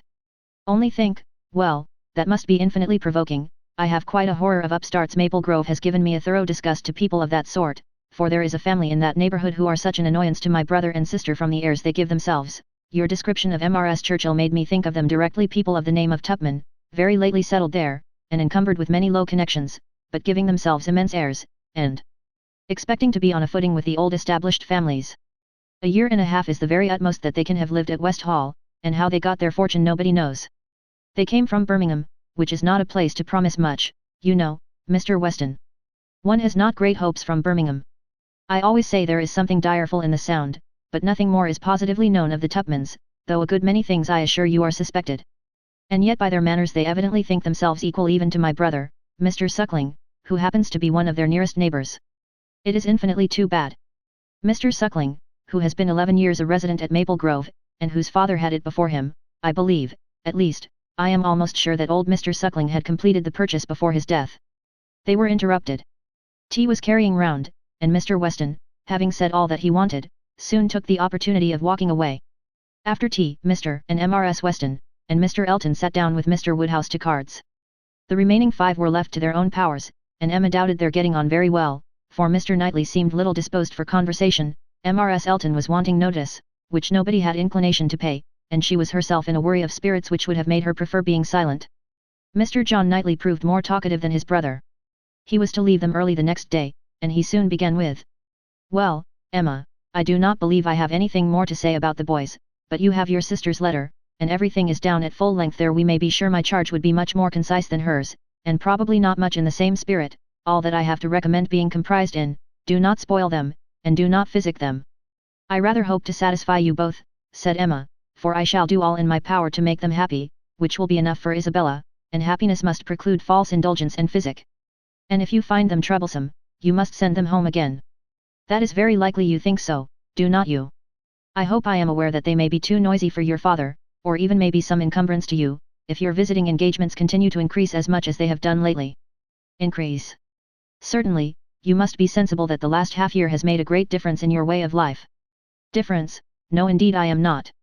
There can be no doubt of your being much more engaged with company than you used to be. Witness this very time here am I come down for only 1 day, and you are engaged with a dinner party. When did it happen before, or anything like it? Your neighbourhood is increasing, and you mix more with it. A little while ago, every letter to Isabella brought an account of fresh gaieties, dinners at Mr. Cole's, or balls at the Crown. The difference which Randalls alone makes in your goings on, is very great." "Yes," said his brother quickly, "it is Randalls that does it all." "Very well, and as Randalls, I suppose, is not likely to have less influence than heretofore, it strikes me as a possible thing, Emma, that Henry and John may be sometimes in the way, and if they are, I only beg you to send them home." "No," cried Mr. Knightley, "that need not be the consequence. Let them be sent to Donwell. I shall certainly be at leisure." "Upon my word," exclaimed Emma, "you amuse me. I should like to know how many of all my numerous engagements take place without your being of the party, and why I am to be supposed in danger of wanting leisure to attend to the little boys. These amazing engagements of mine, what have they been? Dining once with the Coles, and having a ball talked of, which never took place. I can understand you," nodding at Mr. John Knightley, "your good fortune in meeting with so many of your friends at once here, delights you too much to pass unnoticed. But you," turning to Mr. Knightley, "who know how very, very seldom I am ever 2 hours from Hartfield, why you should foresee such a series of dissipation for me, I cannot imagine. And as to my dear little boys, I must say, that if Aunt Emma has not time for them, I do not think they would fare much better with Uncle Knightley, who is absent from home about 5 hours where she is absent 1, and who, when he is at home, is either reading to himself or settling his accounts." Mr. Knightley seemed to be trying not to smile, and succeeded without difficulty, upon Mrs. Elton's beginning to talk to him. Volume 3. Chapter 1. A very little quiet reflection was enough to satisfy Emma as to the nature of her agitation on hearing this news of Frank Churchill. She was soon convinced that it was not for herself she was feeling at all apprehensive or embarrassed, it was for him. Her own attachment had really subsided into a mere nothing, it was not worth thinking of, but if he, who had undoubtedly been always so much the most in love of the two, were to be returning with the same warmth of sentiment which he had taken away, it would be very distressing. If a separation of 2 months should not have cooled him, there were dangers and evils before her, caution for him and for herself would be necessary. She did not mean to have her own affections entangled again, and it would be incumbent on her to avoid any encouragement of his. She wished she might be able to keep him from an absolute declaration. That would be so very painful a conclusion of their present acquaintance. And yet, she could not help rather anticipating something decisive. She felt as if the spring would not pass without bringing a crisis, an event, a something to alter her present composed and tranquil state. It was not very long, though rather longer than Mr. Weston had foreseen, before she had the power of forming some opinion of Frank Churchill's feelings. The Enscombe family were not in town quite so soon as had been imagined, but he was at Highbury very soon afterwards. He rode down for a couple of hours, he could not yet do more, but as he came from Randalls immediately to Hartfield, she could then exercise all her quick observation, and speedily determine how he was influenced, and how she must act. They met with the utmost friendliness. There could be no doubt of his great pleasure in seeing her. But she had an almost instant doubt of his caring for her as he had done, of his feeling the same tenderness in the same degree. She watched him well. It was a clear thing he was less in love than he had been. Absence, with the conviction probably of her indifference, had produced this very natural and very desirable effect. He was in high spirits, as ready to talk and laugh as ever, and seemed delighted to speak of his former visit, and recur to old stories, and he was not without agitation. It was not in his calmness that she read his comparative indifference. He was not calm, his spirits were evidently fluttered, there was restlessness about him. Lively as he was, it seemed a liveliness that did not satisfy himself, but what decided her belief on the subject, was his staying only a quarter of an hour, and hurrying away to make other calls in Highbury. He had seen a group of old acquaintance in the street as he passed, he had not stopped, he would not stop for more than a word, but he had the vanity to think they would be disappointed if he did not call, and much as he wished to stay longer at Hartfield, he must hurry off. She had no doubt as to his being less in love, but neither his agitated spirits, nor his hurrying away, seemed like a perfect cure, and she was rather inclined to think it implied a dread of her returning power, and a discreet resolution of not trusting himself with her long. This was the only visit from Frank Churchill in the course of 10 days. He was often hoping, intending to come, but was always prevented. His aunt could not bear to have him leave her. Such was his own account at Randalls. If he were quite sincere, if he really tried to come, it was to be inferred that Mrs. Churchill's removal to London had been of no service to the wilful or nervous part of her disorder. That she was really ill was very certain, he had declared himself convinced of it, at Randalls. Though much might be fancy, he could not doubt, when he looked back, that she was in a weaker state of health than she had been half a year ago. He did not believe it to proceed from anything that care and medicine might not remove, or at least that she might not have many years of existence before her, but he could not be prevailed on, by all his father's doubts, to say that her complaints were merely imaginary, or that she was as strong as ever. It soon appeared that London was not the place for her. She could not endure its noise. Her nerves were under continual irritation and suffering, and by the 10 days' end, her nephew's letter to Randalls communicated a change of plan. They were going to remove immediately to Richmond. Mrs. Churchill had been recommended to the medical skill of an eminent person there, and had otherwise a fancy for the place. A ready furnished house in a favourite spot was engaged, and much benefit expected from the change. Emma heard that Frank wrote in the highest spirits of this arrangement, and seemed most fully to appreciate the blessing of having 2 months before him of such near neighbourhood to many dear friends, for the house was taken for May and June. She was told that now he wrote with the greatest confidence of being often with them, almost as often as he could even wish. Emma saw how Mr. Weston understood these joyous prospects. He was considering her as the source of all the happiness they offered. She hoped it was not so. 2 months must bring it to the proof. Mr. Weston's own happiness was indisputable. He was quite delighted. It was the very circumstance he could have wished for. Now, it would be really having Frank in their neighbourhood. What were 9 miles to a young man, an hour's ride? He would be always coming over. The difference in that respect of Richmond and London was enough to make the whole difference of seeing him always and seeing him never. 16 miles, nay, 18, it must be full 18 to Manchester Street, was a serious obstacle. Were he ever able to get away, the day would be spent in coming and returning. There was no comfort in having him in London, he might as well be at Enscombe, but Richmond was the very distance for easy intercourse. Better than nearer. One good thing was immediately brought to a certainty by this removal, the ball at the Crown. It had not been forgotten before, but it had been soon acknowledged vain to attempt to fix a day. Now, however, it was absolutely to be, every preparation was resumed, and very soon after the Churchills had removed to Richmond, a few lines from Frank, to say that his aunt felt already much better for the change, and that he had no doubt of being able to join them for 24 hours at any given time, induced them to name as early a day as possible. Mr. Weston's ball was to be a real thing. A very few tomorrows stood between the young people of Highbury and happiness. Mr. Woodhouse was resigned. The time of year lightened the evil to him. May was better for everything than February. Mrs. Bates was engaged to spend the evening at Hartfield, James had due notice, and he sanguinely hoped that neither dear little Henry nor dear little John would have anything the matter with them, while dear Emma were gone. Chapter 2. No misfortune occurred, again to prevent the ball. The day approached, the day arrived, and after a morning of some anxious watching, Frank Churchill, in all the certainty of his own self, reached Randalls before dinner, and everything was safe. No second meeting had there yet been between him and Emma. The room at the Crown was to witness it, but it would be better than a common meeting in a crowd. Mr. Weston had been so very earnest in his entreaties for her arriving there as soon as possible after themselves, for the purpose of taking her opinion as to the propriety and comfort of the rooms before any other persons came, that she could not refuse him, and must therefore spend some quiet interval in the young man's company. She was to convey Harriet, and they drove to the Crown in good time, the Randalls party just sufficiently before them. Frank Churchill seemed to have been on the watch, and though he did not say much, his eyes declared that he meant to have a delightful evening. They all walked about together, to see that everything was as it should be, and within a few minutes were joined by the contents of another carriage, which Emma could not hear the sound of at first, without great surprise. So unreasonably early, she was going to exclaim, but she presently found that it was a family of old friends, who were coming, like herself, by particular desire, to help Mr. Weston's judgment, and they were so very closely followed by another carriage of cousins, who had been entreated to come early with the same distinguishing earnestness, on the same errand, that it seemed as if half the company might soon be collected together for the purpose of preparatory inspection. Emma perceived that her taste was not the only taste on which Mr. Weston depended, and felt, that to be the favourite and intimate of a man who had so many intimates and confidants, was not the very first distinction in the scale of vanity.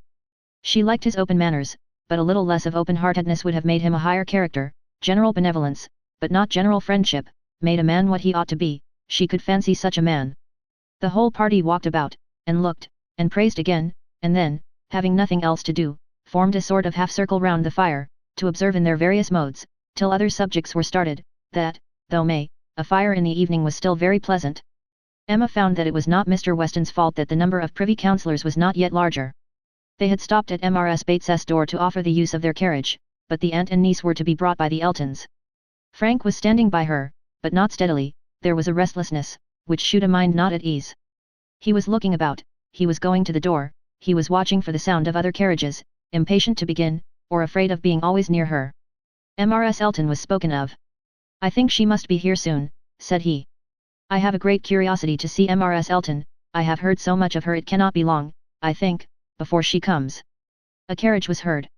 He was on the move immediately, but coming back, said, "I am forgetting that I am not acquainted with her. I have never seen either Mr. or Mrs. Elton. I have no business to put myself forward."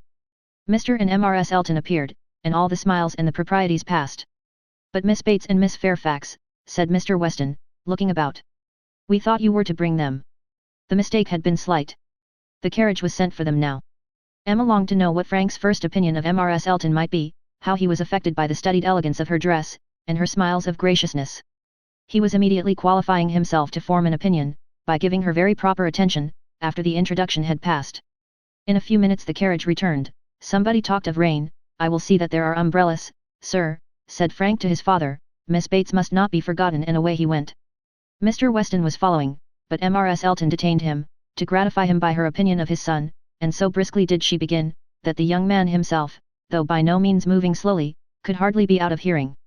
"A very fine young man indeed, Mr. Weston. You know I candidly told you I should form my own opinion, and I am happy to say that I am extremely pleased with him. You may believe me, I never compliment. I think him a very handsome young man, and his manners are precisely what I like and approve, so truly the gentleman, without the least conceit or puppyism. You must know I have a vast dislike to puppies, quite a horror of them. They were never tolerated at Maple Grove. Neither Mr. Suckling nor me had ever any patience with them, and we used sometimes to say very cutting things. Selina, who is mild almost to a fault, bore with them much better."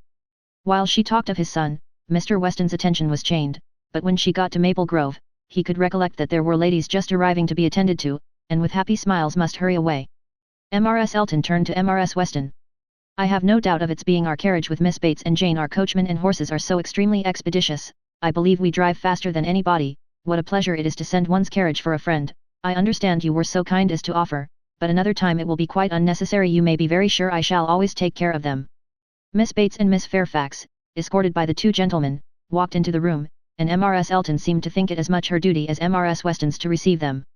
Her gestures and movements might be understood by anyone who looked on like Emma, but her words, everybody's words, were soon lost under the incessant flow of Miss Bates, who came in talking, and had not finished her speech under many minutes after her being admitted into the circle at the fire. As the door opened she was heard. "So very obliging of you. No rain at all, nothing to signify. I do not care for myself quite thick shoes." And Jane declares, well, as soon as she was within the door, "Well, this is brilliant indeed, this is admirable, excellently contrived, upon my word nothing wanting could not have imagined it, so well lighted up. Jane, look, did you ever see anything? Oh, Mr. Weston, you must really have had Aladdin's lamp. Good Mrs. Stokes would not know her own room again. I saw her as I came in, she was standing in the entrance." "Oh, Mrs. Stokes," said I, but I had not time for more. She was now met by Mrs. Weston. "Very well, I thank you, ma'am. I hope you are quite well. Very happy to hear it. So afraid you might have a headache, seeing you pass by so often, and knowing how much trouble you must have. Delighted to hear it indeed. Ah, dear Mrs. Elton, so obliged to you for the carriage. Excellent time. Jane and I quite ready. Did not keep the horses a moment. Most comfortable carriage. Oh, and I am sure our thanks are due to you, Mrs. Weston, on that score." Mrs. Elton had most kindly sent Jane a note, or we should have been, but two such offers in one day, never were such neighbours. I said to my mother, "Upon my word, ma'am, thank you, my mother is remarkably well. Gone to Mr. Woodhouse's.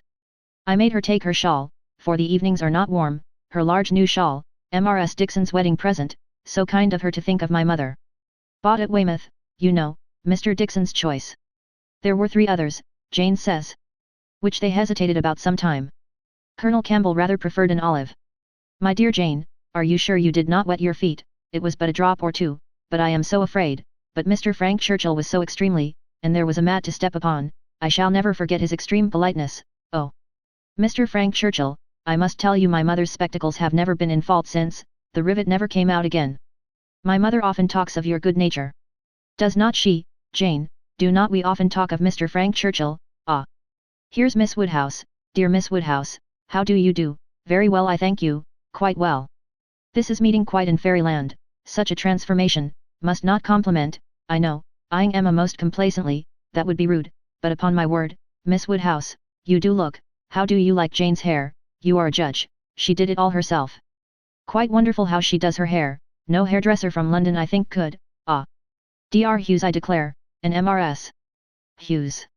Must go and speak to Dr. and Mrs. Hughes for a moment, how do you do? How do you do? Very well, I thank you. This is delightful, is not it? Where's dear Mr. Richard? Oh! There he is. Don't disturb him. Much better employed talking to the young ladies. How do you do, Mr. Richard? I saw you the other day as you rode through the town, Mrs. Otway, I protest, and good Mr. Otway, and Miss Otway and Miss Caroline, such a host of friends, and Mr. George and Mr. Arthur, how do you do? How do you all do? Quite well, I am much obliged to you. Never better, don't I hear another carriage, who can this be? Very likely the worthy Coles, upon my word, this is charming to be standing about among such friends. And such a noble fire, I am quite roasted. No coffee, I thank you, for me, never take coffee, a little tea if you please, sir, by and by, no hurry, oh. Here it comes. Everything so good. Frank Churchill returned to his station by Emma, and as soon as Miss Bates was quiet, she found herself necessarily overhearing the discourse of Mrs. Elton and Miss Fairfax, who were standing a little way behind her. He was thoughtful. Whether he were overhearing too, she could not determine. After a good many compliments to Jane on her dress and look, compliments very quietly and properly taken, Mrs. Elton was evidently wanting to be complimented herself, and it was, how do you like my gown, how do you like my trimming, how has Wright done my hair, with many other relative questions, all answered with patient politeness. Mrs. Elton then said, nobody can think less of dress in general than I do, but upon such an occasion as this, when everybody's eyes are so much upon me, and in compliment to the Westons, who I have no doubt are giving this ball chiefly to do me honour, I would not wish to be inferior to others, and I see very few pearls in the room except mine. So Frank Churchill is a capital dancer, I understand, we shall see if our styles suit, a fine young man certainly is Frank Churchill. I like him very well. At this moment Frank began talking so vigorously, that Emma could not but imagine he had overheard his own praises, and did not want to hear more, and the voices of the ladies were drowned for a while, till another suspension brought Mrs. Elton's tones again distinctly forward. Mr. Elton had just joined them, and his wife was exclaiming, "Oh, you have found us out at last, have you? In our seclusion, I was this moment telling Jane, I thought you would begin to be impatient for tidings of us." "Jane," repeated Frank Churchill, with a look of surprise and displeasure, "that is easy, but Miss Fairfax does not disapprove it, I suppose." "How do you like Mrs. Elton?" said Emma in a whisper. "Not at all. You are ungrateful." "Ungrateful, what do you mean?" Then changing from a frown to a smile, "No, do not tell me, I do not want to know what you mean. Where is my father, when are we to begin dancing?" Emma could hardly understand him, he seemed in an odd humour. He walked off to find his father, but was quickly back again with both Mr. and Mrs. Weston. He had met with them in a little perplexity, which must be laid before Emma. It had just occurred to Mrs. Weston that Mrs. Elton must be asked to begin the ball, that she would expect it, which interfered with all their wishes of giving Emma that distinction. Emma heard the sad truth with fortitude. "And what are we to do for a proper partner for her?" said Mr. Weston. "She will think Frank ought to ask her." Frank turned instantly to Emma, to claim her former promise, and boasted himself an engaged man, which his father looked his most perfect approbation of, and it then appeared that Mrs. Weston was wanting him to dance with Mrs. Elton himself, and that their business was to help to persuade him into it, which was done pretty soon. Mr. Weston and Mrs. Elton led the way, Mr. Frank Churchill and Miss Woodhouse followed. Emma must submit to stand second to Mrs. Elton, though she had always considered the ball as peculiarly for her. It was almost enough to make her think of marrying. Mrs. Elton had undoubtedly the advantage, at this time, in vanity completely gratified, for though she had intended to begin with Frank Churchill, she could not lose by the change. Mr. Weston might be his son's superior, in spite of this little rub, however, Emma was smiling with enjoyment, delighted to see the respectable length of the set as it was forming, and to feel that she had so many hours of unusual festivity before her. She was more disturbed by Mr. Knightley's not dancing than by anything else. There he was, among the standers-by, where he ought not to be. He ought to be dancing, not classing himself with the husbands and fathers and whist players, who were pretending to feel an interest in the dance till their rubbers were made up. So young as he looked, he could not have appeared to greater advantage perhaps anywhere, than where he had placed himself. His tall, firm, upright figure, among the bulky forms and stooping shoulders of the elderly men, was such as Emma felt must draw everybody's eyes, and, excepting her own partner, there was not one among the whole row of young men who could be compared with him. He moved a few steps nearer, and those few steps were enough to prove in how gentlemanlike a manner, with what natural grace, he must have danced, would he but take the trouble. Whenever she caught his eye, she forced him to smile. But in general he was looking grave. She wished he could love a ballroom better, and could like Frank Churchill better. He seemed often observing her. She must not flatter herself that he thought of her dancing, but if he were criticizing her behavior, she did not feel afraid. There was nothing like flirtation between her and her partner. They seemed more like cheerful, easy friends, than lovers. That Frank Churchill thought less of her than he had done, was indubitable. The ball proceeded pleasantly. The anxious cares, the incessant attentions of Mrs. Weston, were not thrown away. Everybody seemed happy, and the praise of being a delightful ball, which is seldom bestowed till after a ball has ceased to be, was repeatedly given in the very beginning of the existence of this. Of very important, very recordable events, it was not more productive than such meetings usually are.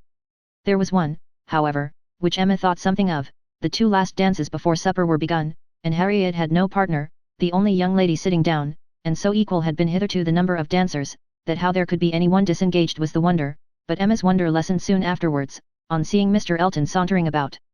He would not ask Harriet to dance if it were possible to be avoided, she was sure he would not, and she was expecting him every moment to escape into the card-room. Escape, however, was not his plan. He came to the part of the room where the sitters-by were collected, spoke to some, and walked about in front of them, as if to shew his liberty, and his resolution of maintaining it. He did not omit being sometimes directly before Miss Smith, or speaking to those who were close to her. Emma saw it. She was not yet dancing, she was working her way up from the bottom, and had therefore leisure to look around, and by only turning her head a little she saw it all. When she was halfway up the set, the whole group were exactly behind her, and she would no longer allow her eyes to watch, but Mr. Elton was so near, that she heard every syllable of a dialogue which just then took place between him and Mrs. Weston, and she perceived that his wife, who was standing immediately above her, was not only listening also, but even encouraging him by significant glances. The kind-hearted, gentle Mrs. Weston had left her seat to join him and say, "Do not you dance, Mr. Elton?" To which his prompt reply was, "Most readily, Mrs. Weston, if you will dance with me." "Me? Oh, no, I would get you a better partner than myself. I am no dancer." "If Mrs. Gilbert wishes to dance," said he, "I shall have great pleasure, I am sure, for, though beginning to feel myself rather an old married man, and that my dancing days are over, it would give me very great pleasure at any time to stand up with an old friend like Mrs. Gilbert. Mrs. Gilbert does not mean to dance, but there is a young lady disengaged whom I should be very glad to see dancing, Miss Smith." "Miss Smith, oh, I had not observed. You are extremely obliging, and if I were not an old married man, but my dancing days are over, Mrs. Weston, you will excuse me anything else I should be most happy to do, at your command, but my dancing days are over." Mrs. Weston said no more, and Emma could imagine with what surprise and mortification she must be returning to her seat. This was Mr. Elton. The amiable, obliging, gentle Mr. Elton. She looked round for a moment. He had joined Mr. Knightley at a little distance, and was arranging himself for settled conversation, while smiles of high glee passed between him and his wife. She would not look again. Her heart was in a glow, and she feared her face might be as hot. In another moment a happier sight caught her, Mr. Knightley leading Harriet to the set. Never had she been more surprised, seldom more delighted, than at that instant. She was all pleasure and gratitude, both for Harriet and herself, and longed to be thanking him, and though too distant for speech, her countenance said much, as soon as she could catch his eye again. His dancing proved to be just what she had believed it, extremely good, and Harriet would have seemed almost too lucky, if it had not been for the cruel state of things before, and for the very complete enjoyment and very high sense of the distinction which her happy features announced. It was not thrown away on her, she bounded higher than ever, flew farther down the middle, and was in a continual course of smiles. Mr. Elton had retreated into the card-room, looking, Emma trusted, very foolish. She did not think he was quite so hardened as his wife, though growing very like her. She spoke some of her feelings, by observing audibly to her partner, "Knightley has taken pity on poor little Miss Smith, very good-natured, I declare." Supper was announced. The move began, and Miss Bates might be heard from that moment, without interruption, till her being seated at table and taking up her spoon. Jane, Jane, my dear Jane, where are you? Here is your tippet. Mrs. Weston begs you to put on your tippet. She says she is afraid there will be drafts in the passage, though everything has been done, one door nailed up, quantities of matting. My dear Jane, indeed you must. Mr. Churchill, oh, you are too obliging, how well you put it on, so gratified, excellent dancing indeed. Yes, my dear, I ran home, as I said I should, to help grandmamma to bed, and got back again, and nobody missed me. I set off without saying a word, just as I told you. Grandmamma was quite well, had a charming evening with Mr. Woodhouse, a vast deal of chat, and backgammon, tea was made downstairs, biscuits and baked apples and wine before she came away, amazing luck in some of her throws, and she inquired a great deal about you, how you were amused, and who were your partners. Oh, said I shall not forestall Jane, I left her dancing with Mr. George Otway, she will love to tell you all about it herself tomorrow. Her first partner was Mr. Elton, I do not know who will ask her next, perhaps Mr. William Cox. My dear sir, you are too obliging, is there nobody you would not rather? I am not helpless. Sir, you are most kind.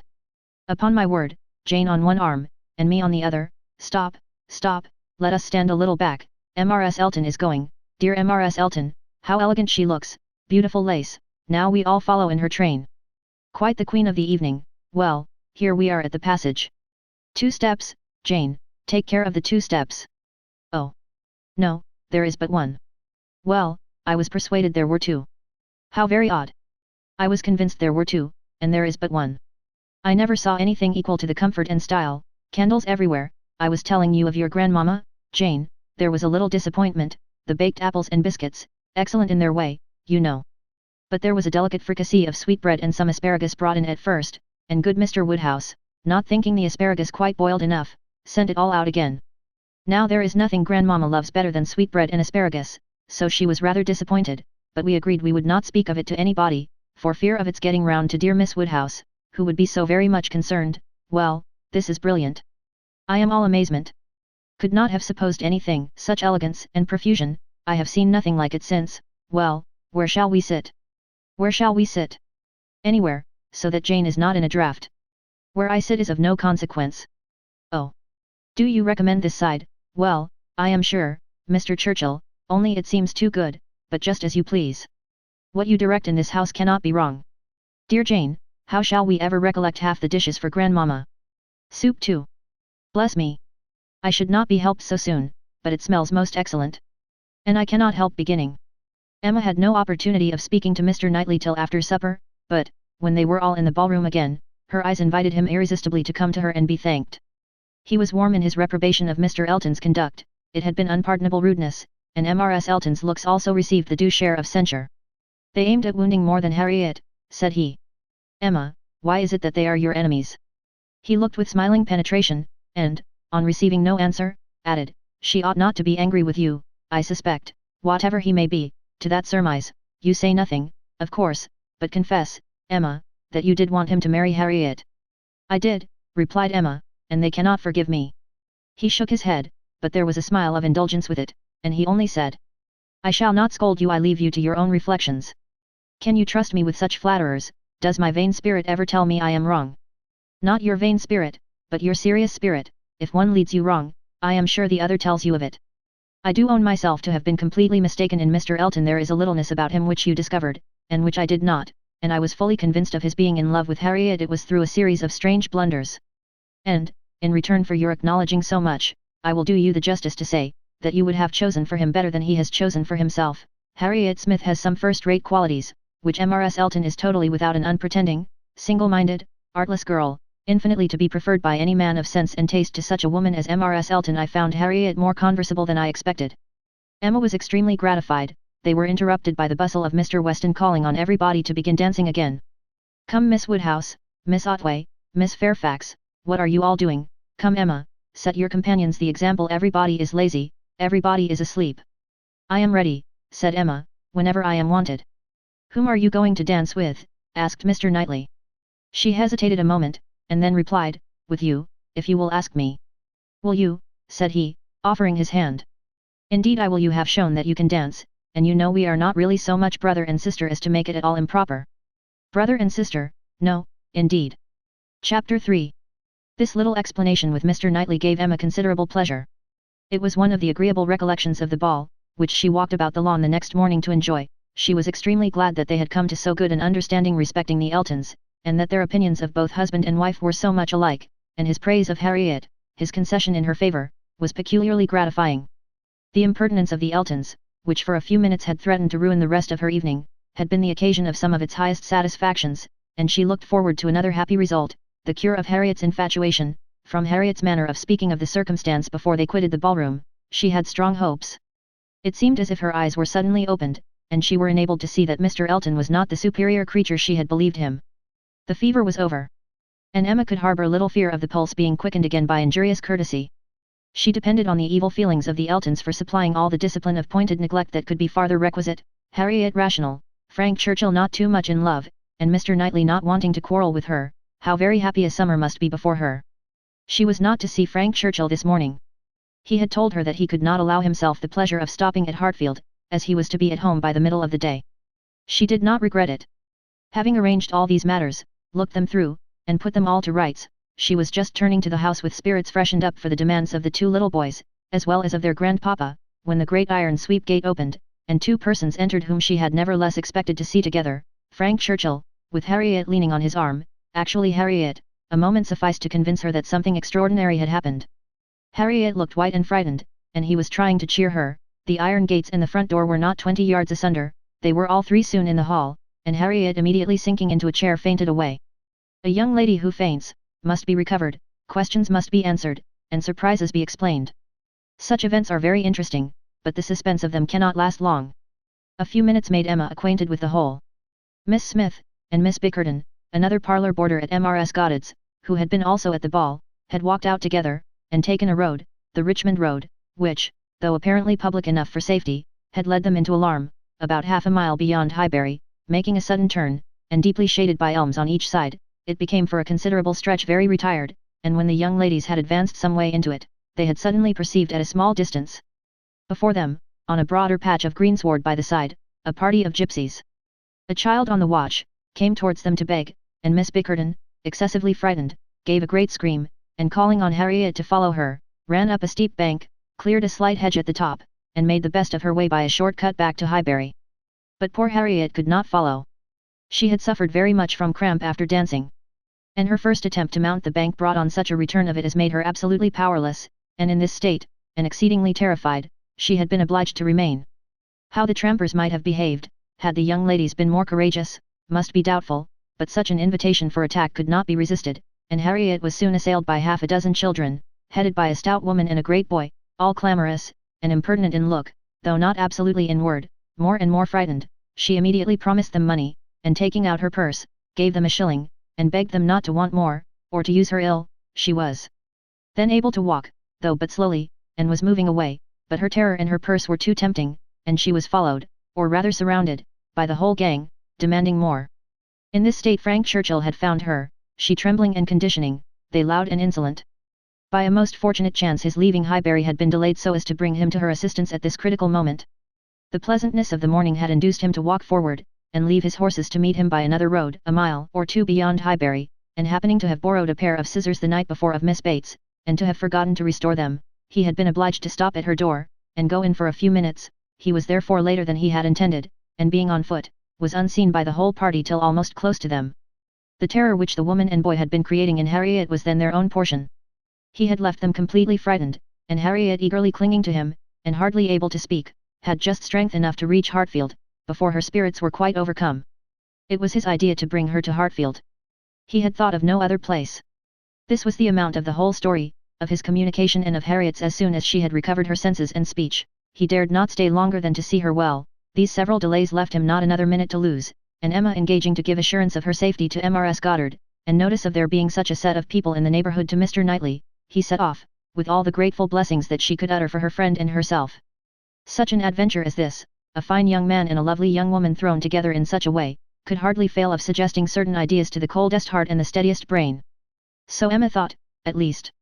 Could a linguist, could a grammarian, could even a mathematician have seen what she did, have witnessed their appearance together, and heard their history of it, without feeling that circumstances had been at work to make them peculiarly interesting to each other, how much more must an imaginist, like herself, be on fire with speculation and foresight, especially with such a groundwork of anticipation as her mind had already made.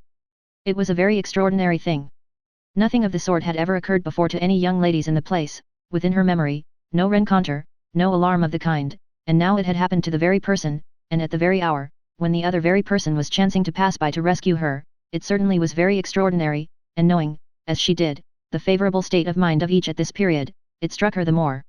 He was wishing to get the better of his attachment to herself, she just recovering from her mania for Mr. Elton. It seemed as if everything united to promise the most interesting consequences. It was not possible that the occurrence should not be strongly recommending each to the other. In the few minutes' conversation which she had yet had with him, while Harriet had been partially insensible, he had spoken of her terror, her naivete, her fervour as she seized and clung to his arm, with a sensibility amused and delighted, and just at last, after Harriet's own account had been given, he had expressed his indignation at the abominable folly of Miss Bickerton in the warmest terms. Everything was to take its natural course, however, neither impelled nor assisted. She would not stir a step, nor drop a hint. No, she had had enough of interference. There could be no harm in a scheme, a mere passive scheme. It was no more than a wish. Beyond it she would on no account proceed. Emma's first resolution was to keep her father from the knowledge of what had passed, aware of the anxiety and alarm it would occasion, but she soon felt that concealment must be impossible.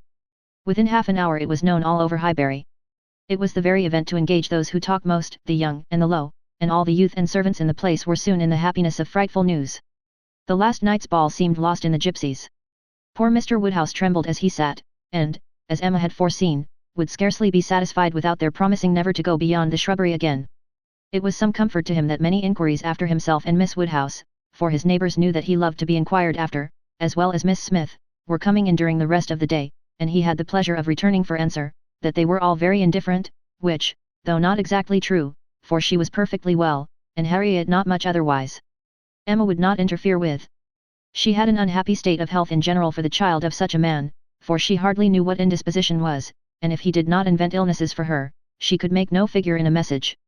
The gipsies did not wait for the operations of justice, they took themselves off in a hurry. The young ladies of Highbury might have walked again in safety before their panic began, and the whole history dwindled soon into a matter of little importance but to Emma and her nephews. In her imagination it maintained its ground, and Henry and John were still asking every day for the story of Harriet and the gipsies, and still tenaciously setting her right if she varied in the slightest particular from the original recital. Chapter 4. A very few days had passed after this adventure, when Harriet came one morning to Emma with a small parcel in her hand, and after sitting down and hesitating, thus began. Miss Woodhouse, if you are at leisure, I have something that I should like to tell you, a sort of confession to make, and then, you know, it will be over. Emma was a good deal surprised, but begged her to speak. There was a seriousness in Harriet's manner which prepared her, quite as much as her words, for something more than ordinary. It is my duty, and I am sure it is my wish, she continued, to have no reserves with you on this subject as I am happily quite an altered creature in one respect. It is very fit that you should have the satisfaction of knowing it. I do not want to say more than is necessary, I am too much ashamed of having given way as I have done, and I dare say you understand me. Yes, said Emma, I hope I do. How I could so long a time be fancying myself, cried Harriet, warmly. It seems like madness, I can see nothing at all extraordinary in him now, I do not care whether I meet him or not, except that of the two I had rather not see him, and indeed I would go any distance round to avoid him, but I do not envy his wife in the least, I neither admire her nor envy her, as I have done, she is very charming, I dare say, and all that, but I think her very ill-tempered and disagreeable. I shall never forget her look the other night, however, I assure you, Miss Woodhouse. I wish her no evil, no, let them be ever so happy together, it will not give me another moment's pang, and to convince you that I have been speaking truth, I am now going to destroy, what I ought to have destroyed long ago, what I ought never to have kept, I know that very well, blushing as she spoke, however, now I will destroy it all, and it is my particular wish to do it in your presence, that you may see how rational I am grown. Cannot you guess what this parcel holds, said she, with a conscious look. Not the least in the world, did he ever give you anything? No, I cannot call them gifts, but they are things that I have valued very much. She held the parcel towards her, and Emma read the words most precious treasures on the top. Her curiosity was greatly excited. Harriet unfolded the parcel, and she looked on with impatience. Within abundance of silver paper was a pretty little Tunbridge ware box, which Harriet opened. It was well lined with the softest cotton, but, excepting the cotton, Emma saw only a small piece of court plaister. Now, said Harriet, you must recollect. No, indeed I do not. Dear me, I should not have thought it possible you could forget what passed in this very room about court plaister, one of the very last times we ever met in it, it was but a very few days before I had my sore throat, just before Mr. and Mrs. John Knightley came, I think the very evening. Do not you remember his cutting his finger with your new penknife, and your recommending court plaister? But, as you had none about you, and knew I had, you desired me to supply him, and so I took mine out and cut him a piece, but it was a great deal too large, and he cut it smaller, and kept playing some time with what was left, before he gave it back to me. And so then, in my nonsense, I could not help making a treasure of it, so I put it by never to be used, and looked at it now and then as a great treat. My dearest Harriet, cried Emma, putting her hand before her face, and jumping up, you make me more ashamed of myself than I can bear. Remember it, I remember it all now, all, except your saving this relic. I knew nothing of that till this moment, but the cutting the finger, and my recommending court plaister, and saying I had none about me. Oh, my sins, and I had plenty all the while in my pocket, one of my senseless tricks. I deserve to be under a continual blush all the rest of my life. Well, sitting down again, go on, what else? And had you really some at hand yourself? I am sure I never suspected it, you did it so naturally. And so you actually put this piece of court plaister by for his sake, said Emma, recovering from her state of shame and feeling divided between wonder and amusement. And secretly she added to herself, Lord bless me, when should I ever have thought of putting by in cotton a piece of court plaister that Frank Churchill had been pulling about? I never was equal to this. Here, resumed Harriet, turning to her box again, here is something still more valuable, I mean that has been more valuable, because this is what did really once belong to him, which the court plaister never did. Emma was quite eager to see the superior treasure. It was the end of an old pencil, the part without any lead. This was really his, said Harriet. Do not you remember one morning? No, I dare say you do not, but one morning, I forget exactly the day, but perhaps it was the Tuesday or Wednesday before that evening, he wanted to make a memorandum in his pocket book. It was about spruce beer. Mr. Knightley had been telling him something about brewing spruce beer, and he wanted to put it down, but when he took out his pencil, there was so little lead that he soon cut it all away, and it would not do, so you lent him another, and this was left upon the table as good for nothing. But I kept my eye on it, and, as soon as I dared, caught it up, and never parted with it again from that moment. I do remember it, cried Emma, I perfectly remember it, talking about spruce beer, oh, yes, Mr. Knightley and I both saying we liked it, and Mr. Elton seeming resolved to learn to like it too. I perfectly remember it. Stop, Mr. Knightley was standing just here, was not he? I have an idea he was standing just here. Ah, I do not know, I cannot recollect, it is very odd, but I cannot recollect. Mr. Elton was sitting here, I remember, much about where I am now. Well, go on. Oh, that's all, I have nothing more to shew you, or to say, except that I am now going to throw them both behind the fire, and I wish you to see me do it. My poor dear Harriet, and have you actually found happiness in treasuring up these things? Yes, simpleton as I was, but I am quite ashamed of it now, and wish I could forget as easily as I can burn them. It was very wrong of me, you know, to keep any remembrances. After he was married I knew it was, but had not resolution enough to part with them. But, Harriet, is it necessary to burn the court plaister? I have not a word to say for the bit of old pencil, but the court plaister might be useful. I shall be happier to burn it, replied Harriet. It has a disagreeable look to me. I must get rid of everything. There it goes, and there is an end, thank heaven, of Mr. Elton.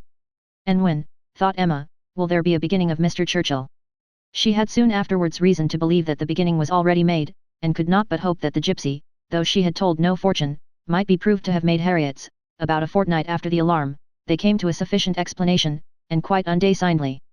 Emma was not thinking of it at the moment, which made the information she received more valuable. She merely said, in the course of some trivial chat, well, Harriet, whenever you marry I would advise you to do so, and thought no more of it, till after a minute's silence she heard Harriet say in a very serious tone, I shall never marry. Emma then looked up, and immediately saw how it was, and after a moment's debate, as to whether it should pass unnoticed or not, replied. Never marry, this is a new resolution. It is one that I shall never change, however. After another short hesitation, I hope it does not proceed from, I hope it is not in compliment to Mr. Elton. Mr. Elton indeed, cried Harriet indignantly, oh, no, and Emma could just catch the words, so superior to Mr. Elton. She then took a longer time for consideration. Should she proceed no farther, should she let it pass, and seem to suspect nothing? Perhaps Harriet might think her cold or angry if she did, or perhaps if she were totally silent, it might only drive Harriet into asking her to hear too much, and against anything like such an unreserve as had been, such an open and frequent discussion of hopes and chances, she was perfectly resolved. She believed it would be wiser for her to say and know at once, all that she meant to say and know. Plain dealing was always best. She had previously determined how far she would proceed, on any application of the sort, and it would be safer for both, To have the judicious law of her own brain laid down with speed, she was decided, and thus spoke. Harriet, I will not affect to be in doubt of your meaning. Your resolution, or rather your expectation of never marrying, results from an idea that the person whom you might prefer, would be too greatly your superior in situation to think of you. Is not it so? Oh, Miss Woodhouse, believe me, I have not the presumption to suppose, indeed I am not so mad, but it is a pleasure to me to admire him at a distance, and to think of his infinite superiority to all the rest of the world, with the gratitude, wonder, and veneration, which are so proper, in me especially. I am not at all surprised at you, Harriet. The service he rendered you was enough to warm your heart. Service, oh, it was such an inexpressible obligation, the very recollection of it, and all that I felt at the time, when I saw him coming, his noble look, and my wretchedness before such a change, in one moment such a change, from perfect misery to perfect happiness.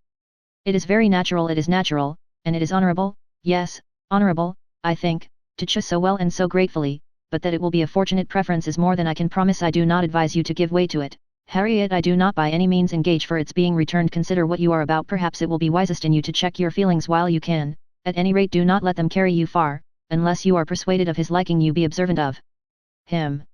Let his behavior be the guide of your sensations. I give you this caution now, because I shall never speak to you again on the subject. I am determined against all interference. Henceforward I know nothing of the matter. Let no name ever pass our lips. We were very wrong before, we will be cautious now. He is your superior, no doubt, and there do seem objections and obstacles of a very serious nature, but yet, Harriet, more wonderful things have taken place, there have been matches of greater disparity. But take care of yourself. I would not have you too sanguine, though, however it may end, be assured your raising your thoughts to him, is a mark of good taste which I shall always know how to value. Harriet kissed her hand in silent and submissive gratitude. Emma was very decided in thinking such an attachment no bad thing for her friend. Its tendency would be to raise and refine her mind, and it must be saving her from the danger of degradation. Chapter 5. In this state of schemes and hopes and connivance, June opened upon Hartfield. To Highbury in general it brought no material change. The Eltons were still talking of a visit from the Sucklings, and of the use to be made of their barouche landau, and Jane Fairfax was still at her grandmother's, and as the return of the Campbells from Ireland was again delayed, and August, instead of midsummer, fixed for it, she was likely to remain there full 2 months longer, provided at least she were able to defeat Mrs. Elton's activity in her service, and save herself from being hurried into a delightful situation against her will. Mr. Knightley, who, for some reason best known to himself, had certainly taken an early dislike to Frank Churchill, was only growing to dislike him more. He began to suspect him of some double-dealing in his pursuit of Emma. That Emma was his object appeared indisputable. Everything declared it, his own attentions, his father's hints, his mother-in-law's guarded silence, it was all in unison, words, conduct, discretion, and indiscretion, told the same story. But while so many were devoting him to Emma, and Emma herself making him over to Harriet, Mr. Knightley began to suspect him of some inclination to trifle with Jane Fairfax. He could not understand it, but there were symptoms of intelligence between them, he thought so at least, symptoms of admiration on his side, which, having once observed, he could not persuade himself to think entirely void of meaning, however he might wish to escape any of Emma's errors of imagination. She was not present when the suspicion first arose. He was dining with the Rendalls family, and Jane, at the Eltons, and he had seen a look, more than a single look, at Miss Fairfax, which, from the admirer of Miss Woodhouse, seemed somewhat out of place.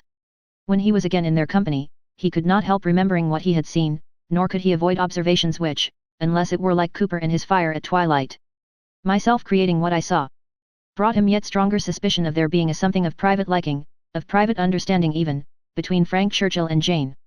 He had walked up one day after dinner, as he very often did, to spend his evening at Hartfield. Emma and Harriet were going to walk, he joined them, and, on returning, they fell in with a larger party, who, like themselves, judged it wisest to take their exercise early, as the weather threatened rain, Mr. and Mrs. Weston and their son, Miss Bates and her niece, who had accidentally met. They all united, and, on reaching Hartfield gates, Emma, who knew it was exactly the sort of visiting that would be welcome to her father, pressed them all to go in and drink tea with him. The Rendalls party agreed to it immediately, and after a pretty long speech from Miss Bates, which few persons listened to, she also found it possible to accept dear Miss Woodhouse's most obliging invitation. As they were turning into the grounds, Mr. Perry passed by on horseback. The gentleman spoke of his horse. By the by, said Frank Churchill to Mrs. Weston presently, what became of Mr. Perry's plan of setting up his carriage? Mrs. Weston looked surprised, and said, I did not know that he ever had any such plan. Nay, I had it from you, you wrote me word of it 3 months ago. Me, impossible. Indeed you did, I remember it perfectly. You mentioned it as what was certainly to be very soon. Mrs. Perry had told somebody, and was extremely happy about it. It was owing to her persuasion, as she thought his being out in bad weather did him a great deal of harm. You must remember it now.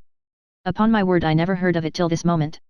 Never, really, never, bless me, how could it be? Then I must have dreamt it, but I was completely persuaded. Miss Smith, you walk as if you were tired. You will not be sorry to find yourself at home. What is this? What is this? Cried Mr. Weston. About Perry in a carriage. Is Perry going to set up his carriage? Frank, I am glad he can afford it. You had it from himself, had you? No, sir, replied his son, laughing, I seem to have had it from nobody. Very odd. I really was persuaded of Mrs. Weston's having mentioned it in one of her letters to Enscombe, many weeks ago, with all these particulars, but as she declares she never heard a syllable of it before, of course it must have been a dream. I am a great dreamer. I dream of everybody at Highbury when I am away, and when I have gone through my particular friends, then I begin dreaming of Mr. and Mrs. Perry. It is odd though, observed his father, that you should have had such a regular connected dream about people whom it was not very likely you should be thinking of at Enscombe. Perry's setting up his carriage, and his wife's persuading him to it, out of care for his health. Just what will happen, I have no doubt, sometime or other, only a little premature. What an air of probability sometimes runs through a dream, and at others, what a heap of absurdities it is. Well, Frank, your dream certainly shews that Highbury is in your thoughts when you are absent. Emma, you are a great dreamer, I think. Emma was out of hearing. She had hurried on before her guests to prepare her father for their appearance, and was beyond the reach of Mr. Weston's hint. Why, to own the truth, cried Miss Bates, who had been trying in vain to be heard the last 2 minutes, if I must speak on this subject, there is no denying that Mr. Frank Churchill might have. I do not mean to say that he did not dream it. I am sure I have sometimes the oddest dreams in the world, but if I am questioned about it, I must acknowledge that there was such an idea last spring, for Mrs. Perry herself mentioned it to my mother, and the Coles knew of it as well as ourselves, but it was quite a secret, known to nobody else, and only thought of about 3 days. Mrs. Perry was very anxious that he should have a carriage, and came to my mother in great spirits one morning because she thought she had prevailed. Jane, don't you remember grandmamma's telling us of it when we got home? I forget where we had been walking to, very likely to Rendell's. Yes, I think it was to Rendell's. Mrs. Perry was always particularly fond of my mother, indeed I do not know who is not. And she had mentioned it to her in confidence. She had no objection to her telling us, of course, but it was not to go beyond, and, from that day to this, I never mentioned it to a soul that I know of. At the same time, I will not positively answer for my having never dropped a hint, because I know I do sometimes pop out a thing before I am aware. I am a talker, you know, I am rather a talker, and now and then I have let a thing escape me which I should not. I am not like Jane, I wish I were. I will answer for it she never betrayed the least thing in the world. Where is she? Oh, just behind. Perfectly remember Mrs. Perry's coming, extraordinary dream, indeed. They were entering the hall. Mr. Knightley's eyes had preceded Miss Bates's in a glance at Jane. From Frank Churchill's face, where he thought he saw confusion suppressed or laughed away, he had involuntarily turned to hers, but she was indeed behind, and too busy with her shawl. Mr. Weston had walked in. The 2 other gentlemen waited at the door to let her pass. Mr. Knightley suspected in Frank Churchill the determination of catching her eye. He seemed watching her intently, in vain, however, if it were so. Jane passed between them into the hall, and looked at neither. There was no time for farther remark or explanation. The dream must be borne with, and Mr. Knightley must take his seat with the rest round the large modern circular table which Emma had introduced at Hartfield, and which none but Emma could have had power to place there and persuade her father to use, instead of the small-sized Pembroke, on which 2 of his daily meals had, for 40 years been crowded. Tea passed pleasantly, and nobody seemed in a hurry to move. Miss Woodhouse, said Frank Churchill, after examining a table behind him, which he could reach as he sat, have your nephews taken away their alphabets, their box of letters? It used to stand here. Where is it? This is a sort of dull-looking evening, that ought to be treated rather as winter than summer. We had great amusement with those letters one morning. I want to puzzle you again. Emma was pleased with the thought, and producing the box, the table was quickly scattered over with alphabets, which no one seemed so much disposed to employ as their 2 selves. They were rapidly forming words for each other, or for anybody else who would be puzzled. The quietness of the game made it particularly eligible for Mr. Woodhouse, who had often been distressed by the more animated sort, which Mr. Weston had occasionally introduced, and who now sat happily occupied in lamenting, with tender melancholy, over the departure of the poor little boys, or in fondly pointing out, as he took up any stray letter near him, how beautifully Emma had written it. Frank Churchill placed a word before Miss Fairfax. She gave a slight glance round the table, and applied herself to it. Frank was next to Emma, Jane opposite to them, and Mr. Knightley so placed as to see them all, and it was his object to see as much as he could, with as little apparent observation. The word was discovered, and with a faint smile pushed away. If meant to be immediately mixed with the others, and buried from sight, she should have looked on the table instead of looking just across, for it was not mixed, and Harriet, eager after every fresh word, and finding out none, directly took it up, and fell to work. She was sitting by Mr. Knightley, and turned to him for help. The word was blunder, and as Harriet exultingly proclaimed it, there was a blush on Jane's cheek which gave it a meaning not otherwise ostensible. Mr. Knightley connected it with the dream, but how it could all be, was beyond his comprehension. How the delicacy, the discretion of his favourite could have been so lain asleep. He feared there must be some decided involvement. Disingenuousness and double-dealing seemed to meet him at every turn. These letters were but the vehicle for gallantry and trick. It was a child's play, chosen to conceal a deeper game on Frank Churchill's part. With great indignation did he continue to observe him, with great alarm and distrust, to observe also his two blinded companions. He saw a short word prepared for Emma, and given to her with a look sly and demure. He saw that Emma had soon made it out, and found it highly entertaining, though it was something which she judged it proper to appear to censure, for she said, "Nonsense, for shame." He heard Frank Churchill next say, with a glance towards Jane, "I will give it to her, shall I?" and as clearly heard Emma opposing it with eager laughing warmth. "No, no, you must not, you shall not, indeed." It was done however. This gallant young man, who seemed to love without feeling, and to recommend himself without complaisance, directly handed over the word to Miss Fairfax, and with a particular degree of sedate civility entreated her to study it. Mr. Knightley's excessive curiosity to know what this word might be, made him seize every possible moment for darting his eye towards it, and it was not long before he saw it to be Dixon. Jane Fairfax's perception seemed to accompany his, her comprehension was certainly more equal to the covered meaning, the superior intelligence, of those 5 letters so arranged. She was evidently displeased, looked up, and seeing herself watched, blushed more deeply than he had ever perceived her, and saying only, "I did not know that proper names were allowed," pushed away the letters with even an angry spirit, and looked resolved to be engaged by no other word that could be offered. Her face was averted from those who had made the attack, and turned towards her aunt. Very true, my dear," cried the latter, though Jane had not spoken a word, "I was just going to say the same thing. It is time for us to be going indeed. The evening is closing in, and grandmamma will be looking for us. My dear sir, you are too obliging. We really must wish you good night." Jane's alertness in moving, proved her as ready as her aunt had preconceived. She was immediately up, and wanting to quit the table, but so many were also moving, that she could not get away, and Mr. Knightley thought he saw another collection of letters anxiously pushed towards her, and resolutely swept away by her unexamined. She was afterwards looking for her shawl, Frank Churchill was looking also, it was growing dusk, and the room was in confusion, and how they parted, Mr. Knightley could not tell.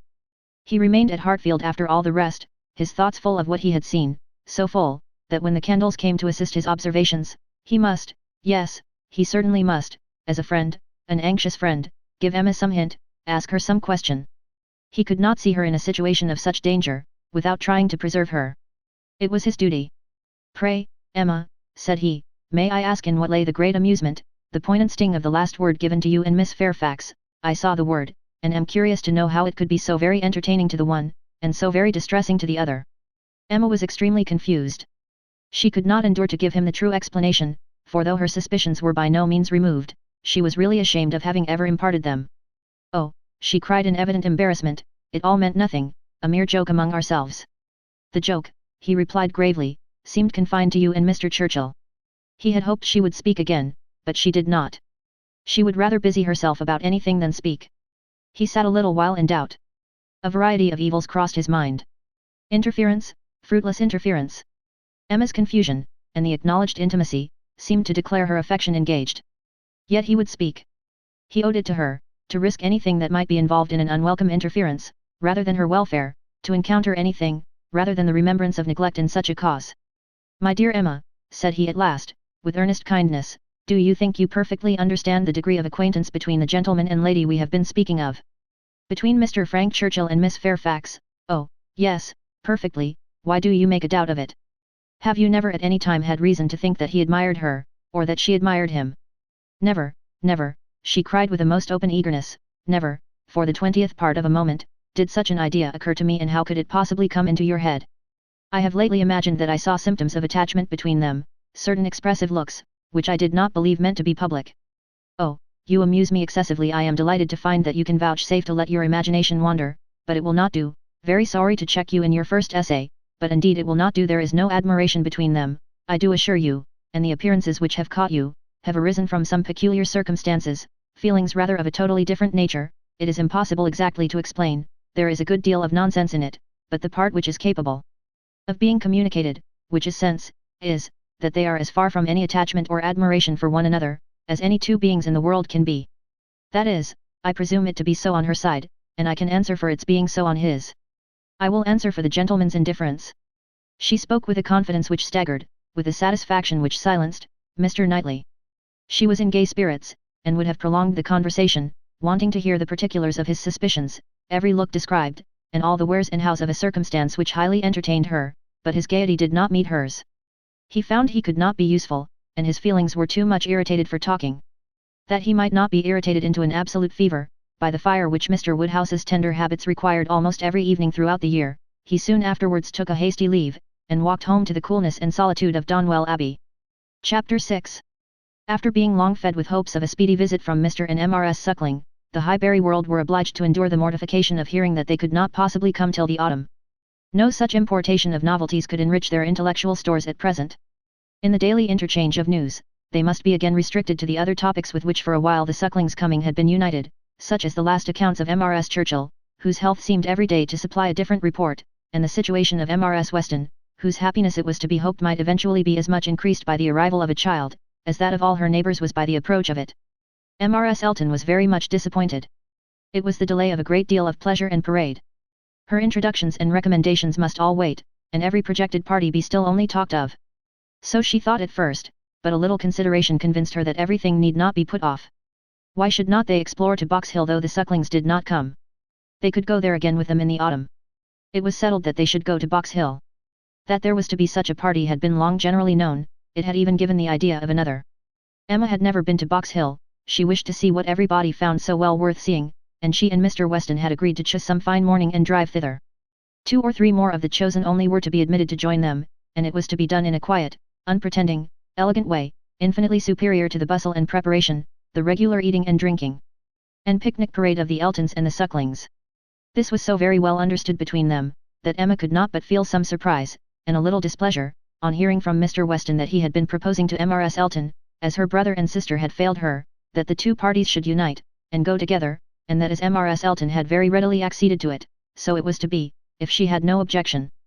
Now, as her objection was nothing but her very great dislike of Mrs. Elton, of which Mr. Weston must already be perfectly aware, it was not worth bringing forward again, it could not be done without a reproof to him, which would be giving pain to his wife, and she found herself therefore obliged to consent to an arrangement which she would have done a great deal to avoid, an arrangement which would probably expose her even to the degradation of being said to be of Mrs. Elton's party.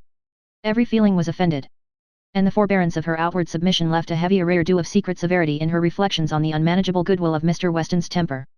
"I am glad you approve of what I have done," said he very comfortably. "But I thought you would. Such schemes as these are nothing without numbers. One cannot have too large a party. A large party secures its own amusement, and she is a good-natured woman after all. One could not leave her out." Emma denied none of it aloud, and agreed to none of it in private. It was now the middle of June, and the weather fine, and Mrs. Elton was growing impatient to name the day, and settle with Mr. Weston as to pigeon pies and cold lamb, when a lame carriage horse threw everything into sad uncertainty. It might be weeks, it might be only a few days, before the horse were usable, but no preparations could be ventured on, and it was all melancholy stagnation. Mrs. Elton's resources were inadequate to such an attack. "Is not this most vexatious, Knightley?" she cried, "and such weather for exploring. These delays and disappointments are quite odious. What are we to do? The year will wear away at this rate, and nothing done before this time last year. I assure you we had a delightful exploring party from Maple Grove to King's Weston." "You had better explore to Donwell," replied Mr. Knightley. "That may be done without horses. Come, and eat my strawberries, they are ripening fast." If Mr. Knightley did not begin seriously, he was obliged to proceed so, for his proposal was caught at with delight, and the "oh, I should like it of all things," was not plainer in words than manner. Donwell was famous for its strawberry beds, which seemed a plea for the invitation, but no plea was necessary. Cabbage beds would have been enough to tempt the lady, who only wanted to be going somewhere. She promised him again and again to come, much oftener than he doubted, and was extremely gratified by such a proof of intimacy, such a distinguishing compliment as she chose to consider it. "You may depend upon me," said she. "I certainly will come. Name your day, and I will come. You will allow me to bring Jane Fairfax." "I cannot name a day," said he, "till I have spoken to some others whom I would wish to meet you." "Oh, leave all that to me. Only give me a carte blanche. I am Lady Patroness. You know it is my party. I will bring friends with me." "I hope you will bring Elton," said he, "but I will not trouble you to give any other invitations." "Oh, now you are looking very sly, but consider, you need not be afraid of delegating power to me. I am no young lady on her preferment. Married women, you know, may be safely authorized. It is my party, leave it all to me. I will invite your guests. No, he calmly replied, there is but one married woman in the world whom I can ever allow to invite what guests she pleases to Donwell, and that one is Mrs. Weston, I suppose, interrupted Mrs. Elton, rather mortified. No, Mrs. Knightley, until she is in being, I will manage such matters myself. Ah, you are an odd creature, she cried, satisfied to have no one preferred to herself. You are a humorist, and may say what you like. Quite a humorist. Well, I shall bring Jane with me, Jane and her aunt. The rest I leave to you. I have no objections at all to meeting the Hartfield family. Don't scruple, I know you are attached to them. You certainly will meet them if I can prevail, and I shall call on Miss Bates in my way home. That's quite unnecessary, I see Jane every day, but as you like it is to be a morning scheme, you know, Knightley, quite a simple thing. I shall wear a large bonnet, and bring one of my little baskets hanging on my arm here, probably this basket with pink ribbon. Nothing can be more simple, you see, and Jane will have such another. There is to be no form or parade, a sort of gypsy party. We are to walk about your gardens, and gather the strawberries ourselves, and sit under trees, and whatever else you may like to provide, it is to be all out of doors, a table spread in the shade, you know. Everything as natural and simple as possible. Is not that your idea? Not quite. My idea of the simple and the natural will be to have the table spread in the dining room. The nature and the simplicity of gentlemen and ladies, with their servants and furniture, I think is best observed by meals within doors. When you are tired of eating strawberries in the garden, there shall be cold meat in the house. Well, as you please, only don't have a great set out. And, by the by, can I or my housekeeper be of any use to you with our opinion? Pray be sincere, Knightley, if you wish me to talk to Mrs. Hodges, or to inspect anything. I have not the least wish for it, I thank you. Well, but if any difficulties should arise, my housekeeper is extremely clever. I will answer for it, that mine thinks herself full as clever, and would spurn anybody's assistance. I wish we had a donkey. The thing would be for us all to come on donkeys, Jane, Miss Bates, and me, and my caro sposo walking by. I really must talk to him about purchasing a donkey in a country life. I conceive it to be a sort of necessary, for, let a woman have ever so many resources, it is not possible for her to be always shut up at home, and very long walks, you know. In summer there is dust, and in winter there is dirt. You will not find either. Between Donwell and Highbury, Donwell Lane is never dusty, and now it is perfectly dry. Come on a donkey. However, if you prefer it, you can borrow Mrs. Cole's. I would wish everything to be as much to your taste as possible. That I am sure you would. Indeed I do you justice, my good friend. Under that peculiar sort of dry, blunt manner, I know you have the warmest heart. As I tell Mr. E, you are a thorough humorist. Yes, believe me, Knightley, I am fully sensible of your attention to me. In the whole of this scheme you have hit upon the very thing to please me. Mr. Knightley had another reason for avoiding a table in the shade. He wished to persuade Mr. Woodhouse, as well as Emma, to join the party, and he knew that to have any of them sitting down out of doors to eat would inevitably make him ill. Mr. Woodhouse must not, under the specious pretence of a morning drive, and an hour or two spent at Donwell, be tempted away to his misery. He was invited on good faith. No lurking horrors were to upbraid him for his easy credulity. He did consent. He had not been at Donwell for 2 years. Some very fine morning, he, and Emma, and Harriet, could go very well, and he could sit still with Mrs. Weston, while the dear girls walked about the gardens. He did not suppose they could be damp now. In the middle of the day he should like to see the old house again exceedingly, and should be very happy to meet Mr. and Mrs. Elton, and any other of his neighbours.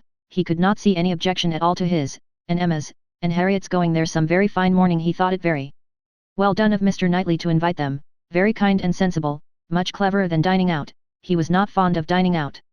Mr. Knightley was fortunate in everybody's most ready concurrence. The invitation was everywhere so well received, that it seemed as if, like Mrs. Elton, they were all taking the scheme as a particular compliment to themselves. Emma and Harriet professed very high expectations of pleasure from it, and Mr. Weston, unasked, promised to get Frank over to join them, if possible, a proof of approbation and gratitude which could have been dispensed with. Mr. Knightley was then obliged to say that he should be glad to see him, and Mr. Weston engaged to lose no time in writing, and spare no arguments to induce him to come. In the meanwhile the lame horse recovered so fast, that the party to Box Hill was again under happy consideration, and at last Donwell was settled for one day, and Box Hill for the next, the weather appearing exactly right. Under a bright midday sun, at almost midsummer, Mr. Woodhouse was safely conveyed in his carriage, with one window down, to partake of this al fresco party, and in one of the most comfortable rooms in the Abbey, especially prepared for him by a fire all the morning, he was happily placed, quite at his ease, ready to talk with pleasure of what had been achieved, and advise everybody to come and sit down, and not to heat themselves. Mrs. Weston, who seemed to have walked there on purpose to be tired, and sit all the time with him, remained, when all the others were invited or persuaded out, his patient listener and sympathizer. It was so long since Emma had been at the Abbey, that as soon as she was satisfied of her father's comfort, she was glad to leave him, and look around her, eager to refresh and correct her memory with more particular observation, more exact understanding of a house and grounds which must ever be so interesting to her and all her family. She felt all the honest pride and complacency which her alliance with the present and future proprietor could fairly warrant, as she viewed the respectable size and style of the building, its suitable, becoming, characteristic situation, low and sheltered, its ample gardens stretching down to meadows washed by a stream, of which the Abbey, with all the old neglect of prospect, had scarcely a sight, and its abundance of timber in rows and avenues, which neither fashion nor extravagance had rooted up. The house was larger than Hartfield, and totally unlike it, covering a good deal of ground, rambling and irregular, with many comfortable, and one or two handsome rooms. It was just what it ought to be, and it looked what it was, and Emma felt an increasing respect for it, as the residence of a family of such true gentility, untainted in blood and understanding. Some faults of temper John Knightley had, but Isabella had connected herself unexceptionably. She had given them neither men, nor names, nor places that could raise a blush. These were pleasant feelings, and she walked about and indulged them till it was necessary to do as the others did, and collect round the strawberry beds. The whole party were assembled, excepting Frank Churchill, who was expected every moment from Richmond, and Mrs. Elton, in all her apparatus of happiness, her large bonnet and her basket, was very ready to lead the way in gathering, accepting, or talking, strawberries, and only strawberries, could now be thought or spoken of, the best fruit in England, everybody's favourite, always wholesome, these the finest beds and finest sorts, delightful to gather for oneself, the only way of really enjoying them, morning decidedly the best time, never tired, every sort good, hautboy infinitely superior, no comparison, the others hardly eatable, oatboys very scarce, chili preferred, whitewood finest flavour of all, price of strawberries in London, abundance about Bristol, Maple Grove, cultivation, beds when to be renewed. Gardeners thinking exactly different, no general rule, gardeners never to be put out of their way, delicious fruit, only too rich to be eaten much of, inferior to cherries, currants more refreshing, only objection to gathering strawberries the stooping, glaring sun, tired to death, could bear it no longer, must go and sit in the shade. Such, for half an hour, was the conversation, interrupted only once by Mrs. Weston, who came out, in her solicitude after her son-in-law, to inquire if he were come, and she was a little uneasy, she had some fears of his horse. Seats tolerably in the shade were found, and now Emma was obliged to overhear what Mrs. Elton and Jane Fairfax were talking of. A situation, a most desirable situation, was in question. Mrs. Elton had received notice of it that morning, and was in raptures. It was not with Mrs. Suckling, it was not with Mrs. Bragge, but in felicity and splendour it fell short only of them. It was with a cousin of Mrs. Bragge, an acquaintance of Mrs. Suckling, a lady known at Maple Grove. Delightful, charming, superior, first circles, spheres, lines, ranks, everything, and Mrs. Elton was wild to have the offer closed with immediately. On her side, all was warmth, energy and triumph, and she positively refused to take her friend's negative, though Miss Fairfax continued to assure her that she would not at present engage in anything, repeating the same motives which she had been heard to urge before. Still Mrs. Elton insisted on being authorized to write an acquiescence by the morrow's post. How Jane could bear it at all, was astonishing to Emma. She did look vexed, she did speak pointedly, and at last, with a decision of action unusual to her, proposed a removal. Should not they walk? Would not Mr. Knightley shew them the gardens, all the gardens? She wished to see the whole extent. The pertinacity of her friend seemed more than she could bear. It was hot, and after walking some time over the gardens in a scattered, dispersed way, scarcely any three together, they insensibly followed one another to the delicious shade of a broad short avenue of limes, which stretching beyond the garden at an equal distance from the river, seemed the finish of the pleasure grounds. It led to nothing, nothing but a view at the end over a low stone wall with high pillars, which seemed intended, in their erection, to give the appearance of an approach to the house, which never had been there. Disputable, however, as might be the taste of such a termination, it was in itself a charming walk, and the view which closed it extremely pretty. The considerable slope, at nearly the foot of which the Abbey stood, gradually acquired a steeper form beyond its grounds, and at half a mile distant was a bank of considerable abruptness and grandeur, well clothed with wood, and at the bottom of this bank, favourably placed and sheltered, rose the Abbey Mill Farm, with meadows in front, and the river making a close and handsome curve around it. It was a sweet view, sweet to the eye and the mind. English verdure, English culture, English comfort, seen under a sun bright, without being oppressive. In this walk Emma and Mr. Weston found all the others assembled, and towards this view she immediately perceived Mr. Knightley and Harriet distinct from the rest, quietly leading the way. Mr. Knightley and Harriet, it was an odd tête-à-tête, but she was glad to see it. There had been a time when he would have scorned her as a companion, and turned from her with little ceremony. Now they seemed in pleasant conversation. There had been a time also when Emma would have been sorry to see Harriet in a spot so favourable for the Abbey Mill farm, but now she feared it not. It might be safely viewed with all its appendages of prosperity and beauty, its rich pastures, spreading flocks, orchard in blossom, and light column of smoke ascending. She joined them at the wall, and found them more engaged in talking than in looking around. He was giving Harriet information as to modes of agriculture, etc., and Emma received a smile which seemed to say, "These are my own concerns, I have a right to talk on such subjects." Without being suspected of introducing Robert Martin, she did not suspect him. It was too old a story. Robert Martin had probably ceased to think of Harriet. They took a few turns together along the walk, the shade was most refreshing, and Emma found it the pleasantest part of the day. The next remove was to the house. They must all go in and eat, and they were all seated and busy, and still Frank Churchill did not come. Mrs. Weston looked, and looked in vain. His father would not own himself uneasy, and laughed at her fears, but she could not be cured of wishing that he would part with his black mare. He had expressed himself as to coming, with more than common certainty. His aunt was so much better, that he had not a doubt of getting over to them. Mrs. Churchill's state, however, as many were ready to remind her, was liable to such sudden variation as might disappoint her nephew in the most reasonable dependence, and Mrs. Weston was at last persuaded to believe, or to say, that it must be by some attack of Mrs. Churchill that he was prevented coming. Emma looked at Harriet while the point was under consideration. She behaved very well, and betrayed no emotion. The cold repast was over, and the party were to go out once more to see what had not yet been seen, the old Abbey fish ponds, perhaps get as far as the clover, which was to be begun cutting on the morrow, or, at any rate, have the pleasure of being hot, and growing cool again. Mr. Woodhouse, who had already taken his little round in the highest part of the gardens, where no damps from the river were imagined even by him, stirred no more, and his daughter resolved to remain with him, that Mrs. Weston might be persuaded away by her husband to the exercise and variety which her spirits seemed to need. Mr. Knightley had done all in his power for Mr. Woodhouse's entertainment. Books of engravings, drawers of medals, cameos, corals, shells, and every other family collection within his cabinets, had been prepared for his old friend, to while away the morning, and the kindness had perfectly answered. Mr. Woodhouse had been exceedingly well amused. Mrs. Weston had been shewing them all to him, and now he would shew them all to Emma, fortunate in having no other resemblance to a child, than in a total want of taste for what he saw, for he was slow, constant, and methodical. Before this second looking over was begun, however, Emma walked into the hall for the sake of a few moments' free observation of the entrance and ground plot of the house, and was hardly there, when Jane Fairfax appeared, coming quickly in from the garden, and with a look of escape, little expecting to meet Miss Woodhouse so soon. There was a start at first, but Miss Woodhouse was the very person she was in quest of. "Will you be so kind," said she, "when I am missed, as to say that I am gone home? I am going this moment. My aunt is not aware how late it is, nor how long we have been absent, but I am sure we shall be wanted, and I am determined to go directly. I have said nothing about it to anybody, it would only be giving trouble and distress. Some are gone to the ponds, and some to the lime walk till they all come in. I shall not be missed, and when they do, will you have the goodness to say that I am gone?" "Certainly, if you wish it, but you are not going to walk to Highbury alone?" "Yes, what should hurt me? I walk fast. I shall be at home in 20 minutes. But it is too far, indeed it is, to be walking quite alone. Let my father's servant go with you. Let me order the carriage, it can be round in 5 minutes.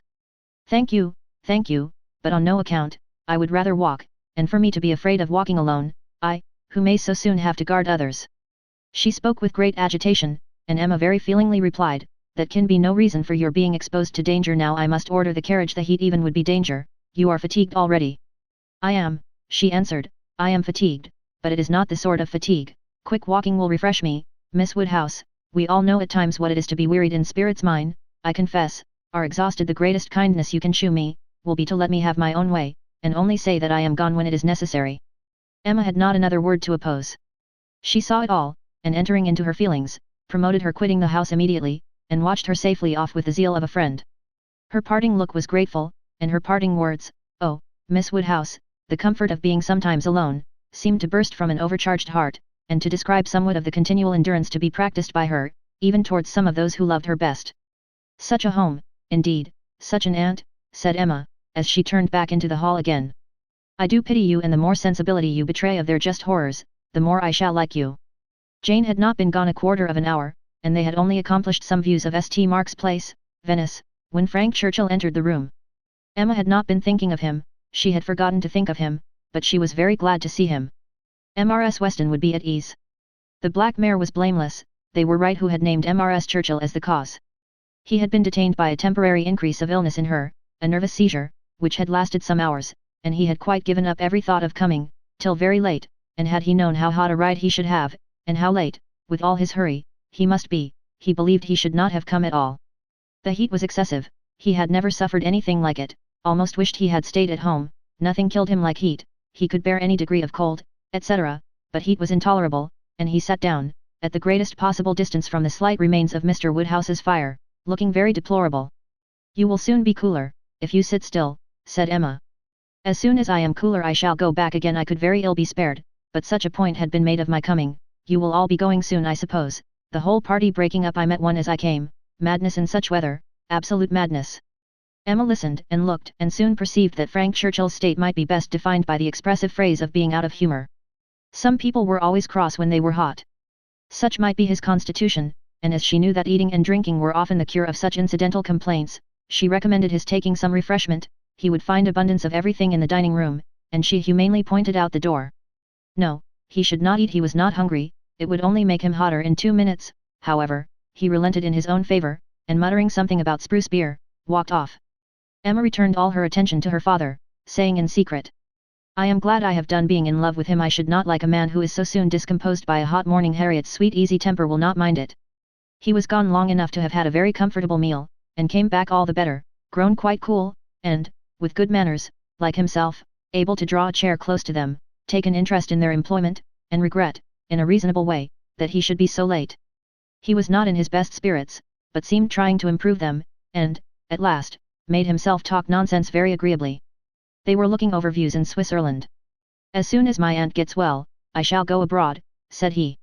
"I shall never be easy till I have seen some of these places. You will have my sketches, some time or other, to look at, or my tour to read, or my poem. I shall do something to expose myself." "That may be, but not by sketches in Switzerland. You will never go to Switzerland. Your uncle and aunt will never allow you to leave England. They may be induced to go to a warm climate, may be prescribed for her. I have more than half an expectation of our all going abroad. I assure you I feel a strong persuasion, this morning, that I shall soon be abroad. I ought to travel. I am tired of doing nothing. I want a change. I am serious, Miss Woodhouse, whatever your penetrating eyes may fancy. I am sick of England, and would leave it tomorrow, if I could." "You are sick of prosperity and indulgence. Cannot you invent a few hardships for yourself, and be contented to stay?" "I sick of prosperity and indulgence? You are quite mistaken. I do not look upon myself as either prosperous or indulged. I am thwarted in everything material. I do not consider myself at all a fortunate person." "You are not quite so miserable, though, as when you first came. Go and eat and drink a little more, and you will do very well. Another slice of cold meat, another draught of Madeira and water, will make you nearly on a par with the rest of us." "No, I shall not stir. I shall sit by you. You are my best cure. We are going to Box Hill tomorrow. You will join us. It is not Switzerland, but it will be something for a young man so much in want of a change. You will stay, and go with us." "No, certainly not. I shall go home in the cool of the evening." "But you may come again in the cool of tomorrow morning." "No, it will not be worthwhile if I come. I shall be cross." "Then pray stay at Richmond." "But if I do, I shall be crosser still. I can never bear to think of you all there without me." "These are difficulties which you must settle for yourself. Choose your own degree of crossness. I shall press you no more." The rest of the party were now returning, and all were soon collected. With some there was great joy at the sight of Frank Churchill, others took it very composedly, but there was a very general distress and disturbance on Miss Fairfax's disappearance being explained. That it was time for everybody to go, concluded the subject, and with a short final arrangement for the next day's scheme, they parted. Frank Churchill's little inclination to exclude himself increased so much, that his last words to Emma were, "Well, if you wish me to stay and join the party, I will." She smiled her acceptance, and nothing less than a summons from Richmond was to take him back before the following evening. Chapter 7. They had a very fine day for Box Hill, and all the other outward circumstances of arrangement, accommodation, and punctuality, were in favour of a pleasant party. Mr. Weston directed the whole, officiating safely between Hartfield and the vicarage, and everybody was in good time. Emma and Harriet went together, Miss Bates and her niece, with the Eltons, the gentleman on horseback. Mrs. Weston remained with Mr. Woodhouse. Nothing was wanting but to be happy when they got there. 7 miles were travelled in expectation of enjoyment, and everybody had a burst of admiration on first arriving, but in the general amount of the day there was deficiency. There was a languor, a want of spirits, a want of union, which could not be got over. They separated too much into parties. The Eltons walked together, Mr. Knightley took charge of Miss Bates and Jane, and Emma and Harriet belonged to Frank Churchill. And Mr. Weston tried, in vain, to make them harmonize better. It seemed at first an accidental division, but it never materially varied. Mr. and Mrs. Elton, indeed, shewed no unwillingness to mix, and be as agreeable as they could, but during the 2 whole hours that were spent on the hill, there seemed a principle of separation, between the other parties, too strong for any fine prospects, or any cold collation, or any cheerful Mr. Weston, to remove. At first it was downright dullness to Emma. She had never seen Frank Churchill so silent and stupid. He said nothing worth hearing, looked without seeing, admired without intelligence, listened without knowing what she said. While he was so dull, it was no wonder that Harriet should be dull likewise, and they were both insufferable. When they all sat down it was better, to her taste a great deal better, for Frank Churchill grew talkative and gay, making her his first object. Every distinguishing attention that could be paid, was paid to her. To amuse her, and be agreeable in her eyes, seemed all that he cared for, and Emma, glad to be enlivened, not sorry to be flattered, was gay and easy too, and gave him all the friendly encouragement, the admission to be gallant, which she had ever given in the first and most animating period of their acquaintance, but which now, in her own estimation, meant nothing, though in the judgment of most people looking on it must have had such an appearance as no English word but flirtation could very well describe. Mr. Frank Churchill and Miss Woodhouse flirted together excessively. They were laying themselves open to that very phrase, and to having it sent off in a letter to Maple Grove by one lady, to Ireland by another. Not that Emma was gay and thoughtless from any real felicity, it was rather because she felt less happy than she had expected. She laughed because she was disappointed, and though she liked him for his attentions, and thought them all, whether in friendship, admiration, or playfulness, extremely judicious, they were not winning back her heart.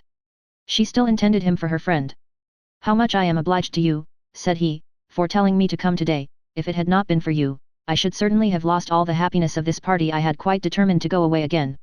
"Yes, you were very cross, and I do not know what about, except that you were too late for the best strawberries. I was a kinder friend than you deserved, but you were humble. You begged hard to be commanded to come." "Don't say I was cross. I was fatigued. The heat overcame me. It is hotter today." "Not to my feelings. I am perfectly comfortable today." "You are comfortable because you are under command." "Your command, yes. Perhaps I intended you to say so, but I meant self-command. You had, somehow or other, broken bounds yesterday, and run away from your own management, but today you are got back again, and as I cannot be always with you, it is best to believe your temper under your own command rather than mine. It comes to the same thing. I can have no self-command without a motive. You order me, whether you speak or not, and you can be always with me. You are always with me. Dating from 3 o'clock yesterday, my perpetual influence could not begin earlier, or you would not have been so much out of humor before. 3 o'clock yesterday, that is your date. I thought I had seen you first in February. Your gallantry is really unanswerable, but," lowering her voice, "nobody speaks except ourselves, and it is rather too much to be talking nonsense for the entertainment of 7 silent people." "I say nothing of which I am ashamed," replied he, with lively impudence. "I saw you first in February. Let everybody on the hill hear me if they can let my accents swell to Mickleham on one side, and Dorking on the other. I saw you first in February," and then whispering, "Our companions are excessively stupid. What shall we do to rouse them? Any nonsense will serve. They shall talk. Ladies and gentlemen, I am ordered by Miss Woodhouse, who, wherever she is, presides, to say, that she desires to know what you are all thinking of." Some laughed, and answered good-humouredly. Miss Bates said a great deal. Mrs. Elton swelled at the idea of Miss Woodhouse's presiding. Mr. Knightley's answer was the most distinct. "Is Miss Woodhouse sure that she would like to hear what we are all thinking of?" "Oh, no, no," cried Emma, laughing as carelessly as she could. "Upon no account in the world. It is the very last thing I would stand the brunt of just now. Let me hear anything rather than what you are all thinking of. I will not say quite all. There are one or two, perhaps," glancing at Mr. Weston and Harriet, "whose thoughts I might not be afraid of knowing." "It is a sort of thing," cried Mrs. Elton emphatically, "which I should not have thought myself privileged to inquire into, though, perhaps, as the chaperone of the party, I never was in any circle, exploring parties, young ladies, married women." Her mutterings were chiefly to her husband, and he murmured, in reply, "Very true, my love, very true. Exactly so, indeed, quite unheard of, but some ladies say anything better pass it off as a joke. Everybody knows what is due to you." "It will not do," whispered Frank to Emma, "they are most of them affronted. I will attack them with more address. Ladies and gentlemen, I am ordered by Miss Woodhouse to say, that she waives her right of knowing exactly what you may all be thinking of, and only requires something very entertaining from each of you. In a general way here are 7 of you, besides myself, who, she is pleased to say, am very entertaining already, and she only demands from each of you either one thing very clever, be it prose or verse, original or repeated, or 2 things moderately clever, or 3 things very dull indeed, and she engages to laugh heartily at them all." "Oh, very well," exclaimed Miss Bates, "then I need not be uneasy. 3 things very dull indeed. That will just do for me, you know. I shall be sure to say 3 dull things as soon as ever I open my mouth, shan't I?" Looking round with the most good-humoured dependence on everybody's assent, "Do not you all think I shall?" Emma could not resist. "Ah, ma'am, but there may be a difficulty. Pardon me, but you will be limited as to number, only 3 at once. Miss Bates, deceived by the mock ceremony of her manner, did not immediately catch her meaning, but, when it burst on her, it could not anger, though a slight blush shewed that it could pain her. Ah, well, to be sure, yes, I see what she means, turning to Mr. Knightley, and I will try to hold my tongue. I must make myself very disagreeable, or she would not have said such a thing to an old friend. I like your plan, cried Mr. Weston. Agreed, agreed, I will do my best. I am making a conundrum. How will a conundrum reckon? Low, I am afraid, sir, very low, answered his son, but we shall be indulgent, especially to anyone who leads the way. No, no, said Emma, it will not reckon low. A conundrum of Mr. Weston's shall clear him and his next neighbour. Come, sir, pray let me hear it. I doubt its being very clever myself, said Mr. Weston. It is too much a matter of fact, but here it is. What 2 letters of the alphabet are there, that express perfection? What 2 letters, express perfection? I am sure I do not know. Ah, you will never guess. You, to Emma, I am certain, will never guess. I will tell you, M and A, Emma, do you understand? Understanding and gratification came together. It might be a very indifferent piece of wit, but Emma found a great deal to laugh at and enjoy in it, and so did Frank and Harriet. It did not seem to touch the rest of the party equally. Some looked very stupid about it, and Mr. Knightley gravely said, "This explains the sort of clever thing that is wanted, and Mr. Weston has done very well for himself, but he must have knocked up everybody else. Perfection should not have come quite so soon." "Oh, for myself, I protest I must be excused," said Mrs. Elton, "I really cannot attempt. I am not at all fond of the sort of thing. I had an acrostic once sent to me upon my own name, which I was not at all pleased with. I knew who it came from, an abominable puppy, you know who I mean," nodding to her husband. "These kind of things are very well at Christmas, when one is sitting round the fire, but quite out of place, in my opinion, when one is exploring about the country in summer. Miss Woodhouse must excuse me. I am not one of those who have witty things at everybody's service. I do not pretend to be a wit. I have a great deal of vivacity in my own way, but I really must be allowed to judge when to speak and when to hold my tongue. Pass us, if you please, Mr. Churchill. Pass Mr. E. Knightley, Jane, and myself. We have nothing clever to say, not one of us." "Yes, yes, pray pass me," added her husband, with a sort of sneering consciousness. "I have nothing to say that can entertain Miss Woodhouse, or any other young lady. An old married man, quite good for nothing. Shall we walk, Augusta?" "With all my heart. I am really tired of exploring so long on one spot. Come, Jane, take my other arm." Jane declined it, however, and the husband and wife walked off. "Happy couple," said Frank Churchill, as soon as they were out of hearing, "how well they suit one another, very lucky, marrying as they did, upon an acquaintance formed only in a public place. They only knew each other, I think, a few weeks in Bath. Peculiarly lucky, for as to any real knowledge of a person's disposition that Bath, or any public place, can give, it is all nothing. There can be no knowledge. It is only by seeing women in their own homes, among their own set, just as they always are, that you can form any just judgment. Short of that, it is all guess and luck, and will generally be ill luck. How many a man has committed himself on a short acquaintance, and rooted all the rest of his life?"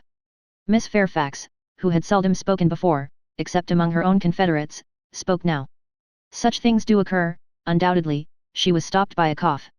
Frank Churchill turned towards her to listen. "You were speaking," said he, gravely. She recovered her voice.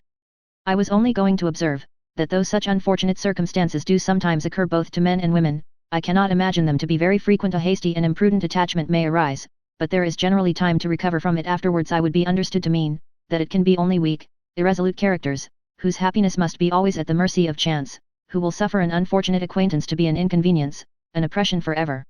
He made no answer, merely looked, and bowed in submission, and soon afterwards said, in a lively tone, "Well, I have so little confidence in my own judgment, that whenever I marry, I hope somebody will choose my wife for me. Will you?" Turning to Emma, "Will you choose a wife for me? I am sure I should like anybody fixed on by you. You provide for the family, you know," with a smile at his father. "Find somebody for me. I am in no hurry. Adopt her, educate her, and make her like myself. By all means, if you can. Very well, I undertake the commission. You shall have a charming wife. She must be very lively, and have hazel eyes. I care for nothing else. I shall go abroad for a couple of years, and when I return, I shall come to you for my wife. Remember." Emma was in no danger of forgetting. It was a commission to touch every favourite feeling. Would not Harriet be the very creature described? Hazel eyes accepted, 2 years more might make her all that he wished. He might even have Harriet in his thoughts at the moment, who could say? Referring the education to her seemed to imply it. "Now, ma'am," said Jane to her aunt, "shall we join Mrs. Elton?" If you please, my dear, with all my heart I am quite ready. I was ready to have gone with her, but this will do just as well. We shall soon overtake her. There she is. No, that's somebody else. That's one of the ladies in the Irish car party, not at all like her. Well, I declare. They walked off, followed in half a minute by Mr. Knightley. Mr. Weston, his son, Emma, and Harriet, only remained, and the young man's spirits now rose to a pitch almost unpleasant.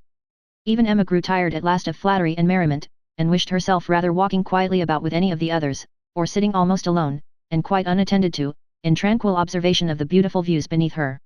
The appearance of the servants looking out for them to give notice of the carriages was a joyful sight, and even the bustle of collecting and preparing to depart, and the solicitude of Mrs. Elton to have her carriage first, were gladly endured, in the prospect of the quiet drive home which was to close the very questionable enjoyments of this day of pleasure. Such another scheme, composed of so many ill-assorted people, she hoped never to be betrayed into again. While waiting for the carriage, she found Mr. Knightley by her side. He looked around, as if to see that no one were near, and then said, "Emma, I must once more speak to you as I have been used to do, a privilege rather endured than allowed, perhaps, but I must still use it. I cannot see you acting wrong, without a remonstrance. How could you be so unfeeling to Miss Bates? How could you be so insolent in your wit to a woman of her character, age, and situation?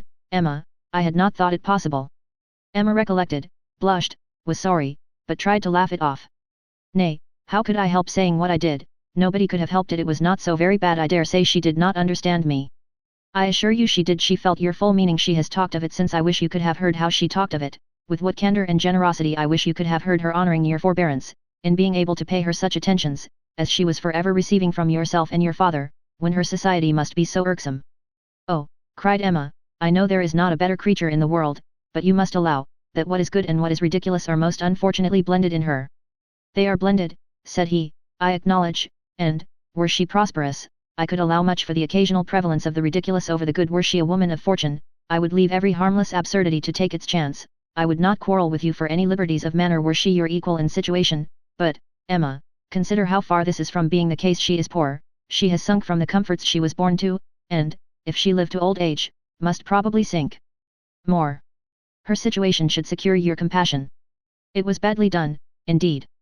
You, whom she had known from an infant, whom she had seen grow up from a period when her notice was an honor, to have you now, in thoughtless spirits, and the pride of the moment, laugh at her, humble her, and before her niece, too, and before others, many of whom, certainly some, would be entirely guided by your treatment of her. This is not pleasant to you, Emma, and it is very far from pleasant to me, but I will tell you truths while I can, satisfied with proving myself your friend by very faithful counsel, and trusting that you will some time or other do me greater justice than you can do now."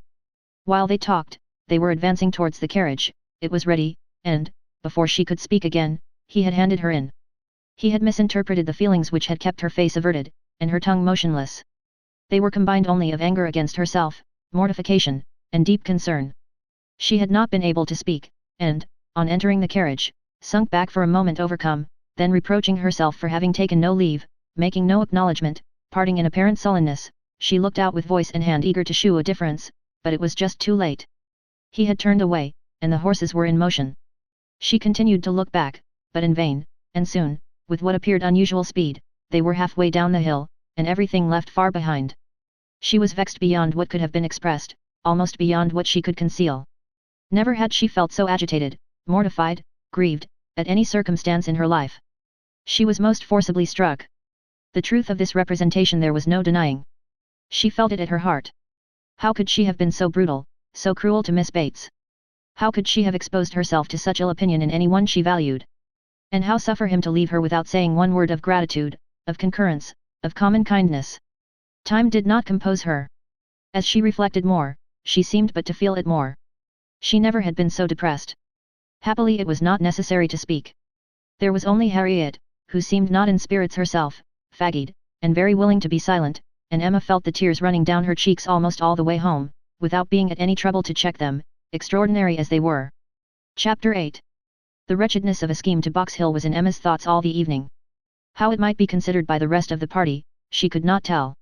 They, in their different homes, and their different ways, might be looking back on it with pleasure, but in her view it was a morning more completely misspent, more totally bare of rational satisfaction at the time, and more to be abhorred in recollection, than any she had ever passed. A whole evening of backgammon with her father, was felicity to it. There, indeed, lay real pleasure, for there she was giving up the sweetest hours of the 24 to his comfort, and feeling that, unmerited as might be the degree of his fond affection and confiding esteem, she could not, in her general conduct, be open to any severe reproach. As a daughter, she hoped she was not without a heart. She hoped no one could have said to her, "How could you be so unfeeling to your father?" I will tell you truths while I can. Miss Bates should never again. No, never. If attention, in future, could do away the past, she might hope to be forgiven. She had been often remiss, her conscience told her so, remiss, perhaps, more in thought than fact, scornful, ungracious. But it should be so no more. In the warmth of true contrition, she would call upon her the very next morning, and it should be the beginning, on her side, of a regular, equal, kindly intercourse. She was just as determined when the morrow came, and went early, that nothing might prevent her. It was not unlikely, she thought, that she might see Mr. Knightley in her way, or, perhaps, he might come in while she were paying her visit. She had no objection. She would not be ashamed of the appearance of the penitence, so justly and truly hers. Her eyes were towards Donwell as she walked, but she saw him not. The ladies were all at home. She had never rejoiced at the sound before, nor ever before entered the passage, nor walked up the stairs, with any wish of giving pleasure, but in conferring obligation, or of deriving it, except in subsequent ridicule. There was a bustle on her approach, a good deal of moving and talking. She heard Miss Bates's voice, something was to be done in a hurry, the maid looked frightened and awkward, hoped she would be pleased to wait a moment, and then ushered her in too soon. The aunt and niece seemed both escaping into the adjoining room. Jane she had a distinct glimpse of, looking extremely ill, and, before the door had shut them out, she heard Miss Bates saying, "Well, my dear, I shall say you are laid down upon the bed, and I am sure you are ill enough." Poor old Mrs. Bates, civil and humble as usual, looked as if she did not quite understand what was going on. "I am afraid Jane is not very well," said she, "but I do not know, they tell me she is well. I dare say my daughter will be here presently. Miss Woodhouse, I hope you find a chair. I wish Hetty had not gone. I am very little able. Have you a chair, ma'am? Do you sit where you like. I am sure she will be here presently." Emma seriously hoped she would. She had a moment's fear of Miss Bates keeping away from her. But Miss Bates soon came, very happy and obliged, but Emma's conscience told her that there was not the same cheerful volubility as before, less ease of look and manner. A very friendly inquiry after Miss Fairfax, she hoped, might lead the way to a return of old feelings. The touch seemed immediate. "Ah, Miss Woodhouse, how kind you are. I suppose you have heard, and are come to give us joy." "This does not seem much like joy, indeed, in me," twinkling away a tear or two, "but it will be very trying for us to part with her, after having had her so long, and she has a dreadful headache just now, writing all the morning, such long letters, you know, to be written to Colonel Campbell, and Mrs. Dixon." "My dear," said I, "you will blind yourself," for tears were in her eyes perpetually. One cannot wonder it is a great change, and though she is amazingly fortunate, such a situation, I suppose, as no young woman before ever met with on first going out, do not think us ungrateful, Miss Woodhouse, for such surprising good fortune," again dispersing her tears, "but, poor dear soul, if you were to see what a headache she has when one is in great pain, you know one cannot feel any blessing quite as it may deserve. She is as low as possible. To look at her, nobody would think how delighted and happy she is to have secured such a situation. You will excuse her not coming to you, she is not able, she is gone into her own room, I want her to lie down upon the bed." "My dear," said I shall say you are laid down upon the bed, but, however, she is not, she is walking about the room. But, now that she has written her letters, she says she shall soon be well. She will be extremely sorry to miss seeing you, Miss Woodhouse, but your kindness will excuse her. You were kept waiting at the door. I was quite ashamed, but somehow there was a little bustle, for it so happened that we had not heard the knock, until you were on the stairs. We did not know anybody was coming." "It is only Mrs. Cole," said I, "depend upon it nobody else would come so early." "Well," said she, "it must be borne some time or other, and it may as well be now." But then Patty came in, and said it was you. "Oh," said I, "it is Miss Woodhouse. I am sure you will like to see her." "I can see nobody," said she, and up she got, and would go away, and that was what made us keep you waiting, and extremely sorry and ashamed we were. "If you must go, my dear," said I, "you must, and I will say you are laid down upon the bed." Emma was most sincerely interested. Her heart had been long growing kinder towards Jane, and this picture of her present sufferings acted as a cure of every former ungenerous suspicion, and left her nothing but pity, and the remembrance of the less just and less gentle sensations of the past, obliged her to admit that Jane might very naturally resolve on seeing Mrs. Cole or any other steady friend, when she might not bear to see herself. She spoke as she felt, with earnest regret and solicitude, sincerely wishing that the circumstances which she collected from Miss Bates to be now actually determined on, might be as much for Miss Fairfax's advantage and comfort as possible. It must be a severe trial to them all. She had understood it was to be delayed till Colonel Camel's return. So very kind, replied Miss Bates. But you are always kind. There was no bearing such an always, and to break through her dreadful gratitude, Emma made the direct inquiry of, where, may I ask, is Miss Fairfax going? To a Mrs. Smallridge, charming woman, most superior, to have the charge of her 3 little girls, delightful children. Impossible that any situation could be more replete with comfort, if we except, perhaps, Mrs. Suckling's own family, and Mrs. Bragge's, but Mrs. Smallridge is intimate with both, and in the very same neighbourhood, lives only 4 miles from Maple Grove. Jane will be only 4 miles from Maple Grove. Mrs. Elton, I suppose, has been the person to whom Miss Fairfax owes. Yes, our good Mrs. Elton, the most indefatigable, true friend. She would not take a denial. She would not let Jane say, no, for when Jane first heard of it, it was the day before yesterday, the very morning we were at Donwell, when Jane first heard of it, she was quite decided against accepting the offer, and for the reasons you mention, exactly as you say, she had made up her mind to close with nothing till Colonel Camel's return, and nothing should induce her to enter into any engagement at present, and so she told Mrs. Elton over and over again, and I am sure I had no more idea that she would change her mind, but that good Mrs. Elton, whose judgment never fails her, saw farther than I did. It is not everybody that would have stood out in such a kind way as she did, and refused to take Jane's answer, but she positively declared she would not write any such denial yesterday, as Jane wished her, she would wait, and, sure enough, yesterday evening it was all settled that Jane should go. Quite a surprise to me. I had not the least idea. Jane took Mrs. Elton aside, and told her at once, that upon thinking over the advantages of Mrs. Smallridge's situation, she had come to the resolution of accepting it. I did not know a word of it till it was all settled. You spent the evening with Mrs. Elton? Yes, all of us.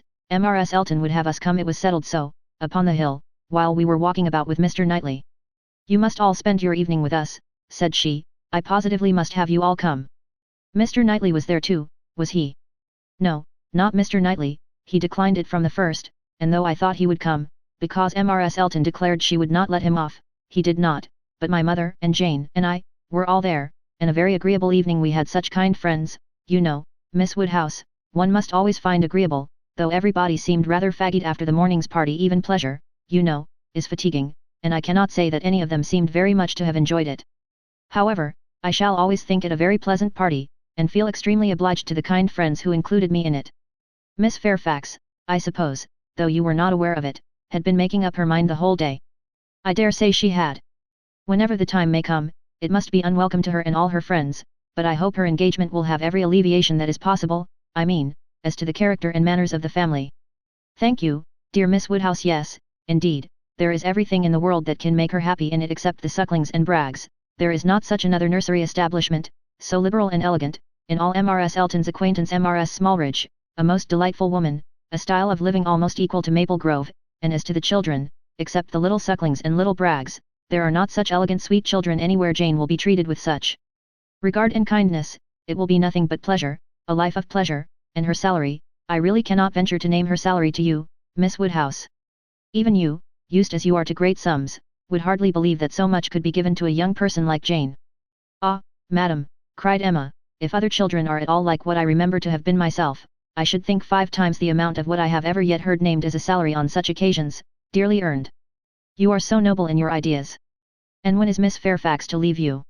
Very soon, indeed, that's the worst of it. Within a fortnight. Mrs. Smallridge is in a great hurry. My poor mother does not know how to bear it, so then, I try to put it out of her thoughts, and say, come ma'am, do not let us think about it any more.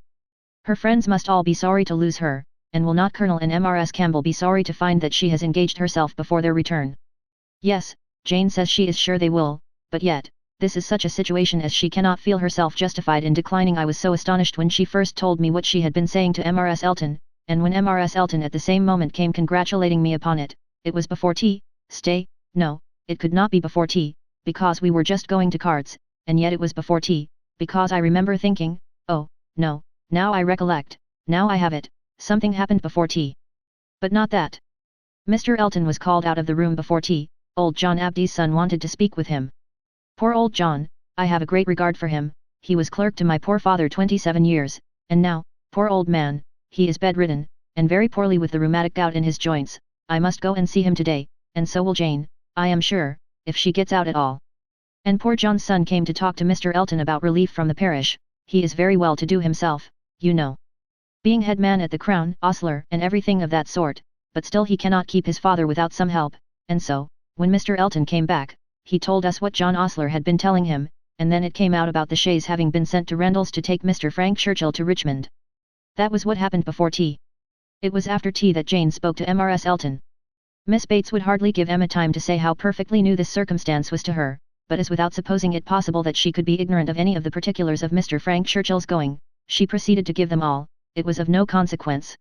What Mr. Elton had learned from the ostler on the subject, being the accumulation of the ostler's own knowledge, and the knowledge of the servants at Rendl's, was, that a messenger had come over from Richmond soon after the return of the party from Box Hill, which messenger, however, had been no more than was expected, and that Mr. Churchill had sent his nephew a few lines, containing, upon the whole, a tolerable account of Mrs. Churchill, and only wishing him not to delay coming back beyond the next morning early, but that Mr. Frank Churchill having resolved to go home directly, without waiting at all, and his horse seeming to have got a cold, Tom had been sent off immediately for the Crown chaise, and the ostler had stood out and seen it pass by, the boy going a good pace, and driving very steady.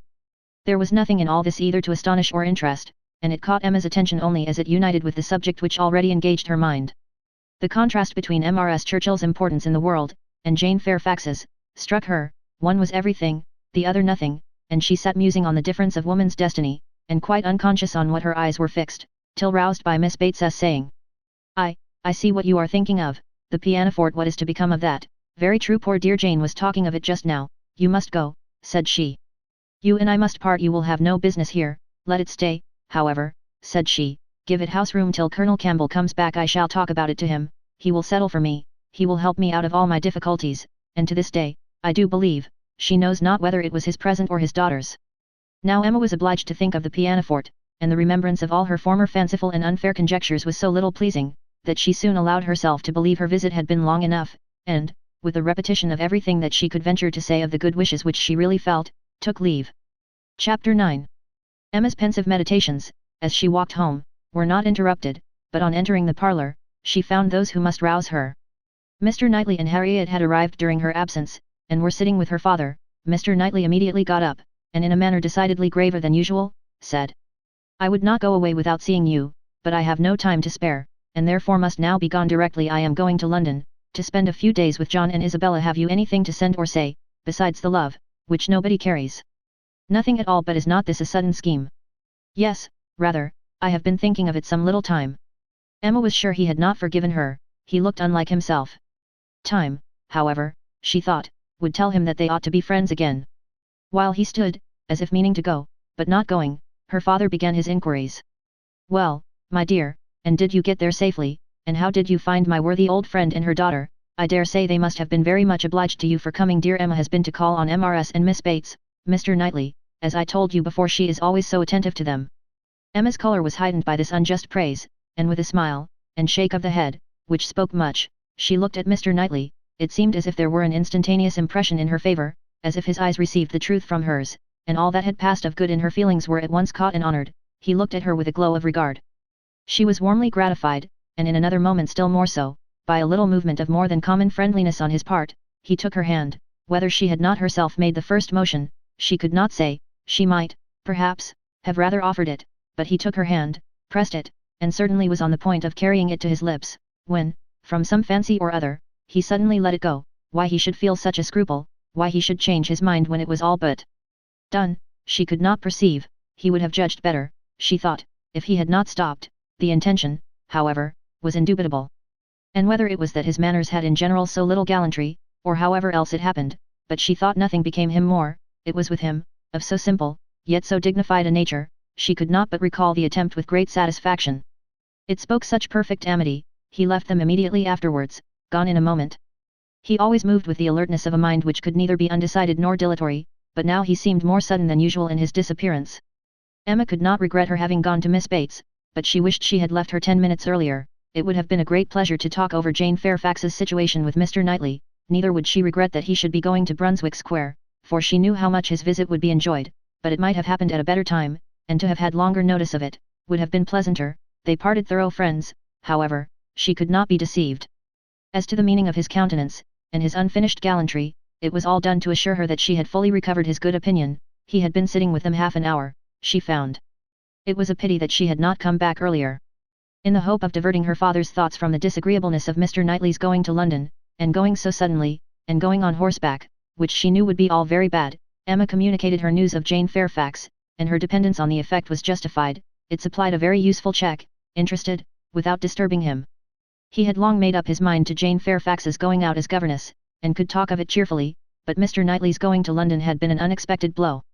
"I am very glad, indeed, my dear, to hear she is to be so comfortably settled. Mrs. Elton is very good-natured and agreeable, and I dare say her acquaintance are just what they ought to be. I hope it is a dry situation, and that her health will be taken good care of. It ought to be a first object, as I am sure poor Miss Taylor's always was with me. You know, my dear, she is going to be to this new lady what Miss Taylor was to us, and I hope she will be better off in one respect, and not be induced to go away after it has been her home so long." The following day brought news from Richmond to throw everything else into the background. An express arrived at Randalls to announce the death of Mrs. Churchill. Though her nephew had had no particular reason to hasten back on her account, she had not lived above 36 hours after his return. A sudden seizure of a different nature from anything foreboded by her general state, had carried her off after a short struggle. The great Mrs. Churchill was no more. It was felt as such things must be felt. Everybody had a degree of gravity and sorrow, tenderness towards the departed, solicitude for the surviving friends, and, in a reasonable time, curiosity to know where she would be buried.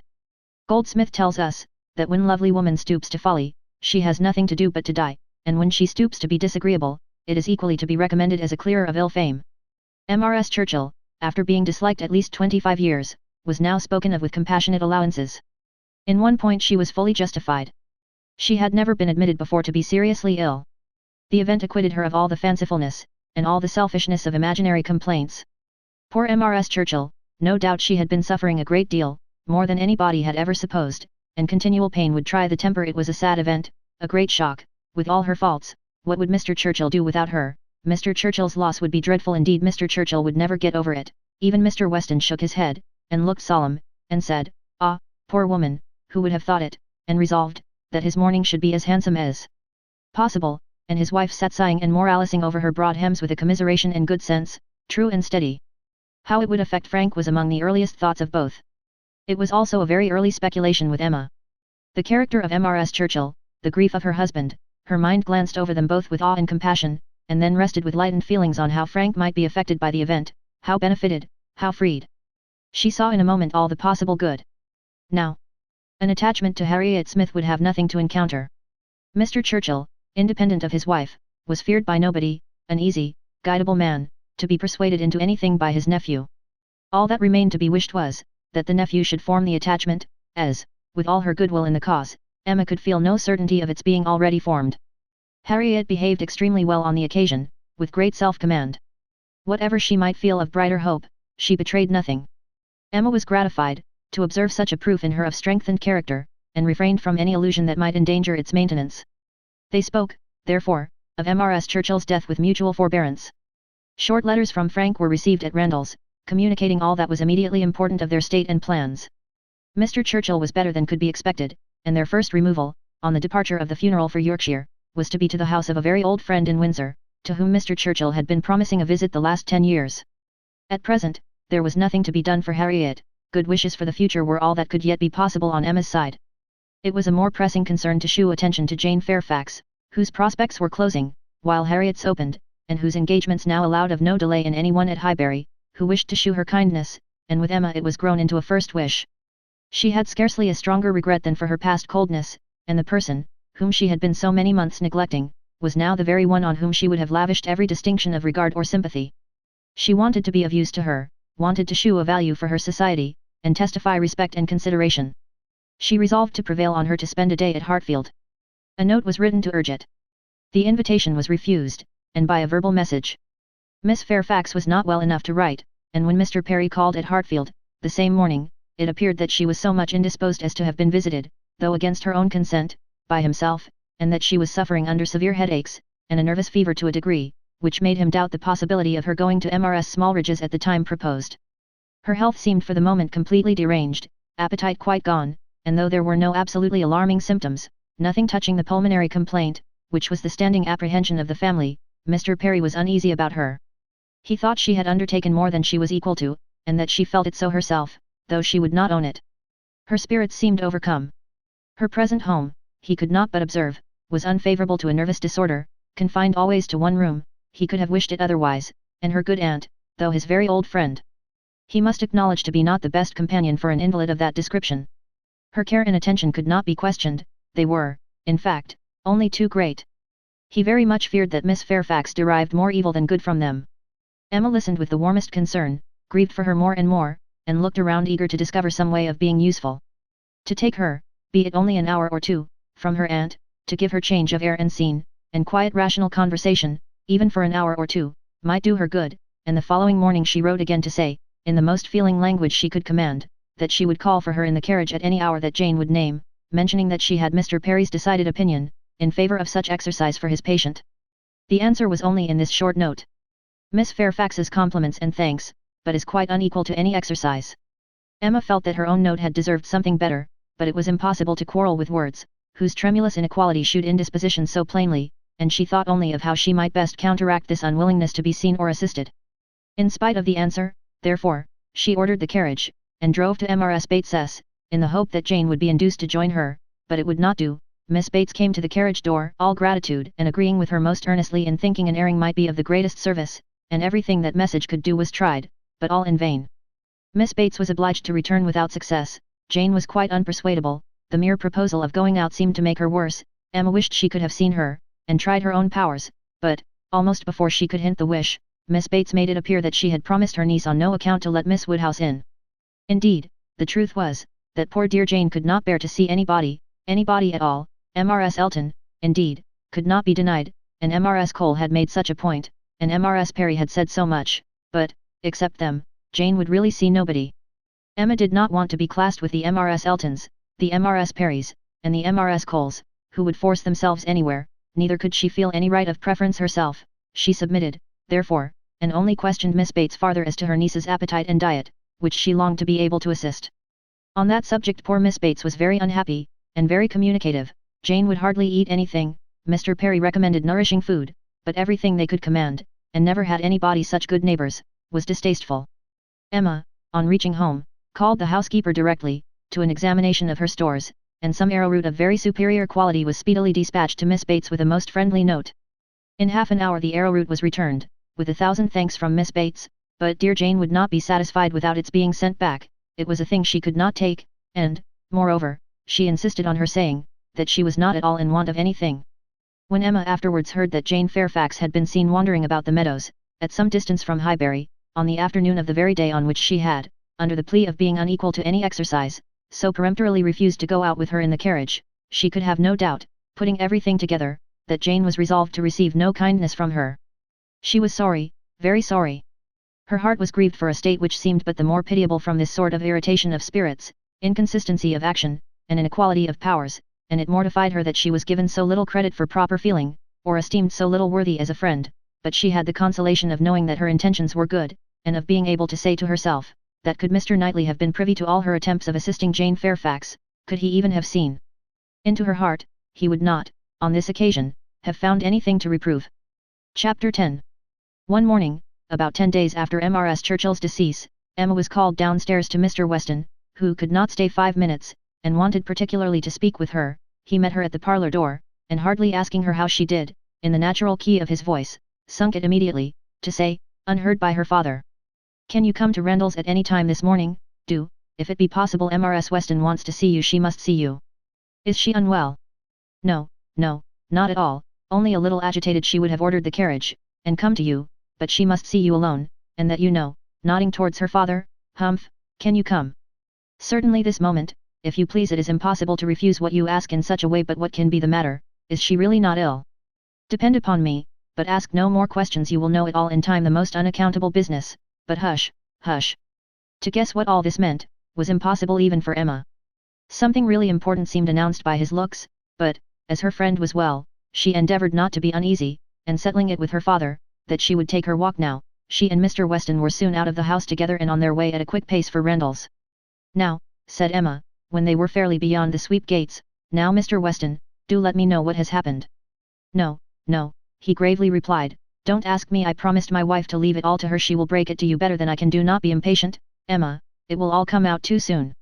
"Break it to me," cried Emma, standing still with terror. "Good God, Mr. Weston, tell me at once, something has happened in Brunswick Square. I know it has. Tell me, I charge you, tell me this moment what it is. No, indeed you are mistaken. Mr. Weston, do not trifle with me, consider how many of my dearest friends are now in Brunswick Square. Which of them is it? I charge you by all that is sacred, not to attempt concealment. Upon my word, Emma. Your word, why not your honor? Why not say upon your honor, that it has nothing to do with any of them? Good heavens, what can be to be broke to me, that does not relate to one of that family? Upon my honor, said he very seriously, it does not. It is not in the smallest degree connected with any human being of the name of Knightley. Emma's courage returned, and she walked on. I was wrong, he continued, in talking of its being broke to you. I should not have used the expression. In fact, it does not concern you, it concerns only myself, that is, we hope, humph. In short, my dear Emma, there is no occasion to be so uneasy about it. I don't say that it is not a disagreeable business, but things might be much worse. If we walk fast, we shall soon be at Randalls. Emma found that she must wait, and now it required little effort. She asked no more questions therefore, merely employed her own fancy, and that soon pointed out to her the probability of its being some money concern, something just come to light, of a disagreeable nature in the circumstances of the family, something which the late event at Richmond had brought forward. Her fancy was very active. Half a dozen natural children, perhaps, and poor Frank cut off, this, though very undesirable, would be no matter of agony to her. It inspired little more than an animating curiosity. Who is that gentleman on horseback? Said she, as they proceeded, speaking more to assist Mr. Weston in keeping his secret, than with any other view. I do not know, one of the Otways. Not Frank, it is not Frank, I assure you you will not see him. He is halfway to Windsor by this time. Has your son been with you, then? Oh, yes, did not you know? Well, well, never mind. For a moment he was silent, and then added, in a tone much more guarded and demure. Yes, Frank came over this morning, just to ask us how we did. They hurried on, and were speedily at Randalls. Well, my dear, said he, as they entered the room, I have brought her, and now I hope you will soon be better. I shall leave you together. There is no use in delay. I shall not be far off, if you want me, and Emma distinctly heard him add, in a lower tone, before he quitted the room, I have been as good as my word. She has not the least idea. Mrs. Weston was looking so ill, and had an air of so much perturbation, that Emma's uneasiness increased, and the moment they were alone, she eagerly said, What is it, my dear friend? Something of a very unpleasant nature, I find, has occurred. Do let me know directly what it is. I have been walking all this way in complete suspense. We both abhor suspense. Do not let mine continue longer. It will do you good to speak of your distress, whatever it may be. Have you indeed no idea? Said Mrs. Weston in a trembling voice. Cannot you, my dear Emma, cannot you form a guess as to what you are to hear? So far as that it relates to Mr. Frank Churchill, I do guess. You are right, it does relate to him, and I will tell you directly, resuming her work, and seeming resolved against looking up. He has been here this very morning, on a most extraordinary errand. It is impossible to express our surprise. He came to speak to his father on a subject, to announce an attachment. She stopped to breathe. Emma thought first of herself, and then of Harriet. More than an attachment, indeed, resumed Mrs. Weston, an engagement, a positive engagement. What will you say, Emma? What will anybody say, when it is known that Frank Churchill and Miss Fairfax are engaged, nay, that they have been long engaged? Emma even jumped with surprise, and, horror-struck, exclaimed, Jane Fairfax, good God, you are not serious, you do not mean it. You may well be amazed, returned Mrs. Weston, still averting her eyes, and talking on with eagerness, that Emma might have time to recover. You may well be amazed, but it is even so. There has been a solemn engagement between them ever since October, formed at Weymouth, and kept a secret from everybody, not a creature knowing it but themselves, neither the Campbells, nor her family, nor his. It is so wonderful, that though perfectly convinced of the fact, it is yet almost incredible to myself. I can hardly believe it. I thought I knew him. Emma scarcely heard what was said. Her mind was divided between two ideas, her own former conversations with him about Miss Fairfax, and poor Harriet, and for some time she could only exclaim, and require confirmation, repeated confirmation. Well, said she at last, trying to recover herself, this is a circumstance which I must think of at least half a day, before I can at all comprehend it. What, engaged to her all the winter, before either of them came to Highbury? Engaged since October, secretly engaged. It has hurt me, Emma, very much. It has hurt his father equally. Some part of his conduct we cannot excuse. Emma pondered a moment, and then replied, I will not pretend not to understand you, and to give you all the relief in my power. Be assured that no such effect has followed his attentions to me, as you are apprehensive of. Mrs. Weston looked up, afraid to believe, but Emma's countenance was as steady as her words. That you may have less difficulty in believing this boast, of my present perfect indifference, she continued, I will farther tell you, that there was a period in the early part of our acquaintance, when I did like him, when I was very much disposed to be attached to him, nay, was attached, and how it came to cease, is perhaps the wonder. Fortunately, however, it did cease. I have really for some time past, for at least these 3 months, cared nothing about him. You may believe me, Mrs. Weston. This is the simple truth. Mrs. Weston kissed her with tears of joy, and when she could find utterance, assured her, that this protestation had done her more good than anything else in the world could do. Mr. Weston will be almost as much relieved as myself, said she. On this point we have been wretched. It was our darling wish that you might be attached to each other, and we were persuaded that it was so. Imagine what we have been feeling on your account. I have escaped, and that I should escape, may be a matter of grateful wonder to you and myself, but this does not acquit him, Mrs. Weston, and I must say, that I think him greatly to blame. What right had he to come among us with affection and faith engaged, and with manners so very disengaged? What right had he to endeavour to please, as he certainly did, to distinguish any one young woman with persevering attention, as he certainly did, while he really belonged to another? How could he tell what mischief he might be doing? How could he tell that he might not be making me in love with him? Very wrong indeed. From something that he said, my dear Emma, I rather imagine. And how could she bear such behaviour, composure with a witness, to look on, while repeated attentions were offering to another woman, before her face, and not resent it? That is a degree of placidity, which I can neither comprehend nor respect. There were misunderstandings between them, Emma, he said so expressly. He had not time to enter into much explanation. He was here only a quarter of an hour, and in a state of agitation which did not allow the full use even of the time he could stay, but that there had been misunderstandings he decidedly said. The present crisis, indeed, seemed to be brought on by them, and those misunderstandings might very possibly arise from the impropriety of his conduct. Impropriety? Oh, Mrs. Weston, it is too calm a censure. Much beyond impropriety. It has sunk him. I cannot say how it has sunk him. In my opinion, so unlike what a man should be, none of that upright integrity, that strict adherence to truth and principle, that disdain of trick and littleness, which a man should display in every transaction of his life.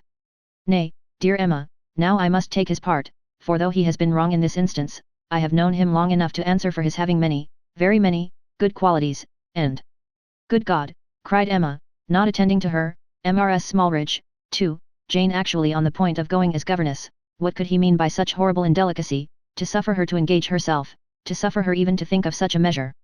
He knew nothing about it, Emma. On this article I can fully acquit him. It was a private resolution of hers, not communicated to him, or at least not communicated in a way to carry conviction. Till yesterday, I know he said he was in the dark as to her plans. They burst on him, I do not know how, but by some letter or message, and it was the discovery of what she was doing, of this very project of hers, which determined him to come forward at once, own it all to his uncle, throw himself on his kindness, and, in short, put an end to the miserable state of concealment that had been carrying on so long. Emma began to listen better. I am to hear from him soon, continued Mrs. Weston. He told me at parting, that he should soon write, and he spoke in a manner which seemed to promise me many particulars that could not be given now. Let us wait, therefore, for this letter. It may bring many extenuations. It may make many things intelligible and excusable which now are not to be understood. Don't let us be severe, don't let us be in a hurry to condemn him. Let us have patience. I must love him, and now that I am satisfied on one point, the one material point, I am sincerely anxious for its all turning out well, and ready to hope that it may. They must both have suffered a great deal under such a system of secrecy and concealment. His sufferings, replied Emma dryly, do not appear to have done him much harm. Well, and how did Mr. Churchill take it? Most favourably for his nephew, gave his consent with scarcely a difficulty. Conceive what the events of a week have done in that family, while poor Mrs. Churchill lived. I suppose there could not have been a hope, a chance, a possibility, but scarcely are her remains at rest in the family vault, than her husband is persuaded to act exactly opposite to what she would have required. What a blessing it is, when undue influence does not survive the grave. He gave his consent with very little persuasion. Ah, thought Emma, he would have done as much for Harriet.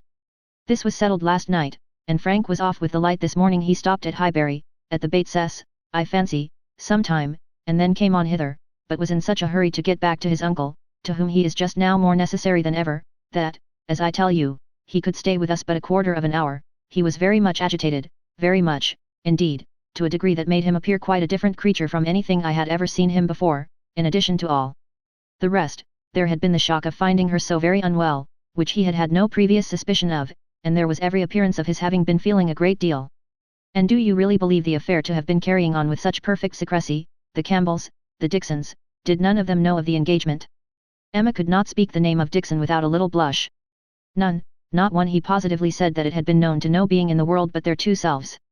Well, said Emma, I suppose we shall gradually grow reconciled to the idea, and I wish them very happy, but I shall always think it a very abominable sort of proceeding. What has it been but a system of hypocrisy and deceit, espionage and treachery, to come among us with professions of openness and simplicity, and such a league in secret to judge us all? Here have we been, the whole winter and spring, completely duped, fancying ourselves all on an equal footing of truth and honor, with two people in the midst of us who may have been carrying round, comparing and sitting in judgment on sentiments and words that were never meant for both to hear. They must take the consequence, if they have heard each other spoken of in a way not perfectly agreeable.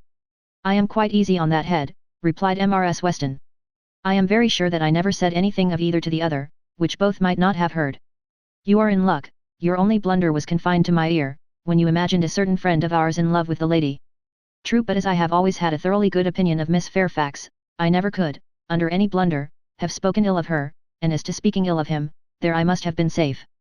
At this moment Mr. Weston appeared at a little distance from the window, evidently on the watch. His wife gave him a look which invited him in, and, while he was coming round, added, "Now, dearest Emma, let me entreat you to say and look everything that may set his heart at ease, and incline him to be satisfied with the match. Let us make the best of it, and, indeed, almost everything may be fairly said in her favour. It is not a connection to gratify, but if Mr. Churchill does not feel that, why should we? And it may be a very fortunate circumstance for him, for Frank, I mean, that he should have attached himself to a girl of such steadiness of character and good judgment as I have always given her credit for, and still am disposed to give her credit for, in spite of this one great deviation from the strict rule of right. And how much may be said in her situation for even that error?" "Much, indeed," cried Emma feelingly. "If a woman can ever be excused for thinking only of herself, it is in a situation like Jane Fairfax's. Of such, one may almost say, that the world is not theirs, nor the world's law."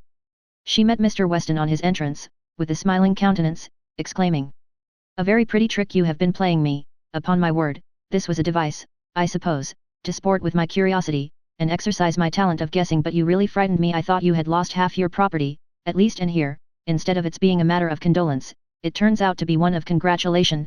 I congratulate you, Mr. Weston, with all my heart, on the prospect of having one of the most lovely and accomplished young women in England for your daughter." A glance or two between him and his wife, convinced him that all was as right as this speech proclaimed, and its happy effect on his spirits was immediate. His air and voice recovered their usual briskness, he shook her heartily and gratefully by the hand, and entered on the subject in a manner to prove, that he now only wanted time and persuasion to think the engagement no very bad thing. His companions suggested only what could palliate imprudence, or smooth objections, and by the time they had talked it all over together, and he had talked it all over again with Emma, in their walk back to Hartfield, he was become perfectly reconciled, and not far from thinking it the very best thing that Frank could possibly have done. Chapter 11. Harriet, poor Harriet, those were the words. In them lay the tormenting ideas which Emma could not get rid of, and which constituted the real misery of the business to her. Frank Churchill had behaved very ill by herself, very ill in many ways, but it was not so much his behaviour as her own, which made her so angry with him. It was the scrape which he had drawn her into on Harriet's account, that gave the deepest hue to his offence. Poor Harriet! To be a second time the dupe of her misconceptions and flattery. Mr. Knightley had spoken prophetically, when he once said, "Emma, you have been no friend to Harriet Smith." She was afraid she had done her nothing but disservice. It was true that she had not to charge herself, in this instance as in the former, with being the sole and original author of the mischief, with having suggested such feelings as might otherwise never have entered Harriet's imagination. For Harriet had acknowledged her admiration and preference of Frank Churchill before she had ever given her a hint on the subject, but she felt completely guilty of having encouraged what she might have repressed. She might have prevented the indulgence and increase of such sentiments. Her influence would have been enough. And now she was very conscious that she ought to have prevented them. She felt that she had been risking her friend's happiness on most insufficient grounds.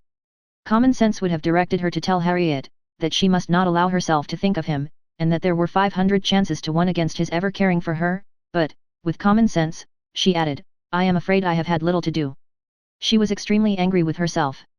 If she could not have been angry with Frank Churchill too, it would have been dreadful. As for Jane Fairfax, she might at least relieve her feelings from any present solicitude on her account. Harriet would be anxiety enough. She need no longer be unhappy about Jane, whose troubles and whose ill health having, of course, the same origin, must be equally under cure. Her days of insignificance and evil were over. She would soon be well, and happy, and prosperous. Emma could now imagine why her own attentions had been slighted. This discovery laid many smaller matters open. No doubt it had been from jealousy. In Jane's eyes she had been a rival, and well might anything she could offer of assistance or regard be repulsed. An airing in the Hartfield carriage would have been the rack, an arrowroot from the Hartfield storeroom must have been poison. She understood it all, and as far as her mind could disengage itself from the injustice and selfishness of angry feelings, She acknowledged that Jane Fairfax would have neither elevation nor happiness beyond her desert. But poor Harriet was such an engrossing charge. There was little sympathy to be spared for anybody else. Emma was sadly fearful that this second disappointment would be more severe than the first. Considering the very superior claims of the object, it ought, and judging by its apparently stronger effect on Harriet's mind, producing reserve and self-command, it would, she must communicate the painful truth, however, and as soon as possible. An injunction of secrecy had been among Mr. Weston's parting words.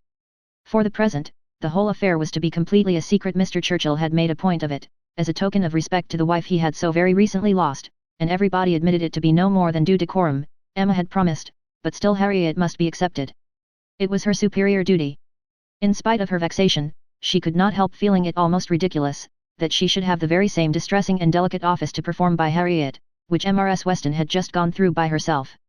The intelligence, which had been so anxiously announced to her, she was now to be anxiously announcing to another. Her heart beat quick on hearing Harriet's footstep and voice, so, she supposed, had poor Mrs. Weston felt when she was approaching Randalls. Could the event of the disclosure bear an equal resemblance, but of that, unfortunately, there could be no chance. "Well, Miss Woodhouse," cried Harriet, coming eagerly into the room, "is not this the oddest news that ever was?" "What news do you mean?" replied Emma, unable to guess, by look or voice, whether Harriet could indeed have received any hint.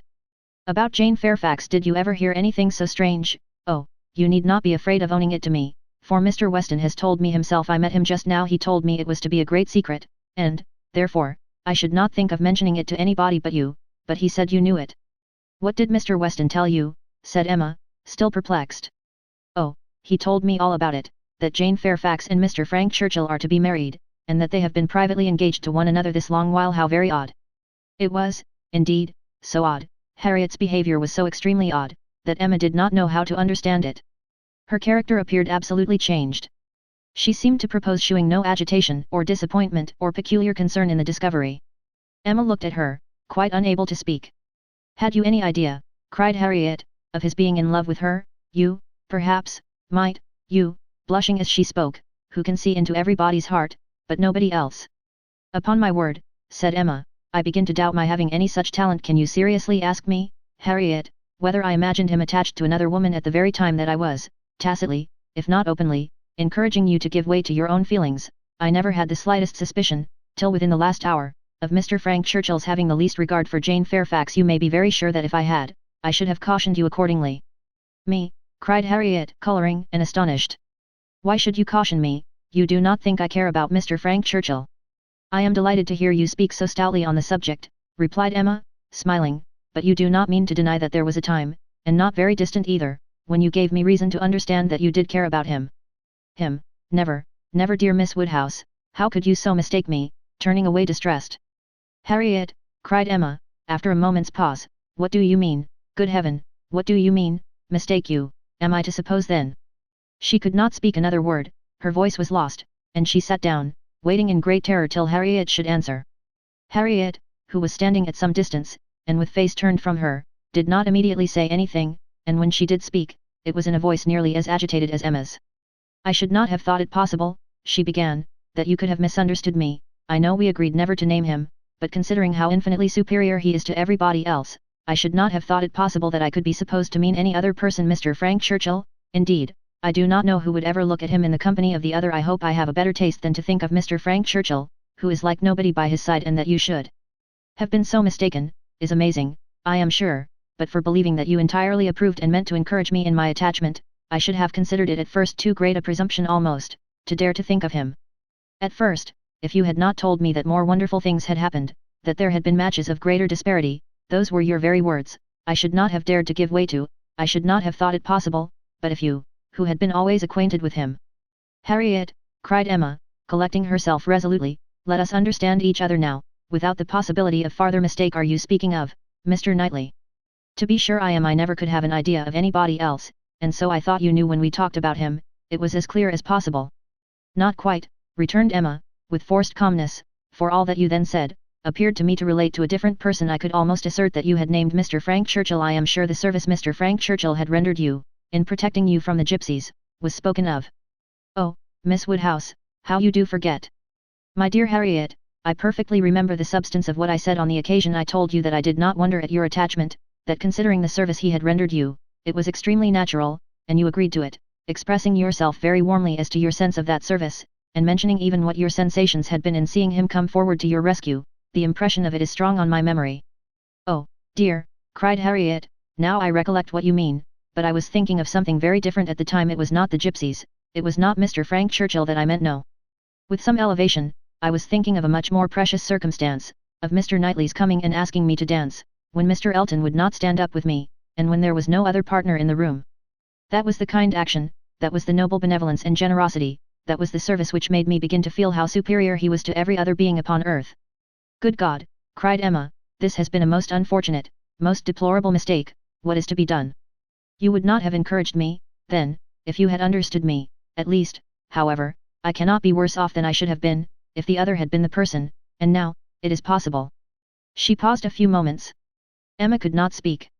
"I do not wonder, Miss Woodhouse," she resumed, "that you should feel a great difference between the two. As to me or as to anybody, you must think 1/500 million times more above me than the other. But I hope, Miss Woodhouse, that supposing, that if, strange as it may appear, but you know they were your own words, that more wonderful things had happened, matches of greater disparity had taken place than between Mr. Frank Churchill and me, and, therefore, it seems as if such a thing even as this, may have occurred before, and if I should be so fortunate, beyond expression, as to, if Mr. Knightley should really, if he does not mind the disparity, I hope, dear Miss Woodhouse, you will not set yourself against it, and try to put difficulties in the way.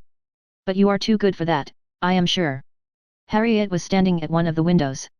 Emma turned round to look at her in consternation, and hastily said, "Have you any idea of Mr. Knightley's returning your affection?"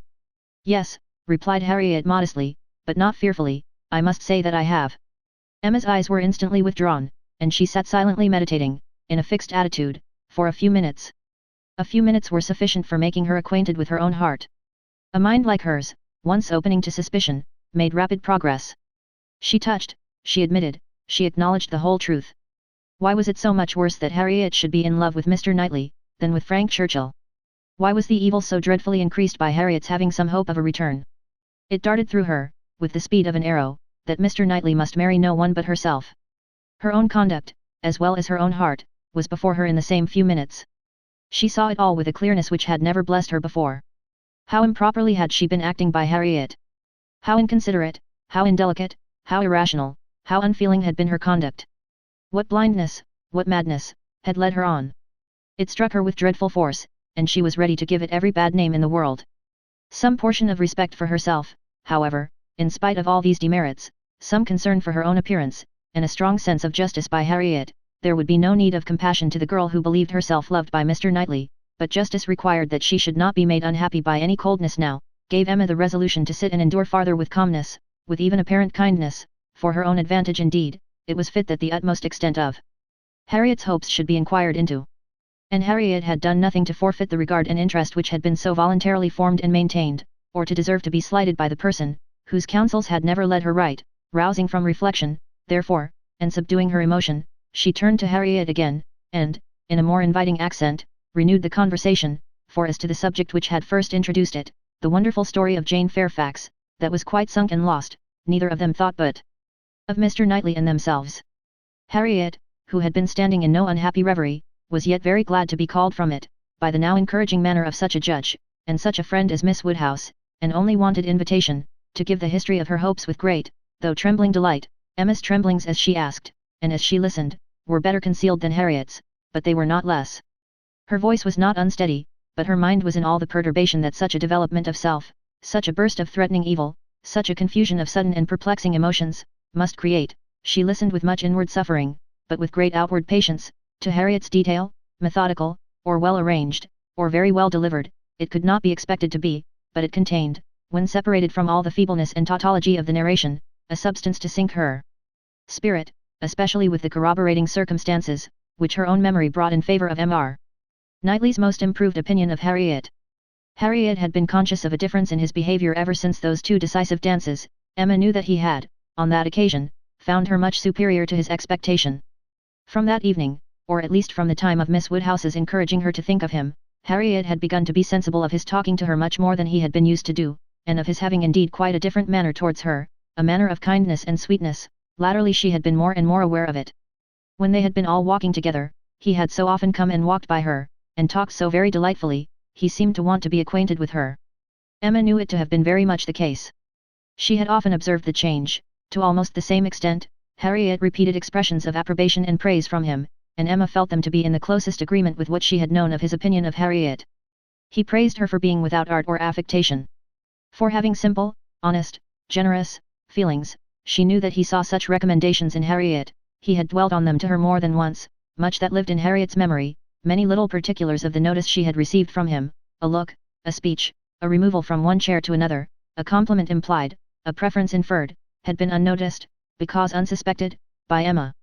Circumstances that might swell to half an hour's relation, and contained multiplied proofs to her who had seen them, had passed undiscerned by her who now heard them, but the two latest occurrences to be mentioned, the two of strongest promise to Harriet, were not without some degree of witness from Emma herself. The first, was his walking with her apart from the others, in the lime walk at Donwell, where they had been walking some time before Emma came, and he had taken pains, as she was convinced, to draw her from the rest to himself, and at first he had talked to her in a more particular way than he had ever done before, in a very particular way indeed. Harriet could not recall it without a blush. He seemed to be almost asking her, whether her affections were engaged, but as soon as she, Miss Woodhouse, appeared likely to join them, he changed the subject, and began talking about farming. The second, was his having sat talking with her nearly half an hour before Emma came back from her visit, the very last morning of his being at Hartfield, though, when he first came in, he had said that he could not stay 5 minutes, and his having told her, during their conversation, that though he must go to London, it was very much against his inclination that he left home at all, which was much more, as Emma felt, than he had acknowledged to her. The superior degree of confidence towards Harriet, which this one article marked, gave her severe pain. On the subject of the first of the two circumstances, she did, after a little reflection, venture the following question. Might he not, is not it possible, that when inquiring, as you thought, into the state of your affections, he might be alluding to Mr. Martin, he might have Mr. Martin's interest in view? But Harriet rejected the suspicion with spirit.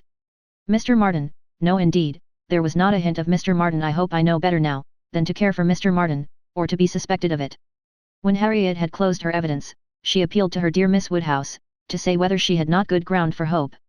I never should have presumed to think of it at first, said she, but for you told me to observe him carefully, and let his behaviour be the rule of mine, and so I have. But now I seem to feel that I may deserve him, and that if he does choose me, it will not be anything so very wonderful. The bitter feelings occasioned by this speech, the many bitter feelings, made the utmost exertion necessary on Emma's side, to enable her to say on reply, Harriet, I will only venture to declare, that Mr. Knightley is the last man in the world, who would intentionally give any woman the idea of his feeling for her more than he really does. Harriet seemed ready to worship her friend for a sentence so satisfactory, and Emma was only saved from raptures and fondness, which at that moment would have been dreadful penance, by the sound of her father's footsteps. He was coming through the hall. Harriet was too much agitated to encounter him. She could not compose herself. Mr. Woodhouse would be alarmed. She had better go, with most ready encouragement from her friend. Therefore, she passed off through another door, and the moment she was gone, this was the spontaneous burst of Emma's feelings. Oh God, that I had never seen her! The rest of the day, the following night, were hardly enough for her thoughts. She was bewildered amidst the confusion of all that had rushed on her within the last few hours. Every moment had brought a fresh surprise, and every surprise must be matter of humiliation to her. How to understand it all?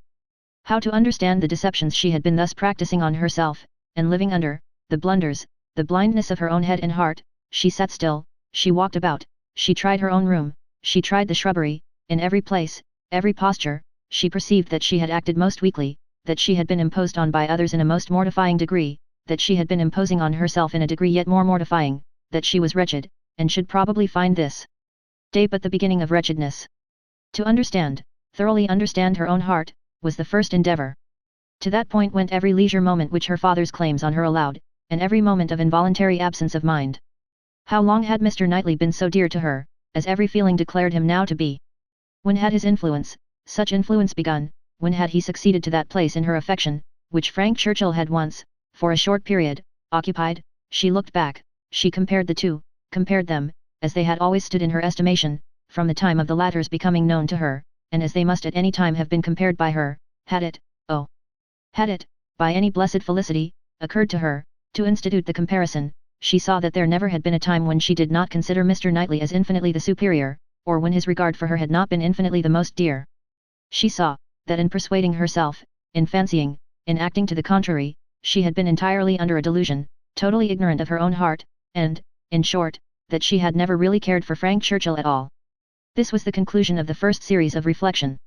This was the knowledge of herself, on the first question of inquiry, which she reached, and without being long in reaching it, she was most sorrowfully indignant, ashamed of every sensation but the one revealed to her, her affection for Mr. Knightley. Every other part of her mind was disgusting. With insufferable vanity had she believed herself in the secret of everybody's feelings, with unpardonable arrogance proposed to arrange everybody's destiny. She was proved to have been universally mistaken, and she had not quite done nothing, for she had done mischief. She had brought evil on Harriet, on herself, and she too much feared, on Mr. Knightley, were this most unequal of all connections to take place, on her must rest all the reproach of having given it a beginning, for his attachment, she must believe to be produced only by a consciousness of Harriet's, and even were this not the case, he would never have known Harriet at all but for her folly. Mr. Knightley and Harriet Smith, it was a union to distance every wonder of the kind. The attachment of Frank Churchill and Jane Fairfax became commonplace, threadbare, stale in the comparison, exciting no surprise, presenting no disparity, affording nothing to be said or thought. Mr. Knightley and Harriet Smith, such an elevation on her side, such a debasement on his. It was horrible to Emma to think how it must sink him in the general opinion, to foresee the smiles, the sneers, the merriment it would prompt at his expense, the mortification and disdain of his brother, the thousand inconveniences to himself. Could it be? No, it was impossible. And yet it was far, very far, from impossible. Was it a new circumstance for a man of first-rate abilities to be captivated by very inferior powers? Was it new for one, perhaps too busy to seek, to be the prize of a girl who would seek him? Was it new for anything in this world to be unequal, inconsistent, incongruous? Or for chance and circumstance, as second causes, to direct the human fate? Oh! Had she never brought Harriet forward? Had she left her where she ought, and where he had told her she ought? Had she not, with a folly which no tongue could express, prevented her marrying the unexceptionable young man who would have made her happy and respectable in the line of life to which she ought to belong, all would have been safe, none of this dreadful sequel would have been. How Harriet could ever have had the presumption to raise her thoughts to Mr. Knightley, how she could dare to fancy herself the chosen of such a man till actually assured of it, but Harriet was less humble, had fewer scruples than formerly, her inferiority, whether of mind or situation, seemed little felt, she had seemed more sensible of Mr. Elton's being to stoop in marrying her, than she now seemed of Mr. Knightley's. Alas! Was not that her own doing too? Who had been at pains to give Harriet notions of self-consequence but herself, who but herself had taught her, that she was to elevate herself if possible, and that her claims were great to a high worldly establishment? If Harriet, from being humble, were grown vain, it was her doing too. Chapter 12. Till now that she was threatened with its loss, Emma had never known how much of her happiness depended on being first with Mr. Knightley, first in interest and affection. Satisfied that it was so, and feeling it her due, she had enjoyed it without reflection, and only in the dread of being supplanted, found how inexpressibly important it had been. Long, very long, she felt she had been first, for, having no female connections of his own, there had been only Isabella whose claims could be compared with hers, and she had always known exactly how far he loved and esteemed Isabella. She had herself been first with him for many years past. She had not deserved it, she had often been negligent or perverse, slighting his advice, or even wilfully opposing him, insensible of half his merits, and quarrelling with him because he would not acknowledge her false and insolent estimate of her own, but still, from family attachment and habit, and thorough excellence of mind, he had loved her, and watched over her from a girl, with an endeavour to improve her, and an anxiety for her doing right, which no other creature had at all shared.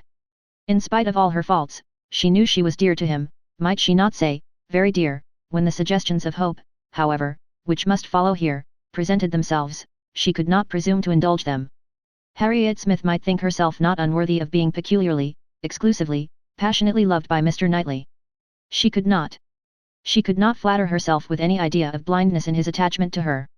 She had received a very recent proof of its impartiality. How shocked had he been by her behaviour to Miss Bates? How directly, how strongly had he expressed himself to her on the subject, not too strongly for the offence, but far, far too strongly to issue from any feeling softer than upright justice and clear-sighted goodwill. She had no hope, nothing to deserve the name of hope. That he could have that sort of affection for herself which was now in question, but there was a hope, at times a slight one, at times much stronger, that Harriet might have deceived herself, and be overrating his regard for her. Wish it she must, for his sake, be the consequence nothing to herself, but his remaining single all his life. Could she be secure of that, indeed, of his never marrying at all? She believed she should be perfectly satisfied, let him but continue the same Mr. Knightley to her and her father, the same Mr. Knightley to all the world, let Donwell and Hartfield lose none of their precious intercourse of friendship and confidence, and her peace would be fully secured. Marriage, in fact, would not do for her. It would be incompatible with what she owed to her father, and with what she felt for him. Nothing should separate her from her father. She would not marry, even if she were asked by Mr. Knightley.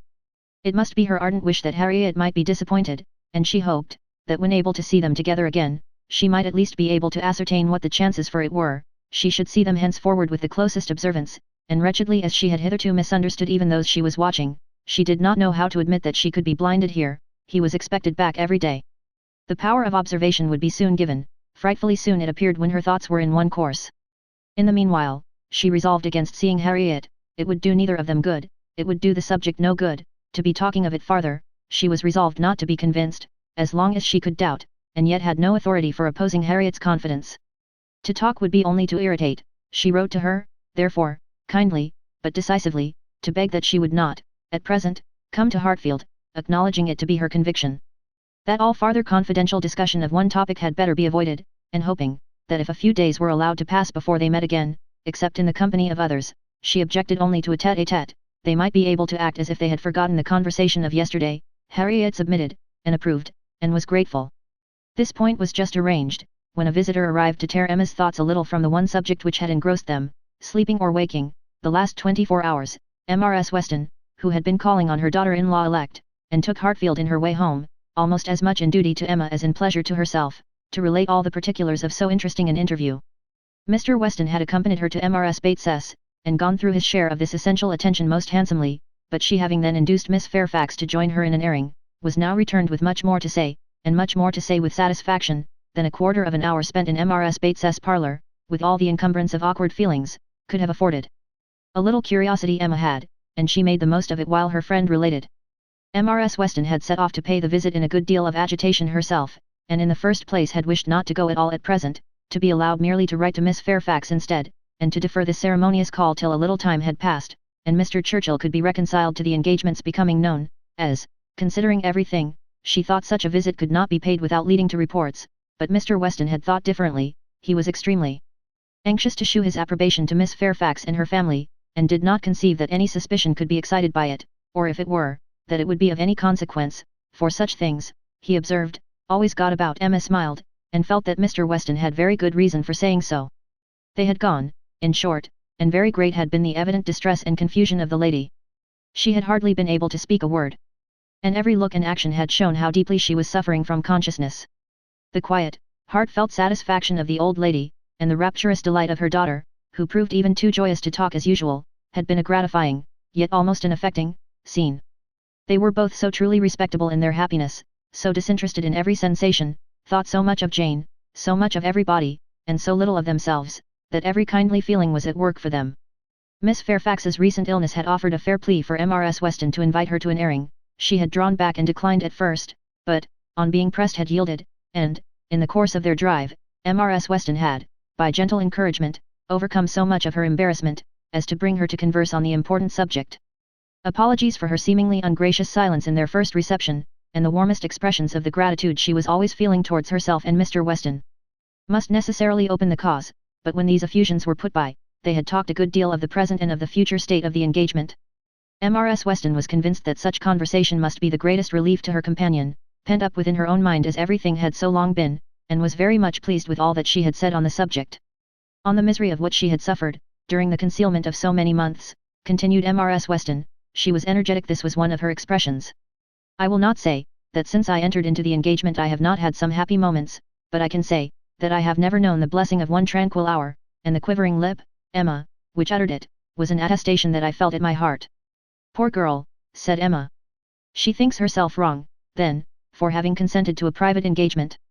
Wrong, no one, I believe, can blame her more than she is disposed to blame herself. The consequence, said she, has been a state of perpetual suffering to me, and so it ought, but after all the punishment that misconduct can bring, it is still not less misconduct. Pain is no expiation. I never can be blameless. I have been acting contrary to all my sense of right, and the fortunate turn that everything has taken, and the kindness I am now receiving, is what my conscience tells me ought not to be.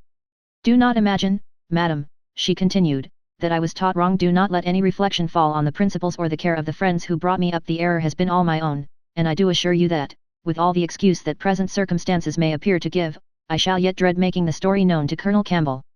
Poor girl, said Emma again. She loves him then excessively. I suppose it must have been from attachment only, that she could be led to form the engagement. Her affection must have overpowered her judgment. Yes, I have no doubt of her being extremely attached to him. I am afraid, returned Emma, sighing, that I must often have contributed to make her unhappy. On your side, my love, it was very innocently done, but she probably had something of that in her thoughts, when alluding to the misunderstandings which he had given us hints of before. One natural consequence of the evil she had involved herself in, she said, was that of making her unreasonable. The consciousness of having done amiss, had exposed her to 1,000 inquietudes, and made her captious and irritable to a degree that had been, hard for him to bear. I did not make the allowances, said she, which I ought to have done, for his temper and spirits, his delightful spirits, and that gaiety, that playfulness of disposition, which, under any other circumstances, would, I am sure, have been as constantly bewitching to me, as they were at first. She then began to speak of you, and of the great kindness you had shown her during her illness, and with a blush which shewed me how it was all connected, desired me, whenever I had an opportunity, to thank you. I could not thank you too much, for every wish and every endeavour to do her good. She was sensible that you had never received any proper acknowledgement from herself.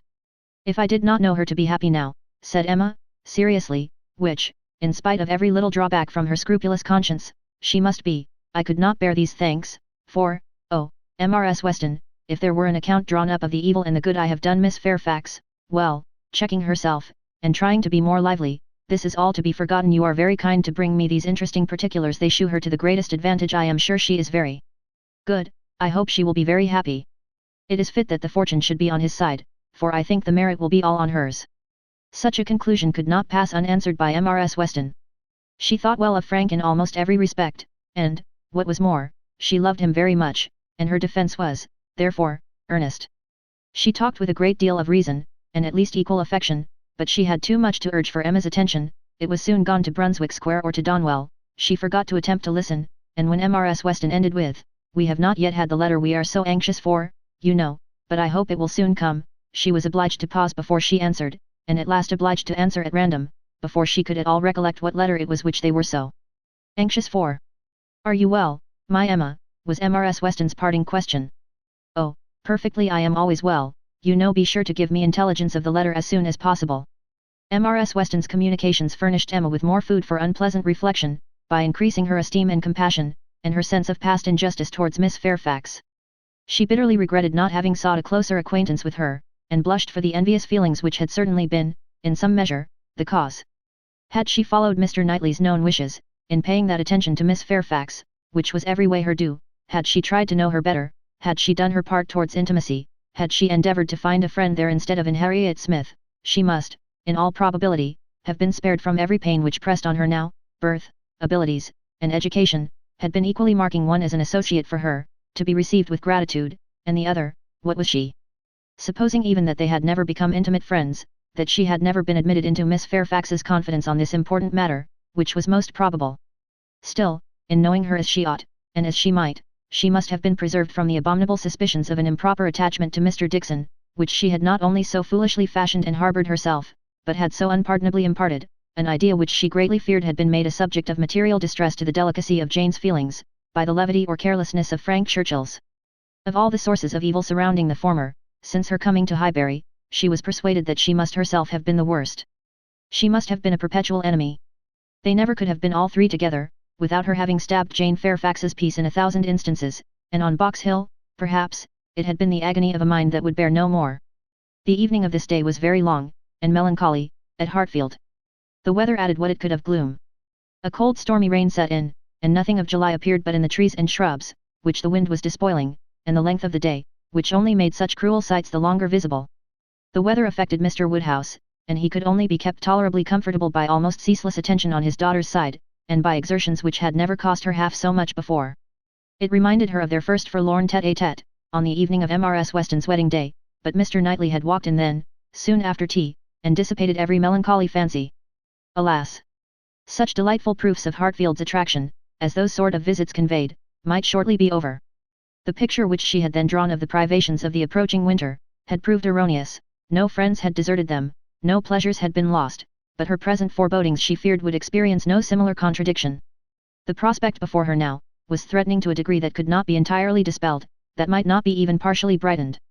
If all took place that might take place among the circle of her friends, Hartfield must be comparatively deserted. And she left to cheer her father with the spirits only of ruined happiness. The child to be born at Randalls must be a tie there even dearer than herself, and Mrs. Weston's heart and time would be occupied by it. They should lose her, and, probably, in great measure, her husband also. Frank Churchill would return among them no more, and Miss Fairfax, it was reasonable to suppose, would soon cease to belong to Highbury. They would be married, and settled either at or near Enscombe. All that were good would be withdrawn, and if to these losses, the loss of Donwell were to be added, what would remain of cheerful or of rational society within their reach? Mr. Knightley to be no longer coming there for his evening comfort, no longer walking in at all hours, as if ever willing to change his own home for theirs, how was it to be endured? And if he were to be lost to them for Harriet's sake, if he were to be thought of hereafter, as finding in Harriet's society all that he wanted, if Harriet were to be the chosen, the first, the dearest, the friend, the wife to whom he looked for all the best blessings of existence, what could be increasing Emma's wretchedness but the reflection never far distant from her mind, that it had been all her own work? When it came to such a pitch as this, she was not able to refrain from a start, or a heavy sigh, or even from walking about the room for a few seconds, and the only source whence anything like consolation or composure could be drawn, was in the resolution of her own better conduct, and the hope that, however inferior in spirit and gaiety might be the following and every future winter of her life to the past, it would yet find her more rational, more acquainted with herself, and leave her less to regret when it were gone. Chapter 13. The weather continued much the same all the following morning, and the same loneliness, and the same melancholy, seemed to reign at Hartfield, but in the afternoon it cleared, the wind changed into a softer quarter, the clouds were carried off, the sun appeared, it was summer again. With all the eagerness which such a transition gives, Emma resolved to be out of doors as soon as possible. Never had the exquisite sight, smell, sensation of nature, tranquil, warm, and brilliant after a storm, been more attractive to her. She longed for the serenity they might gradually introduce, and on Mr. Perry's coming in soon after dinner, with the disengaged hour to give her father, she lost no time in hurrying into the shrubbery. There, with spirits freshened, and thoughts a little relieved, she had taken a few turns, when she saw Mr. Knightley passing through the garden door, and coming towards her. It was the first intimation of his being returned from London. She had been thinking of him the moment before. As unquestionably 16 miles distant, there was time only for the quickest arrangement of mind. She must be collected and calm. In half a minute they were together. The how-do-you-dos were quiet and constrained on each side. She asked after their mutual friends. They were all well. When had he left them? Only that morning. He must have had a wet ride. Yes, he meant to walk with her, she found. He had just looked into the dining room, and as he was not wanted there, preferred being out of doors. She thought he neither looked nor spoke cheerfully, and the first possible cause for it, suggested by her fears, was, that he had perhaps been communicating his plans to his brother, and was pained by the manner in which they had been received. They walked together. He was silent. She thought he was often looking at her, and trying for a fuller view of her face than it suited her to give. And this belief produced another dread. Perhaps he wanted to speak to her, of his attachment to Harriet. He might be watching for encouragement to begin. She did not, could not, feel equal to lead the way to any such subject. He must do it all himself. Yet she could not bear this silence. With him it was most unnatural. She considered, resolved, and, trying to smile, began. You have some news to hear, now you are come back, that will rather surprise you. Have I, said he quietly, and looking at her, of what nature? Oh, the best nature in the world, a wedding. After waiting a moment, as if to be sure she intended to say no more, he replied. If you mean Miss Fairfax and Frank Churchill, I have heard that already. How is it possible? Cried Emma, turning her glowing cheeks towards him, for, while she spoke, it occurred to her that he might have called at Mrs. Goddard's in his way. I had a few lines on parish business from Mr. Weston this morning, and at the end of them he gave me a brief account of what had happened. Emma was quite relieved, and could presently say, with a little more composure. You probably have been less surprised than any of us, for you have had your suspicions. I have not forgotten that you once tried to give me a caution. I wish I had attended to it, but, with a sinking voice and a heavy sigh, I seem to have been doomed to blindness. For a moment or two nothing was said, and she was unsuspicious of having excited any particular interest, till she found her arm drawn within his, and pressed against his heart, and heard him thus saying, in a tone of great sensibility, speaking low. Time, my dearest Emma, time will heal the wound. Your own excellent sense, your exertions for your father's sake, I know you will not allow yourself. Her arm was pressed again, as he added, in a more broken and subdued accent, the feelings of the warmest friendship, indignation, abominable scoundrel, and in a louder, steadier tone, he concluded with, he will soon be gone, they will soon be in Yorkshire. I am sorry for her, she deserves a better fate. Emma understood him, and as soon as she could recover from the flutter of pleasure, excited by such tender consideration, replied. You are very kind, but you are mistaken, and I must set you right.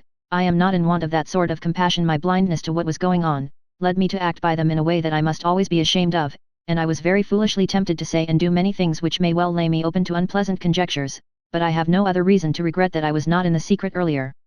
Emma, cried he, looking eagerly at her, are you, indeed, but checking himself, no, no, I understand you, forgive me, I am pleased that you can say even so much, he is no object of regret, indeed, and it will not be very long, I hope, before that becomes the acknowledgement of more than your reason. Fortunate that your affections were not farther entangled. I could never, I confess, from your manners, assure myself as to the degree of what you felt. I could only be certain that there was a preference, and a preference which I never believed him to deserve. He is a disgrace to the name of man, and is he to be rewarded with that sweet young woman? Jane, Jane, you will be a miserable creature. Mr. Knightley, said Emma, trying to be lively, but really confused, I am in a very extraordinary situation. I cannot let you continue in your error, and yet, perhaps, since my manners gave such an impression, I have as much reason to be ashamed of confessing that I never have been at all attached to the person we are speaking of, as it might be natural for a woman to feel in confessing exactly the reverse, but I never have. He listened in perfect silence. She wished him to speak, but he would not. She supposed she must say more before she were entitled to his clemency, but it was a hard case to be obliged still to lower herself in his opinion. She went on, however. I have very little to say for my own conduct. I was tempted by his attentions, and allowed myself to appear pleased. An old story, probably, a common case, and no more than has happened to hundreds of my sex before, and yet it may not be the more excusable in one who sets up as I do for understanding many circumstances assisted the temptation. He was the son of Mr. Weston, he was continually here, I always found him very pleasant, and, in short, for, with a sigh, let me swell out the causes.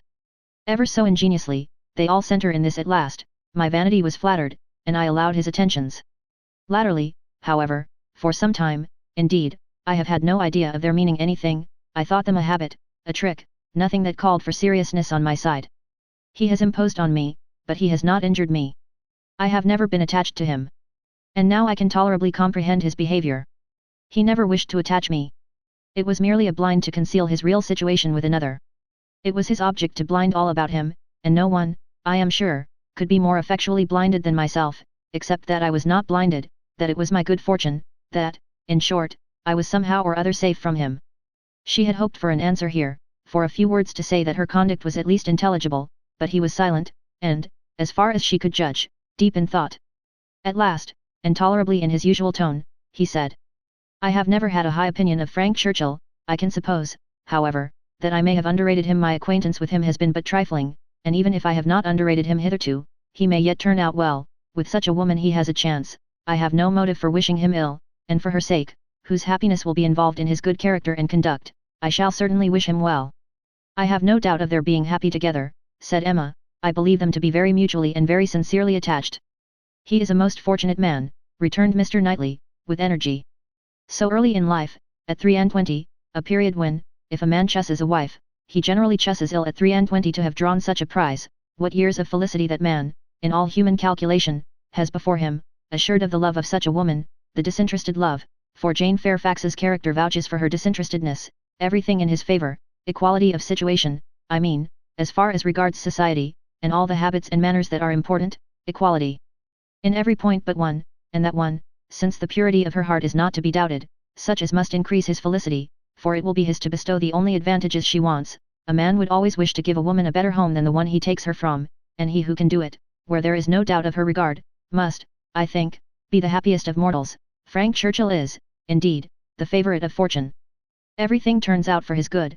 He meets with a young woman at a watering place, gains her affection, cannot even weary her by negligent treatment, and had he and all his family sought round the world for a perfect wife for him, they could not have found her superior. His aunt is in the way, his aunt dies, he has only to speak, his friends are eager to promote his happiness, he had used everybody ill, and they are all delighted to forgive him.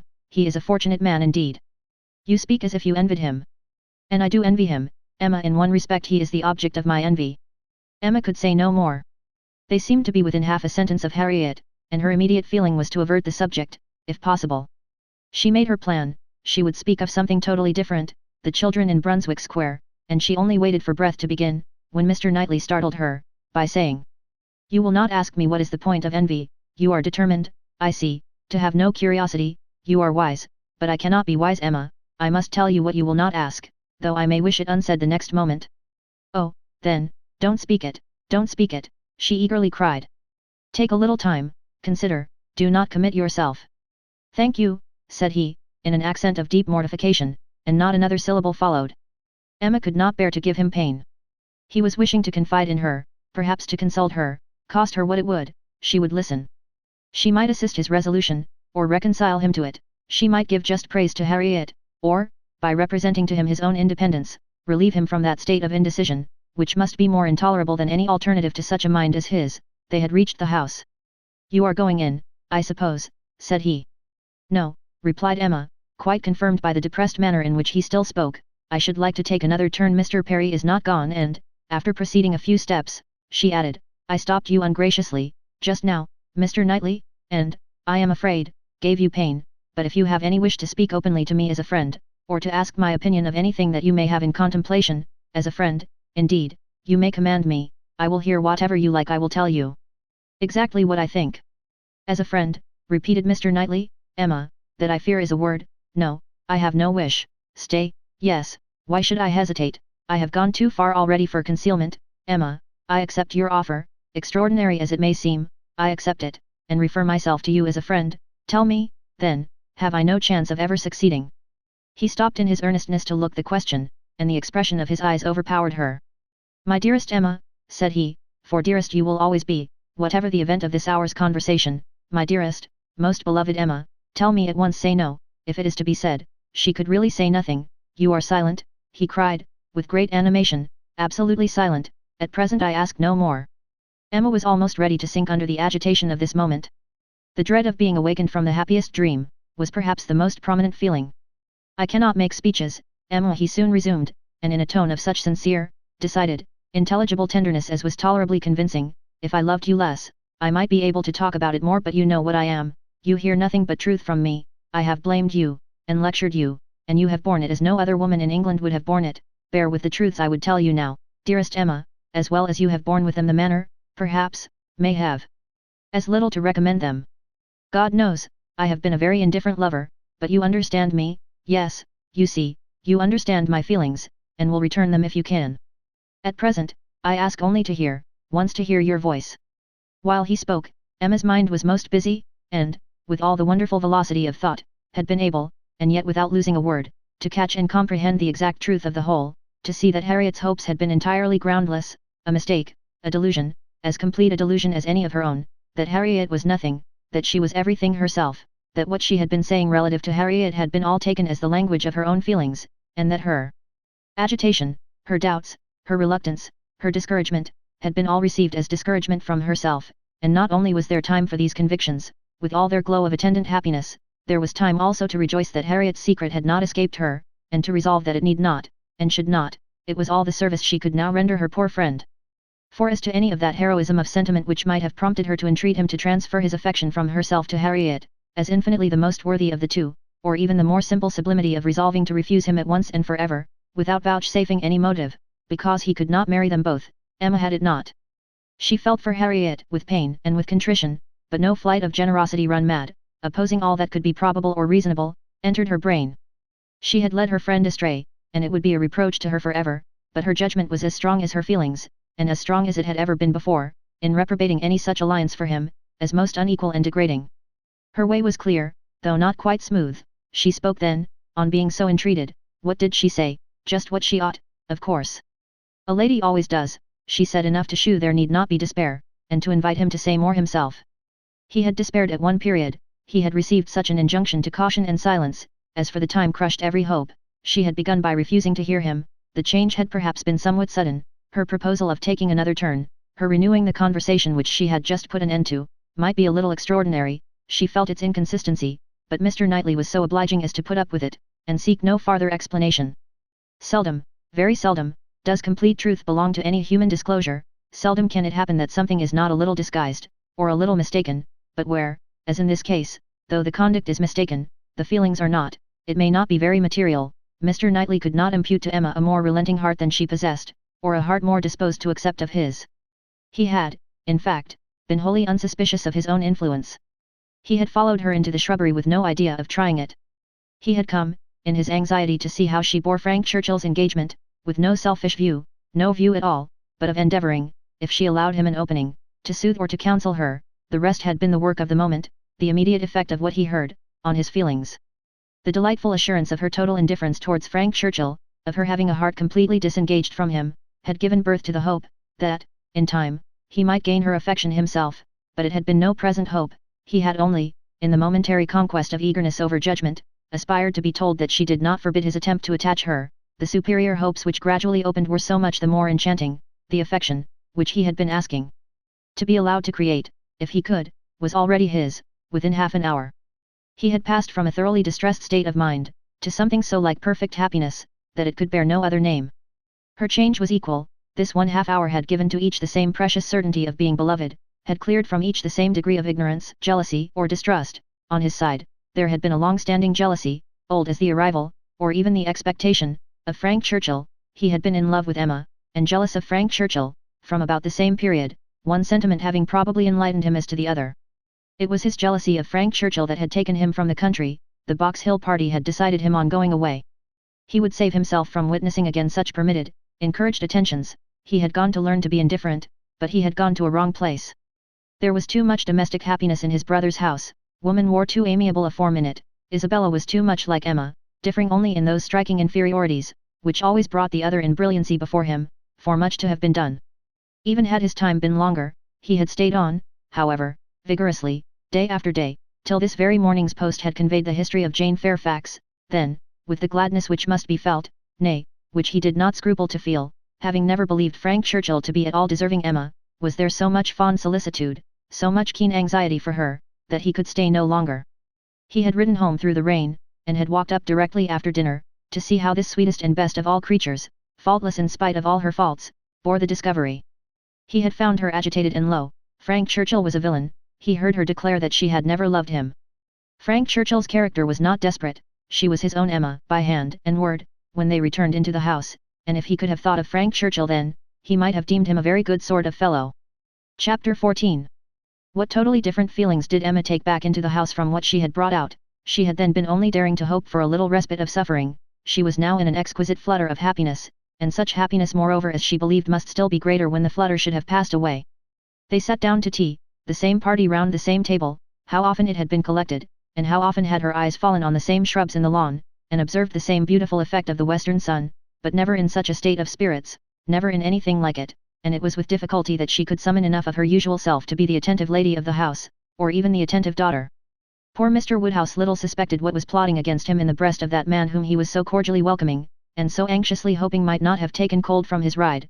Could he have seen the heart, he would have cared very little for the lungs, but without the most distant imagination of the impending evil, without the slightest perception of anything extraordinary in the looks or ways of either, he repeated to them very comfortably all the articles of news he had received from Mr. Perry, and talked on with much self-contentment, totally unsuspicious of what they could have told him in return. As long as Mr. Knightley remained with them, Emma's fever continued, but when he was gone, she began to be a little tranquillized and subdued, and in the course of the sleepless night, which was the tax for such an evening, she found one or two such very serious points to consider, as made her feel, that even her happiness must have some alloy. Her father, and Harriet. She could not be alone without feeling the full weight of their separate claims, and how to guard the comfort of both to the utmost, was the question. With respect to her father, it was a question soon answered. She hardly knew yet what Mr. Knightley would ask, but a very short parley with her own heart produced the most solemn resolution of never quitting her father. She even wept over the idea of it, as a sin of thought. While he lived, it must be only an engagement, but she flattered herself, that if divested of the danger of drawing her away, it might become an increase of comfort to him. How to do her best by Harriet was of more difficult decision, how to spare her from any unnecessary pain, how to make her any possible atonement, how to appear least her enemy. On these subjects her perplexity and distress were very great, and her mind had to pass again and again through every bitter reproach and sorrowful regret that had ever surrounded it. She could only resolve at last, that she would still avoid a meeting with her, and communicate all that need be told by letter, that it would be inexpressibly desirable to have her removed just now for a time from Highbury, and, indulging in one scheme more, nearly resolve, that it might be practicable to get an invitation for her to Brunswick Square. Isabella had been pleased with Harriet, and a few weeks spent in London must give her some amusement. She did not think it in Harriet's nature to escape being benefited by novelty and variety, by the streets, the shops, and the children. At any rate, it would be a proof of attention and kindness in herself. from whom everything was due, a separation for the present, an averting of the evil day, when they must all be together again. She rose early, and wrote her letter to Harriet, an employment which left her so very serious, so nearly sad, that Mr. Knightley, in walking up to Hartfield to breakfast, did not arrive at all too soon, and half an hour stolen afterwards to go over the same ground again with him, literally and figuratively, was quite necessary to reinstate her in a proper share of the happiness of the evening before. He had not left her long, by no means long enough for her to have the slightest inclination for thinking of anybody else, when a letter was brought her from Randalls, a very thick letter. She guessed what it must contain, and deprecated the necessity of reading it. She was now in perfect charity with Frank Churchill, she wanted no explanations, she wanted only to have her thoughts to herself, and as for understanding anything he wrote, she was sure she was incapable of it, it must be waded through, however. She opened the packet, it was too surely so, a note from Mrs. Weston to herself, ushered in the letter from Frank to Mrs. Weston. I have the greatest pleasure, my dear Emma, in forwarding to you the enclosed. I know what thorough justice you will do it, and have scarcely a doubt of its happy effect. I think we shall never materially disagree about the writer again, but I will not delay you by a long preface. We are quite well. This letter has been the cure of all the little nervousness I have been feeling lately. I did not quite like your looks on Tuesday, but it was an ungenial morning, and though you will never own being affected by weather, I think everybody feels a northeast wind. I felt for your dear father very much in the storm of Tuesday afternoon and yesterday morning, but had the comfort of hearing last night, by Mr. Perry, that it had not made him ill. Yours ever, A.W. To Mrs. Weston. Windsor, July.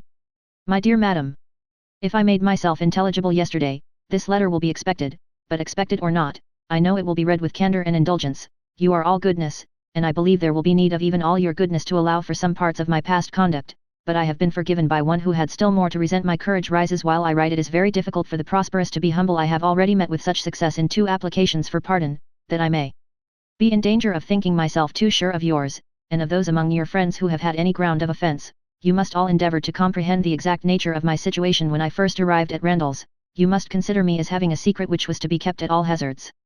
This was the fact.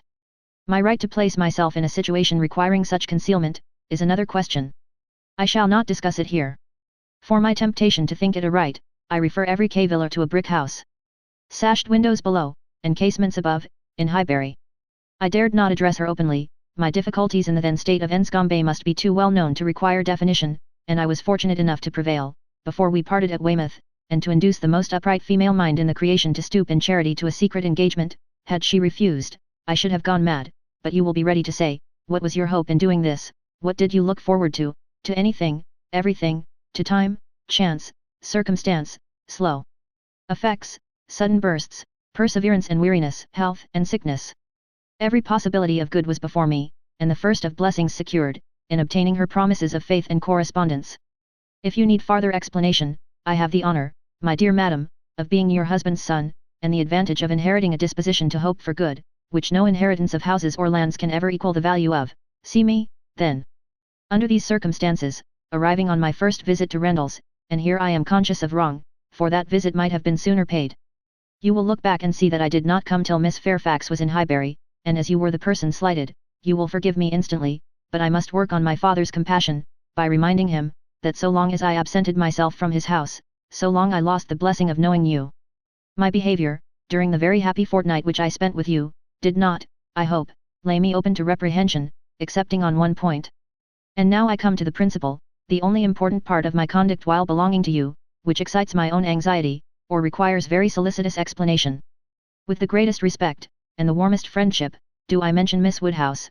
My father perhaps will think I ought to add, with the deepest humiliation, a few words which dropped from him yesterday spoke his opinion.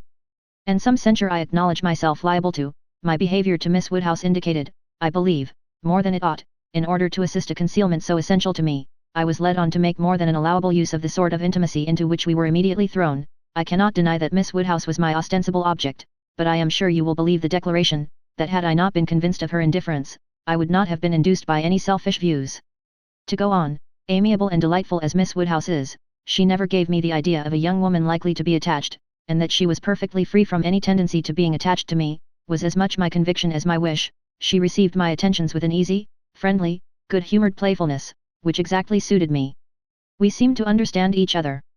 From our relative situation, those attentions were her due, and were felt to be so. Whether Miss Woodhouse began really to understand me before the expiration of that fortnight, I cannot say, when I called to take leave of her, I remember that I was within a moment of confessing the truth, and I then fancied she was not without suspicion, but I have no doubt of her having since detected me, at least in some degree. She may not have surmised the whole, but her quickness must have penetrated a part. I cannot doubt it. You will find, whenever the subject becomes freed from its present restraints, that it did not take her wholly by surprise. She frequently gave me hints of it. I remember her telling me at the ball, that I owed Mrs. Elton gratitude for her attentions to Miss Fairfax. I hope this history of my conduct towards her will be admitted by you and my father as great extenuation of what you saw amiss. While you considered me as having sinned against Emma Woodhouse, I could deserve nothing from either. Acquit me here, and procure for me, when it is allowable, the acquittal and good wishes of that said Emma Woodhouse, whom I regard with so much brotherly affection, as to long to have her as deeply and as happily in love as myself. Whatever strange things I said or did during that fortnight, you have now a key to. My heart was in Highbury, and my business was to get my body thither as often as might be, and with the least suspicion. If you remember any queernesses, set them all to the right account. Of the pianoforte so much talked of, I feel it only necessary to say, that its being ordered was absolutely unknown to Miss F., who would never have allowed me to send it, had any choice been given her. The delicacy of her mind throughout the whole engagement, my dear madam, is much beyond my power of doing justice to. You will soon, I earnestly hope, know her thoroughly yourself. No description can describe her. She must tell you herself what she is, yet not by word, for never was there a human creature who would so designedly suppress her own merit. Since I began this letter, which will be longer than I foresaw, I have heard from her. She gives a good account of her own health, but as she never complains, I dare not depend. I want to have your opinion of her looks. I know you will soon call on her. She is living in dread of the visit. Perhaps it is paid already. Let me hear from you without delay. I am impatient for 1,000 particulars. Remember how few minutes I was at Randall's, and in how bewildered, how mad a state, and I am not much better yet, still insane either from happiness or misery. When I think of the kindness and favour I have met with, of her excellence and patience, and my uncle's generosity, I am mad with joy, but when I recollect all the uneasiness I occasioned her, and how little I deserve to be forgiven, I am mad with anger. If I could but see her again, but I must not propose it yet. My uncle has been too good for me to encroach. I must still add to this long letter. You have not heard all that you ought to hear. I could not give any connected detail yesterday, but the suddenness, and, in one light, the unseasonableness with which the affair burst out, needs explanation, for though the event of the 26th ultimate, as you will conclude, immediately opened to me the happiest prospects, I should not have presumed on such early measures, but from the very particular circumstances, which left me not an hour to lose. I should myself have shrunk from anything so hasty, and she would have felt every scruple of mine with multiplied strength and refinement, but I had no choice. The hasty engagement she had entered into with that woman, here, my dear madam, I was obliged to leave off abruptly, to recollect and compose myself. I have been walking over the country, and am now, I hope, rational enough to make the rest of my letter what it ought to be. It is, in fact, a most mortifying retrospect for me. I behaved shamefully. And here I can admit, that my manners to Miss W., in being unpleasant to Miss F., were highly blamable. She disapproved them, which ought to have been enough. My plea of concealing the truth she did not think sufficient. She was displeased. I thought unreasonably so. I thought her, on 1,000 occasions, unnecessarily scrupulous and cautious. I thought her even cold. But she was always right. If I had followed her judgment, and subdued my spirits to the level of what she deemed proper, I should have escaped the greatest unhappiness I have ever known. We quarrelled. Do you remember the morning spent at Donwell? There every little dissatisfaction that had occurred before came to a crisis. I was late. I met her walking home by herself, and wanted to walk with her, but she would not suffer it. She absolutely refused to allow me, which I then thought most unreasonable. Now, however, I see nothing in it but a very natural and consistent degree of discretion. While I, to blind the world to our engagement, was behaving 1 hour with objectionable particularity to another woman, was she to be consenting the next to a proposal which might have made every previous caution useless? Had we been met walking together between Donwell and Highbury, the truth must have been suspected. I was mad enough, however, to resent. I doubted her affection. I doubted it more the next day on Box Hill, when, provoked by such conduct on my side, such shameful, insolent neglect of her, and such apparent devotion to Miss W., as it would have been impossible for any woman of sense to endure, she spoke her resentment in a form of words perfectly intelligible to me. In short, my dear madam, it was a quarrel blameless on her side, abominable on mine, and I returned the same evening to Richmond, though I might have stayed with you till the next morning, merely because I would be as angry with her as possible. Even then, I was not such a fool as not to mean to be reconciled in time, but I was the injured person, injured by her coldness, and I went away determined that she should make the first advances. I shall always congratulate myself that you were not of the Box Hill party. Had you witnessed my behaviour there, I can hardly suppose you would ever have thought well of me again. Its effect upon her appears in the immediate resolution it produced. As soon as she found I was really gone from Randalls, she closed with the offer of that officious Mrs. Elton, the whole system of whose treatment of her, by the by, has ever filled me with indignation and hatred. I must not quarrel with the spirit of forbearance which has been so richly extended towards myself, but, otherwise, I should loudly protest against the share of it which that woman has known. Jane, indeed, you will observe that I have not yet indulged myself in calling her by that name, even to you. Think, then, what I must have endured in hearing it bandied between the Eltons with all the vulgarity of needless repetition, and all the insolence of imaginary superiority. Have patience with me, I shall soon have done, she closed with this offer. Resolving to break with me entirely, and wrote the next day to tell me that we never were to meet again, she felt the engagement to be a source of repentance and misery to each. She dissolved it. This letter reached me on the very morning of my poor aunt's death.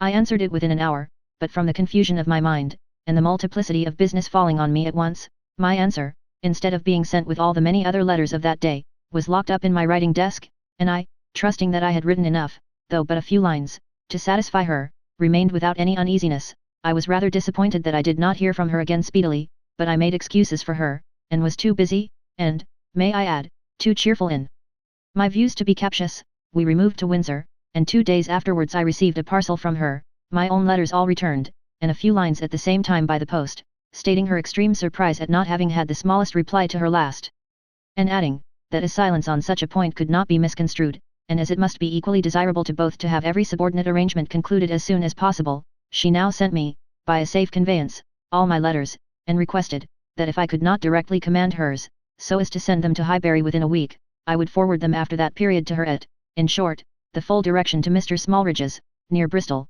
stared me in the face. I knew the name, the place, I knew all about it, and instantly saw what she had been doing. It was perfectly accordant with that resolution of character which I knew her to possess, and the secrecy she had maintained, as to any such design in her former letter, was equally descriptive of its anxious delicacy. For the world would not she have seemed to threaten me. Imagine the shock, imagine how, till I had actually detected my own blunder, I raved at the blunders of the post. What was to be done? One thing only. I must speak to my uncle.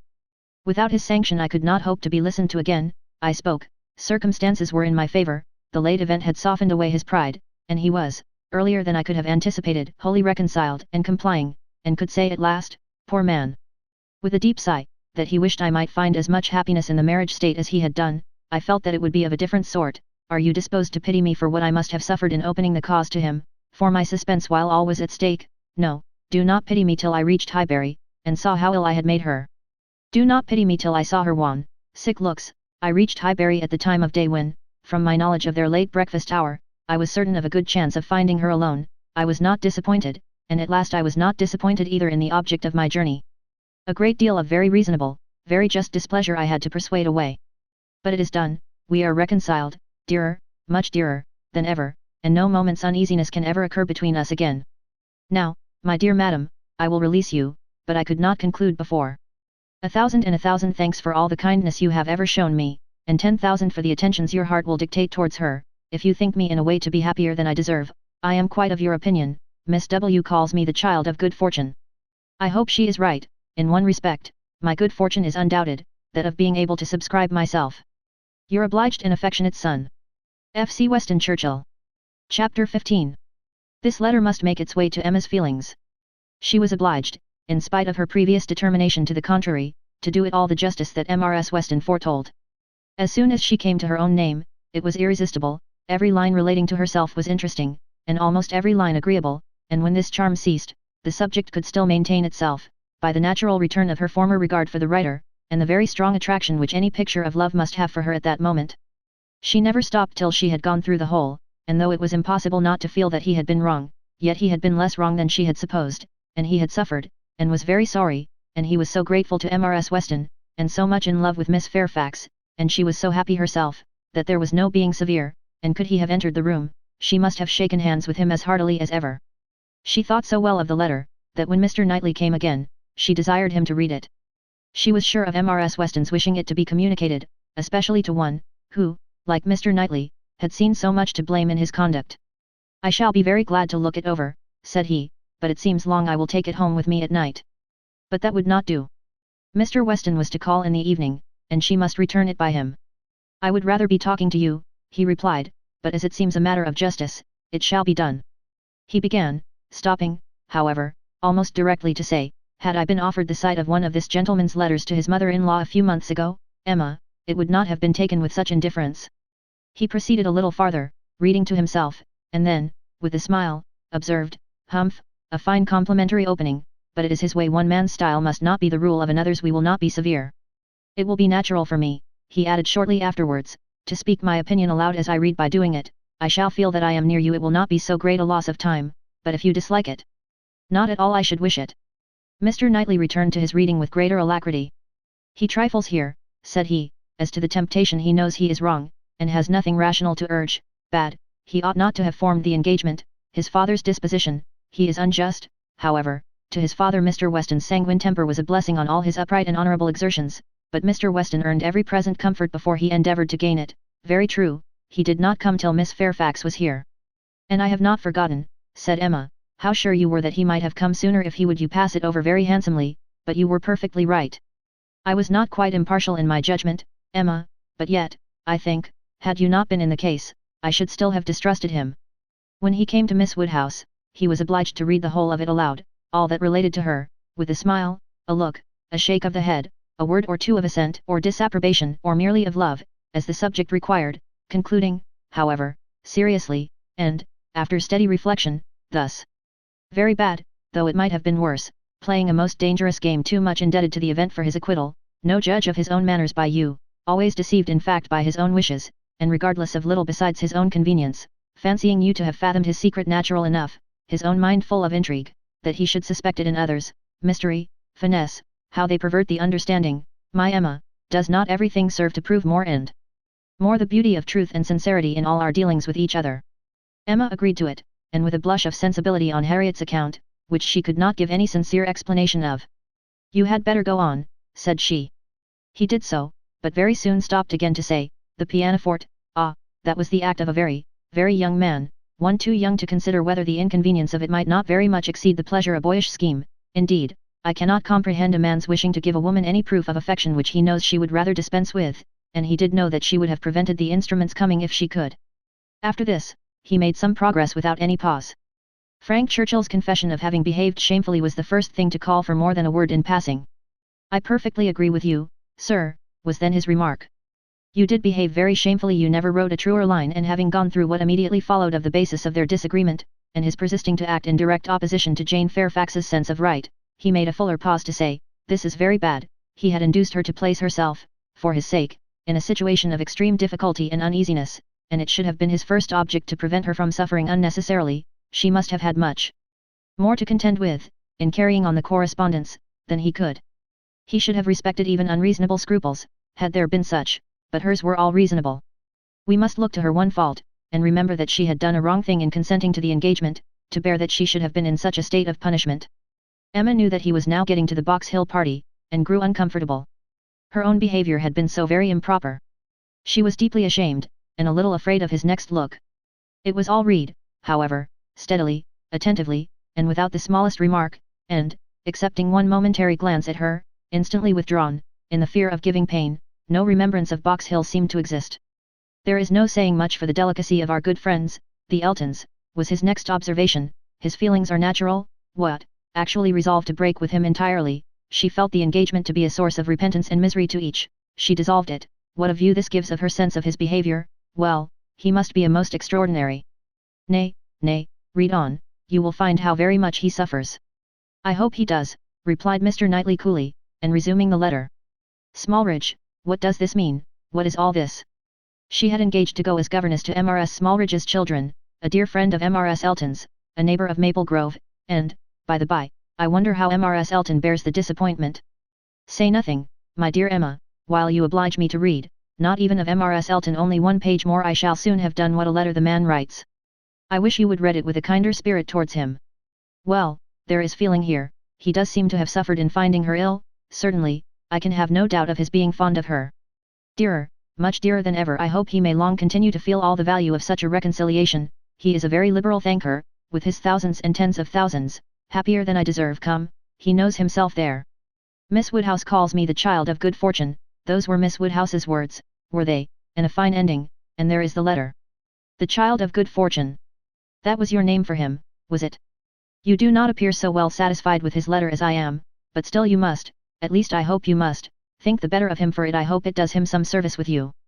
Yes, certainly it does. He has had great faults, faults of inconsideration and thoughtlessness, and I am very much of his opinion in thinking him likely to be happier than he deserves, but still as he is, beyond a doubt, really attached to Miss Fairfax, and will soon, it may be hoped, have the advantage of being constantly with her, I am very ready to believe his character will improve, and acquire from hers the steadiness and delicacy of principle that it wants. And now, let me talk to you of something else. I have another person's interest at present so much at heart, that I cannot think any longer about Frank Churchill. Ever since I left you this morning, Emma, my mind has been hard at work on one subject. The subject followed, it was in plain, unaffected, gentlemanlike English, such as Mr. Knightley used even to the woman he was in love with, how to be able to ask her to marry him, without attacking the happiness of her father. Emma's answer was ready at the first word. While her dear father lived, any change of condition must be impossible for her. She could never quit him. Part only of this answer, however, was admitted. The impossibility of her quitting her father, Mr. Knightley felt as strongly as herself, but the inadmissibility of any other change, he could not agree to. He had been thinking it over most deeply, most intently. He had at first hoped to induce Mr. Woodhouse to remove with her to Donwell. He had wanted to believe it feasible, but his knowledge of Mr. Woodhouse would not suffer him to deceive himself long, and now he confessed his persuasion, that such a transplantation would be a risk of her father's comfort, perhaps even of his life, which must not be hazarded. Mr. Woodhouse taken from Hartfield? No, he felt that it ought not to be attempted. But the plan which had arisen on the sacrifice of this, he trusted his dearest Emma would not find in any respect objectionable. It was, that he should be received at Hartfield. That so long as her father's happiness, in other words, his life, required Hartfield to continue her home, it should be his likewise. Of their all removing to Donwell, Emma had already had her own passing thoughts. Like him, she had tried the scheme and rejected it, but such an alternative as this had not occurred to her. She was sensible of all the affection it evinced.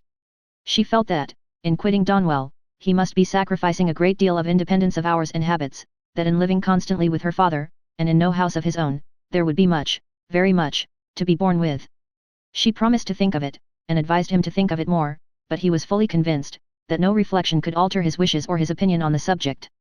He had given it, he could assure her, very long and calm consideration. He had been walking away from William Larkins the whole morning, to have his thoughts to himself. Ah, there is one difficulty unprovided for, cried Emma. I am sure William Larkins will not like it. You must get his consent before you ask mine. She promised, however, to think of it, and pretty nearly promised, moreover, to think of it, with the intention of finding it a very good scheme. It is remarkable, that Emma, in the many, very many, points of view in which she was now beginning to consider Donwell Abbey, was never struck with any sense of injury to her nephew Henry, whose rights as heir expectant had formerly been so tenaciously regarded. Think she must of the possible difference to the poor little boy, and yet she only gave herself a saucy conscious smile about it, and found amusement in detecting the real cause of that violent dislike of Mr. Knightley's marrying Jane Fairfax, or anybody else, which at the time she had wholly imputed to the amiable solicitude of the sister and the aunt. This proposal of his, this plan of marrying and continuing at Hartfield, the more she contemplated it, the more pleasing it became.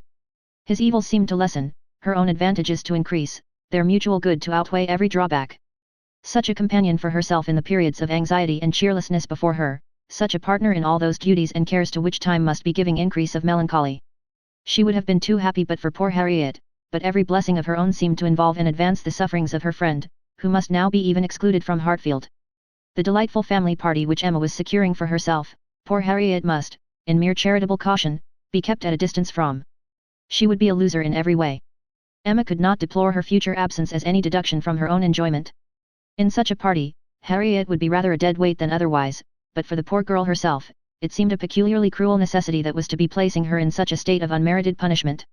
In time, of course, Mr. Knightley would be forgotten, that is, supplanted, but this could not be expected to happen very early. Mr. Knightley himself would be doing nothing to assist the cure, not like Mr. Elton.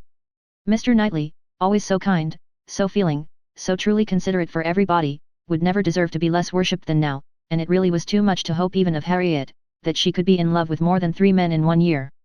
Chapter 16. It was a very great relief to Emma to find Harriet as desirous as herself to avoid a meeting.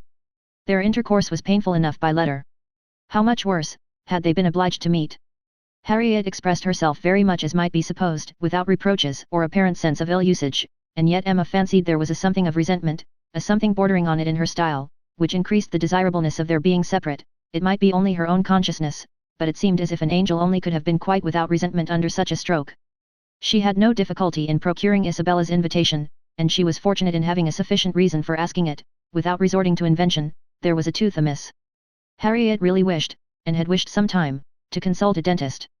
Mrs. John Knightley was delighted to be of use. Anything of ill health was a recommendation to her, and though not so fond of a dentist as of a Mr. Wingfield, she was quite eager to have Harriet under her care. When it was thus settled on her sister's side, Emma proposed it to her friend, and found her very persuadable. Harriet was to go. She was invited for at least a fortnight. She was to be conveyed in Mr. Woodhouse's carriage. It was all arranged, it was all completed, and Harriet was safe in Brunswick Square. Now Emma could, indeed, enjoy Mr. Knightley's visits. Now she could talk, and she could listen with true happiness, unchecked by that sense of injustice, of guilt, of something most painful, which had haunted her when remembering how disappointed a heart was near her, how much might at that moment, and at a little distance, be enduring by the feelings which she had led astray herself. The difference of Harriet at Mrs. Goddard's, or in London, made perhaps an unreasonable difference in Emma's sensations, but she could not think of her in London without objects of curiosity and employment, which must be averting the past, and carrying her out of herself. She would not allow any other anxiety to succeed directly to the place in her mind which Harriet had occupied. There was a communication before her, one which she only could be competent to make, the confession of her engagement to her father, but she would have nothing to do with it at present. She had resolved to defer the disclosure till Mrs. Weston were safe and well. No additional agitation should be thrown at this period among those she loved, and the evil should not act on herself by anticipation before the appointed time. A fortnight, at least, of leisure and peace of mind, to crown every warmer, but more agitating, delight, should be hers. She soon resolved, equally as a duty and a pleasure, to employ half an hour of this holiday of spirits in calling on Miss Fairfax. She ought to go, and she was longing to see her, the resemblance of their present situations increasing every other motive of goodwill. It would be a secret satisfaction, but the consciousness of a similarity of prospect would certainly add to the interest with which she should attend to anything Jane might communicate. She went. She had driven once unsuccessfully to the door, but had not been into the house since the morning after Box Hill, when poor Jane had been in such distress as had filled her with compassion. Though all the worst of her sufferings had been unsuspected, the fear of being still unwelcome, determined her, though assured of their being at home, to wait in the passage, and send up her name. She heard Patty announcing it, but no such bustle succeeded as poor Miss Bates had before made so happily intelligible. No, she heard nothing but the instant reply of, beg her to walk up, and a moment afterwards she was met on the stairs by Jane herself, coming eagerly forward, as if no other reception of her were felt sufficient. Emma had never seen her look so well, so lovely, so engaging. There was consciousness, animation, and warmth. There was everything which her countenance or manner could ever have wanted. She came forward with an offered hand, and said, in a low, but very feeling tone, "This is most kind, indeed, Miss Woodhouse. It is impossible for me to express. I hope you will believe. Excuse me for being so entirely without words." Emma was gratified, and would soon have shown no want of words, if the sound of Mrs. Elton's voice from the sitting room had not checked her, and made it expedient to compress all her friendly and all her congratulatory sensations into a very, very earnest shake of the hand. Mrs. Bates and Mrs. Elton were together. Miss Bates was out, which accounted for the previous tranquillity. Emma could have wished Mrs. Elton elsewhere, but she was in a humour to have patience with everybody, and as Mrs. Elton met her with unusual graciousness, she hoped the rencontre would do them no harm. She soon believed herself to penetrate Mrs. Elton's thoughts, and understand why she was, like herself, in happy spirits. It was being in Miss Fairfax's confidence, and fancying herself acquainted with what was still a secret to other people. Emma saw symptoms of it immediately in the expression of her face, and while paying her own compliments to Mrs. Bates, and appearing to attend to the good old lady's replies, she saw her with a sort of anxious parade of mystery fold up a letter which she had apparently been reading aloud to Miss Fairfax, and return it into the purple and gold reticule by her side, saying, with significant nods, "We can finish this some other time.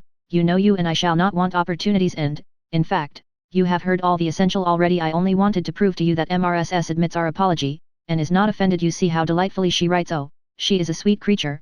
You would have doted on her, had you gone, but not a word more. Let us be discreet, quite on our good behaviour. Hush, you remember those lines. I forget the poem at this moment. For when a lady's in the case, you know all other things give place. Now I say, my dear, in our case, for lady, read, mum. A word to the wise. I am in a fine flow of spirits, ain't I? But I want to set your heart at ease as to Mrs. My representation, you see, has quite appeased her." And again, on Emma's merely turning her head to look at Mrs. Bates's knitting, she added, in a half whisper, "I mentioned no names, you will observe. Oh, no, Cautious as a minister of state, I managed it extremely well. Emma could not doubt. It was a palpable display, repeated on every possible occasion. When they had all talked a little while in harmony of the weather in Mrs. Weston, she found herself abruptly addressed with, "Do not you think, Miss Woodhouse, our saucy little friend here is charmingly recovered, do not you think her cure does Perry the highest credit?" Here was a side glance of great meaning at Jane. "Upon my word, Perry has restored her in a wonderful short time. Oh, if you had seen her, as I did, when she was at the worst," and when Mrs. Bates was saying something to Emma, whispered farther, "We do not say a word of any assistance that Perry might have, not a word of a certain young physician from Windsor. Oh, no, Perry shall have all the credit. I have scarce had the pleasure of seeing you, Miss Woodhouse," she shortly afterwards began, "since the party to Box Hill. Very pleasant party, but yet I think there was something wanting. Things did not seem, that is, there seemed a little cloud upon the spirits of some, so it appeared to me at least, but I might be mistaken. However, I think it answered so far as to tempt one to go again. What say you both to our collecting the same party, and exploring to Box Hill again, while the fine weather lasts? It must be the same party, you know, quite the same party, not one exception." Soon after this Miss Bates came in, and Emma could not help being diverted by the perplexity of her first answer to herself, resulting, she supposed, from doubt of what might be said, and impatience to say everything. "Thank you, dear Miss Woodhouse, you are all kindness. It is impossible to say, yes, indeed, I quite understand, dearest Jane's prospects, that is, I do not mean, but she is charmingly recovered. How is Mr. Woodhouse? I am so glad, quite out of my power, such a happy little circle as you find us here. Yes, indeed, charming young man, that is, so very friendly, I mean good Mr. Perry, such attention to Jane, and from her great, her more than commonly thankful delight towards Mrs. Elton for being there." Emma guessed that there had been a little show of resentment towards Jane, from the vicarage quarter, which was now graciously overcome, after a few whispers, indeed, which placed it beyond a guess. Mrs. Elton, speaking louder, said, "Yes, here I am, my good friend, and here I have been so long, that anywhere else I should think it necessary to apologize, but, the truth is, that I am waiting for my lord and master. He promised to join me here, and pay his respects to you." "What, are we to have the pleasure of a call from Mr. Elton? That will be a favour indeed, for I know gentlemen do not like morning visits, and Mr. Elton's time is so engaged." "Upon my word it is, Miss Bates, he really is engaged from morning to night. There is no end of people's coming to him, on some pretence or other. The magistrates, and overseers, and churchwardens, are always wanting his opinion. They seem not able to do anything without him. Upon my word, Mr. E., I often say, rather you than I do not know what would become of my crayons and my instrument, if I had half so many applicants, bad enough as it is, for I absolutely neglect them both to an unpardonable degree. I believe I have not played a bar this fortnight. However, he is coming, I assure you. Yes, indeed, on purpose to wait on you all," and putting up her hand to screen her words from Emma, "a congratulatory visit, you know. Oh, yes, quite indispensable." Miss Bates looked about her, so happily. "He promised to come to me as soon as he could disengage himself from Knightley, but he and Knightley are shut up together in deep consultation. Mr. E. is Knightley's right hand." Emma would not have smiled for the world, and only said, "Is Mr. Elton gone on foot to Donwell? He will have a hot walk." "Oh, no, it is a meeting at the Crown, a regular meeting. Weston and Cole will be there too, but one is apt to speak only of those who lead. I fancy Mr. E. and Knightley have everything their own way."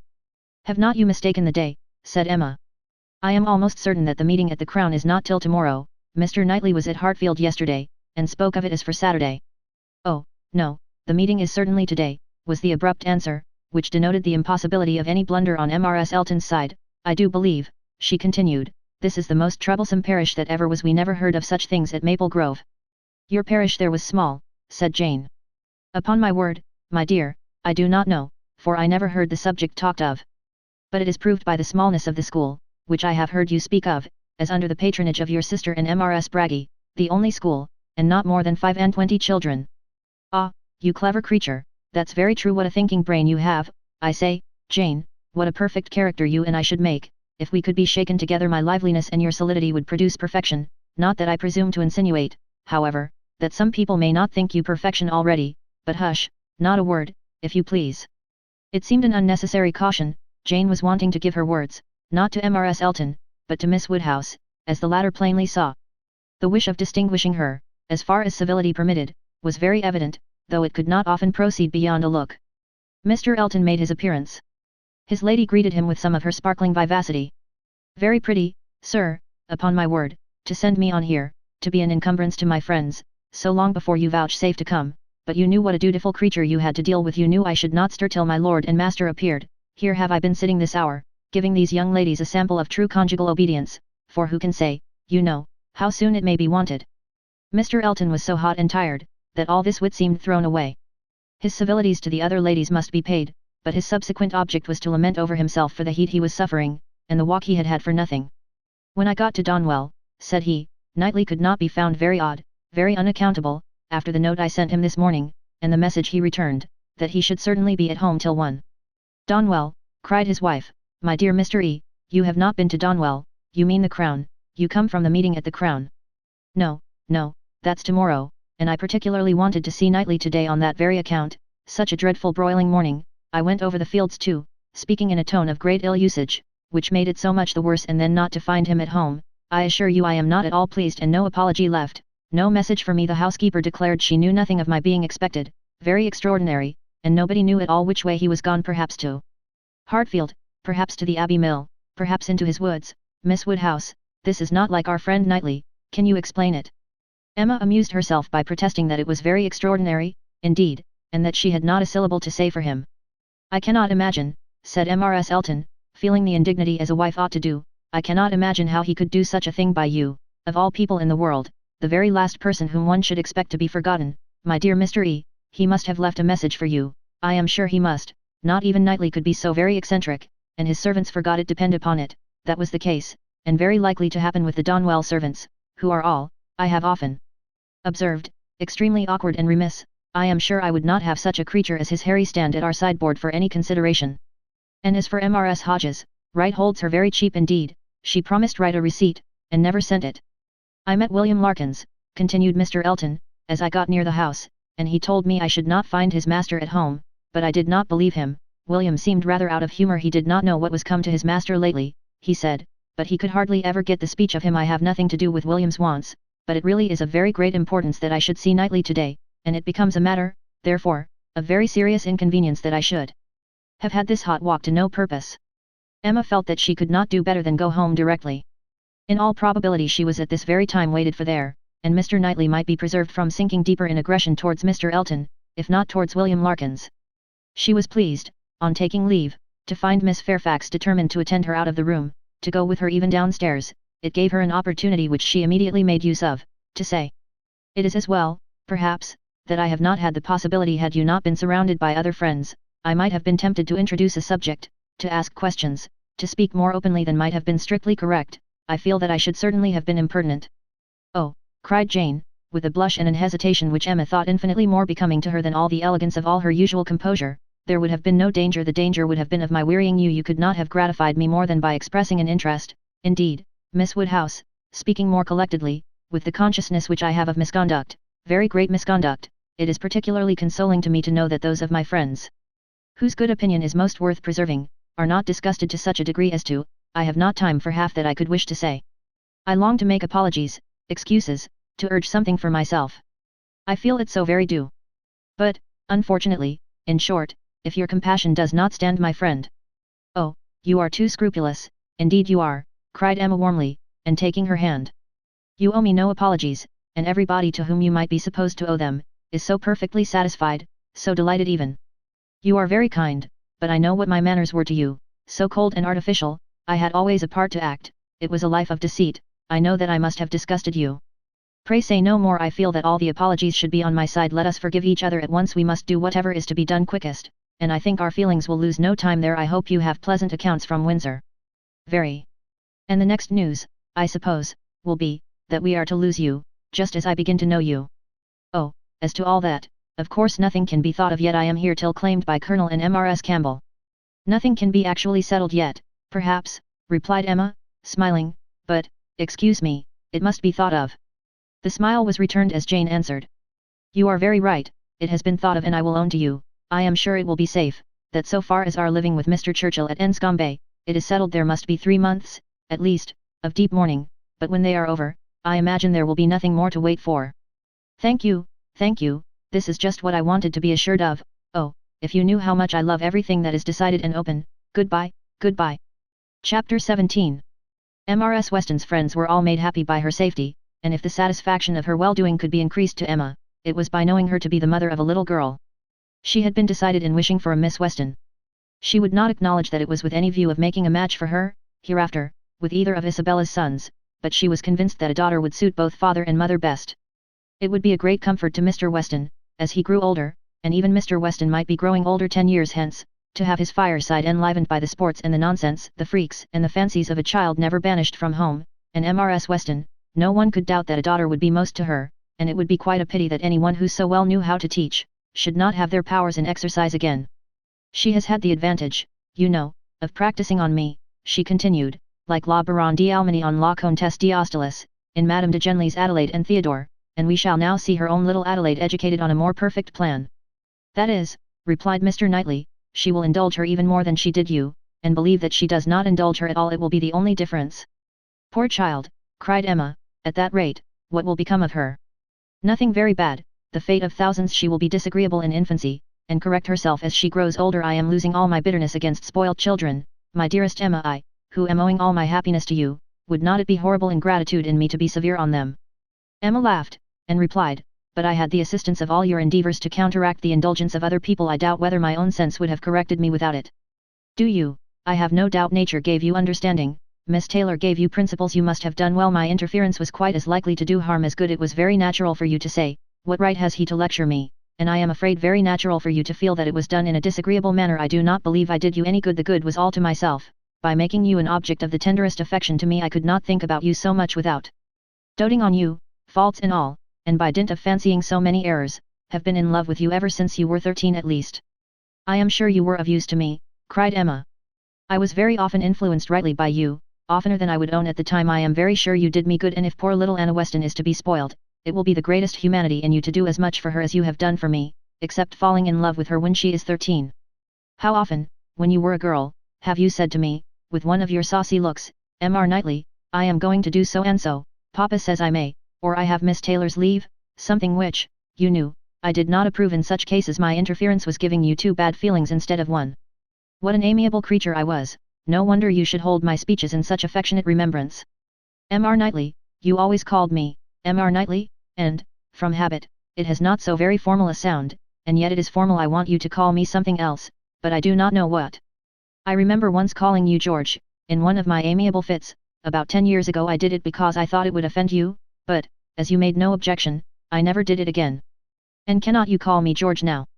Impossible, I never can call you anything but M.R. Knightley. I will not promise even to equal the elegant terseness of M.R.S. Elton, by calling you Mr. K, but I will promise, she added presently, laughing and blushing, I will promise to call you once by your Christian name. I do not say when, but perhaps you may guess where, in the building in which N takes M for better, for worse. Emma grieved that she could not be more openly just to one important service which his better sense would have rendered her, to the advice which would have saved her from the worst of all her womanly follies, her wilful intimacy with Harriet Smith, but it was too tender a subject, she could not enter on it. Harriet was very seldom mentioned between them. This, on his side, might merely proceed from her not being thought of, but Emma was rather inclined to attribute it to delicacy, and a suspicion, from some appearances, that their friendship were declining. She was aware herself, that, parting under any other circumstances, they certainly should have corresponded more, and that her intelligence would not have rested, as it now almost wholly did, on Isabella's letters. He might observe that it was so. The pain of being obliged to practice concealment towards him, was very little inferior to the pain of having made Harriet unhappy. Isabella sent quite as good an account of her visitor as could be expected. On her first arrival she had thought her out of spirits, which appeared perfectly natural, as there was a dentist to be consulted, but, since that business had been over, she did not appear to find Harriet different from what she had known her before. Isabella, to be sure, was no very quick observer, yet if Harriet had not been equal to playing with the children, it would not have escaped her. Emma's comforts and hopes were most agreeably carried on, by Harriet's being to stay longer. Her fortnight was likely to be a month at least. Mr. and Mrs. John Knightley were to come down in August, and she was invited to remain till they could bring her back. John does not even mention your friend, said Mr. Knightley. Here is his answer, if you like to see it. It was the answer to the communication of his intended marriage. Emma accepted it with a very eager hand, with an impatience all alive to know what he would say about it, and not at all checked by hearing that her friend was unmentioned. John enters like a brother into my happiness, continued Mr. Knightley, but he is no complimenter, and though I well know him to have, likewise, a most brotherly affection for you, he is so far from making flourishes, that any other young woman might think him rather cool in her praise. But I am not afraid of your seeing what he writes. "He writes like a sensible man," replied Emma, when she had read the letter. "I honor his sincerity. It is very plain that he considers the good fortune of the engagement as all on my side, but that he is not without hope of my growing, in time, as worthy of your affection, as you think me already. Had he said anything to bear a different construction, I should not have believed him. My Emma, he means no such thing. He only means. He and I should differ very little in our estimation of the two," interrupted she, with a sort of serious smile, "much less, perhaps, than he is aware of, if we could enter without ceremony or reserve on the subject. Emma, my dear Emma! Oh," she cried with more thorough gaiety, "if you fancy your brother does not do me justice, only wait till my dear father is in the secret, and hear his opinion. Depend upon it, he will be much farther from doing you justice. He will think all the happiness, all the advantage, on your side of the question, all the merit on mine. I wish I may not sink into poor Emma with him at once. His tender compassion towards oppressed worth can go no farther. Ah," he cried, "I wish your father might be half as easily convinced as John will be, of our having every right that equal worth can give, to be happy together. I am amused by one part of John's letter, did you notice it, where he says, that my information did not take him wholly by surprise, that he was rather in expectation of hearing something of the kind. If I understand your brother, he only means so far as you're having some thoughts of marrying. He had no idea of me. He seems perfectly unprepared for that."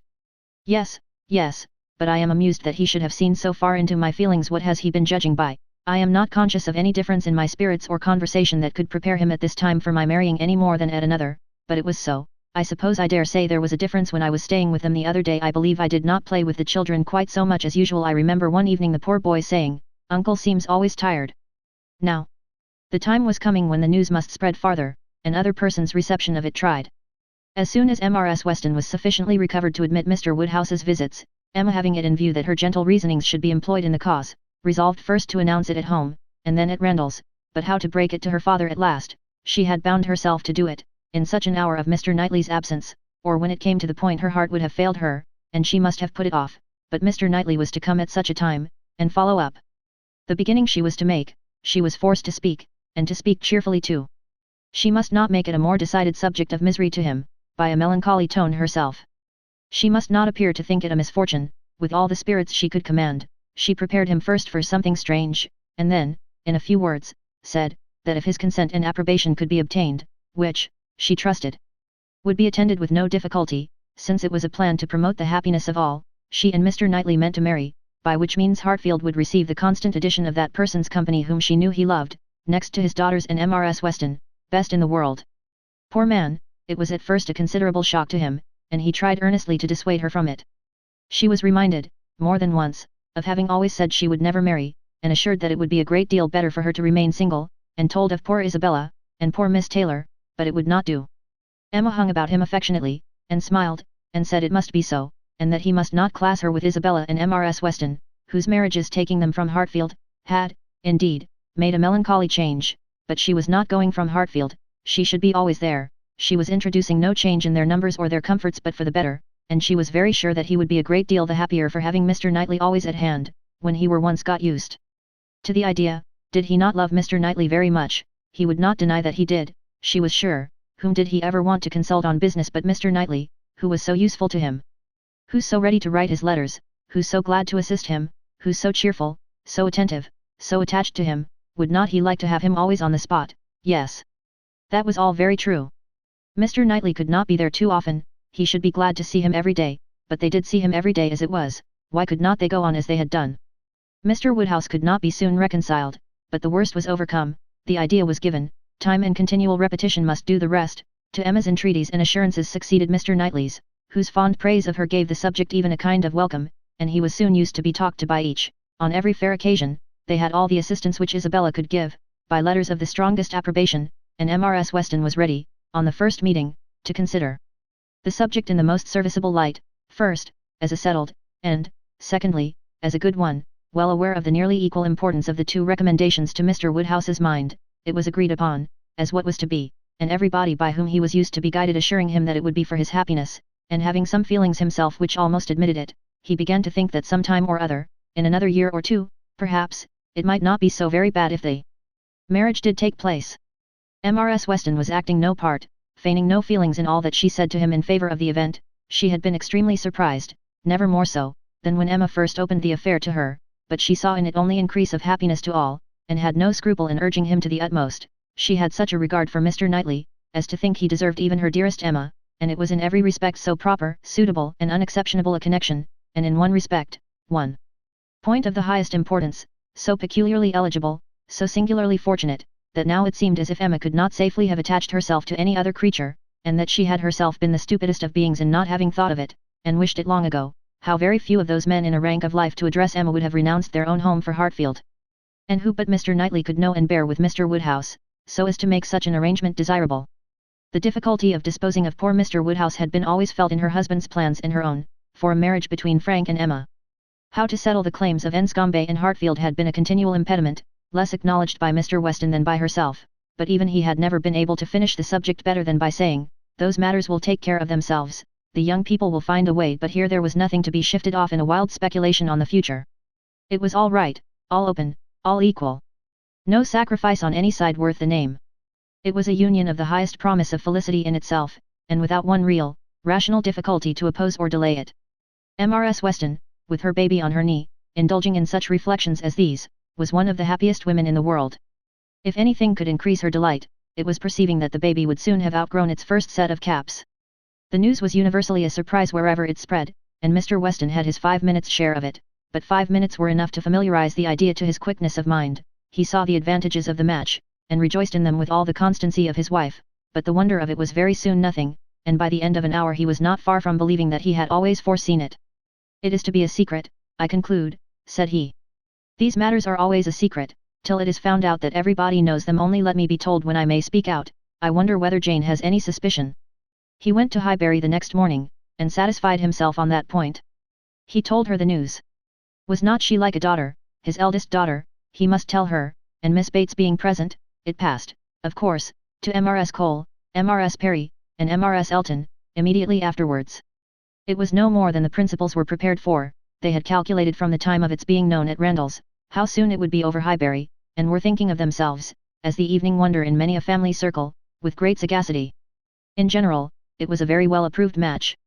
Some might think him, and others might think her, the most in luck. One set might recommend their all removing to Donwell, and leaving Hartfield for the John Knightleys, and another might predict disagreements among their servants, but yet, upon the whole, there was no serious objection raised, except in one habitation, the vicarage. There, the surprise was not softened by any satisfaction.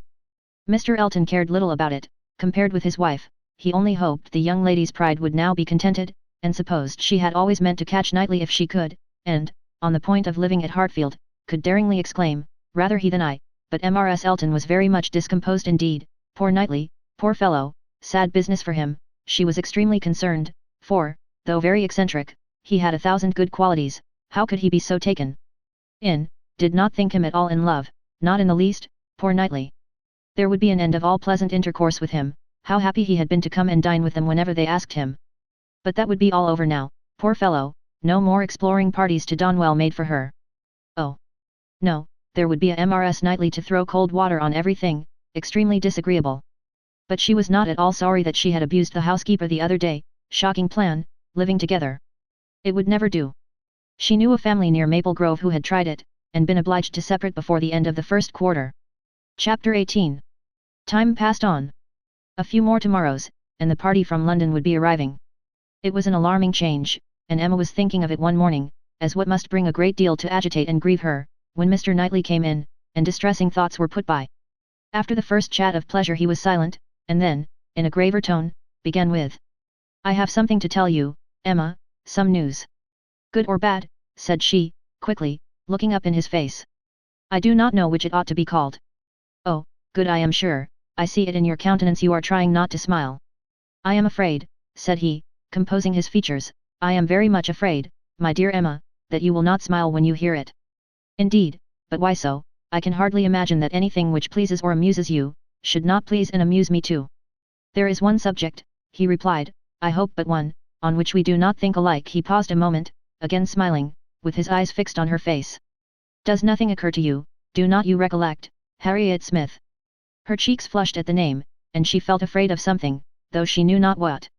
"Have you heard from her yourself this morning?" cried he. "You have, I believe, and know the whole." "No, I have not, I know nothing, pray tell me."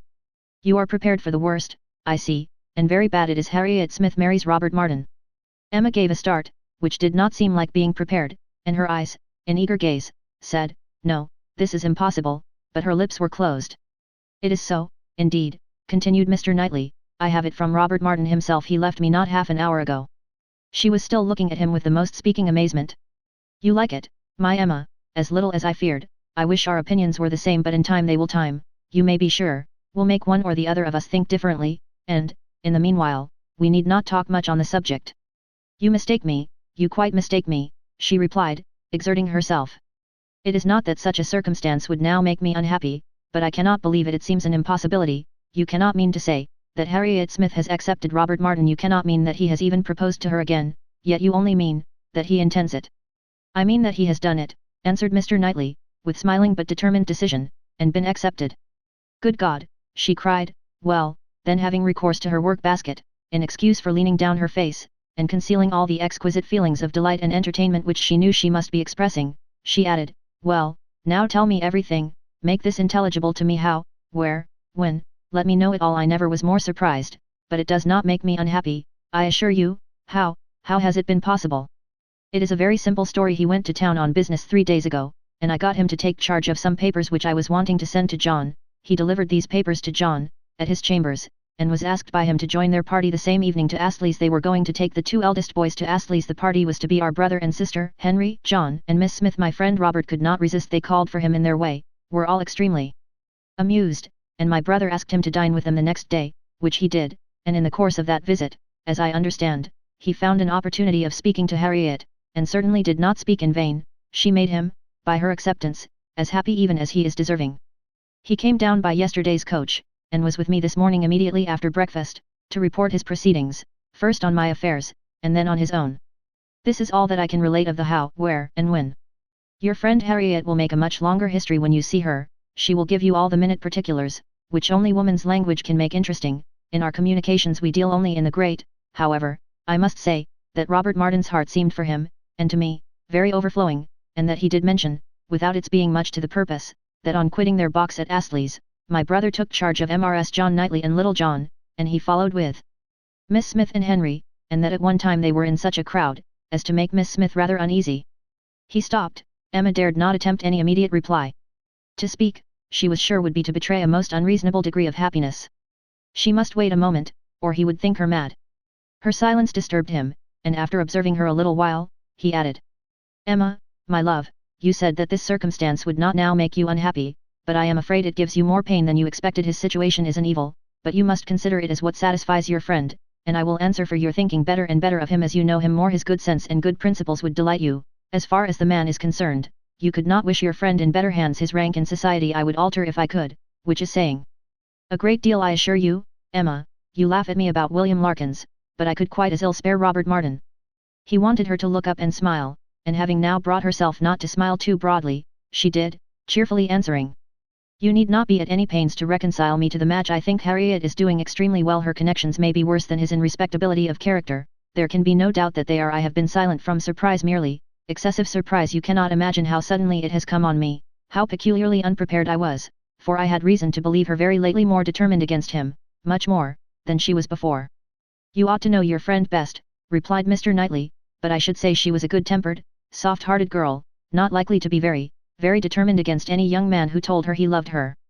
Emma could not help laughing as she answered, "Upon my word, I believe you know her quite as well as I do, but, Mr. Knightley, are you perfectly sure that she has absolutely and downright accepted him? I could suppose she might in time, but can she already? Did not you misunderstand him? You were both talking of other things, of business, shows of cattle, or new drills, and might not you, in the confusion of so many subjects, mistake him? It was not Harriet's hand that he was certain of, it was the dimensions of some famous ox." The contrast between the countenance and air of Mr. Knightley and Robert Martin was, at this moment, so strong to Emma's feelings, and so strong was the recollection of all that had so recently passed on Harriet's side, so fresh the sound of those words, spoken with such emphasis, "No, I hope I know better than to think of Robert Martin," that she was really expecting the intelligence to prove, in some measure, premature. It could not be otherwise. "Do you dare say this?" cried Mr. Knightley. "Do you dare to suppose me so great a blockhead, as not to know what a man is talking of? What do you deserve?" "Oh, I always deserve the best treatment, because I never put up with any other, and, therefore, you must give me a plain, direct answer. Are you quite sure that you understand the terms on which Mr. Martin and Harriet now are? I am quite sure, he replied, speaking very distinctly, that he told me she had accepted him, and that there was no obscurity, nothing doubtful, in the words he used, and I think I can give you a proof that it must be so. He asked my opinion as to what he was now to do. He knew of no one but Mrs. Goddard to whom he could apply for information of her relations or friends. Could I mention anything more fit to be done, than to go to Mrs. Goddard? I assured him that I could not then, he said. He would endeavour to see her in the course of this day. I am perfectly satisfied, replied Emma, with the brightest smiles, and most sincerely wish them happy. You are materially changed since we talked on this subject before. I hope so, for at that time I was a fool. And I am changed also, for I am now very willing to grant you all Harriet's good qualities. I have taken some pains for your sake, and for Robert Martin's sake, whom I have always had reason to believe as much in love with her as ever, to get acquainted with her. I have often talked to her a good deal. You must have seen that I did sometimes.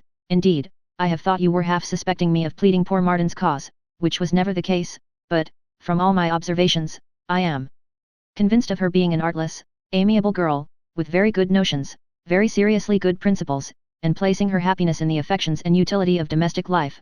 Much of this, I have no doubt, she may thank you for. Me, cried Emma, shaking her head. Ah, poor Harriet. She checked herself, however, and submitted quietly to a little more praise than she deserved. Their conversation was soon afterwards closed by the entrance of her father. She was not sorry. She wanted to be alone. Her mind was in a state of flutter and wonder, which made it impossible for her to be collected. She was in dancing, singing, exclaiming spirits, until she had moved about, and talked to herself, and laughed and reflected, she could be fit for nothing rational.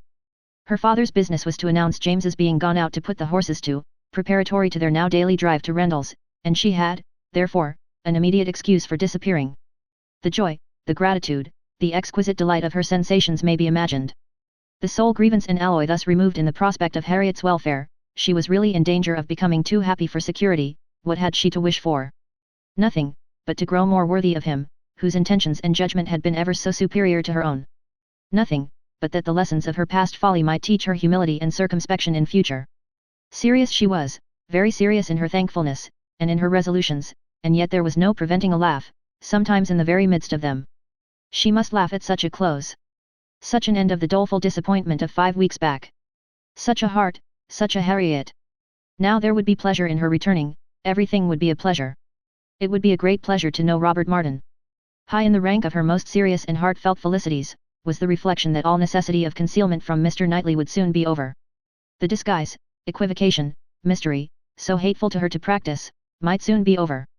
She could now look forward to giving him that full and perfect confidence which her disposition was most ready to welcome as a duty.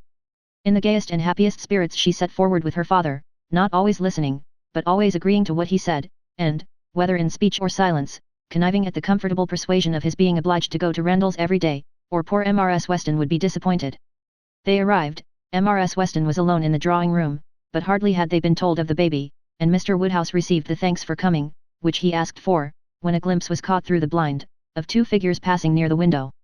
"It is Frank and Miss Fairfax," said Mrs. Weston. "I was just going to tell you of our agreeable surprise in seeing him arrive this morning. He stays till tomorrow, and Miss Fairfax has been persuaded to spend the day with us. They are coming in, I hope." In half a minute they were in the room. Emma was extremely glad to see him, but there was a degree of confusion, a number of embarrassing recollections on each side. They met readily and smiling, but with a consciousness which at first allowed little to be said, and having all sat down again, there was for some time such a blank in the circle, that Emma began to doubt whether the wish now indulged, which she had long felt, of seeing Frank Churchill once more, and of seeing him with Jane, would yield its proportion of pleasure. When Mr. Weston joined the party, however, and when the baby was fetched, there was no longer a want of subject or animation, or of courage and opportunity for Frank Churchill to draw near her and say, "I have to thank you, Miss Woodhouse, for a very kind forgiving message in one of Mrs. Weston's letters. I hope time has not made you less willing to pardon. I hope you do not retract what you then said." "No, indeed," cried Emma, most happy to begin, "not in the least. I am particularly glad to see and shake hands with you, and to give you joy in person." He thanked her with all his heart, and continued some time to speak with serious feeling of his gratitude and happiness. "Is not she looking well?" said he, turning his eyes towards Jane. "Better than she ever used to do. You see how my father and Mrs. Weston dote upon her." But his spirits were soon rising again, and with laughing eyes, after mentioning the expected return of the Campbells, he named the name of Dixon. Emma blushed and forbade its being pronounced in her hearing. "I can never think of it," she cried, without extreme shame. "The shame," he answered, is all mine, or ought to be, but is it possible that you had no suspicion, I mean of late early, I know, you had none. I never had the smallest, I assure you. That appears quite wonderful. I was once very near, and I wish I had, it would have been better, but though I was always doing wrong things, they were very bad wrong things, and such as did me no service, it would have been a much better transgression had I broken the bond of secrecy and told you everything. It is not now worth a regret, said Emma. I have some hope, resumed he, of my uncle's being persuaded to pay a visit at Randalls. He wants to be introduced to her when the Campbells are returned. We shall meet them in London, and continue there, I trust, till we may carry her northward, but now, I am at such a distance from her, is not it hard, Miss Woodhouse, till this morning, we have not once met since the day of reconciliation. Do not you pity me? Emma spoke her pity so very kindly, that with a sudden accession of gay thought, he cried. Ah, by the by, then sinking his voice, and looking demure for the moment, I hope Mr. Knightley is well. He paused, she coloured and laughed. I know you saw my letter, and think you may remember my wish in your favour. Let me return your congratulations. I assure you that I have heard the news with the warmest interest and satisfaction. He is a man whom I cannot presume to praise. Emma was delighted, and only wanted him to go on in the same style, but his mind was the next moment in his own concerns and with his own Jane, and his next words were, did you ever see such a skin, such smoothness, such delicacy, and yet without being actually fair, one cannot call her fair. It is a most uncommon complexion, with her dark eyelashes and hair, a most distinguishing complexion, so peculiarly the lady in it, just colour enough for beauty.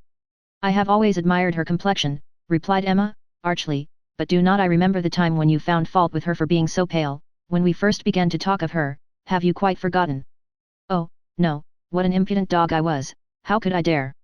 But he laughed so heartily at the recollection, that Emma could not help saying, I do suspect that in the midst of your perplexities at that time, you had very great amusement in tricking us all. I am sure you had, I am sure it was a consolation to you.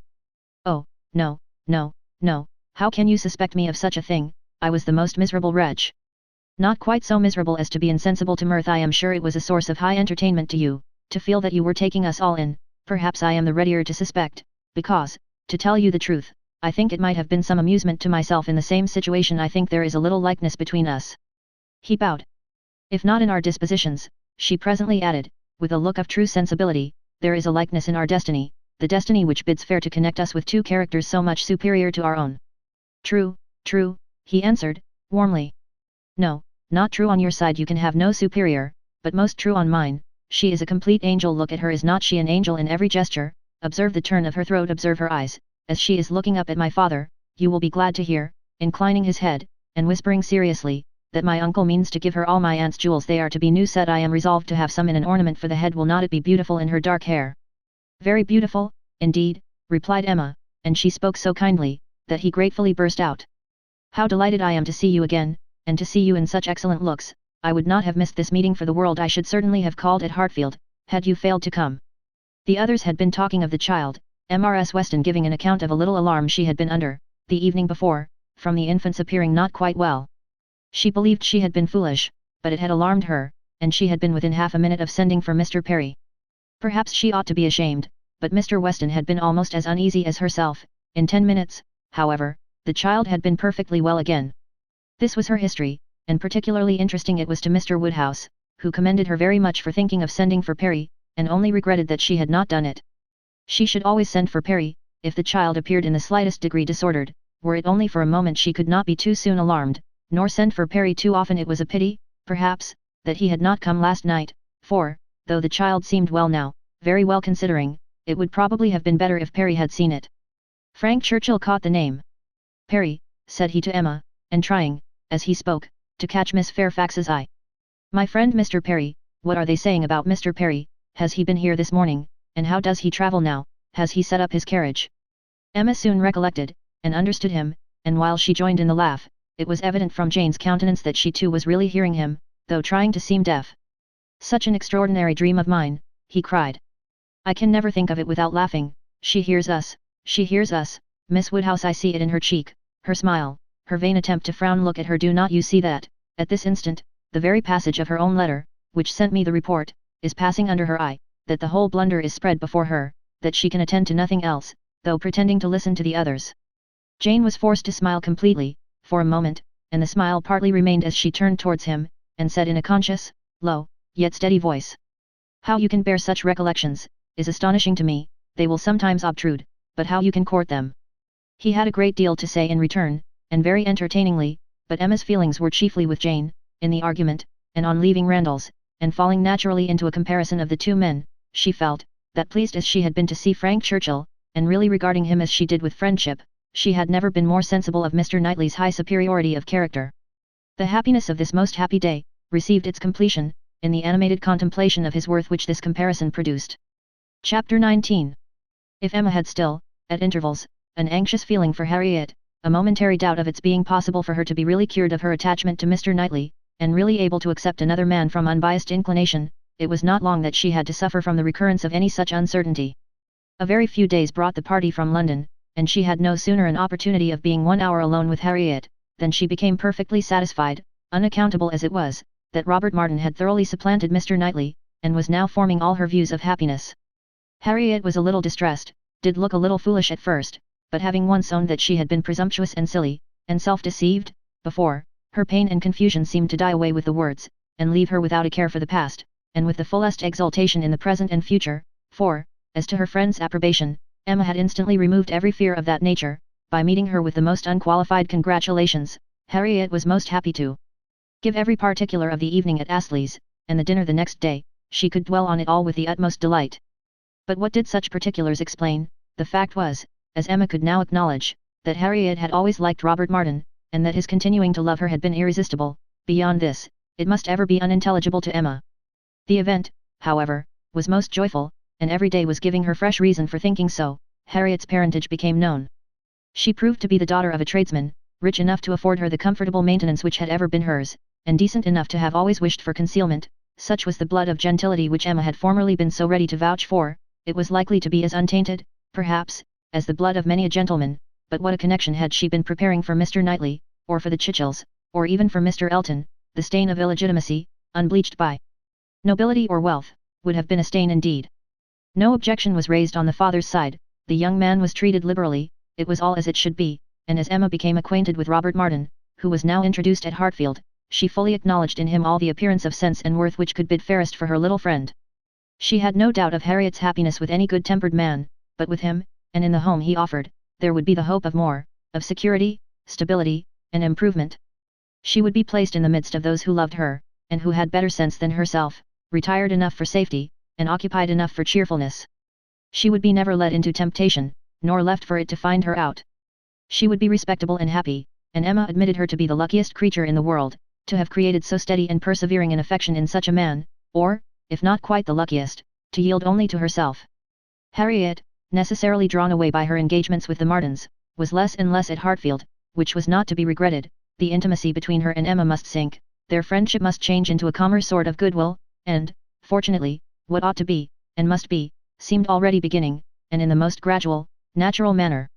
Before the end of September, Emma attended Harriet to church, and saw her hand bestowed on Robert Martin with so complete a satisfaction, as no remembrances, even connected with Mr. Elton as he stood before them, could impair. Perhaps, indeed, at that time she scarcely saw Mr. Elton, but as the clergyman whose blessing at the altar might next fall on herself, Robert Martin and Harriet Smith, the latest couple engaged of the three, were the first to be married.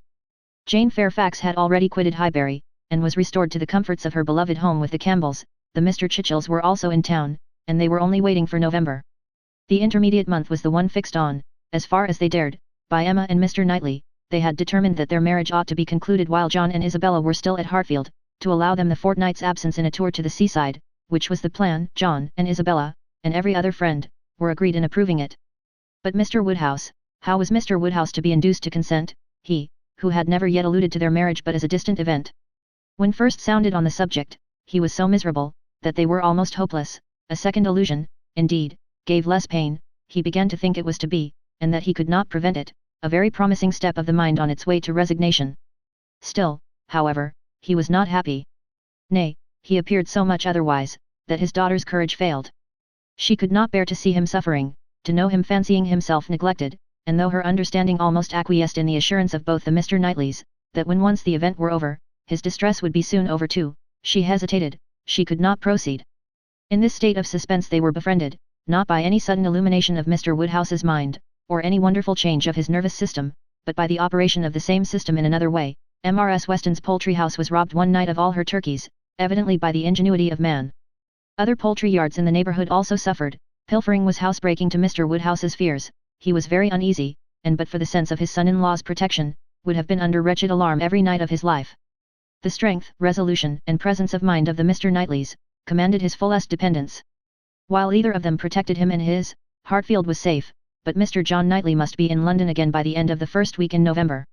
The result of this distress was, that, with a much more voluntary, cheerful consent than his daughter had ever presumed to hope for at the moment, she was able to fix her wedding day, and Mr. Elton was called on, within a month from the marriage of Mr. and Mrs. Robert Martin, to join the hands of Mr. Knightley and Miss Woodhouse.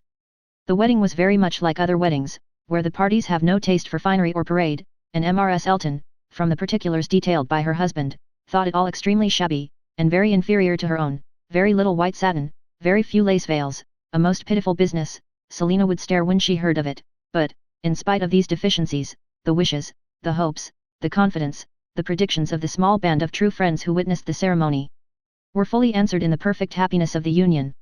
Finesse.